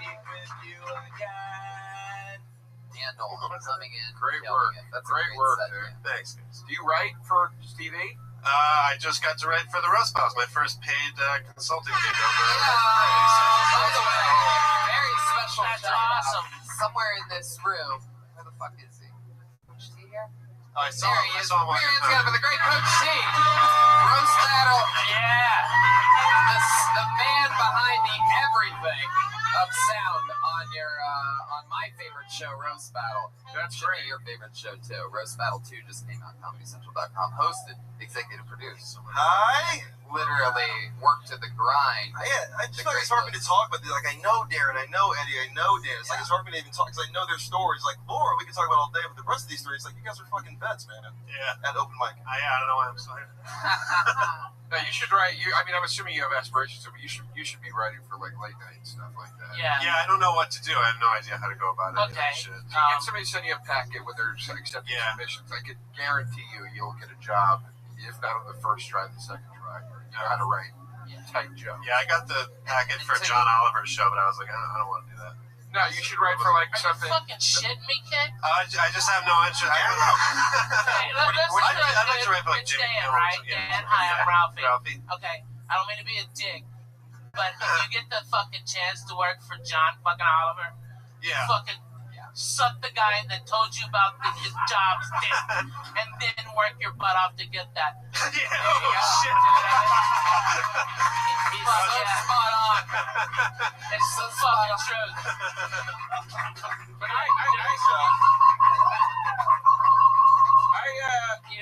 you're really fucking good, dude. I mean, I saw just because I'm an old fucking comic, I saw that Comedy Stroke coming.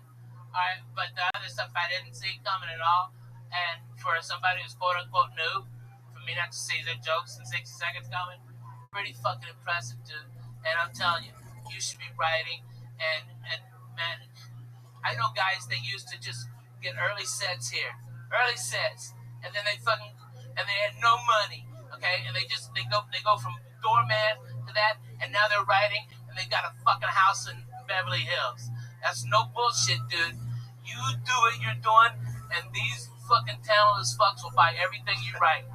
You're great. I agree with Rabbi, except I disagree that I don't think you made a bad decision if you don't think you're politically minded. Right, yeah, You should just write wasn't for for something me. that you understand. Yeah. You don't want to get a job and then not be able to deliver. Right. Yeah, I'm not smart enough for that show. It was like writing something you about the have to Australian write jokes Parliament. about and I was like, everything. But what you do is you write jokes about everything. Right. Maybe because not And once everybody's you're going to be for political. example, once he's in the room with all the John Oliver jam band, he can contribute that specific. It's like a Trump administration. Like, he doesn't seem like the right hire. It's different, but here's the thing. It's different if you're brought in as we need a guy that does this and you're a little different. That's where we're going to hire you. What you don't want to do is work tirelessly for 3 weeks to write 10 political jokes, and then you get a job. They go, these are great, and then you're at work the first day, and they go write 10 jokes right now, and then you can't do it. That's not good. That's a bad position to be in. All my writing You need to write. I didn't know shit about It's anything. interesting. The jokes are political, but I feel like the punchlines sort of aren't, if that makes sense, on shows like that. Yeah, right? like the setup is eclectic, but it's still a dick joke. Yeah, exactly. You know? But you don't think he's waka, waka, waka. You don't think he'd be better for like a Kimmel or something like that? Yeah, that's what I really wanted. That's Jimmy Kimmel's like number one. That's the packet I Dude, want. he's I don't know where to the get one it. who's doing a great fucking monologue. Yeah. I mean, that's what. That's not out of reach. Bro, that's not out of reach. You go over there and you ask for fucking Sal, and you go, hey, I want to write jokes for free. I want to come in here, I want to learn how to write a packet. And you know what? Every one of those guys, I know them all. They're all fucking human beings. They're all real people. They're not these Hollywood fucking assholes. They're real. They'll shake your hand and they'll go, you want to learn? We're not going to pay you a fucking dime? And we treat you like a bitch? Great. Say it just like that. Ralphie, now, That's exactly what they'll do. now a bunch of the unfunny people are just going to show up at Jimmy Kimmel tomorrow while Dan sleeps somewhere to celebrate. Write down a bunch of one of those jokes, those one-liners jokes like that. Ralphie May told me to suck your dick and get to work. I think you like it too much. I think you like this character. Like all great Hollywood fairy tales, it starts with a man named Sal. Dan, you've been on the show 5, 6, 7 times, always constantly getting funnier. Anything interesting going on in your like real life, your personal life? I quit my job. You're doing fucking comedy now for him? Yeah. Well, I mean, not making any money or anything, but yeah. How are you? I'm living on Frank Castillo's couch. Roast battle champion Frank Castillo. That's fucking amazing. Congratulations. Congratulations. Hey, at least he's got a couch. Yeah. When they towed Joe Diaz's house, he lived on my couch. You know, I mean, that's fucking for real. Joe Diaz is fucking movie stars, and they towed his fucking house. All right, so if you're sleeping on a couch, you're doing better than a lot of comics. Yeah. And that should show you how far you can go and where you can be. Yeah. Okay? Yeah. You're fucking 2 years, Bob or somebody over at fucking Bill Maher will fucking... Yeah, 2 years, you'll be on an air mattress for sure. Way past the futon. Way past the futon. 2 years, Sal's going to be coming to you. Yeah. Let me suck your dick. Oh, totally.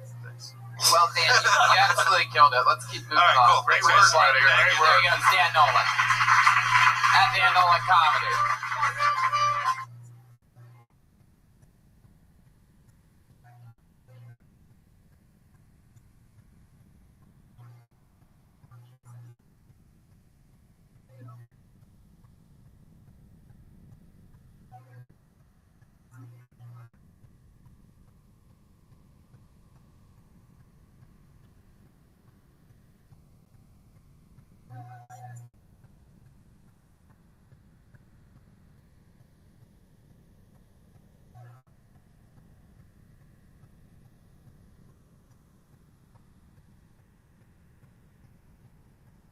See a bunch of the old all-stars here.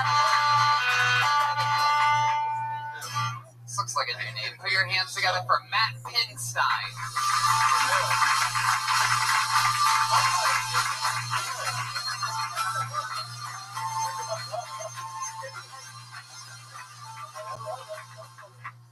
What's up, guys? It's good to be here. How you feeling tonight? I can tell that I'm not the only single dude. Just check out the gallery. But I have spent a lot of time on what's that site? Tinder? Tinder, that's right. It's a lot like buying a car on Craigslist, in case you don't know. You get 5 photos and a brief description. It's up to you to make contact with the seller. But when you show up, you realize all the photos were taken like 5 years ago, and they didn't account for the scratches and the dings and the dents in the exterior, let alone to mention the entire interior mess. There's daddy jokes hanging from the rear view. There's a couple ex-boyfriends in the passenger seat. There's a gluten allergy in the trunk. That's pretty much it.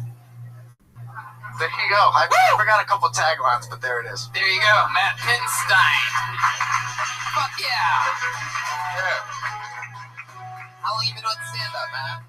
This is like my 6th show. 6th show. Fuck yeah. New Year's resolution. I can totally tell. The biggest laugh you got was when you skipped like a CD in the very beginning of your set, where it felt like it was part of it, and I wanted more. That's how it's gonna go. Accidental skipping. Oh, good to be here. Well, you can tell I'm nervous. What can I say? Then as each second went on, I could hear the fear in your voice growing from getting laughs. You sounded defeated in your voice, which I mean is common amongst people who are just starting out. I hear that, yeah. What do you do for work? What fire department do you work at? Exactly. No, not putting out fires, but I was a volcano guide most recently out in Hawaii. I live on the Big Island. And you want to do comedy? Yeah. You're Who retarded. is telling the truth tonight? Right? That's what No, it's true. Is that true? Is it true? Yeah, I lived on the Big Island for 8 years. And you did what? I was a volcano guide, a tour guide for the guide. volcano. I think you said a volcano god. That's what I thought you said. No, guide. Volcano humor. It's Pele over here. G-U-I-D. Sorry, I should have made it out. Llama laughs with this one. So what got you in? Funny. What's that? What got you in? Like what made it be like I don't want to give people tours of fucking death anymore. I want to fucking come and die on stage now. Because it's like 300 miles of driving and 10 hours of talking. And, you know, I stuttered through most of it, but I got through. You do have a stutter? That's the thing that you have? I think it's just anxiety induced, yeah. It's fucking terrifying what you're doing, dude. I've been in the exact position you're in many times. Many times. Yeah, you hung out by volcanoes? Yeah, I'm referring to the volcano guy. Yeah. No, seriously, man, I've been in your position many times. It's fucking terrifying. So you're just gonna get used. When I first started, I used to drink 5 whiskeys before I went on stage, and I wouldn't be even buzzed. That's how hard my adrenaline was going. I would just be normal. So like, it just takes time, dude. And the more you get comfortable, the more you'll be able to ease into things. You generally go ahead. No, I was gonna say, and you're Jewish, so you're fine. Surely. You're gonna be fine. I just gotta keep working at it, man. It's something I want to pursue. So like, nervous even if I bomb tonight, like that's trust me, you'll learn more from bombing than you ever will from fucking killing every show. Yeah. Guys who kill every show, they get that way because they get a joke that fucking works, and they never fucking do something else. Alright? They do the ones that only kill. The guys who got balls, take the shot. You took the fucking shot. And dude, remember, you fuck with fucking volcanoes. You fuck with volcanoes. An audience of fucking these months don't mean shit. You fuck with nature, bro. Okay? You understand me? Solid. This ain't nothing, Jack. It's one of those volcano seals, if you're wondering. I love Robbie's like giving beautiful words of inspiration, just turns and shits on the audience for no reason. Well, this is who he's afraid of. This is who he's afraid of. That Steadicam guy. A guy who's wearing a scarf inside. Okay? I mean, come on. This beautiful girl.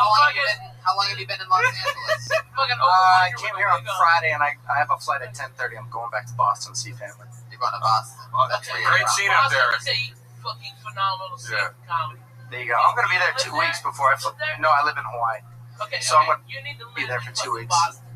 If you want to do I think that's probably a good call if this is my pursuit, yeah. You go to fucking Boston.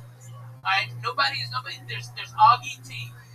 Is the only guy. The only person to make it in the comedy business out of Hawaii is the guy that makes Gabriel Iglesias his shirts. Oh, shit. Yeah, it's not a very good scene over there. Listen, I'm going to be... It's growing, though. There's some good comics in I'm going to be in Boston at Laughs this month. So look it up.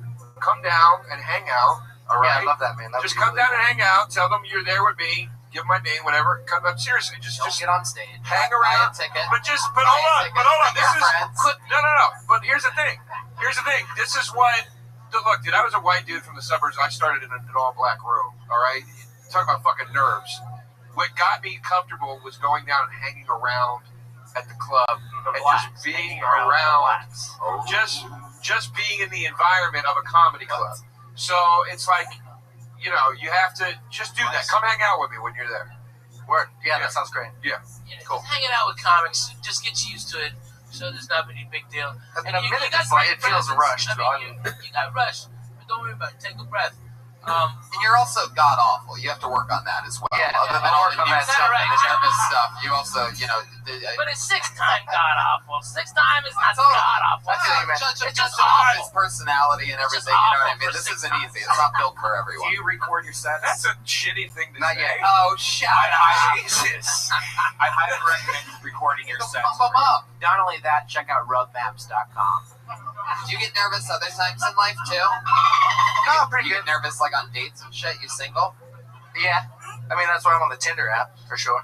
Is the Tinder app work for you at all? Have you really My legs fell asleep today. That makes 3 of us, right? What does that mean? I mean, like, that's how we open the show. You said your legs were asleep, Tony. Call back. I don't know. Too much. As I said, Too much god time awful. Take it from me, the #1 host of the #1 live podcast in the world, Kel Tony. That's what. Hey, do me a favor. If you want to learn more about comedy, I recommend every comic. I spent an hour, I spent like 2 hours talking here one time. You can Google my name, Ralphie May, Comedy Store, and Stand Up Boot Camp. It'll tell you everything that you want to know about comedy. I mean, it's I've never all those dumb books, Judy Carter. That's a fucking scam. You have a boot camp trophy? I did it for, they wanted to pay me, and I bought lunch for all the people there. I'm not going to take money from other comics for fucking helping them out when I tell them jokes for right there. There you go. You know what? Can I say something that's bugging me right now? Every time Ralphie says an inspirational thing, you clap. Nobody clapped when I invited him into my green room in Boston. That is my space before the show. That is my sanctum, and I invited this man into it. Let's just say Joe versus the Volcano didn't need a sequel. It's really good. It is a really good one. I have to look to find out which snidey, cunty remark was made by who. Matt Pinstein, the Pinsteins, huh? Is there a big family you have? Yeah, I'm the oldest of four. My brother's here. Really? Oh! What do you do? I mean, what does he do? He actually got me this coat today. He runs an online clothing company. Wow, he got you that coat. Well, he runs an online clothing company called Moose Limited. Oh, well, there you go. You gotta plug it. I bet he ain't got no fat guy shit, does he? I don't know. It depends. Moose Limited, the largest fucking deer. You can dress a moose, man. You can't fucking put a fat guy shirt together, you dicks. What size is that? It's large. Can I get that? Fuck yeah, I just got it today. Let me get that. Alright. This is a modern stick up, dude. Don't take this shit. What the fuck is wrong? No shit, man. This is all I got. Okay, This is all I got right first now. of all, don't give it to the black guy. If you want to trade me that hoodie, I'll do it. I would, but it's H&M. I can't fuck with that. Oh, that doesn't make any sense. Yeah. They don't like black folks, H&M? No, it's just like they probably want me back in it, so I gotta keep this. Yeah, I mean, you want to hang on to that $3.75 fucking hoodie that you bought at H&M. God damn it! I know! Why can't I land a fucking show tonight? Are you kidding me? Because you had a special on Saturday that they should check out. H&M is really cheap, everybody. It's not, it's like Everyone $10. can tell that you wanted too much Joe. Oh! Tony's killing, by the way. You see, it's hard to see where the cunty remarks are coming from. I know, it is. It is. It's like tennis in it. It's just one voice. You're right. You are right. I'm not even going to, I'm agreeing with you. Thank you. Take it from me, Writers Guild. I'll say this, man. That was great improv because you actually went with it. You didn't climb up. You're like, yeah, I'll give you my fucking. Shut up, Brian. Come on. God damn it, you're trying to steal a kid's jacket. Yes. Stop trying to act like you were doing a fucking Robin Williams exercise with him. All right, you're right. I tried to rob you, man. What's the craziest thing? You ever gotten arrested? Yeah, just on a DUI like years ago. Driving in Hawaii? No, that was back in college. UMass. Oh, fuck yeah. UMass. You gotta graduate. You gotta get a DUI if you want to get your diploma. Pretty much, yeah. Yeah, it's like the price of admission. It's drinking everywhere. I never really got an answer out of you. Have you gone on a Tinder date yet? Yeah, I've been on a few times. Oh, there you go. This is an audio from one of them. Yeah, I don't know, man. It's like the girls out there seem like they're into it kind of rough. Have you noticed this? Yeah, girls that's why Brian's playing a fly sound effect. I don't know. That's a dig, man. Tell us more. What's rough about the girls that you dated? I don't know. What's the first? I don't know. You guys are into the UFC, right?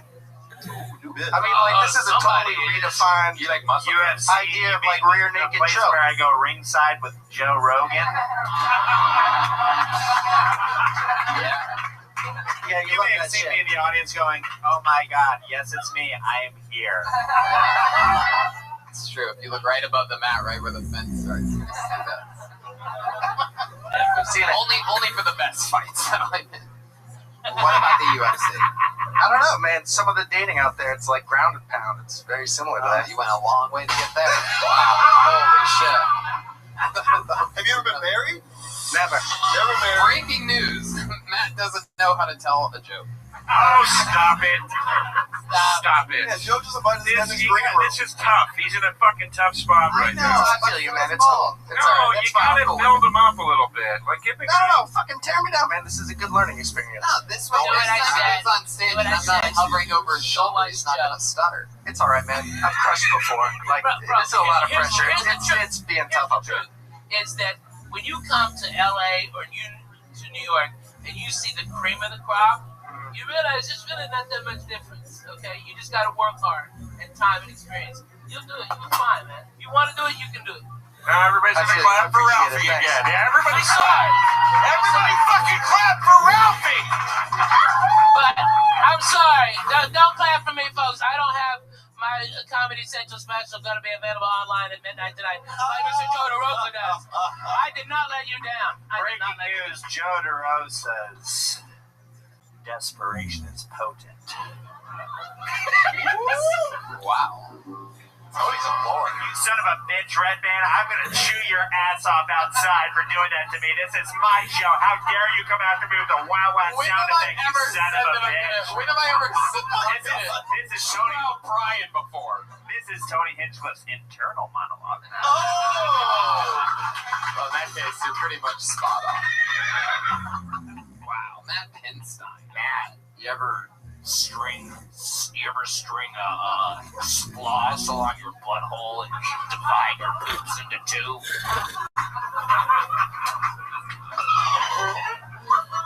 Good question. Legit question. Answer no. Rhetorical question. There you go. All right, Matt. Well, nice to meet you, man. Hey, thanks. You guys too. Right on. Thanks for the advice, guys. Right on. Thank you. Go get it, Matt. I'd imagine being on stage alone is going to be less nerve-wracking than what you just went through. I think we just helped a little boy with his stutter here tonight. That's my theory. You want your stutter fixed? Come on down. Josh Mark. Josh, that's way too low. It's okay.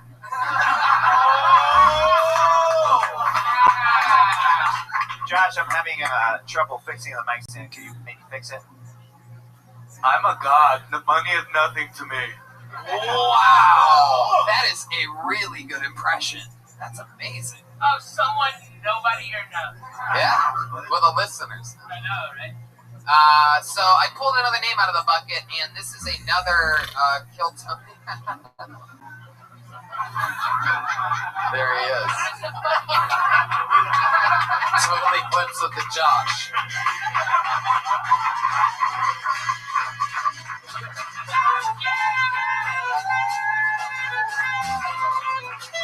I pulled another name out of the bucket. This is an absolute Kill Tony legend. You know him, you love him. Put your hands together for Tam Fam.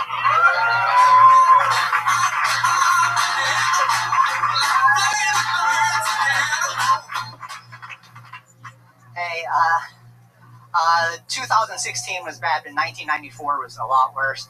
That was the year when Congress passed what is called the Margaret Cho Law, which requires that all Asian comics do an impression of their parents. I still haven't done an impression of my parents yet. I need a lot more practice around liquor stores.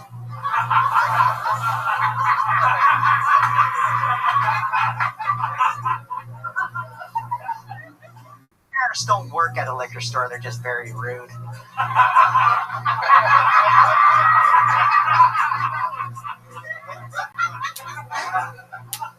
I shouldn't call my dad rude. Abusive is a better word. I haven't talked to him in years, but when he dies, my family still wants me to help pay for his cremation. Honestly, I would rather cremate him myself to save money, but it's illegal to burn garbage. Wow. Nailing it. Tam Fam.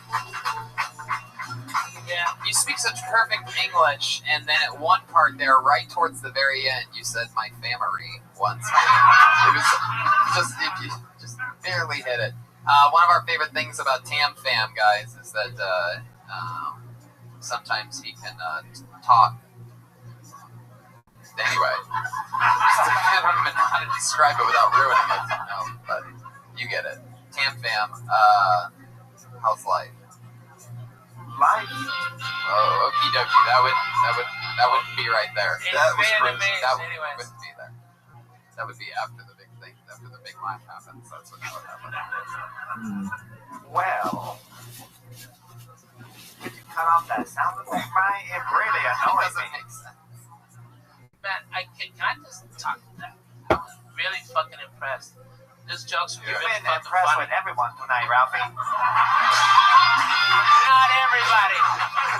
Not everybody, Mark Tony. Not everybody. My name is Pam Pam, if you are reading my bits correctly.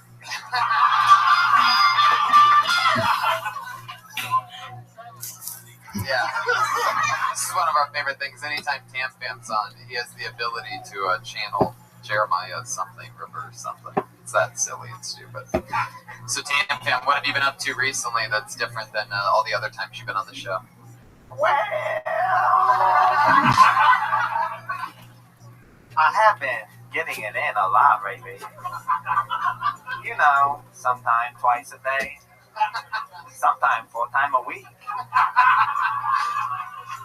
But you know, this has been the shortest dry spell I ever had. Wow, you are a machine, Tam Fam. You always hook up with just Asian girls? Oh, no.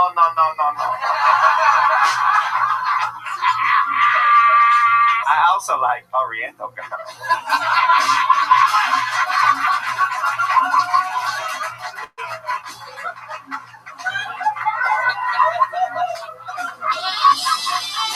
Jeremiah Watkins.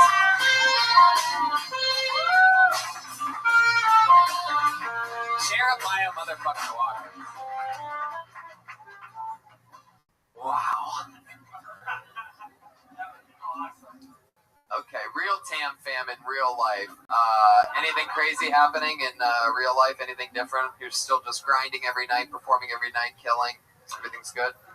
Sure. You sing? There you go. Some of that celebratory Japanese music. Yeah, you know, same old. Don't really have much of a life. Yeah. You're a nice guy, and you're like, you got a nice face. When you do that garbage joke at the end of burning garbage or whatever, it's fucking shorten it, make it sweeter. Like it's $500 fine for littering. You know, make it so don't fucking go. Then I burn them. You know what I mean? It creeped me out a little bit. You know, like they can't laugh as they're breathing in. You know. I think I disagree with you on this one, Ralphie. Wow, geez, Tam Fam. I can't believe you're disagreeing with a legend. What are your thoughts?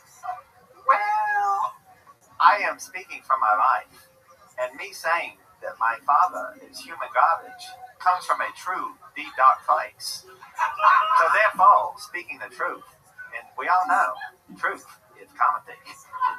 Wow, Tam Fam, it sounds like you have some real issues with your father. What did he do to you? Right? What did he do to you when you were a little boy? What did your dad do to you?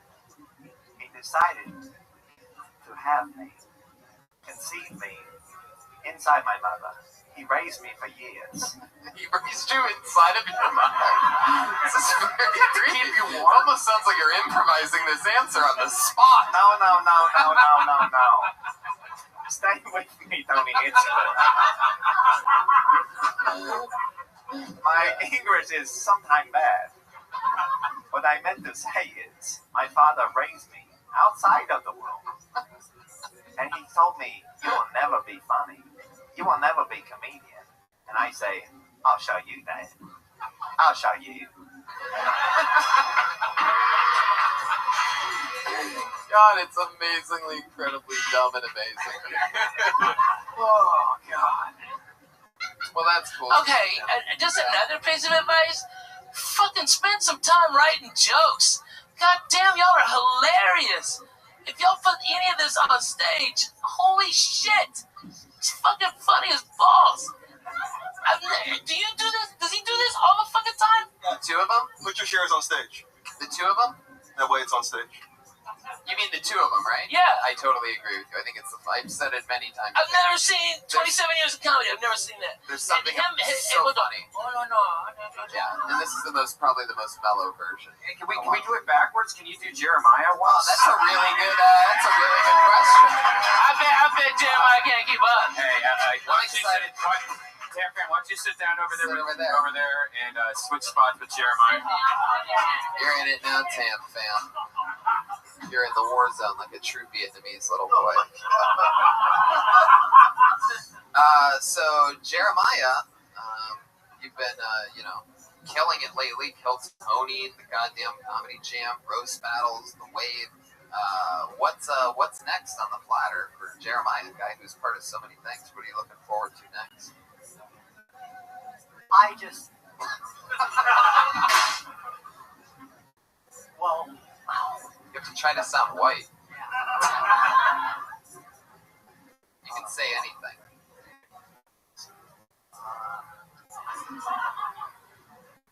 Jeremiah, did somebody hit you in the head with an aluminum bat today? Jeremiah, why don't you explain to me your favorite kind of porn?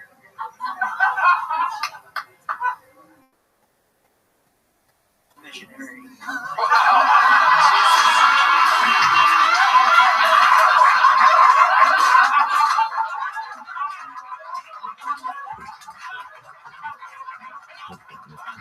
That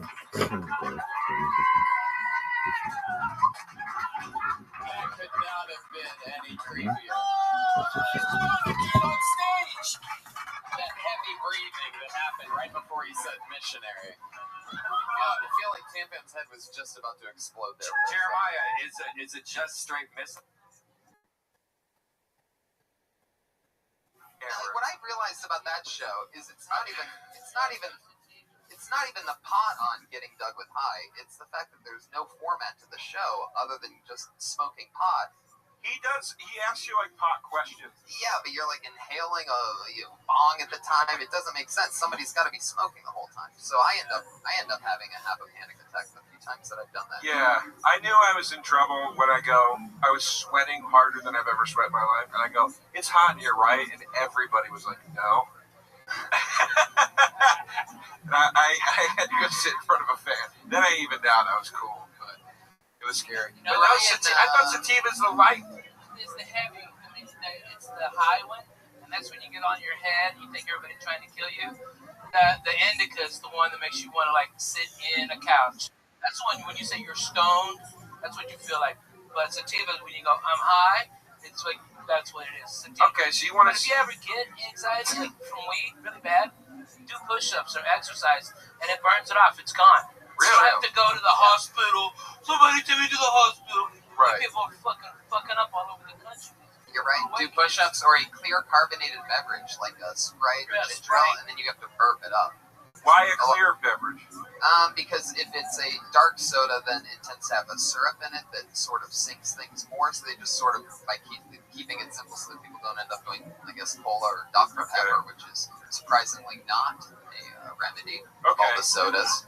You would think Dr. Pepper would be the healthy one, but no, it's actually pretty much a Sprite, ginger ale, like regular soda. I'm going to try this indica When you have a panic attack and you feel like you're having a heart attack. It's Aquarius. And I've been smoking weed longer than ever.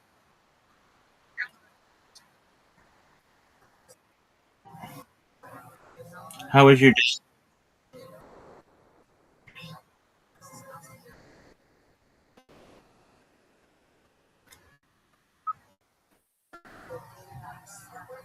How was your day?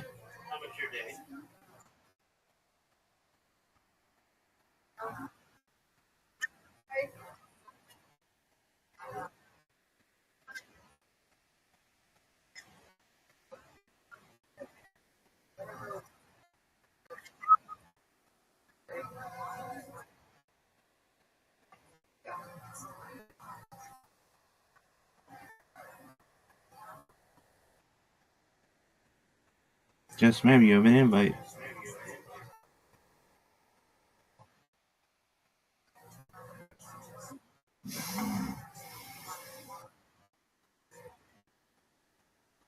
Oh, it was great. I did 2 podcasts. The first was the end of a 4-part podcast series that I've done with this individual. And the second was with a young lady who I just felt was an excellent podcast interviewer because she just let me talk. And that's what I want people to do. So I can tell them about all the stuff that I do. And that one lasted like an hour and a half, and it was great. And, oh man, and I loved it. So, that was really good. I was really happy with how they went.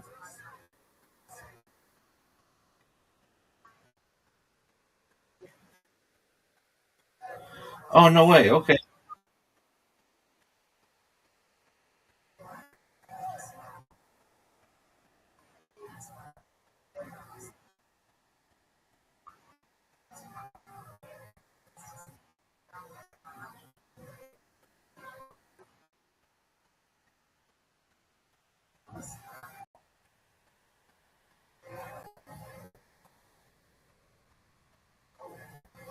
Yeah, same here.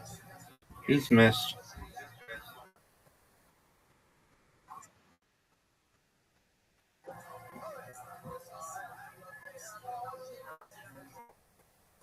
Ooh, almost.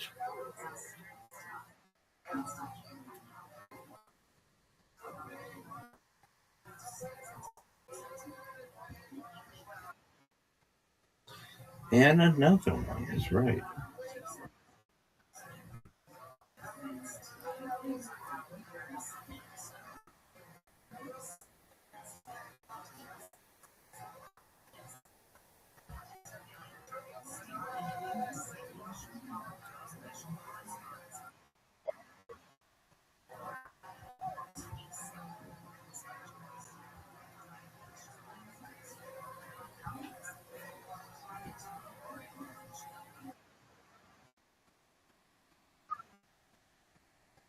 Well, that's.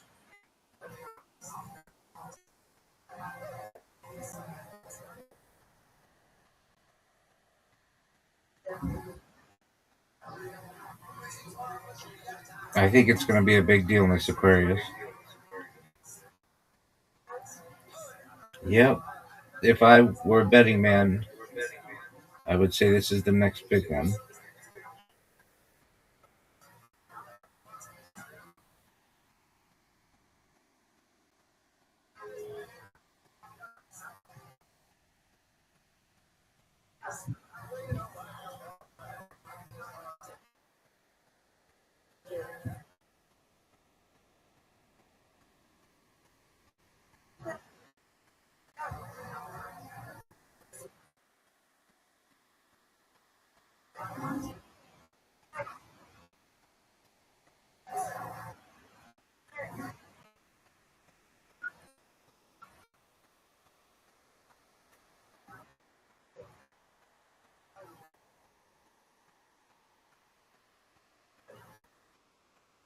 Really?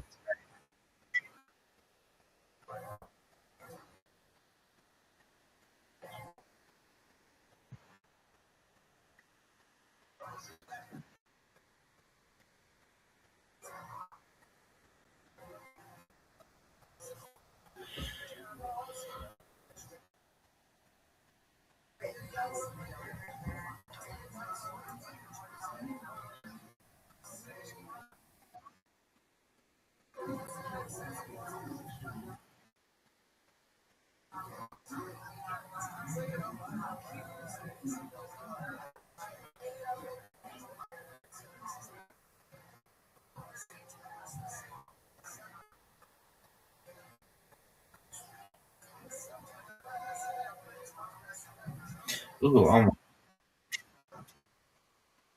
I saw that. That was close.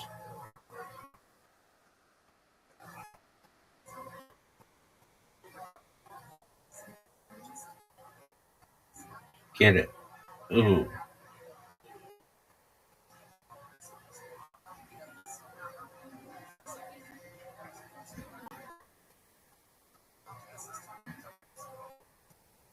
Miss Aquarius, I was so happy to do this podcast today. And the previous ones that I've done, they're really nice because they let me do multiple of them. But I have so much I want to go into, and this one was an hour and a half, and she had some good questions, some very basic questions. We talked beforehand. She was like, if you want to change anything, you want me to edit anything out, just let me know. And I didn't, and she just let me go, and I felt absolutely. I felt afterward like very satisfied. Like I was able to talk about all the stuff that I love, all the stuff in which I'm passionate, and um, just felt really good about it. So it.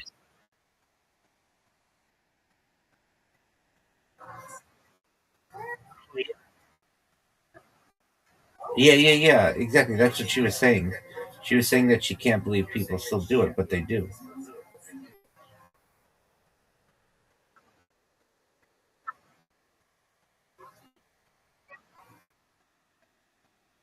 You did. It was great.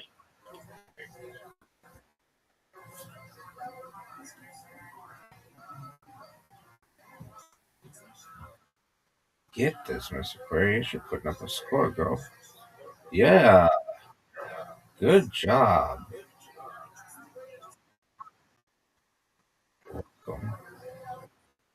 Got got it.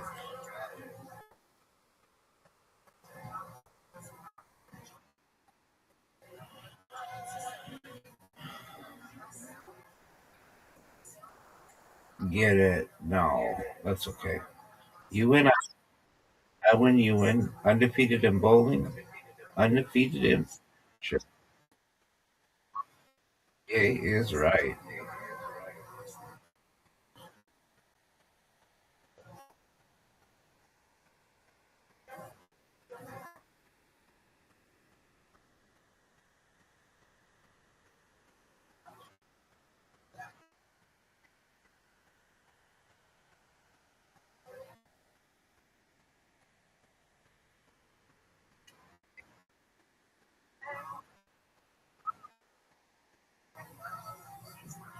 That's right.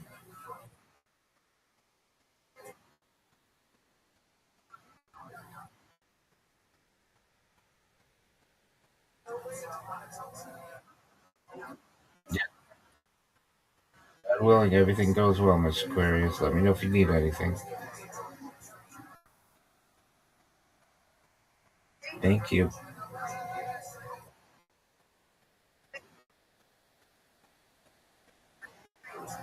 God willing, I do my best. Yeah, 100%.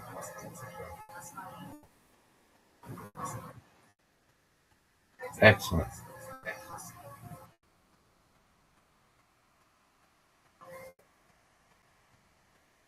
Yeah. She no. She's old. She and I would talk like more than a year ago, and apparently she broke up with her boyfriend yesterday, and she just wanted to come and talk. And she's really nice.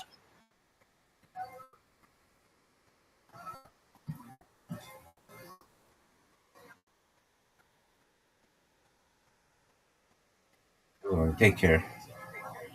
Shout out to Aquarius, everybody.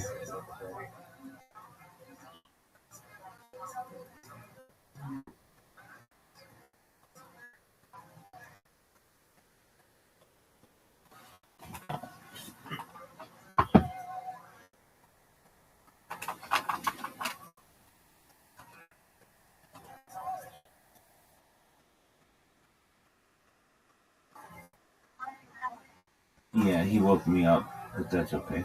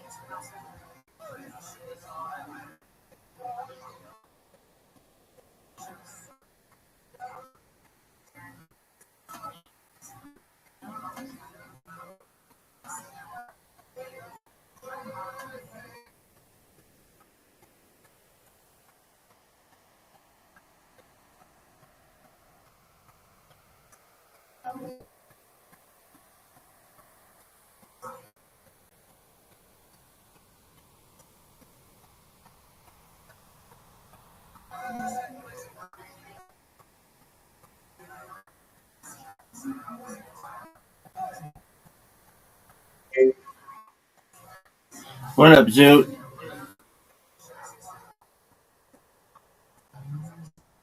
What up? Yeah, but that's okay. What's up, man? What were you thinking, big man?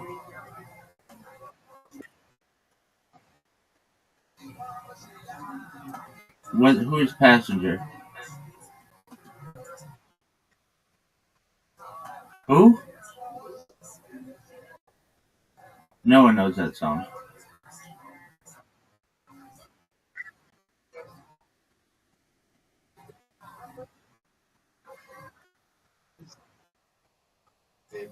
All right. I mean, people barely know Justin Bieber anymore, but okay.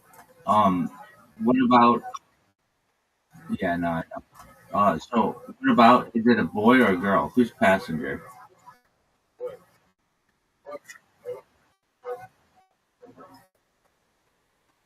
No, nobody knows that.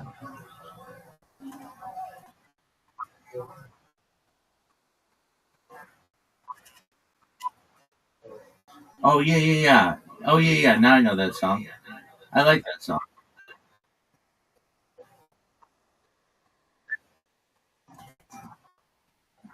I don't know, big man. What do you think happened to him?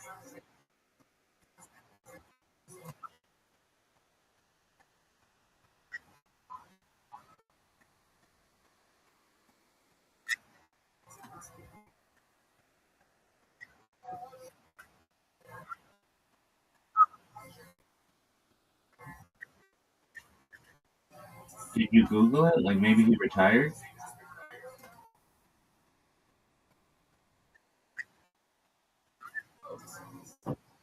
I mean, did he retire?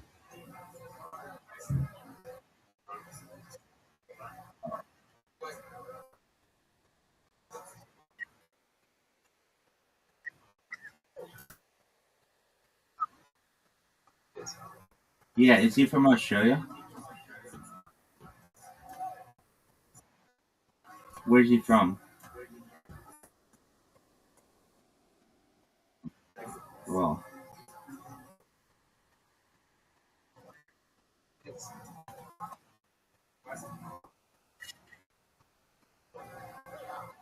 okay.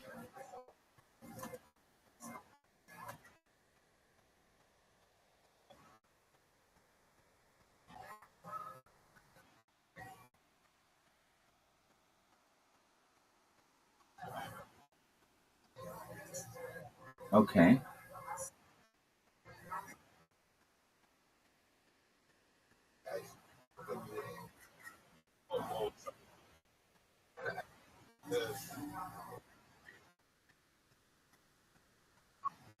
I'm in agreement. A lot of people would know that song.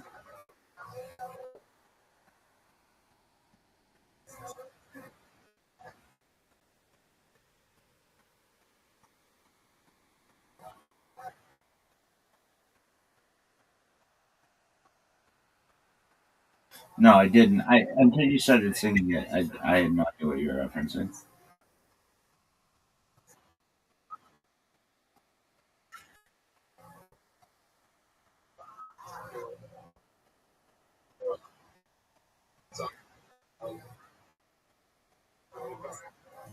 All right, what do you think happened to him? Look, Zoot, I'm just gonna save us a bunch of time. What's this asshole's name?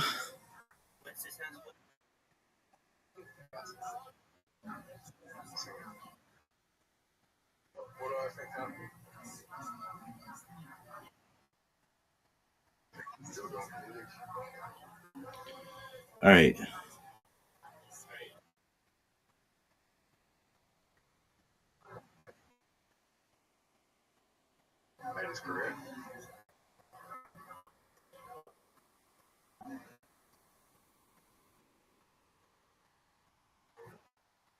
Right.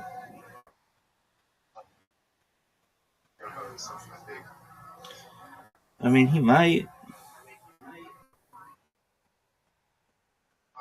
What do you think's gonna happen, Zoot?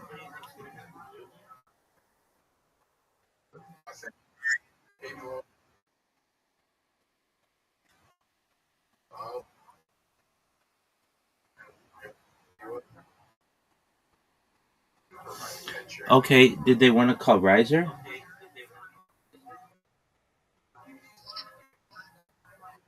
Why don't you call Riser?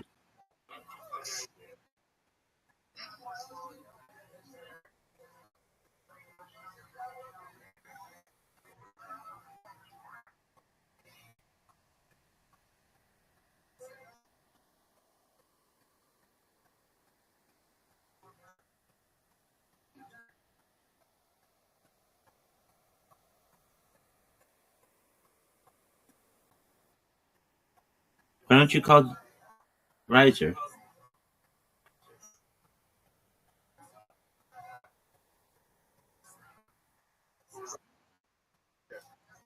Just call Riser.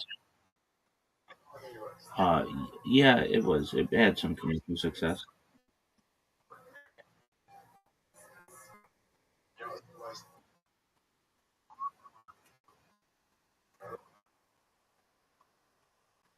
That's baller.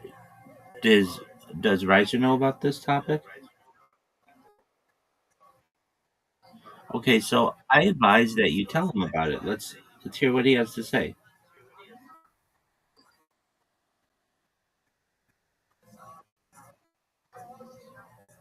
So why don't you call him and tell him? And what happened?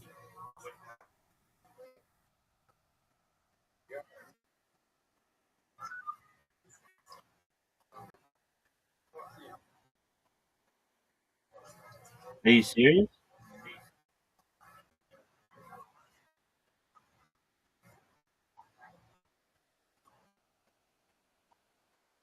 Just now. Okay, well you get rewarded for your excellent work. So I'm gonna I'm sending you a dice party. Just Just because you were so cool.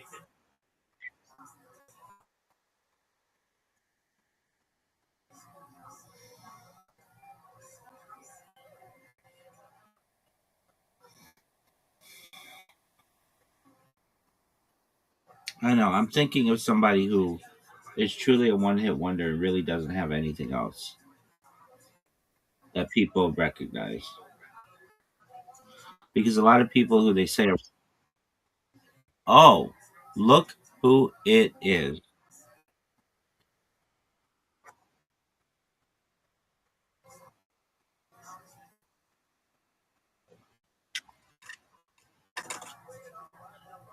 What up, Riser?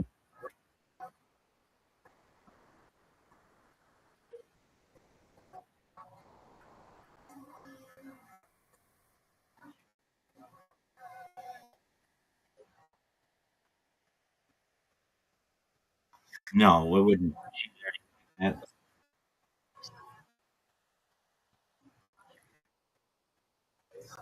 They're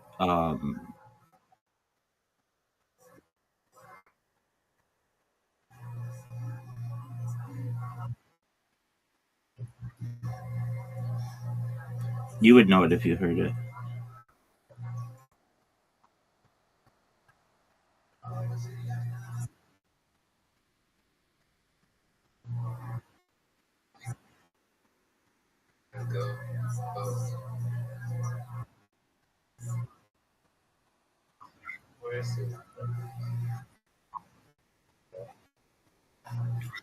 Zoom.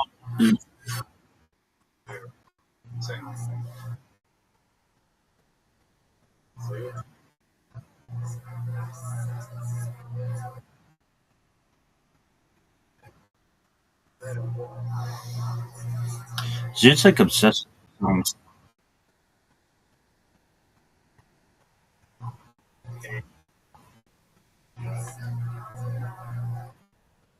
I'm right here, baby. Oh, I froze.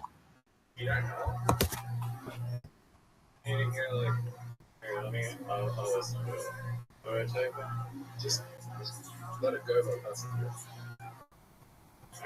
Okay. Probably. It has 4 billion views now. Yeah, I'm just gonna put it on the.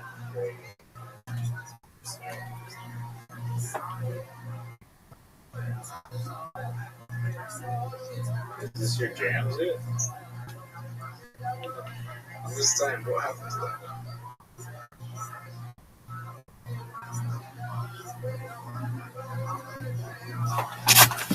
I don't know. How they scam people with digital real estate in the metaverse.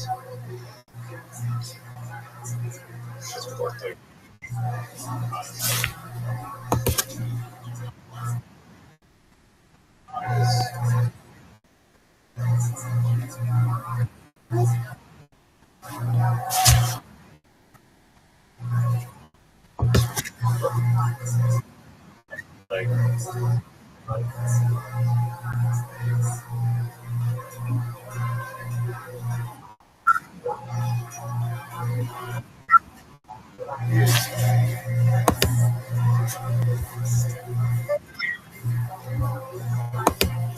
Let me just hit it. Is he actually like a missing person or did he just stop putting out the input?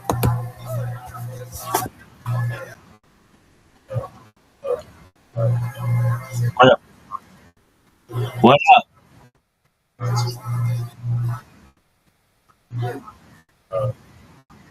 Zoot is obsessed with this guy.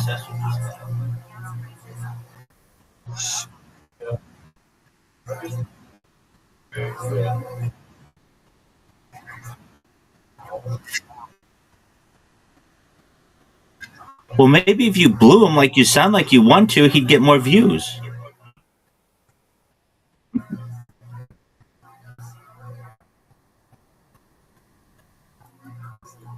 Riser, how you living, pimp?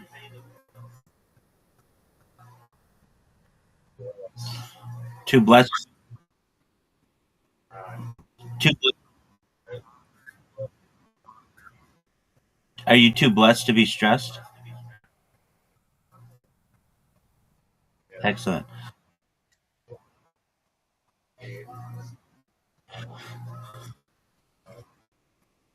That's excellent to hear. Um, would I? Yeah, I would, because it would mean there's a really good chance of world peace and everybody would understand. I've never blown, I've never blown it, but if I had, everybody would understand. They'd be like, dude, Rabbi's the coolest good person ever. They're the straightest motherfucker ever, but realize that they are going to transform all of our lives into more peaceful, understanding, sincere, a sincere world, and all they had to do was suck some dude's dick all day long. Exactly.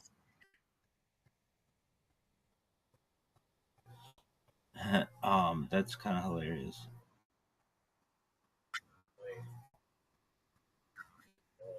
Oh, Zoom, I got five.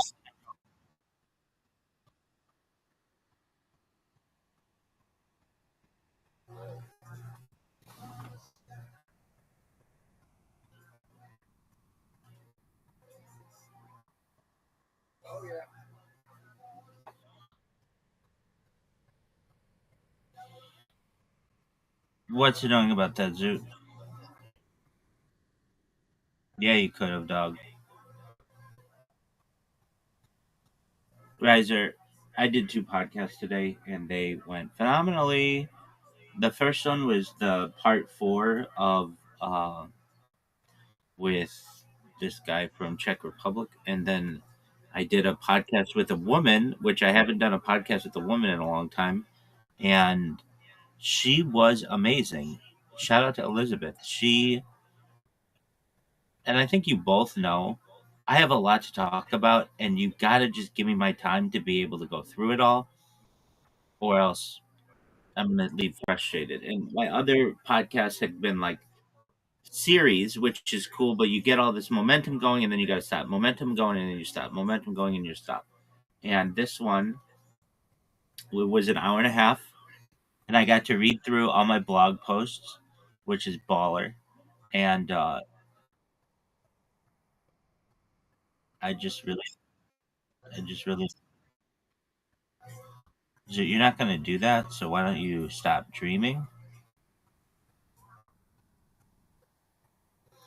No large straight, dog. If you get a large straight, this game is rigged. There's no way. You're done. It's over. It's over, Zoo. Don't try it. You need a 3. Yeah, it's over. Champion. Zoot. Zoot missed by 1. It's over, Zoot. And then I fell asleep after. And then Zoot came in here and was like, Rabbi, Rabbi, Rabbi, I know you can hear me. I just saw you move. And he was absolutely right. And that awoke me. And it was right at 8. And now he's here. And now you're here. And now I'm happy. With whom do you have a meeting?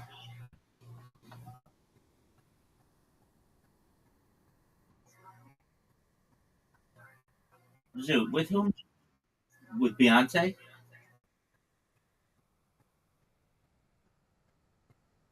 Okay, like, no, you don't. What do you mean you have a meeting with someone and you can't say?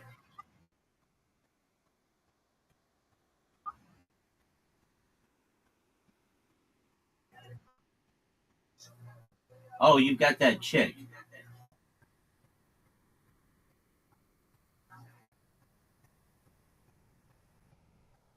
All right.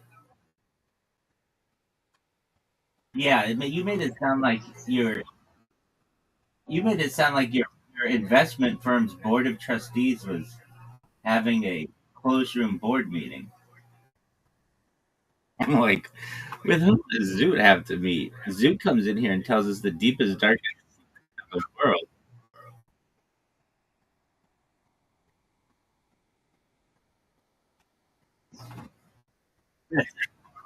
That's absolutely right. And yeah, okay. What are the odds? What are the odds? What are the odds that this girl flakes on him? What are the odds that this girl?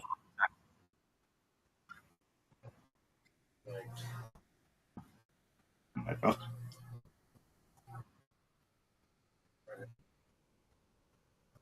You're hilarious. 100%. No, definitely not. How was your day?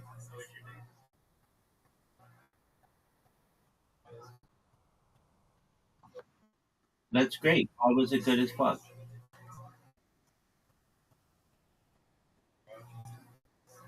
That's baller. Um, was it was it C was it carbon 12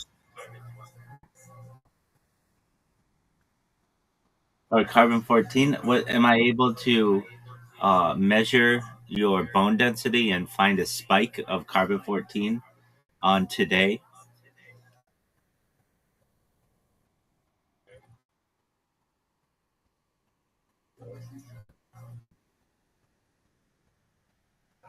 Oh, no doubt. No doubt. So I was thinking about this. Like,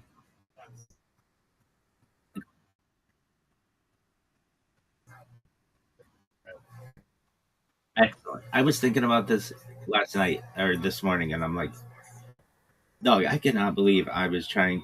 Well, I think pretty successfully defending the argument that there's some shenanery. What do you call it? Chicanery uh, within the atomic industry. And at the end of the day, I do think they exist, but not for any of the reasons that you gave, and not any of the reasons anybody else gives. I believe there's something there because it has been reported multiple times in like en masse that aliens fly over our nuclear weapons bases and shut down the power there. And if they um, they wouldn't do that, in my opinion, if we were bluffing.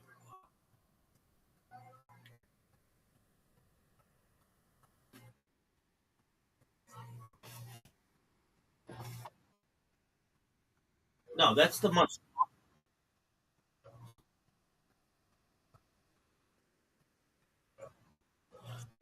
Dog, do you know about?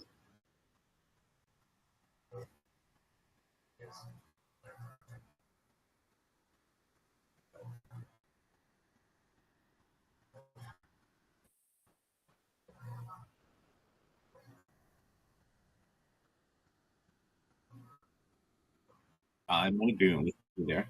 Um, there's this documentary on. Maybe we should watch not tonight, but some other time on the school in Zimbabwe. It's very famous. It was a bunch of kids who were at recess one day, and a craft landed at their school in their schoolyard, and hundreds of kids. It's like like maybe like 95 kids at least were witness to this, and they said that these little creatures came out and communicated with them telepathically, and like the two things that they were told uh, were like you should be peace-seeking individuals, and that you should not allow the proliferation of nuclear weapons. And these are like little kids who didn't really that didn't like click with them. Those aren't kind of discussions they would ever have. And they went and told their teachers, and the teachers like had to witness this as well. And then the craft like took off, and all these kids were like, dude, what was that? And so they reported it, and it made the newspapers, and it was just seen as like a mass, a close encounter of like the, the second kind, I believe, maybe the first kind. Anyway, let me look at that scale really quickly. Um, Close encounter of the first, second kind, third kind. So no, this was like in the. I'll look up the year. So the kind, no. Oh yeah. Is there footage of the kids? Yeah. So this is what makes this case really interesting. That was like 30 years ago, and all the people are grown, and they all have the same memory. None of them changed, and none of them came out and said that we were faking it then. I think they had at least like 30 witnesses who went on camera. They all but one wanted to go on camera again.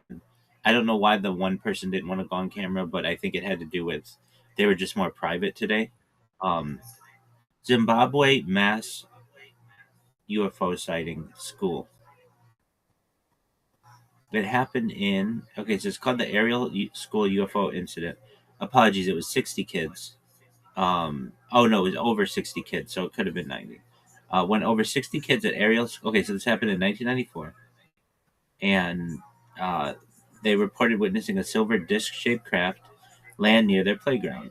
The children described seeing small humanoid beings with large black eyes and tight-fitting black suits, who communicated a telepathic warning about environmental destruction and technological dangers.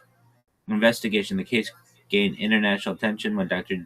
John E. Mack, a Harvard psychiatrist, interviewed the students and concluded their accounts were emotionally sincere and consistent, lacking signs of collusion or deception. Um, there was skepticism. Critics suggest the event may have been mass hysteria or misinterpretation. Legacy: the incident. Okay, so hold on a second. Then they had a reunion just recently. Well, like in the last 5 years. Um, okay, so 62 children. All right, so yeah, then the former students have participated in reunions and documentaries such as The Phenomenon in 2020 and Aerial Phenomenon in 2022, where now adult witnesses reaffirm the authenticity of their childhood memories.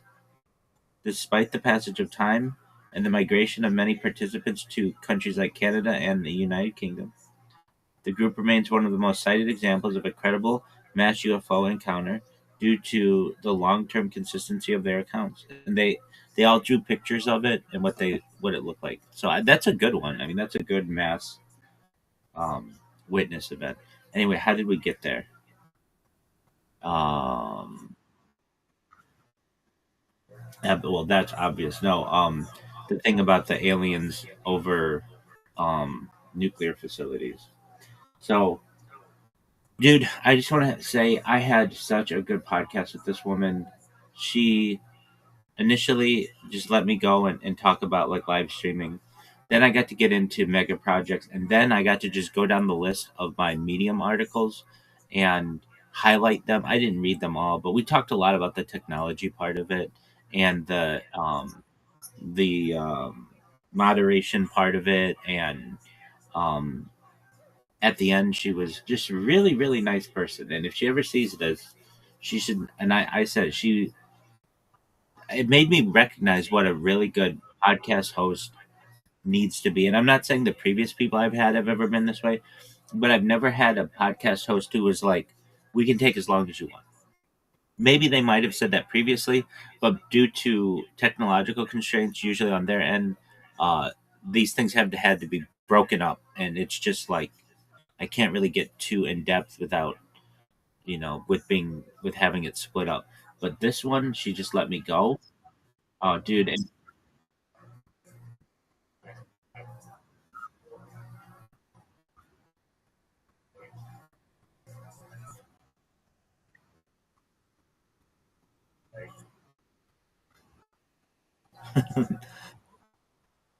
yeah, perhaps. I mean, I don't know everything about aliens, dude. I do know the people though who are at the forefront of this. There are two guys on Twitter. One of them is known as Red Koala Panda. He's he he's I don't want to say he's a friend of mine, but he's like a digital friend of mine.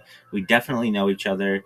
He's been in my Twitter Spaces, and he's helped me to host Twitter Spaces. He and I are um, we're tight. And then the other guy's name is Tupacabra. And then there's another guy who deserves credit too. His name is Full Stack Logan. Um, Basically, these three guys are like always hosting Twitter Spaces, always, and they're always on like UFOs and stuff. to the point where they were Red Hat Panda and Tupacabra were cited on the Joe Rogan Experience. They were actually mentioned on Joe Rogan, and I freaked out because I'm like, dude, I know those guys. They had somebody was talking about aliens.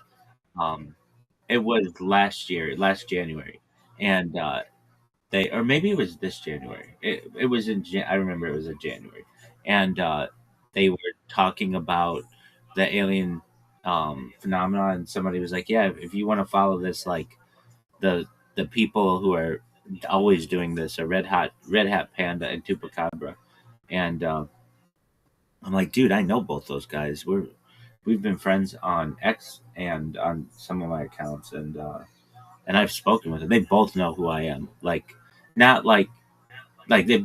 It's one thing to be like, oh yeah, I think I know that person. Like, oh, Rabbi's here. Hey, Rabbi, come on up. We'd love to talk with you. Like, there's a big difference, and they've always been really cool to me, especially Red Hat Panda, because I know him a little bit better. Those are the guys, in my opinion, who are at the forefront of the UFO um, phenomenon. Though I push. Yeah, well, that UFOs are here, that we're in a period of soft disclosure, that, like, these are the guys who are, like, tweeting about when they're reading what the Trump administration just released on UFOs, and, like, I've got to say, I'm not the person who's going through that. I'll wait for someone to disseminate it to me. I just don't have the time or the energy to. Yeah, well, dude, I've been jerked off so many times by so many different administrations. And the thing is, I already know that they're here. This is on the front page of the New York Times. Like, what more do you need? In my opinion, like, that's the most credible newspaper in the United States, and it was already disclosed in 2017. What more do you need?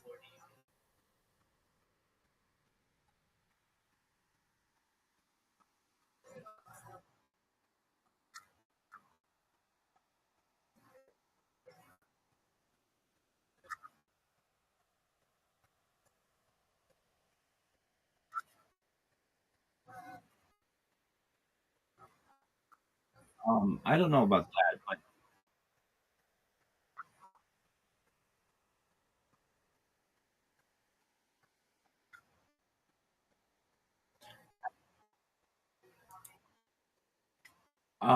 I get what you're saying.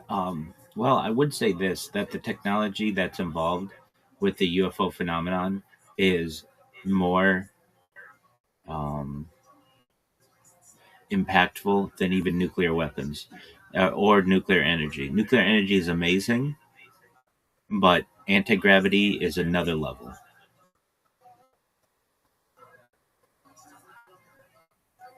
Anti gravity allows.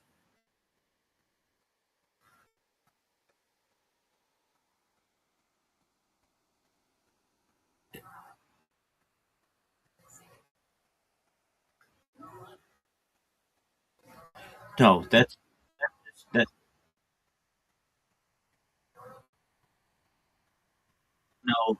No, no. I don't mean to discount what you're saying, but no, he's just the most famous one, and he's the one that I always talk about. But there are other people who have confirmed this story, and being at S4.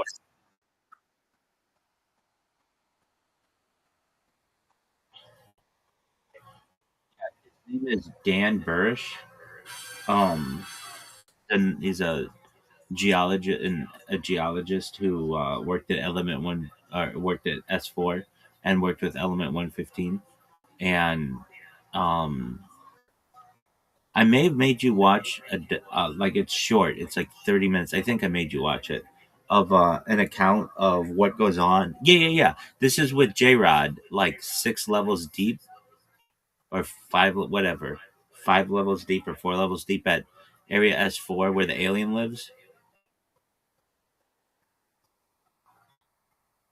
And that whole story is not from Bob Lazar. That's from Dan Burrish. And There are other really interesting stories to this. There's a guy named Phil Schneider.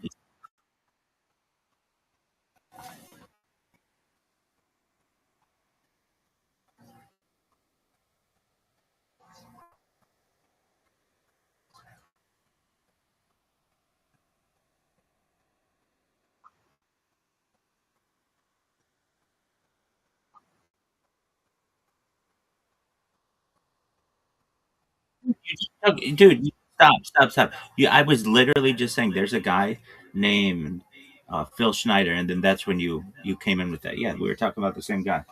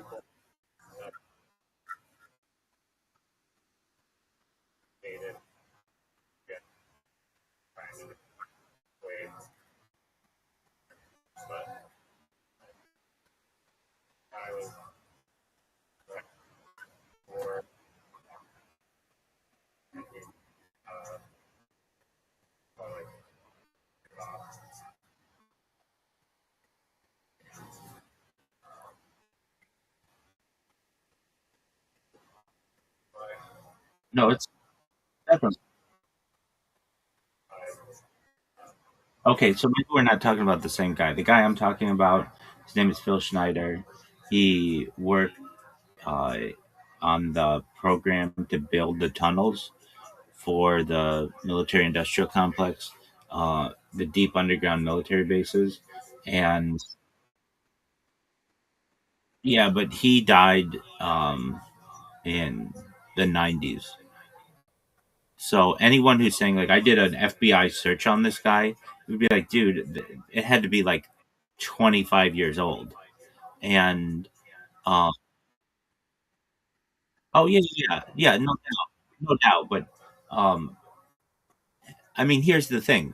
Why do you listen to what other people have to say about this man when you can just listen to him and hear that he speaks incredibly,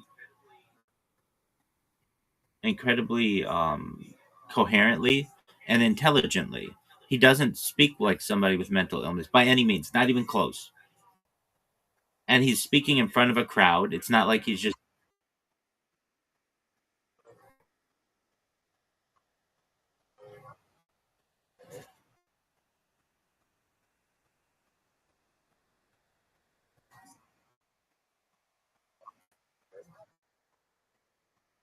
ex- okay. And then in the same way, they said that Bob Lazar didn't work at Los Alamos. They did FBI background checks, all kinds of stuff on him, and he was in the phone book. So what I'm saying is, like, that's lazy. In my opinion, that's lazy research because those types of documents can be altered.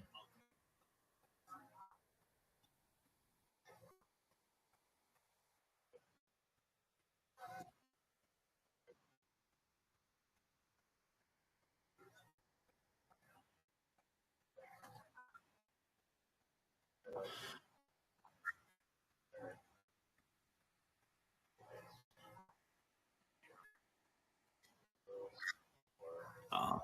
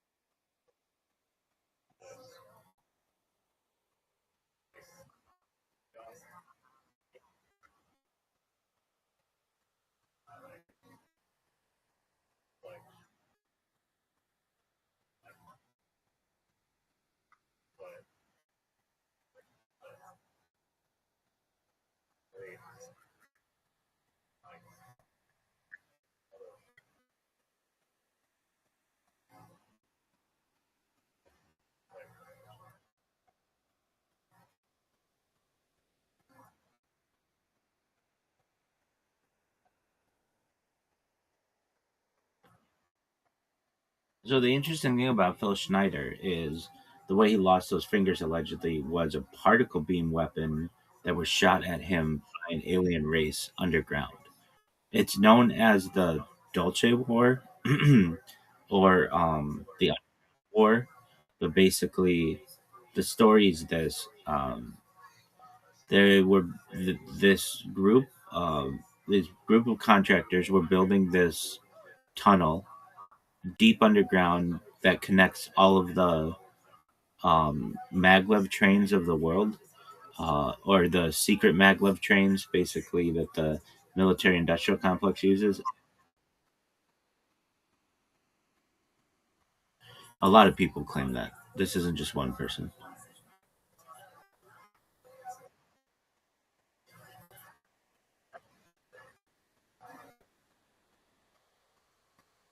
But a lot of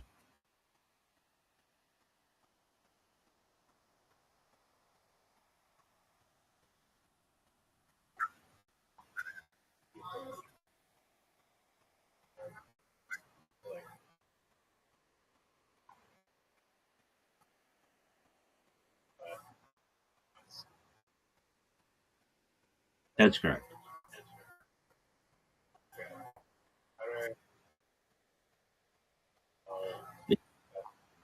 No, it's P. Stop.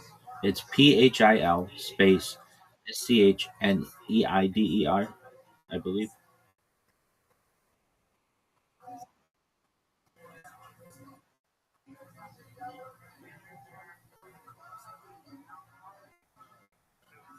And he has multiple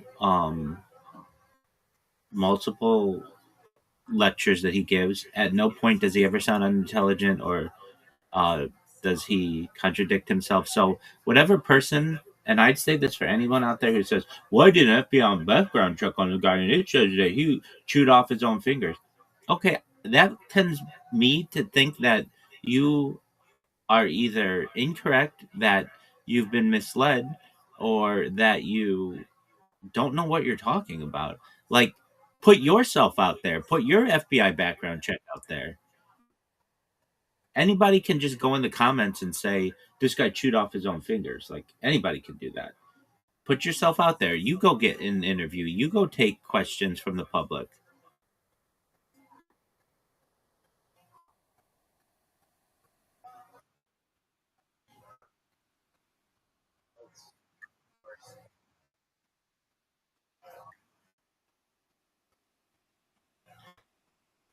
It even it even could be it could even be legitimate. It could even be legitimate and has just been altered, just like they did with Bob Lazar. They said Bob Lazar did not work at Los Alamos. That was clear cut evidence that they said you can't believe this person because he did not work at Los Alamos. And then George Knapp, a reporter, went with Bob Lazar to Los Alamos National Laboratory in Los Alamos, New Mexico, and Bob Lazar knew the place like the back of his hand and was able to show them that he was in the telephone book. So it shows that these guys lie. It shows that they manipulate people's backgrounds.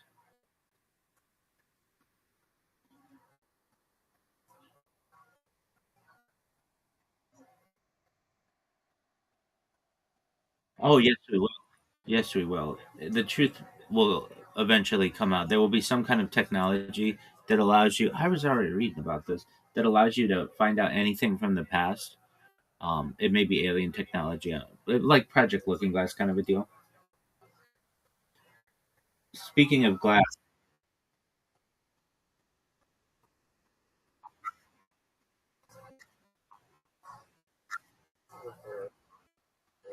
speaking of glass, I was on this Reddit subreddit earlier today, and it gave me a bunch of topics on which I want to write, and I think you would find some of these to be interesting. It was like suppressed technology that is available, uh, or was once available that's no longer available. A lot of it has to do with planned obsolescence, but I wanted to read it to you. Just one moment. Um,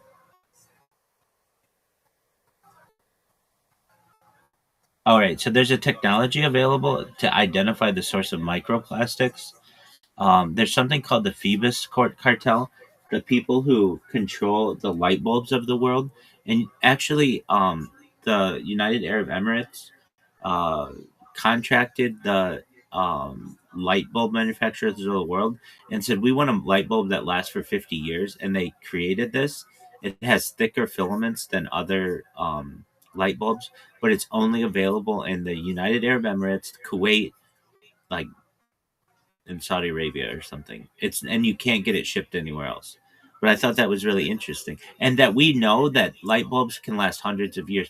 There's a light bulb in California that's been going over 100 years, and it's on camera. It has a live stream. So like when people are like, "Oh, you have the world's longest live stream," no, I don't have longer than that light bulb, but not a lot. The light bulb is in a firehouse in like I think it's Lancaster, California, something that or Livermore, California. One of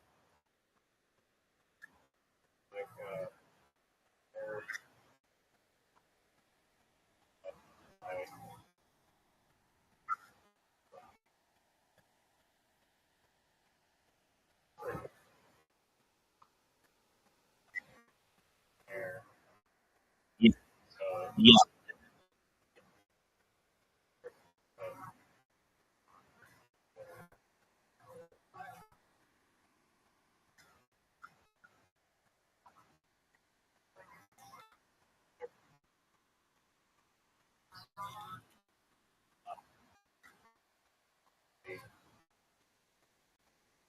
agreed. And they passed a law in 2017 in the United Kingdom that was supposed to make these types of practices illegal. Other things,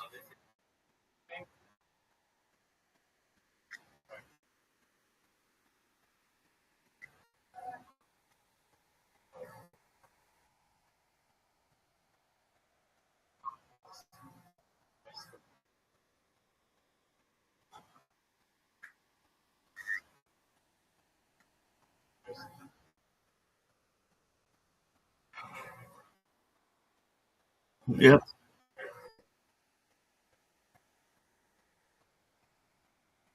I, I have I have that on my list.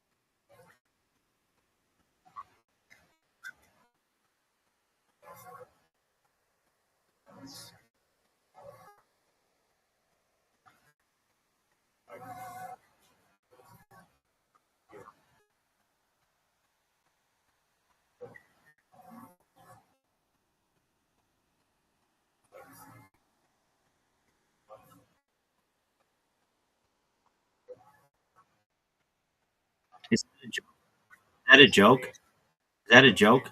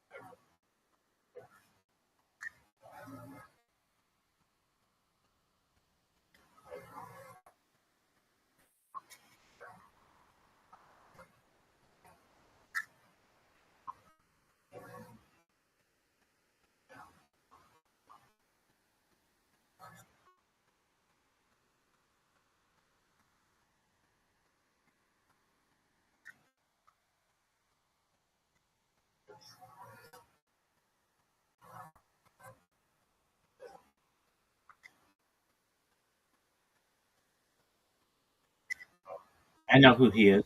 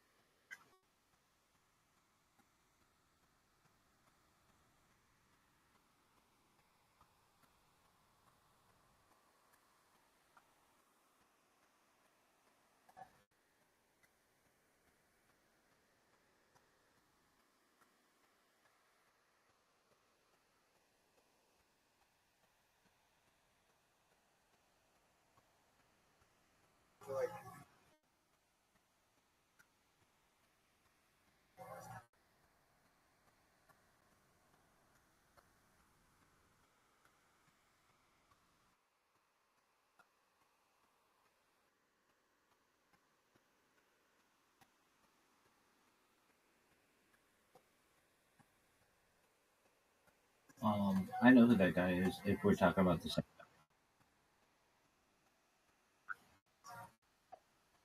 Oh,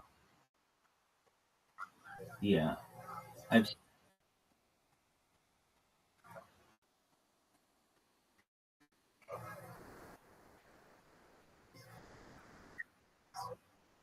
I've seen that guy. One time he was like, "You want to know how much kick is botted?" And he's like, "Watch this. I'm gonna start a stream, and uh, I'm gonna call my guy who bots all of the kick streamers, and within like 5 minutes, I'll have 15,000 people watching me." And then he made that into a clip, and it got a bunch of views. But yeah, Fousey, Fousy, right? Or Fous.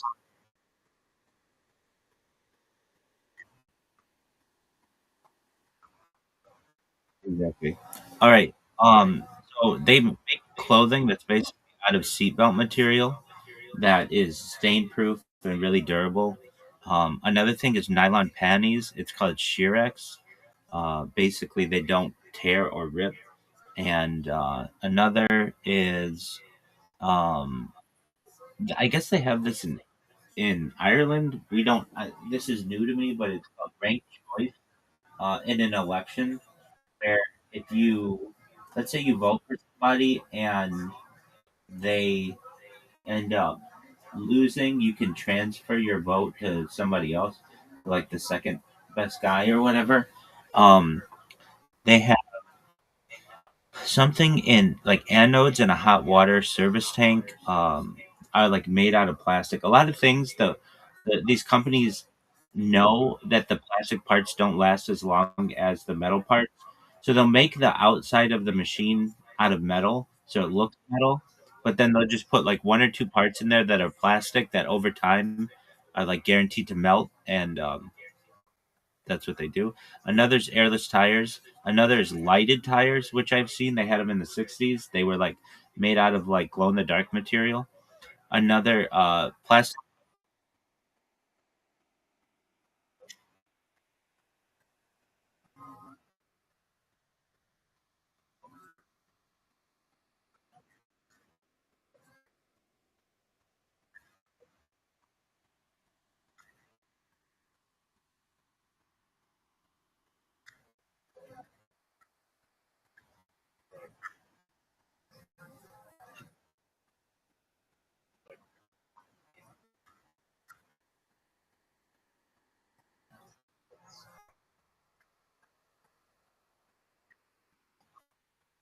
They made in East Germany until 1980 something called Superfest, which is a brand of drinking glasses.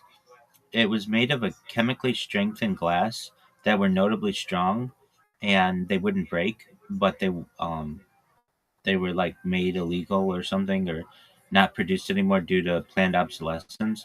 Another, so that's break unbreakable glass, unbreakable plates. Um, the fact that GPS can get your location even closer down to 1 meter, yet that's only allowed for governments. That's not allowed.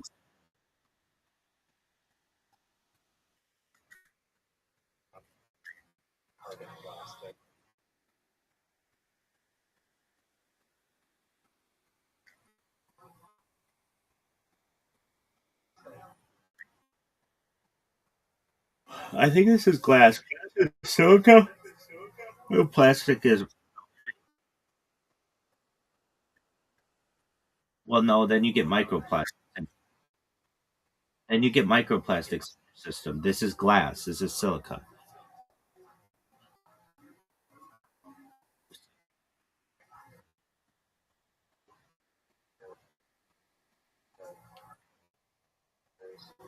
Which is what you use plates for.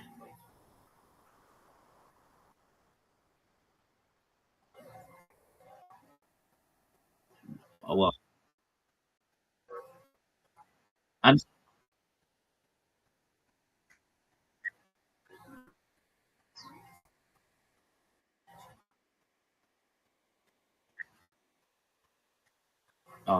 That's a valid point. I mean, there are different kinds of plastics, but this is glass, so it doesn't have any microplastics, and it was used in Germany up until 1980 when they put made it like no longer available.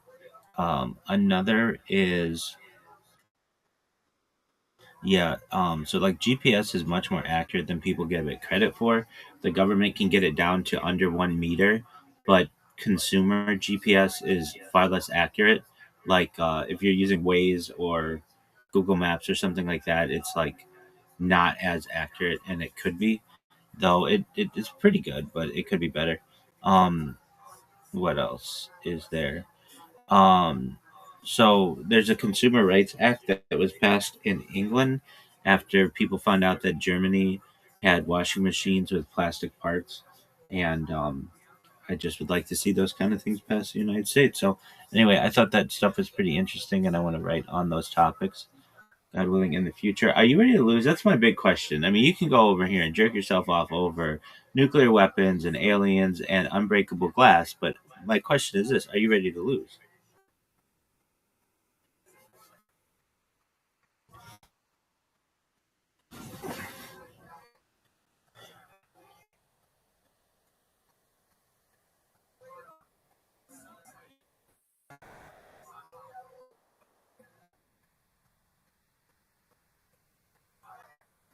Oh, I know. I want to send you a different kind of game.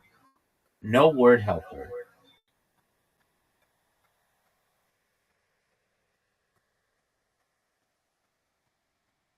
No, dog. You don't even know what word helper is. Then you'll be fine with word helper off. It tells you like if it's a word or not.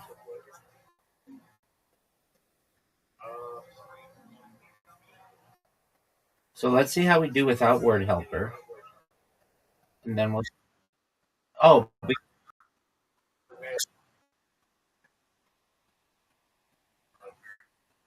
no, no, no. There's no bullshit. Um, there's still a way to do a word helper, so don't think that it goes away. But you'll see.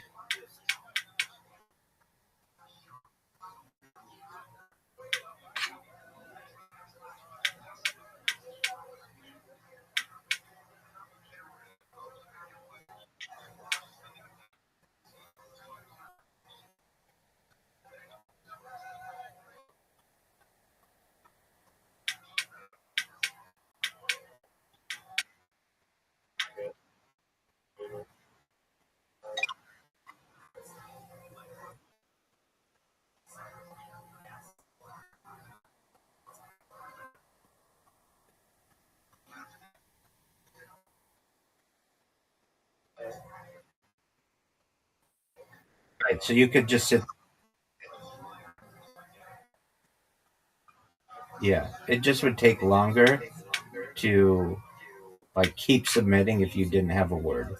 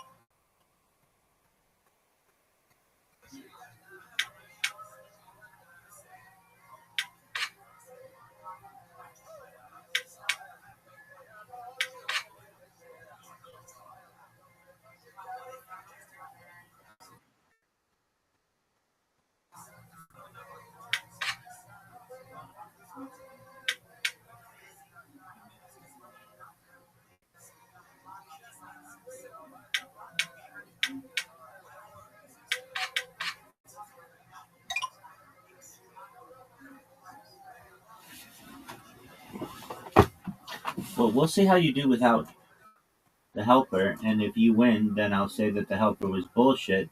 And if I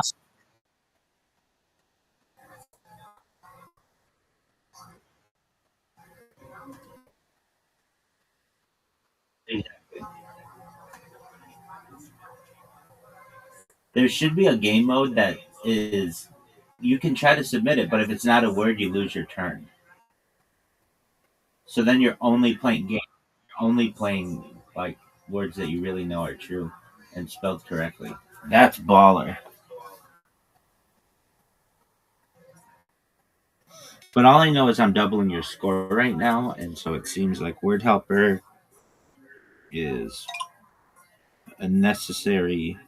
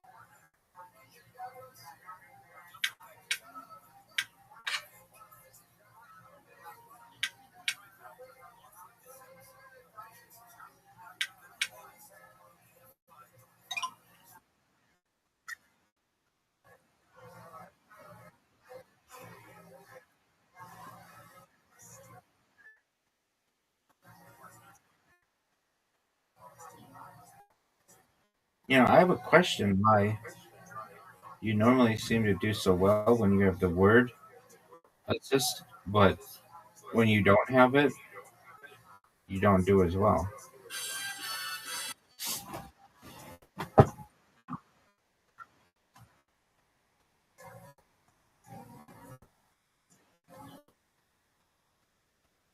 Is that what?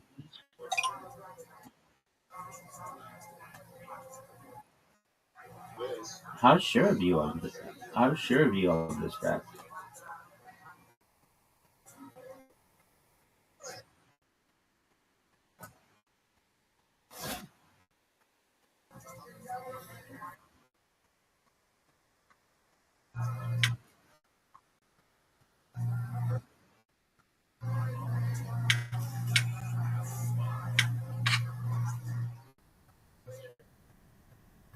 Did you know that it's your turn and that you're more than doubled right now?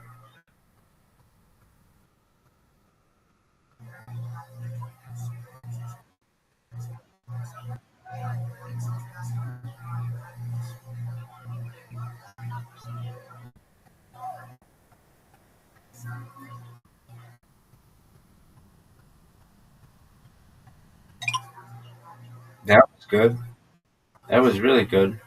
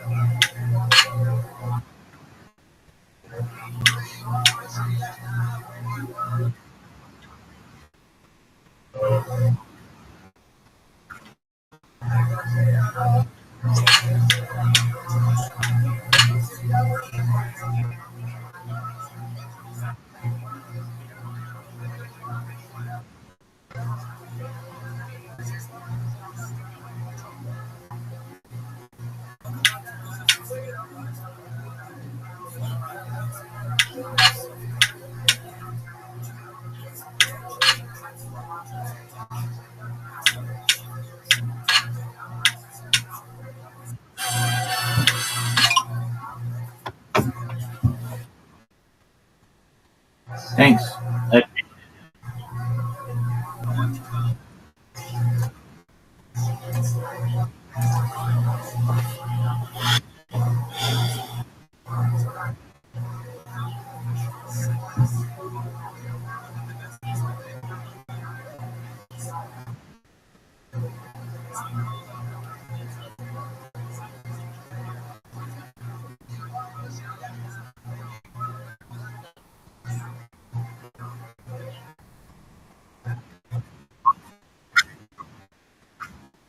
You're welcome.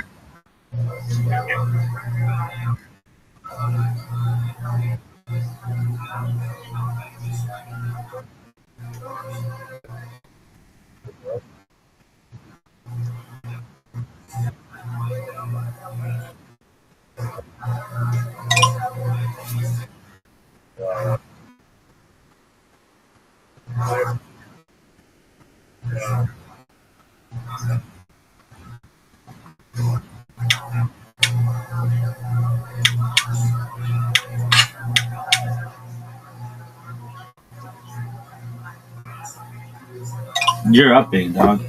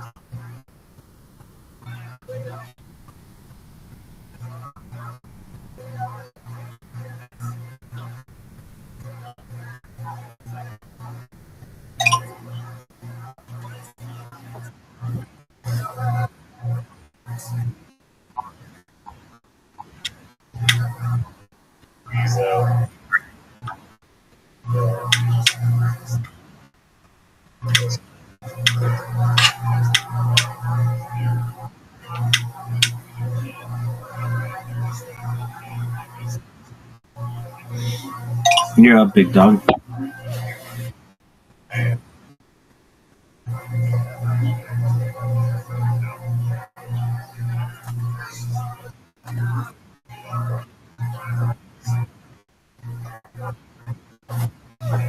It's not so much that I'm good at this game.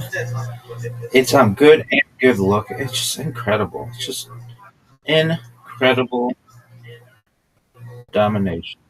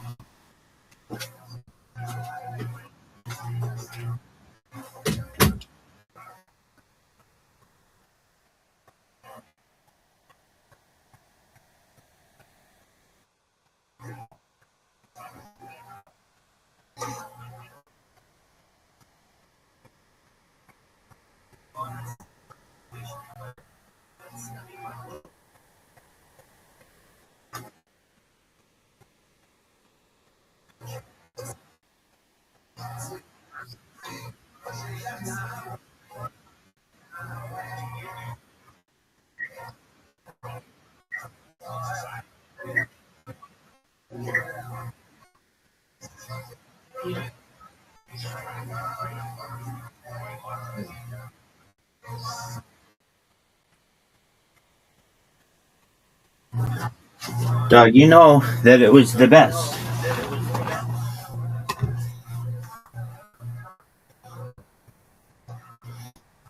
And without word helper, you think.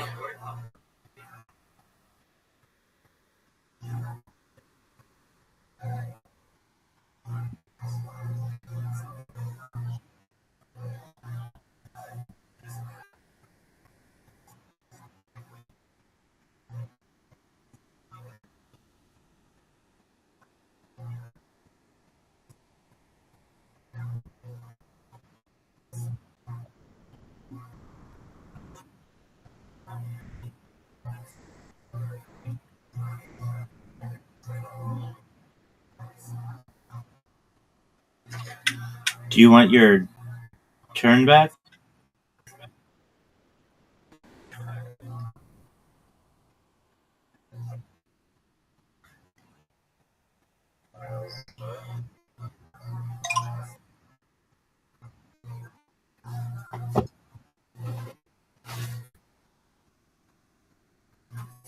Why do you think it was terrible? No, are you not seeing the scoreboard? I'm not even trying. I'm multitasking and just showing sheer dominance.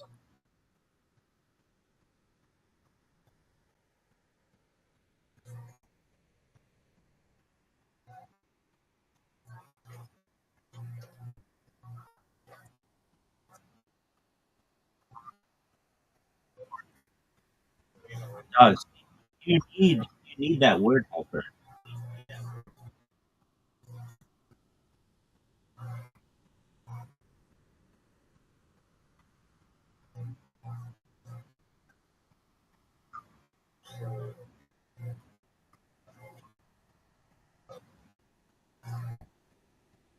Word helper, word helper assistant,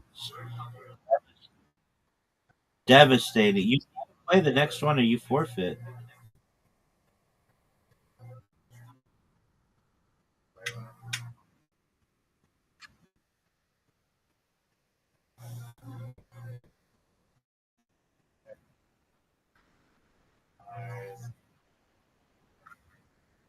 They added them. They added them just for this game.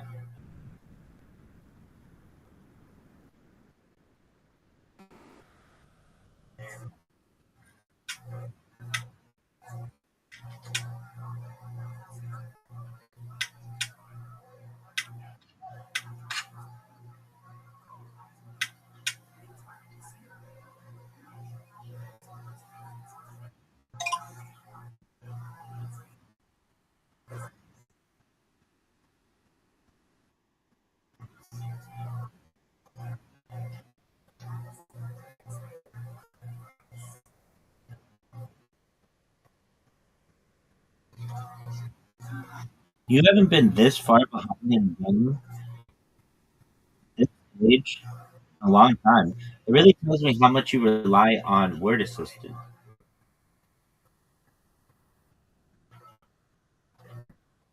I'm a purist of this game. I hope you understand that.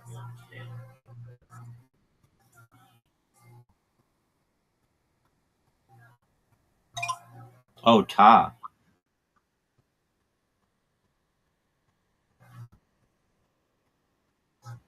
Oh, so you're blaming the game? Is that what I understand?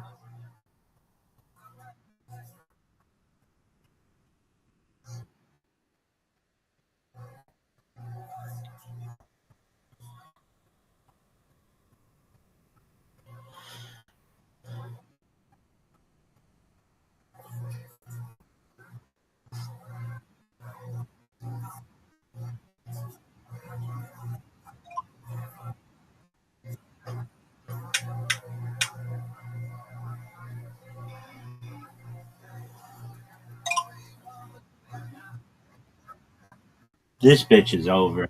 Folks, I think we're all seeing that Riser just plays blindly and just puts tiles down and hopes that they work.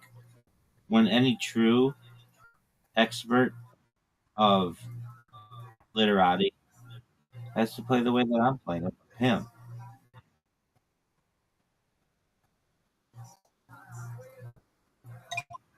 Ooh, that was good.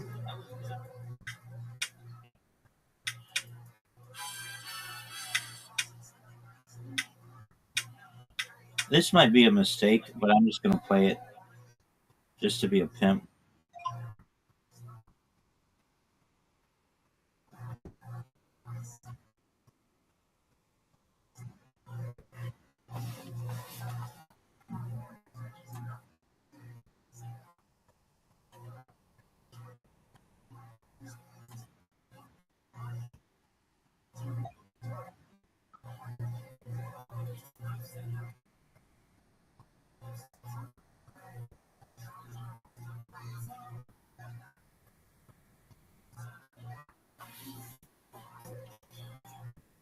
Are you fucking serious?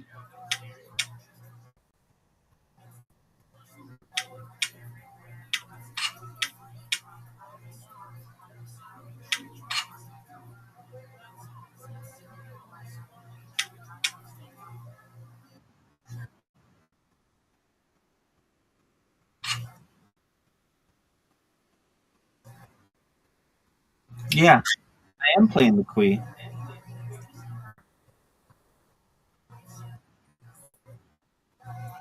You got a triple word score on a queue, and you're still down by so much that I can literally multitask. My heart is out.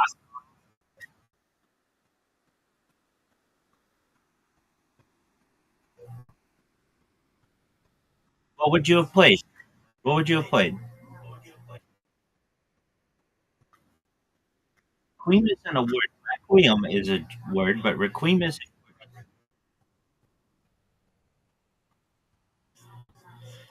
Who the fuck calls it requiem?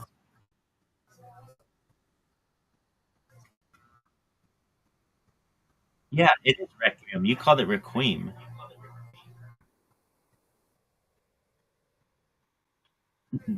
Those same people are not down by 84 points. All right, what did you play? Oh, you passed.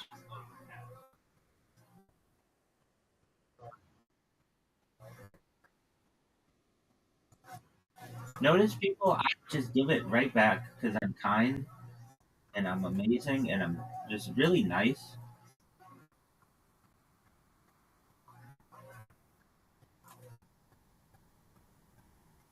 Notice people when Riser does not have word assistance, he plays like absolute dog shit.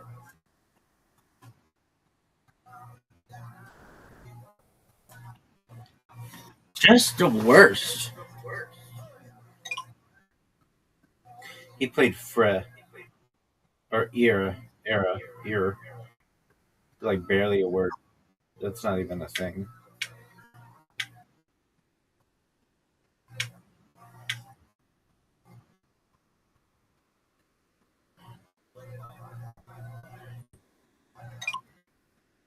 How many tiles are remaining?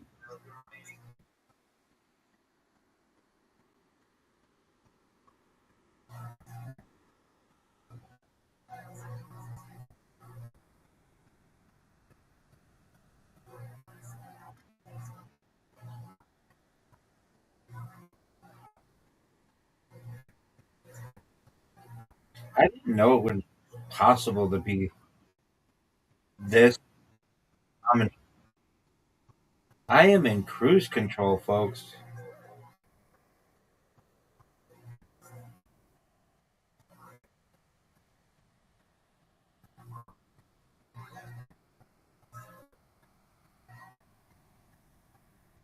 It shows how much Riser depends on word helper. Like in this situation, earn.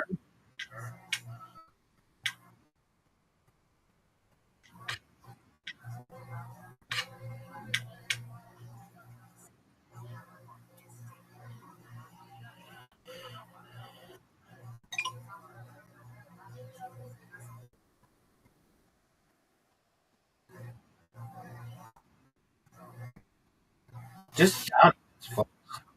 You watch this, you recognize dominance when you see it.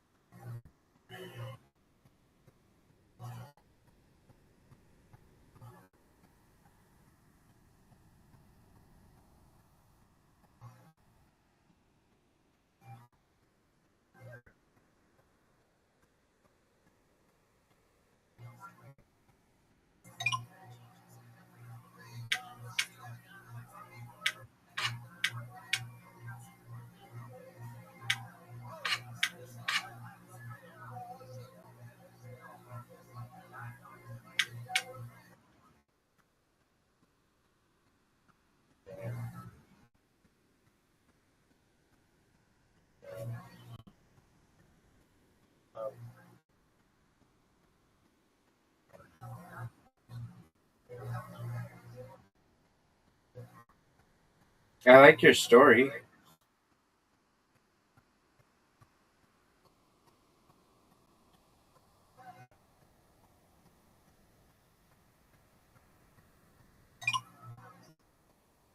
Tag? What the fuck is that?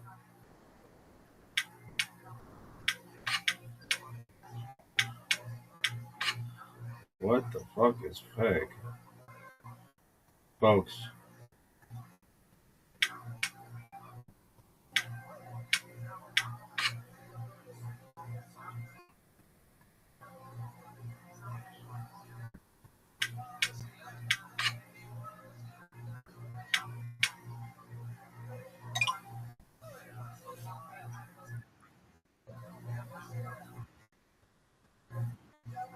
This was just dominance.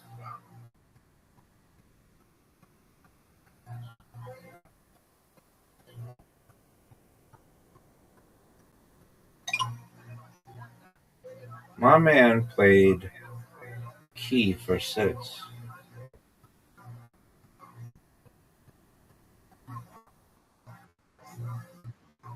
Now's your turn to make a move.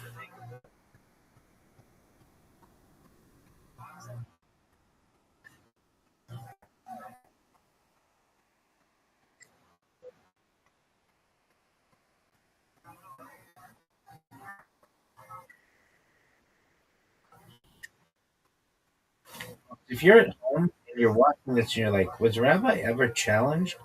The answer is no. The answer is just unequivocally no.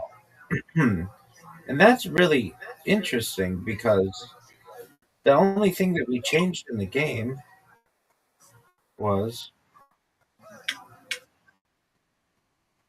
I didn't bring anything down.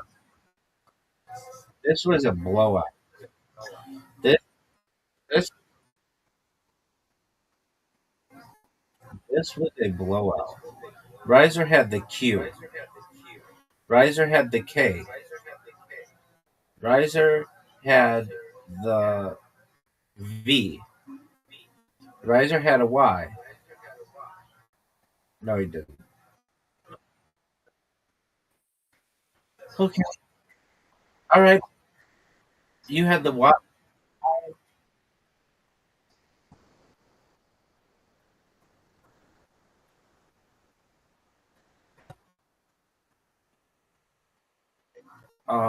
I had the Z. I can tell you that.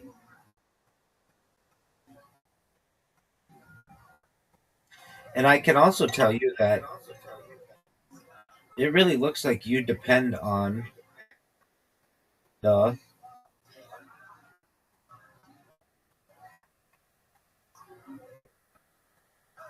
word helper.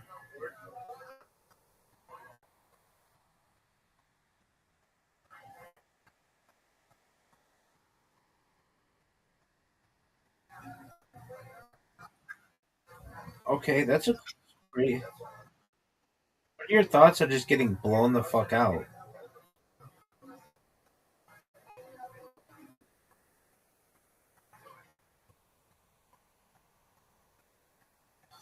All right, big dog. It's time for room 230.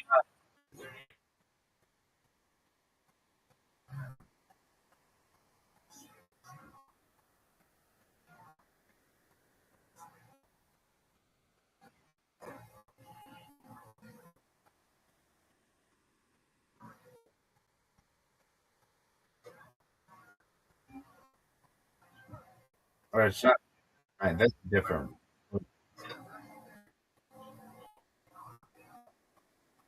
Room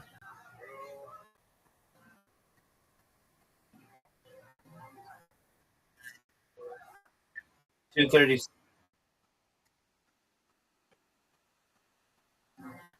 Anthropomorphic. That's like a talking iceberg.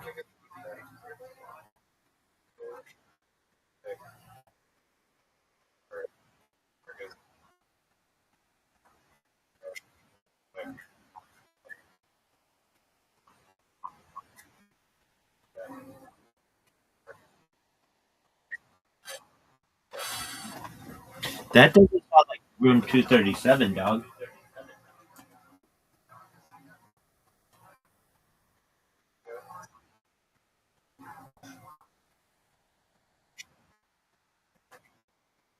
Okay, I'm down for that.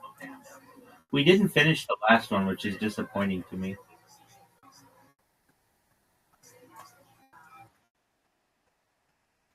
It was on like subconscious stuff, subliminals. Yeah, maybe somebody sent subliminal messaging to you so you wouldn't finish it.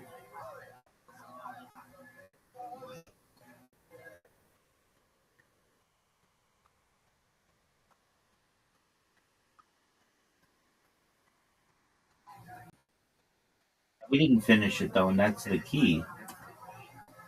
The deeper you go, the more interesting the shit gets.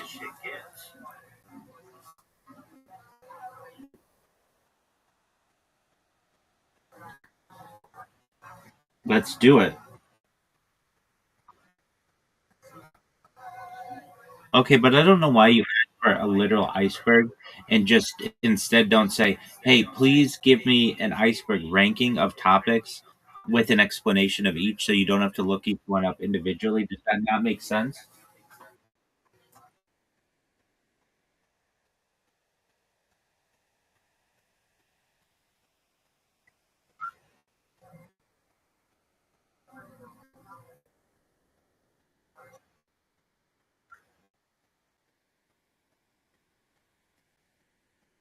Why don't you?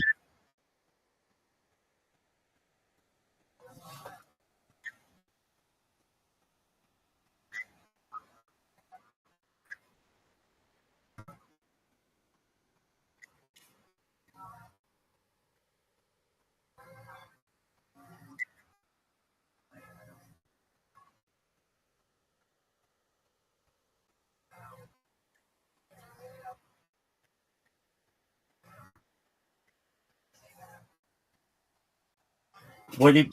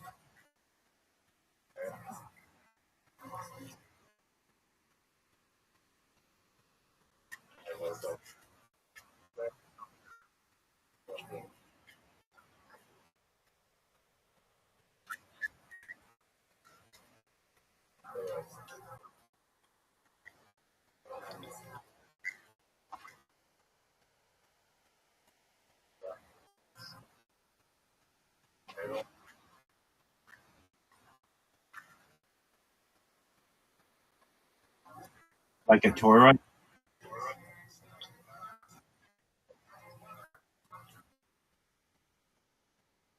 Why don't you just answer the question that I asked?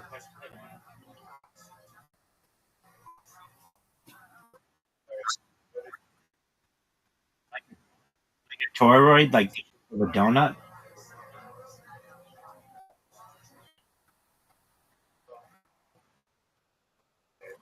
Is it a sphere with a hole in the middle,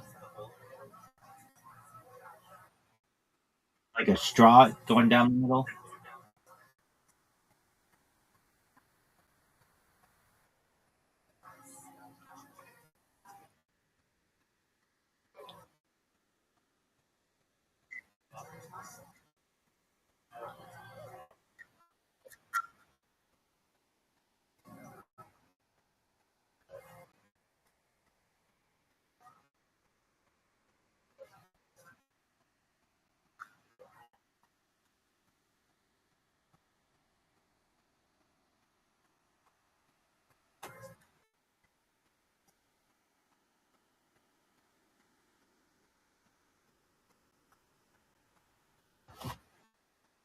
If you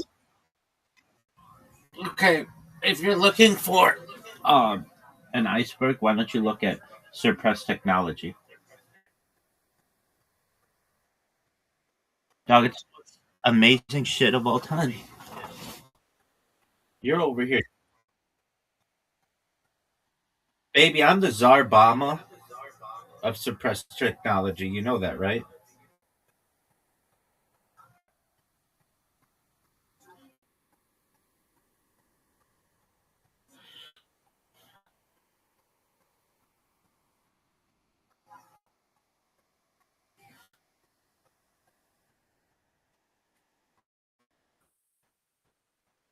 Suppressed, dude, I just did. It's known as suppressed technology. And if you don't look it up right now,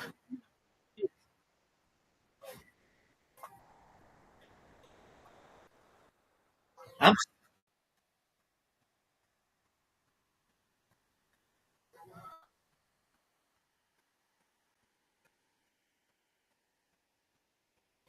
um what are you even referencing?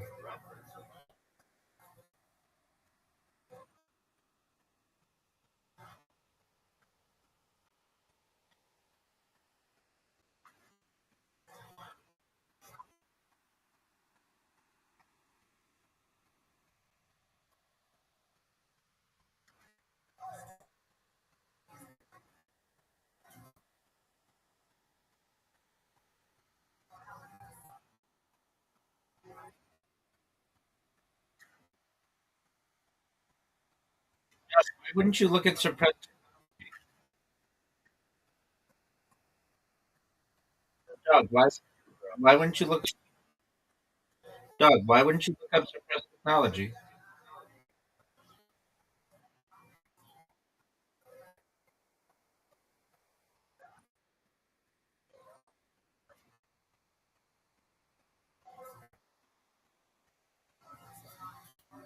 Dude, you suck. You're terrible.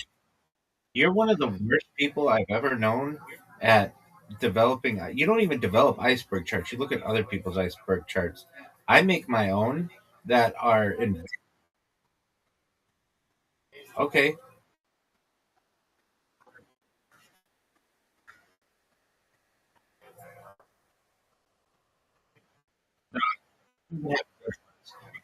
So, here we go. Please give me in text an iceberg chart on suppressed technology. Start with the top being like easy things like water powered cars and stuff, and the bottom be like super secret stuff.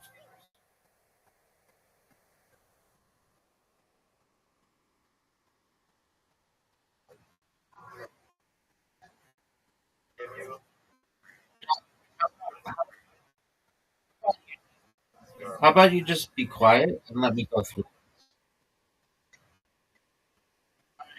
Tip of the iceberg: public and plausible. Water powered cars, cars running on hydrogen, ultra high mile per gallon engines, long lasting batteries being held back, solar panels more efficient than public versions, planned obsolescence in electronics, free energy rumors, Nikola Tesla suppression theories, anti gravity patents, secret military drones. Next, just below the surface. Magnetic propulsion vehicles, suppressed cold fusion research, engines that run on compressed air, directed energy weapons, secret stealth aircraft, weather modification technology, earthquake triggering machines, mind reading interfaces, quantum computers beyond public knowledge, black budget aerospace projects. Next, deep water, classified tech territory, reverse engineered UFO technology, zero point energy extraction, artificial gravity systems, cloaking and visibility technology. Silent supersonic aircraft, underground high-speed tunnel systems, advanced AI hidden from the public, nanobots for surveillance, satellite-based energy weapons, human enhancement experiments, abyss level, extremely speculative, time manipulation experiments, teleportation prototypes, consciousness transfer, remote viewing programs, psychic amplification machines, interdimensional communication devices, secret moon or Mars bases, biological age reversal hidden from society, simulation control technology, reality altering frequencies. The bottom, pure black projects. Faster than light spacecraft, portal generators, gravity cancellation chambers, engineered synthetic dimensions, programmable reality systems, human cloning armies, planet scale mind control grids, ancient lost super civilization technology, device capable of manipulating space time, breakaway civilization with technology centuries ahead, bonus layer, forbidden knowledge, hidden ancient energy systems, pyramid power theories, Atlantis technology, frequency healing machines, secret archives beneath governments, AI already achieving superintelligence, alien treaties with governments, consciousness as a physical force, dark matter, energy harvesting, civilization reset theories. What are your thoughts on that, son?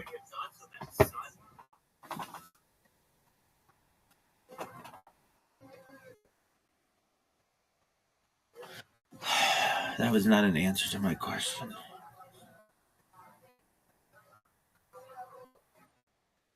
Just one more. Oh, like your actual screen. Doug, nobody can tell what that is.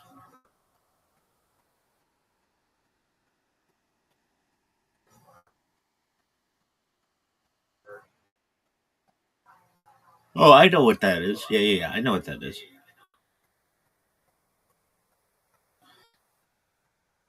There have been people who have done that, and they've had their boats caught in it.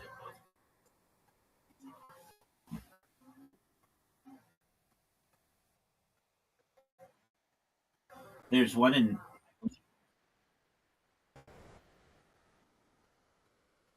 There's one in Northern California called the Eye of California or something like that, and somebody died going. It's like a reservoir. Not it's just a hole in the man-made hole that usually is for like a reservoir in case the water gets too high.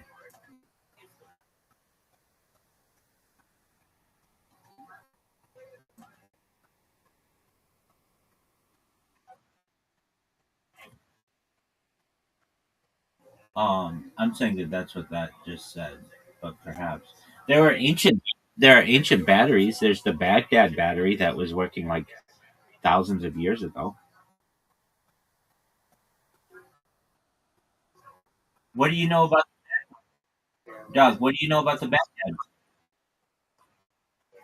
That's what?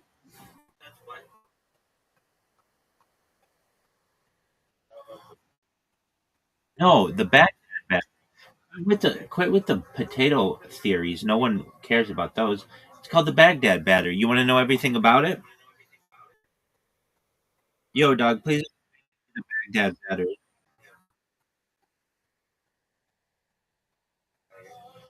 The Baghdad battery is one of the ancient mystery technology objects ever found. It's a small clay jar discovered near Baghdad in the 1930s. Inside the jar were a copper cylinder, an iron rod, asphalt, bitumen sealing material. When modern researchers filled replicas with acidic liquid like vinegar or grape juice, the setup produced a tiny electric voltage, basically acting as a primitive battery. Why people think it's mysterious? The object dates somewhere around roughly 200 BCE to 250 CE. Estimates vary. That led to a huge question. Did ancient people discover electricity thousands of years before modern batteries? The idea exploded theories and lost civilization discussions. The main theories. Ancient battery theory, most famous. People think it may have been used for electroplating jewelry with thin layers of gold or silver, religious rituals involving shocks, simple experiments with electricity. A recreated version can generate around zero point 0.5 to 1 volt. Then there's the scroll container theory. It's mainstream archaeology. Most archaeologists are skeptical it was a battery. They argue that it simply may have been a storage container, a holder for sacred scrolls, a ritual object. Important point: no wires were found, no electrical devices nearby, no clear evidence of electroplating workshops connected to. What'd you say?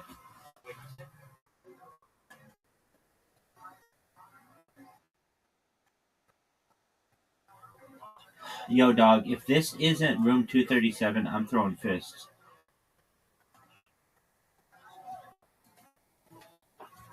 This better fucking be room 237.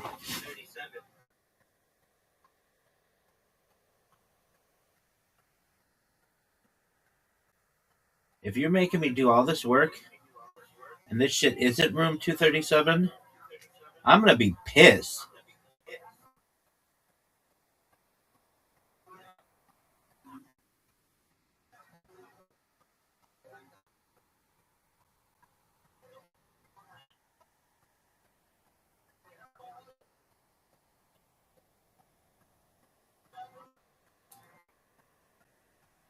William Montgomery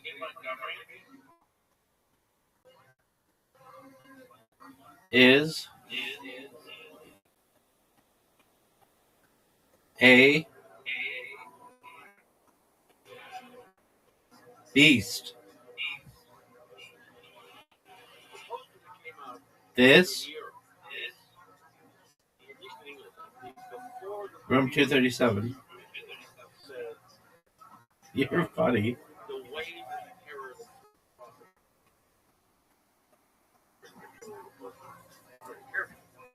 Now, and they could do a double take. I remember seeing it in every city was in. I remember looking at the waves of North America. What's he talking about? And you sort of think that he was talking about the impact of the book The Shining, maybe. The impact of the movie that had just opened up there, maybe. Didn't quite fit. The wave of terror that swept across America, Portland, Maine, and Oregon was the genocidal armies and the white men with their axe clearing it all and extractive industries, and among many other good things as well. But that was the way of terror. Terrifying, of course, even for Indians.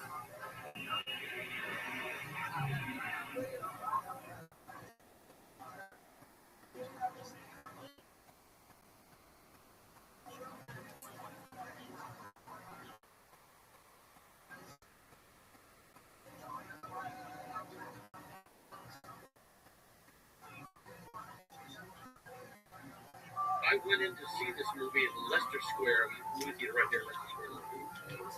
And I remember it. I was sitting on the back of the theater. From the moment of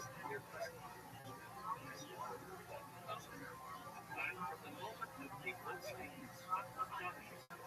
I was terrified. I had no idea. I remember sitting on the edge of the theater seat there and people falling off. And I remember gripping my belt sort of falling off the edge of the seat and trying to control my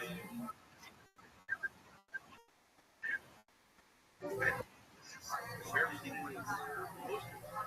And I remember that I was stunned when I left the theater, went down into our underground car park and as we were driving up out of the car park, taking the back of the seat, I was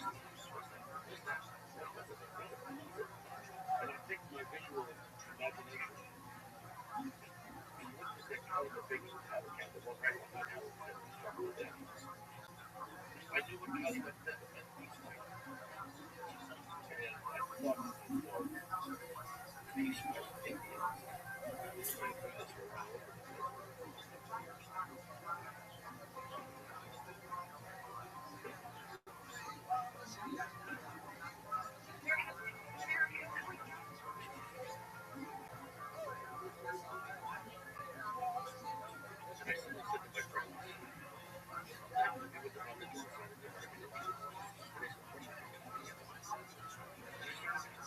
I noticed the Calumet baking soda can was the first time it's a single baking soda can straight on. And you can see the whole world. So there's no simplicity. This is an honest piece of life. The other time we see the Calumet baking soda can is a very careful place behind Jack Nicholson's head when he's talking to Grady.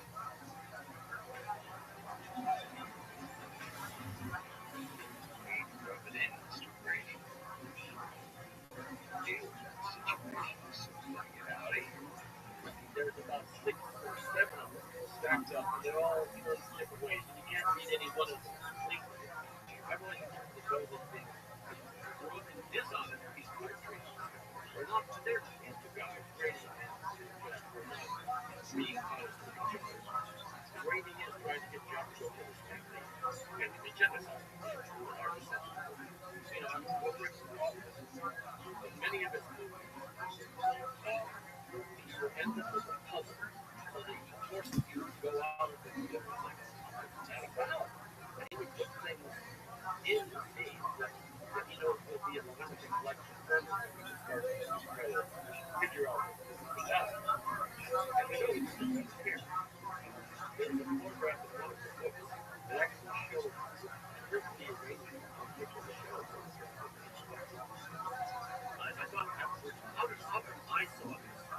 And a lot of people thought it was a combination of things. First, I grew up in Chicago, and therefore just north of the Calumet Harbor, and spent summers up in the sand dunes of Michigan, outside of Michigan. And my father would be my sister on the collective visits of the continent. I'd already covered this at what I did 5 years in the 70s Civil War. I was at that point covering John Paul II war chief, listening to what he was saying about because he experienced the Holocaust and serious results. And so all of those factors were very much alive in my mind when I went to see The Shining, which I just thought was a terrible, and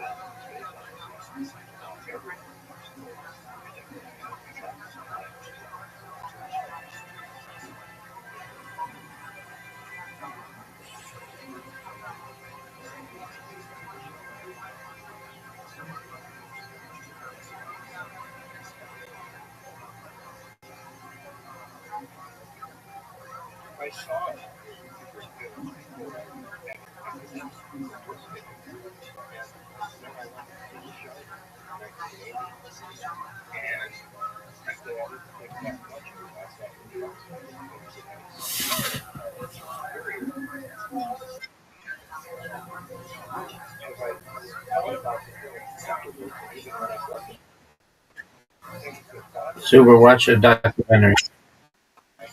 Super, watch a documentary. It's about Stanley Kubrick.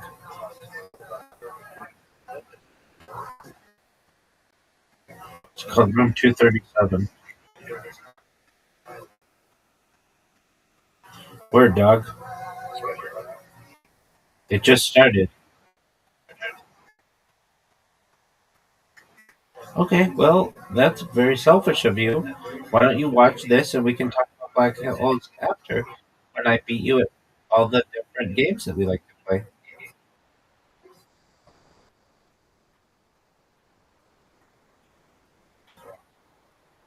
Okay, we'll watch it again, dog.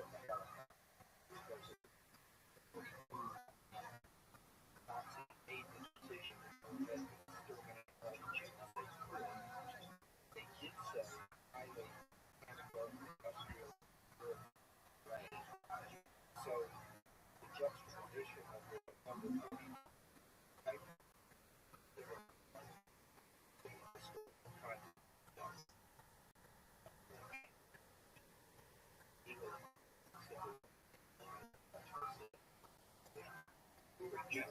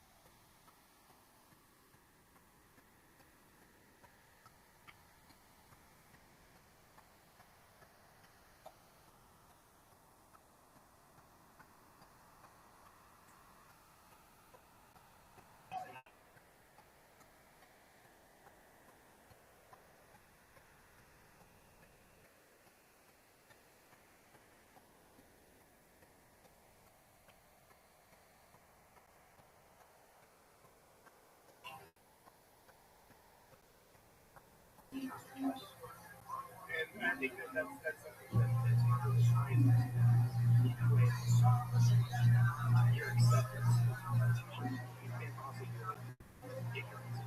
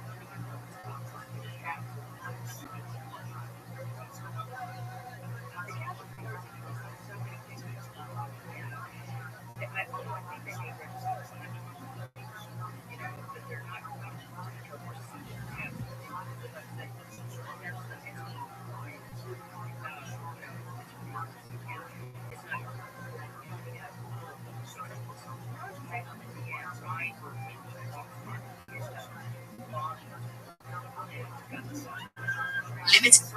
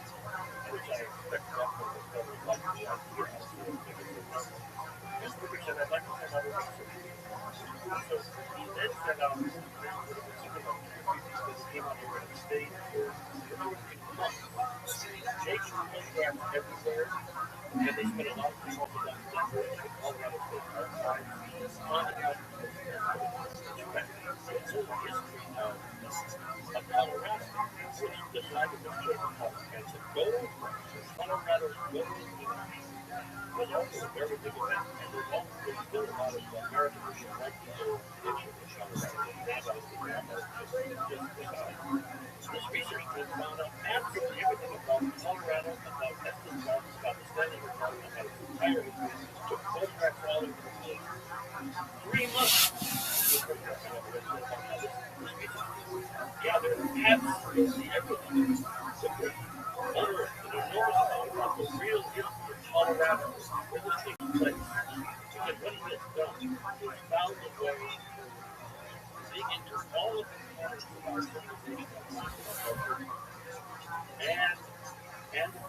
don't want to do this is very much also about the life of the other side of the community.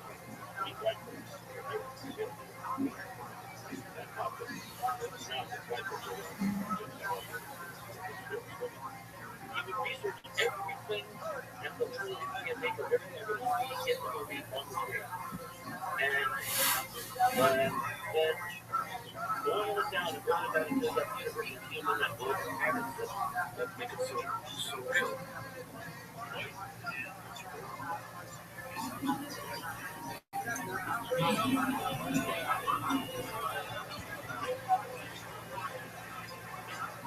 I like you. You're always right. You're always the best. Best day, bartender, Timbuktu.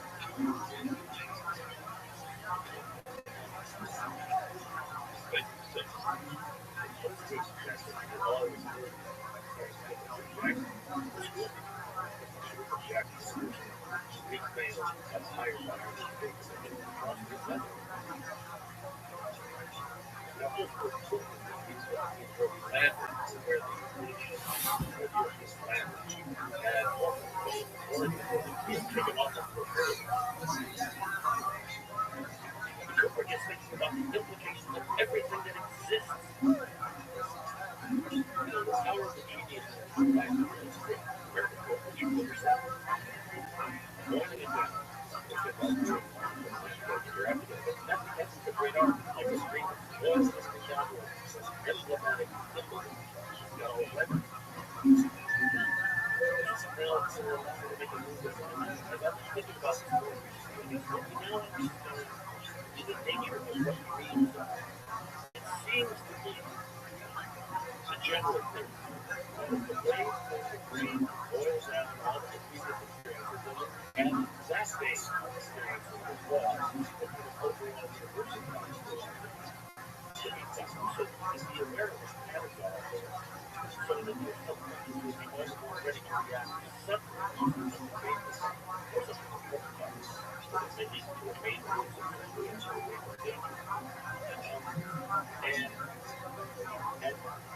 there's still the way was not unlike the way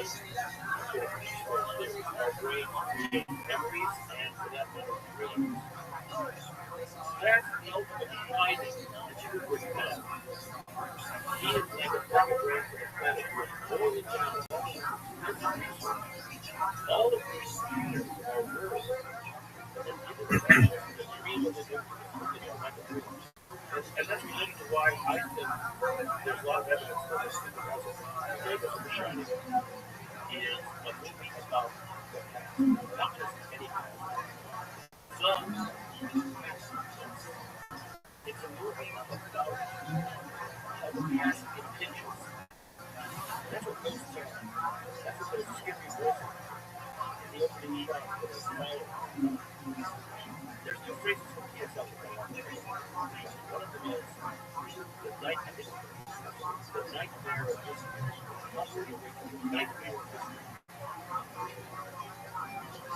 And the other is this history of many passages.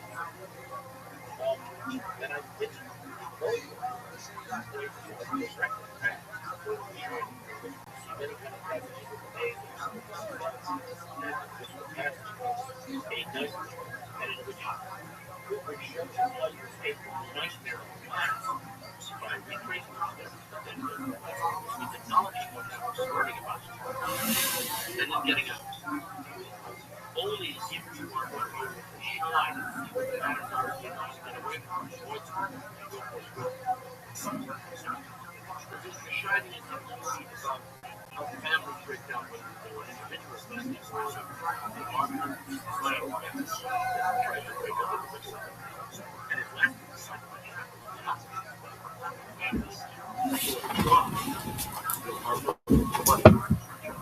and survive.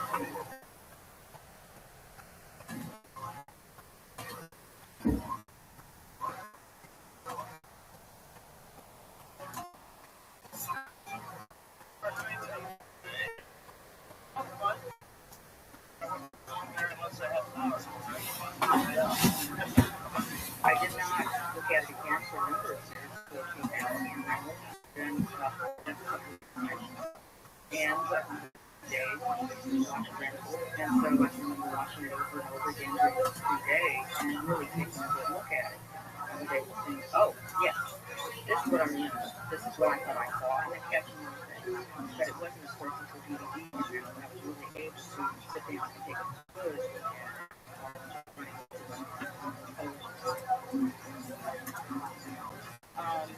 Kubrick presents these things where, you know, real, you know, realistic, you're not supposed to see what's actually going on. You've got Danny, who's in the machine room, he turns around, you're supposed to be focused on the two girls there. And then I saw him over on the left. I said, it's Jimmy folks. And the thing is that you already have Jack, he's already asked about Steve. So why is it, you know, what about Steve? Steve is here in the hotel, and he's already given the story of why it's good. Why they can't do that. That's Steve folks. My eyes on it, and I realized that's not Steve. That's a metaphor.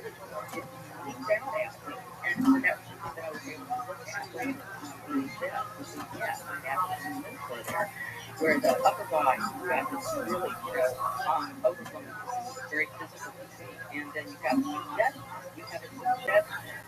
of a king folder that it's not really there. It's just a suggestion of the lower body is positioned the way the legs are. It's like a minotaur with bills, and you've actually got the tail there. So it is a minotaur. And this is on the opposite side of the door, you have a cowboy, Bucky Bronco. So you've got kind of echo there, where you've got the door on one side, the bull man, and on the other side you've got the cowboy, the man with Bucky Bronco. And this is just following the scene where they, Coleman has been taking Jack and Wendy through the Colorado Lounge, along the Colorado Lounge, and they go to the hall behind the Colorado Lounge. Look there, on the wall, there is a painting of American Indian with a buffalo headdress on.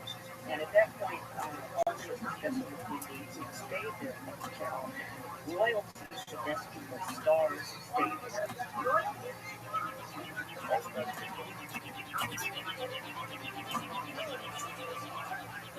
You have monarch you know, he's in royalty.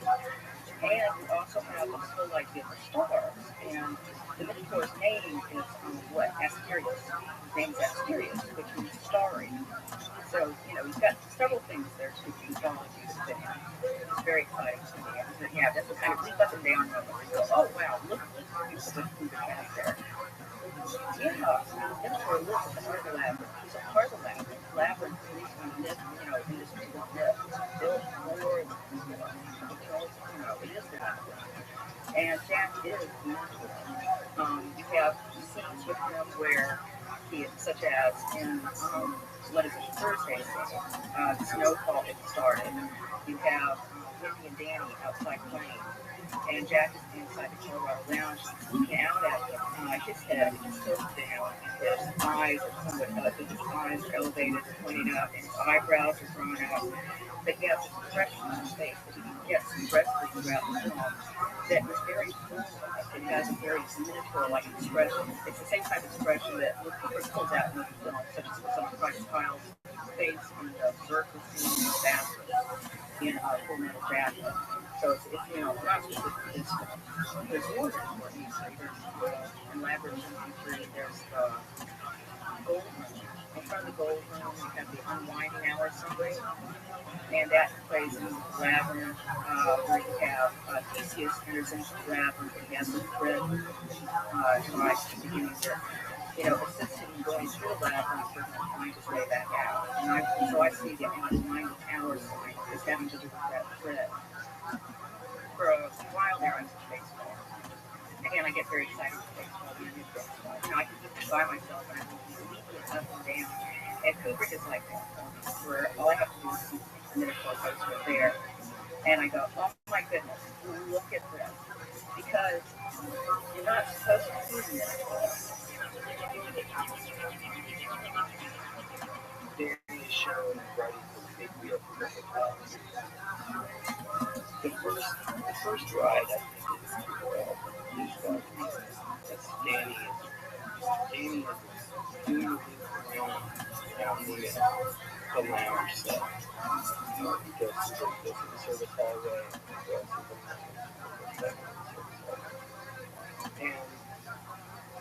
and you know, when you first see the movie, she's just running around, it's crazy, but it's not very, it's just a very simple,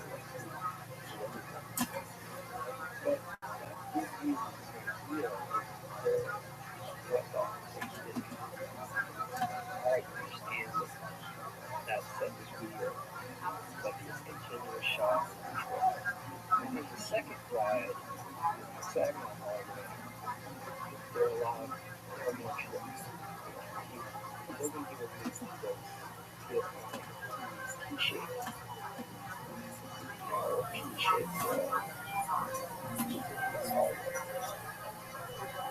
And you see the realism of the connection to the ground set.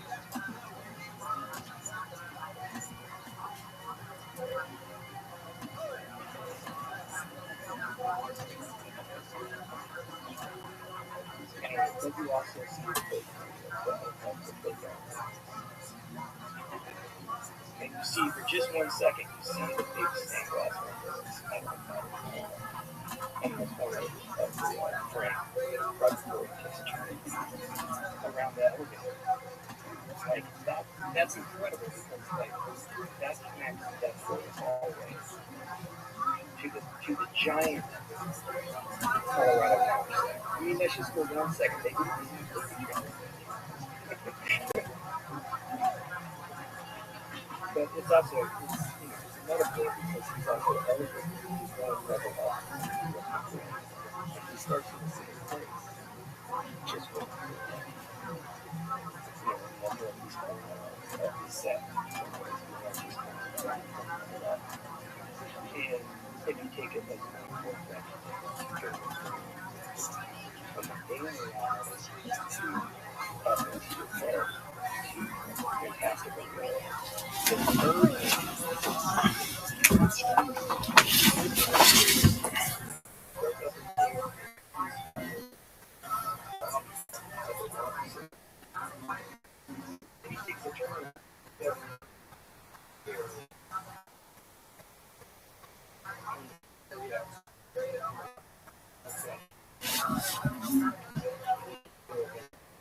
It's a combination of those two.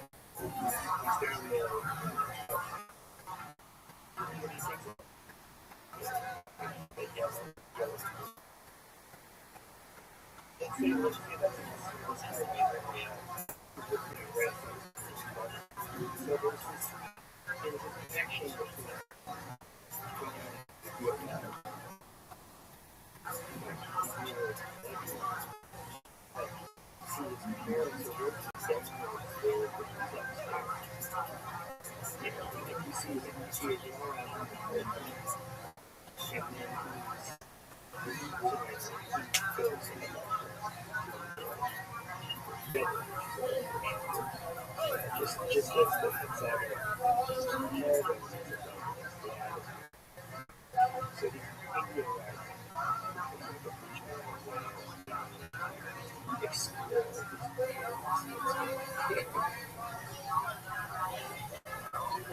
like really true.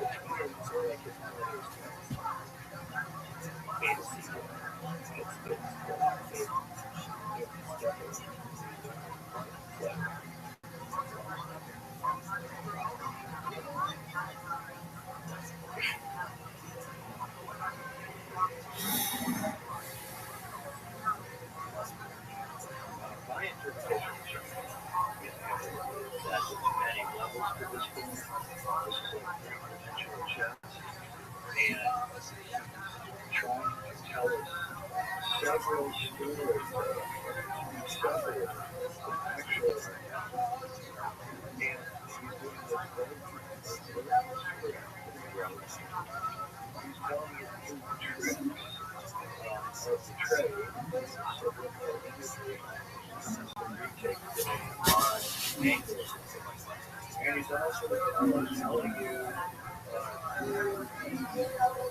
the change that he made. So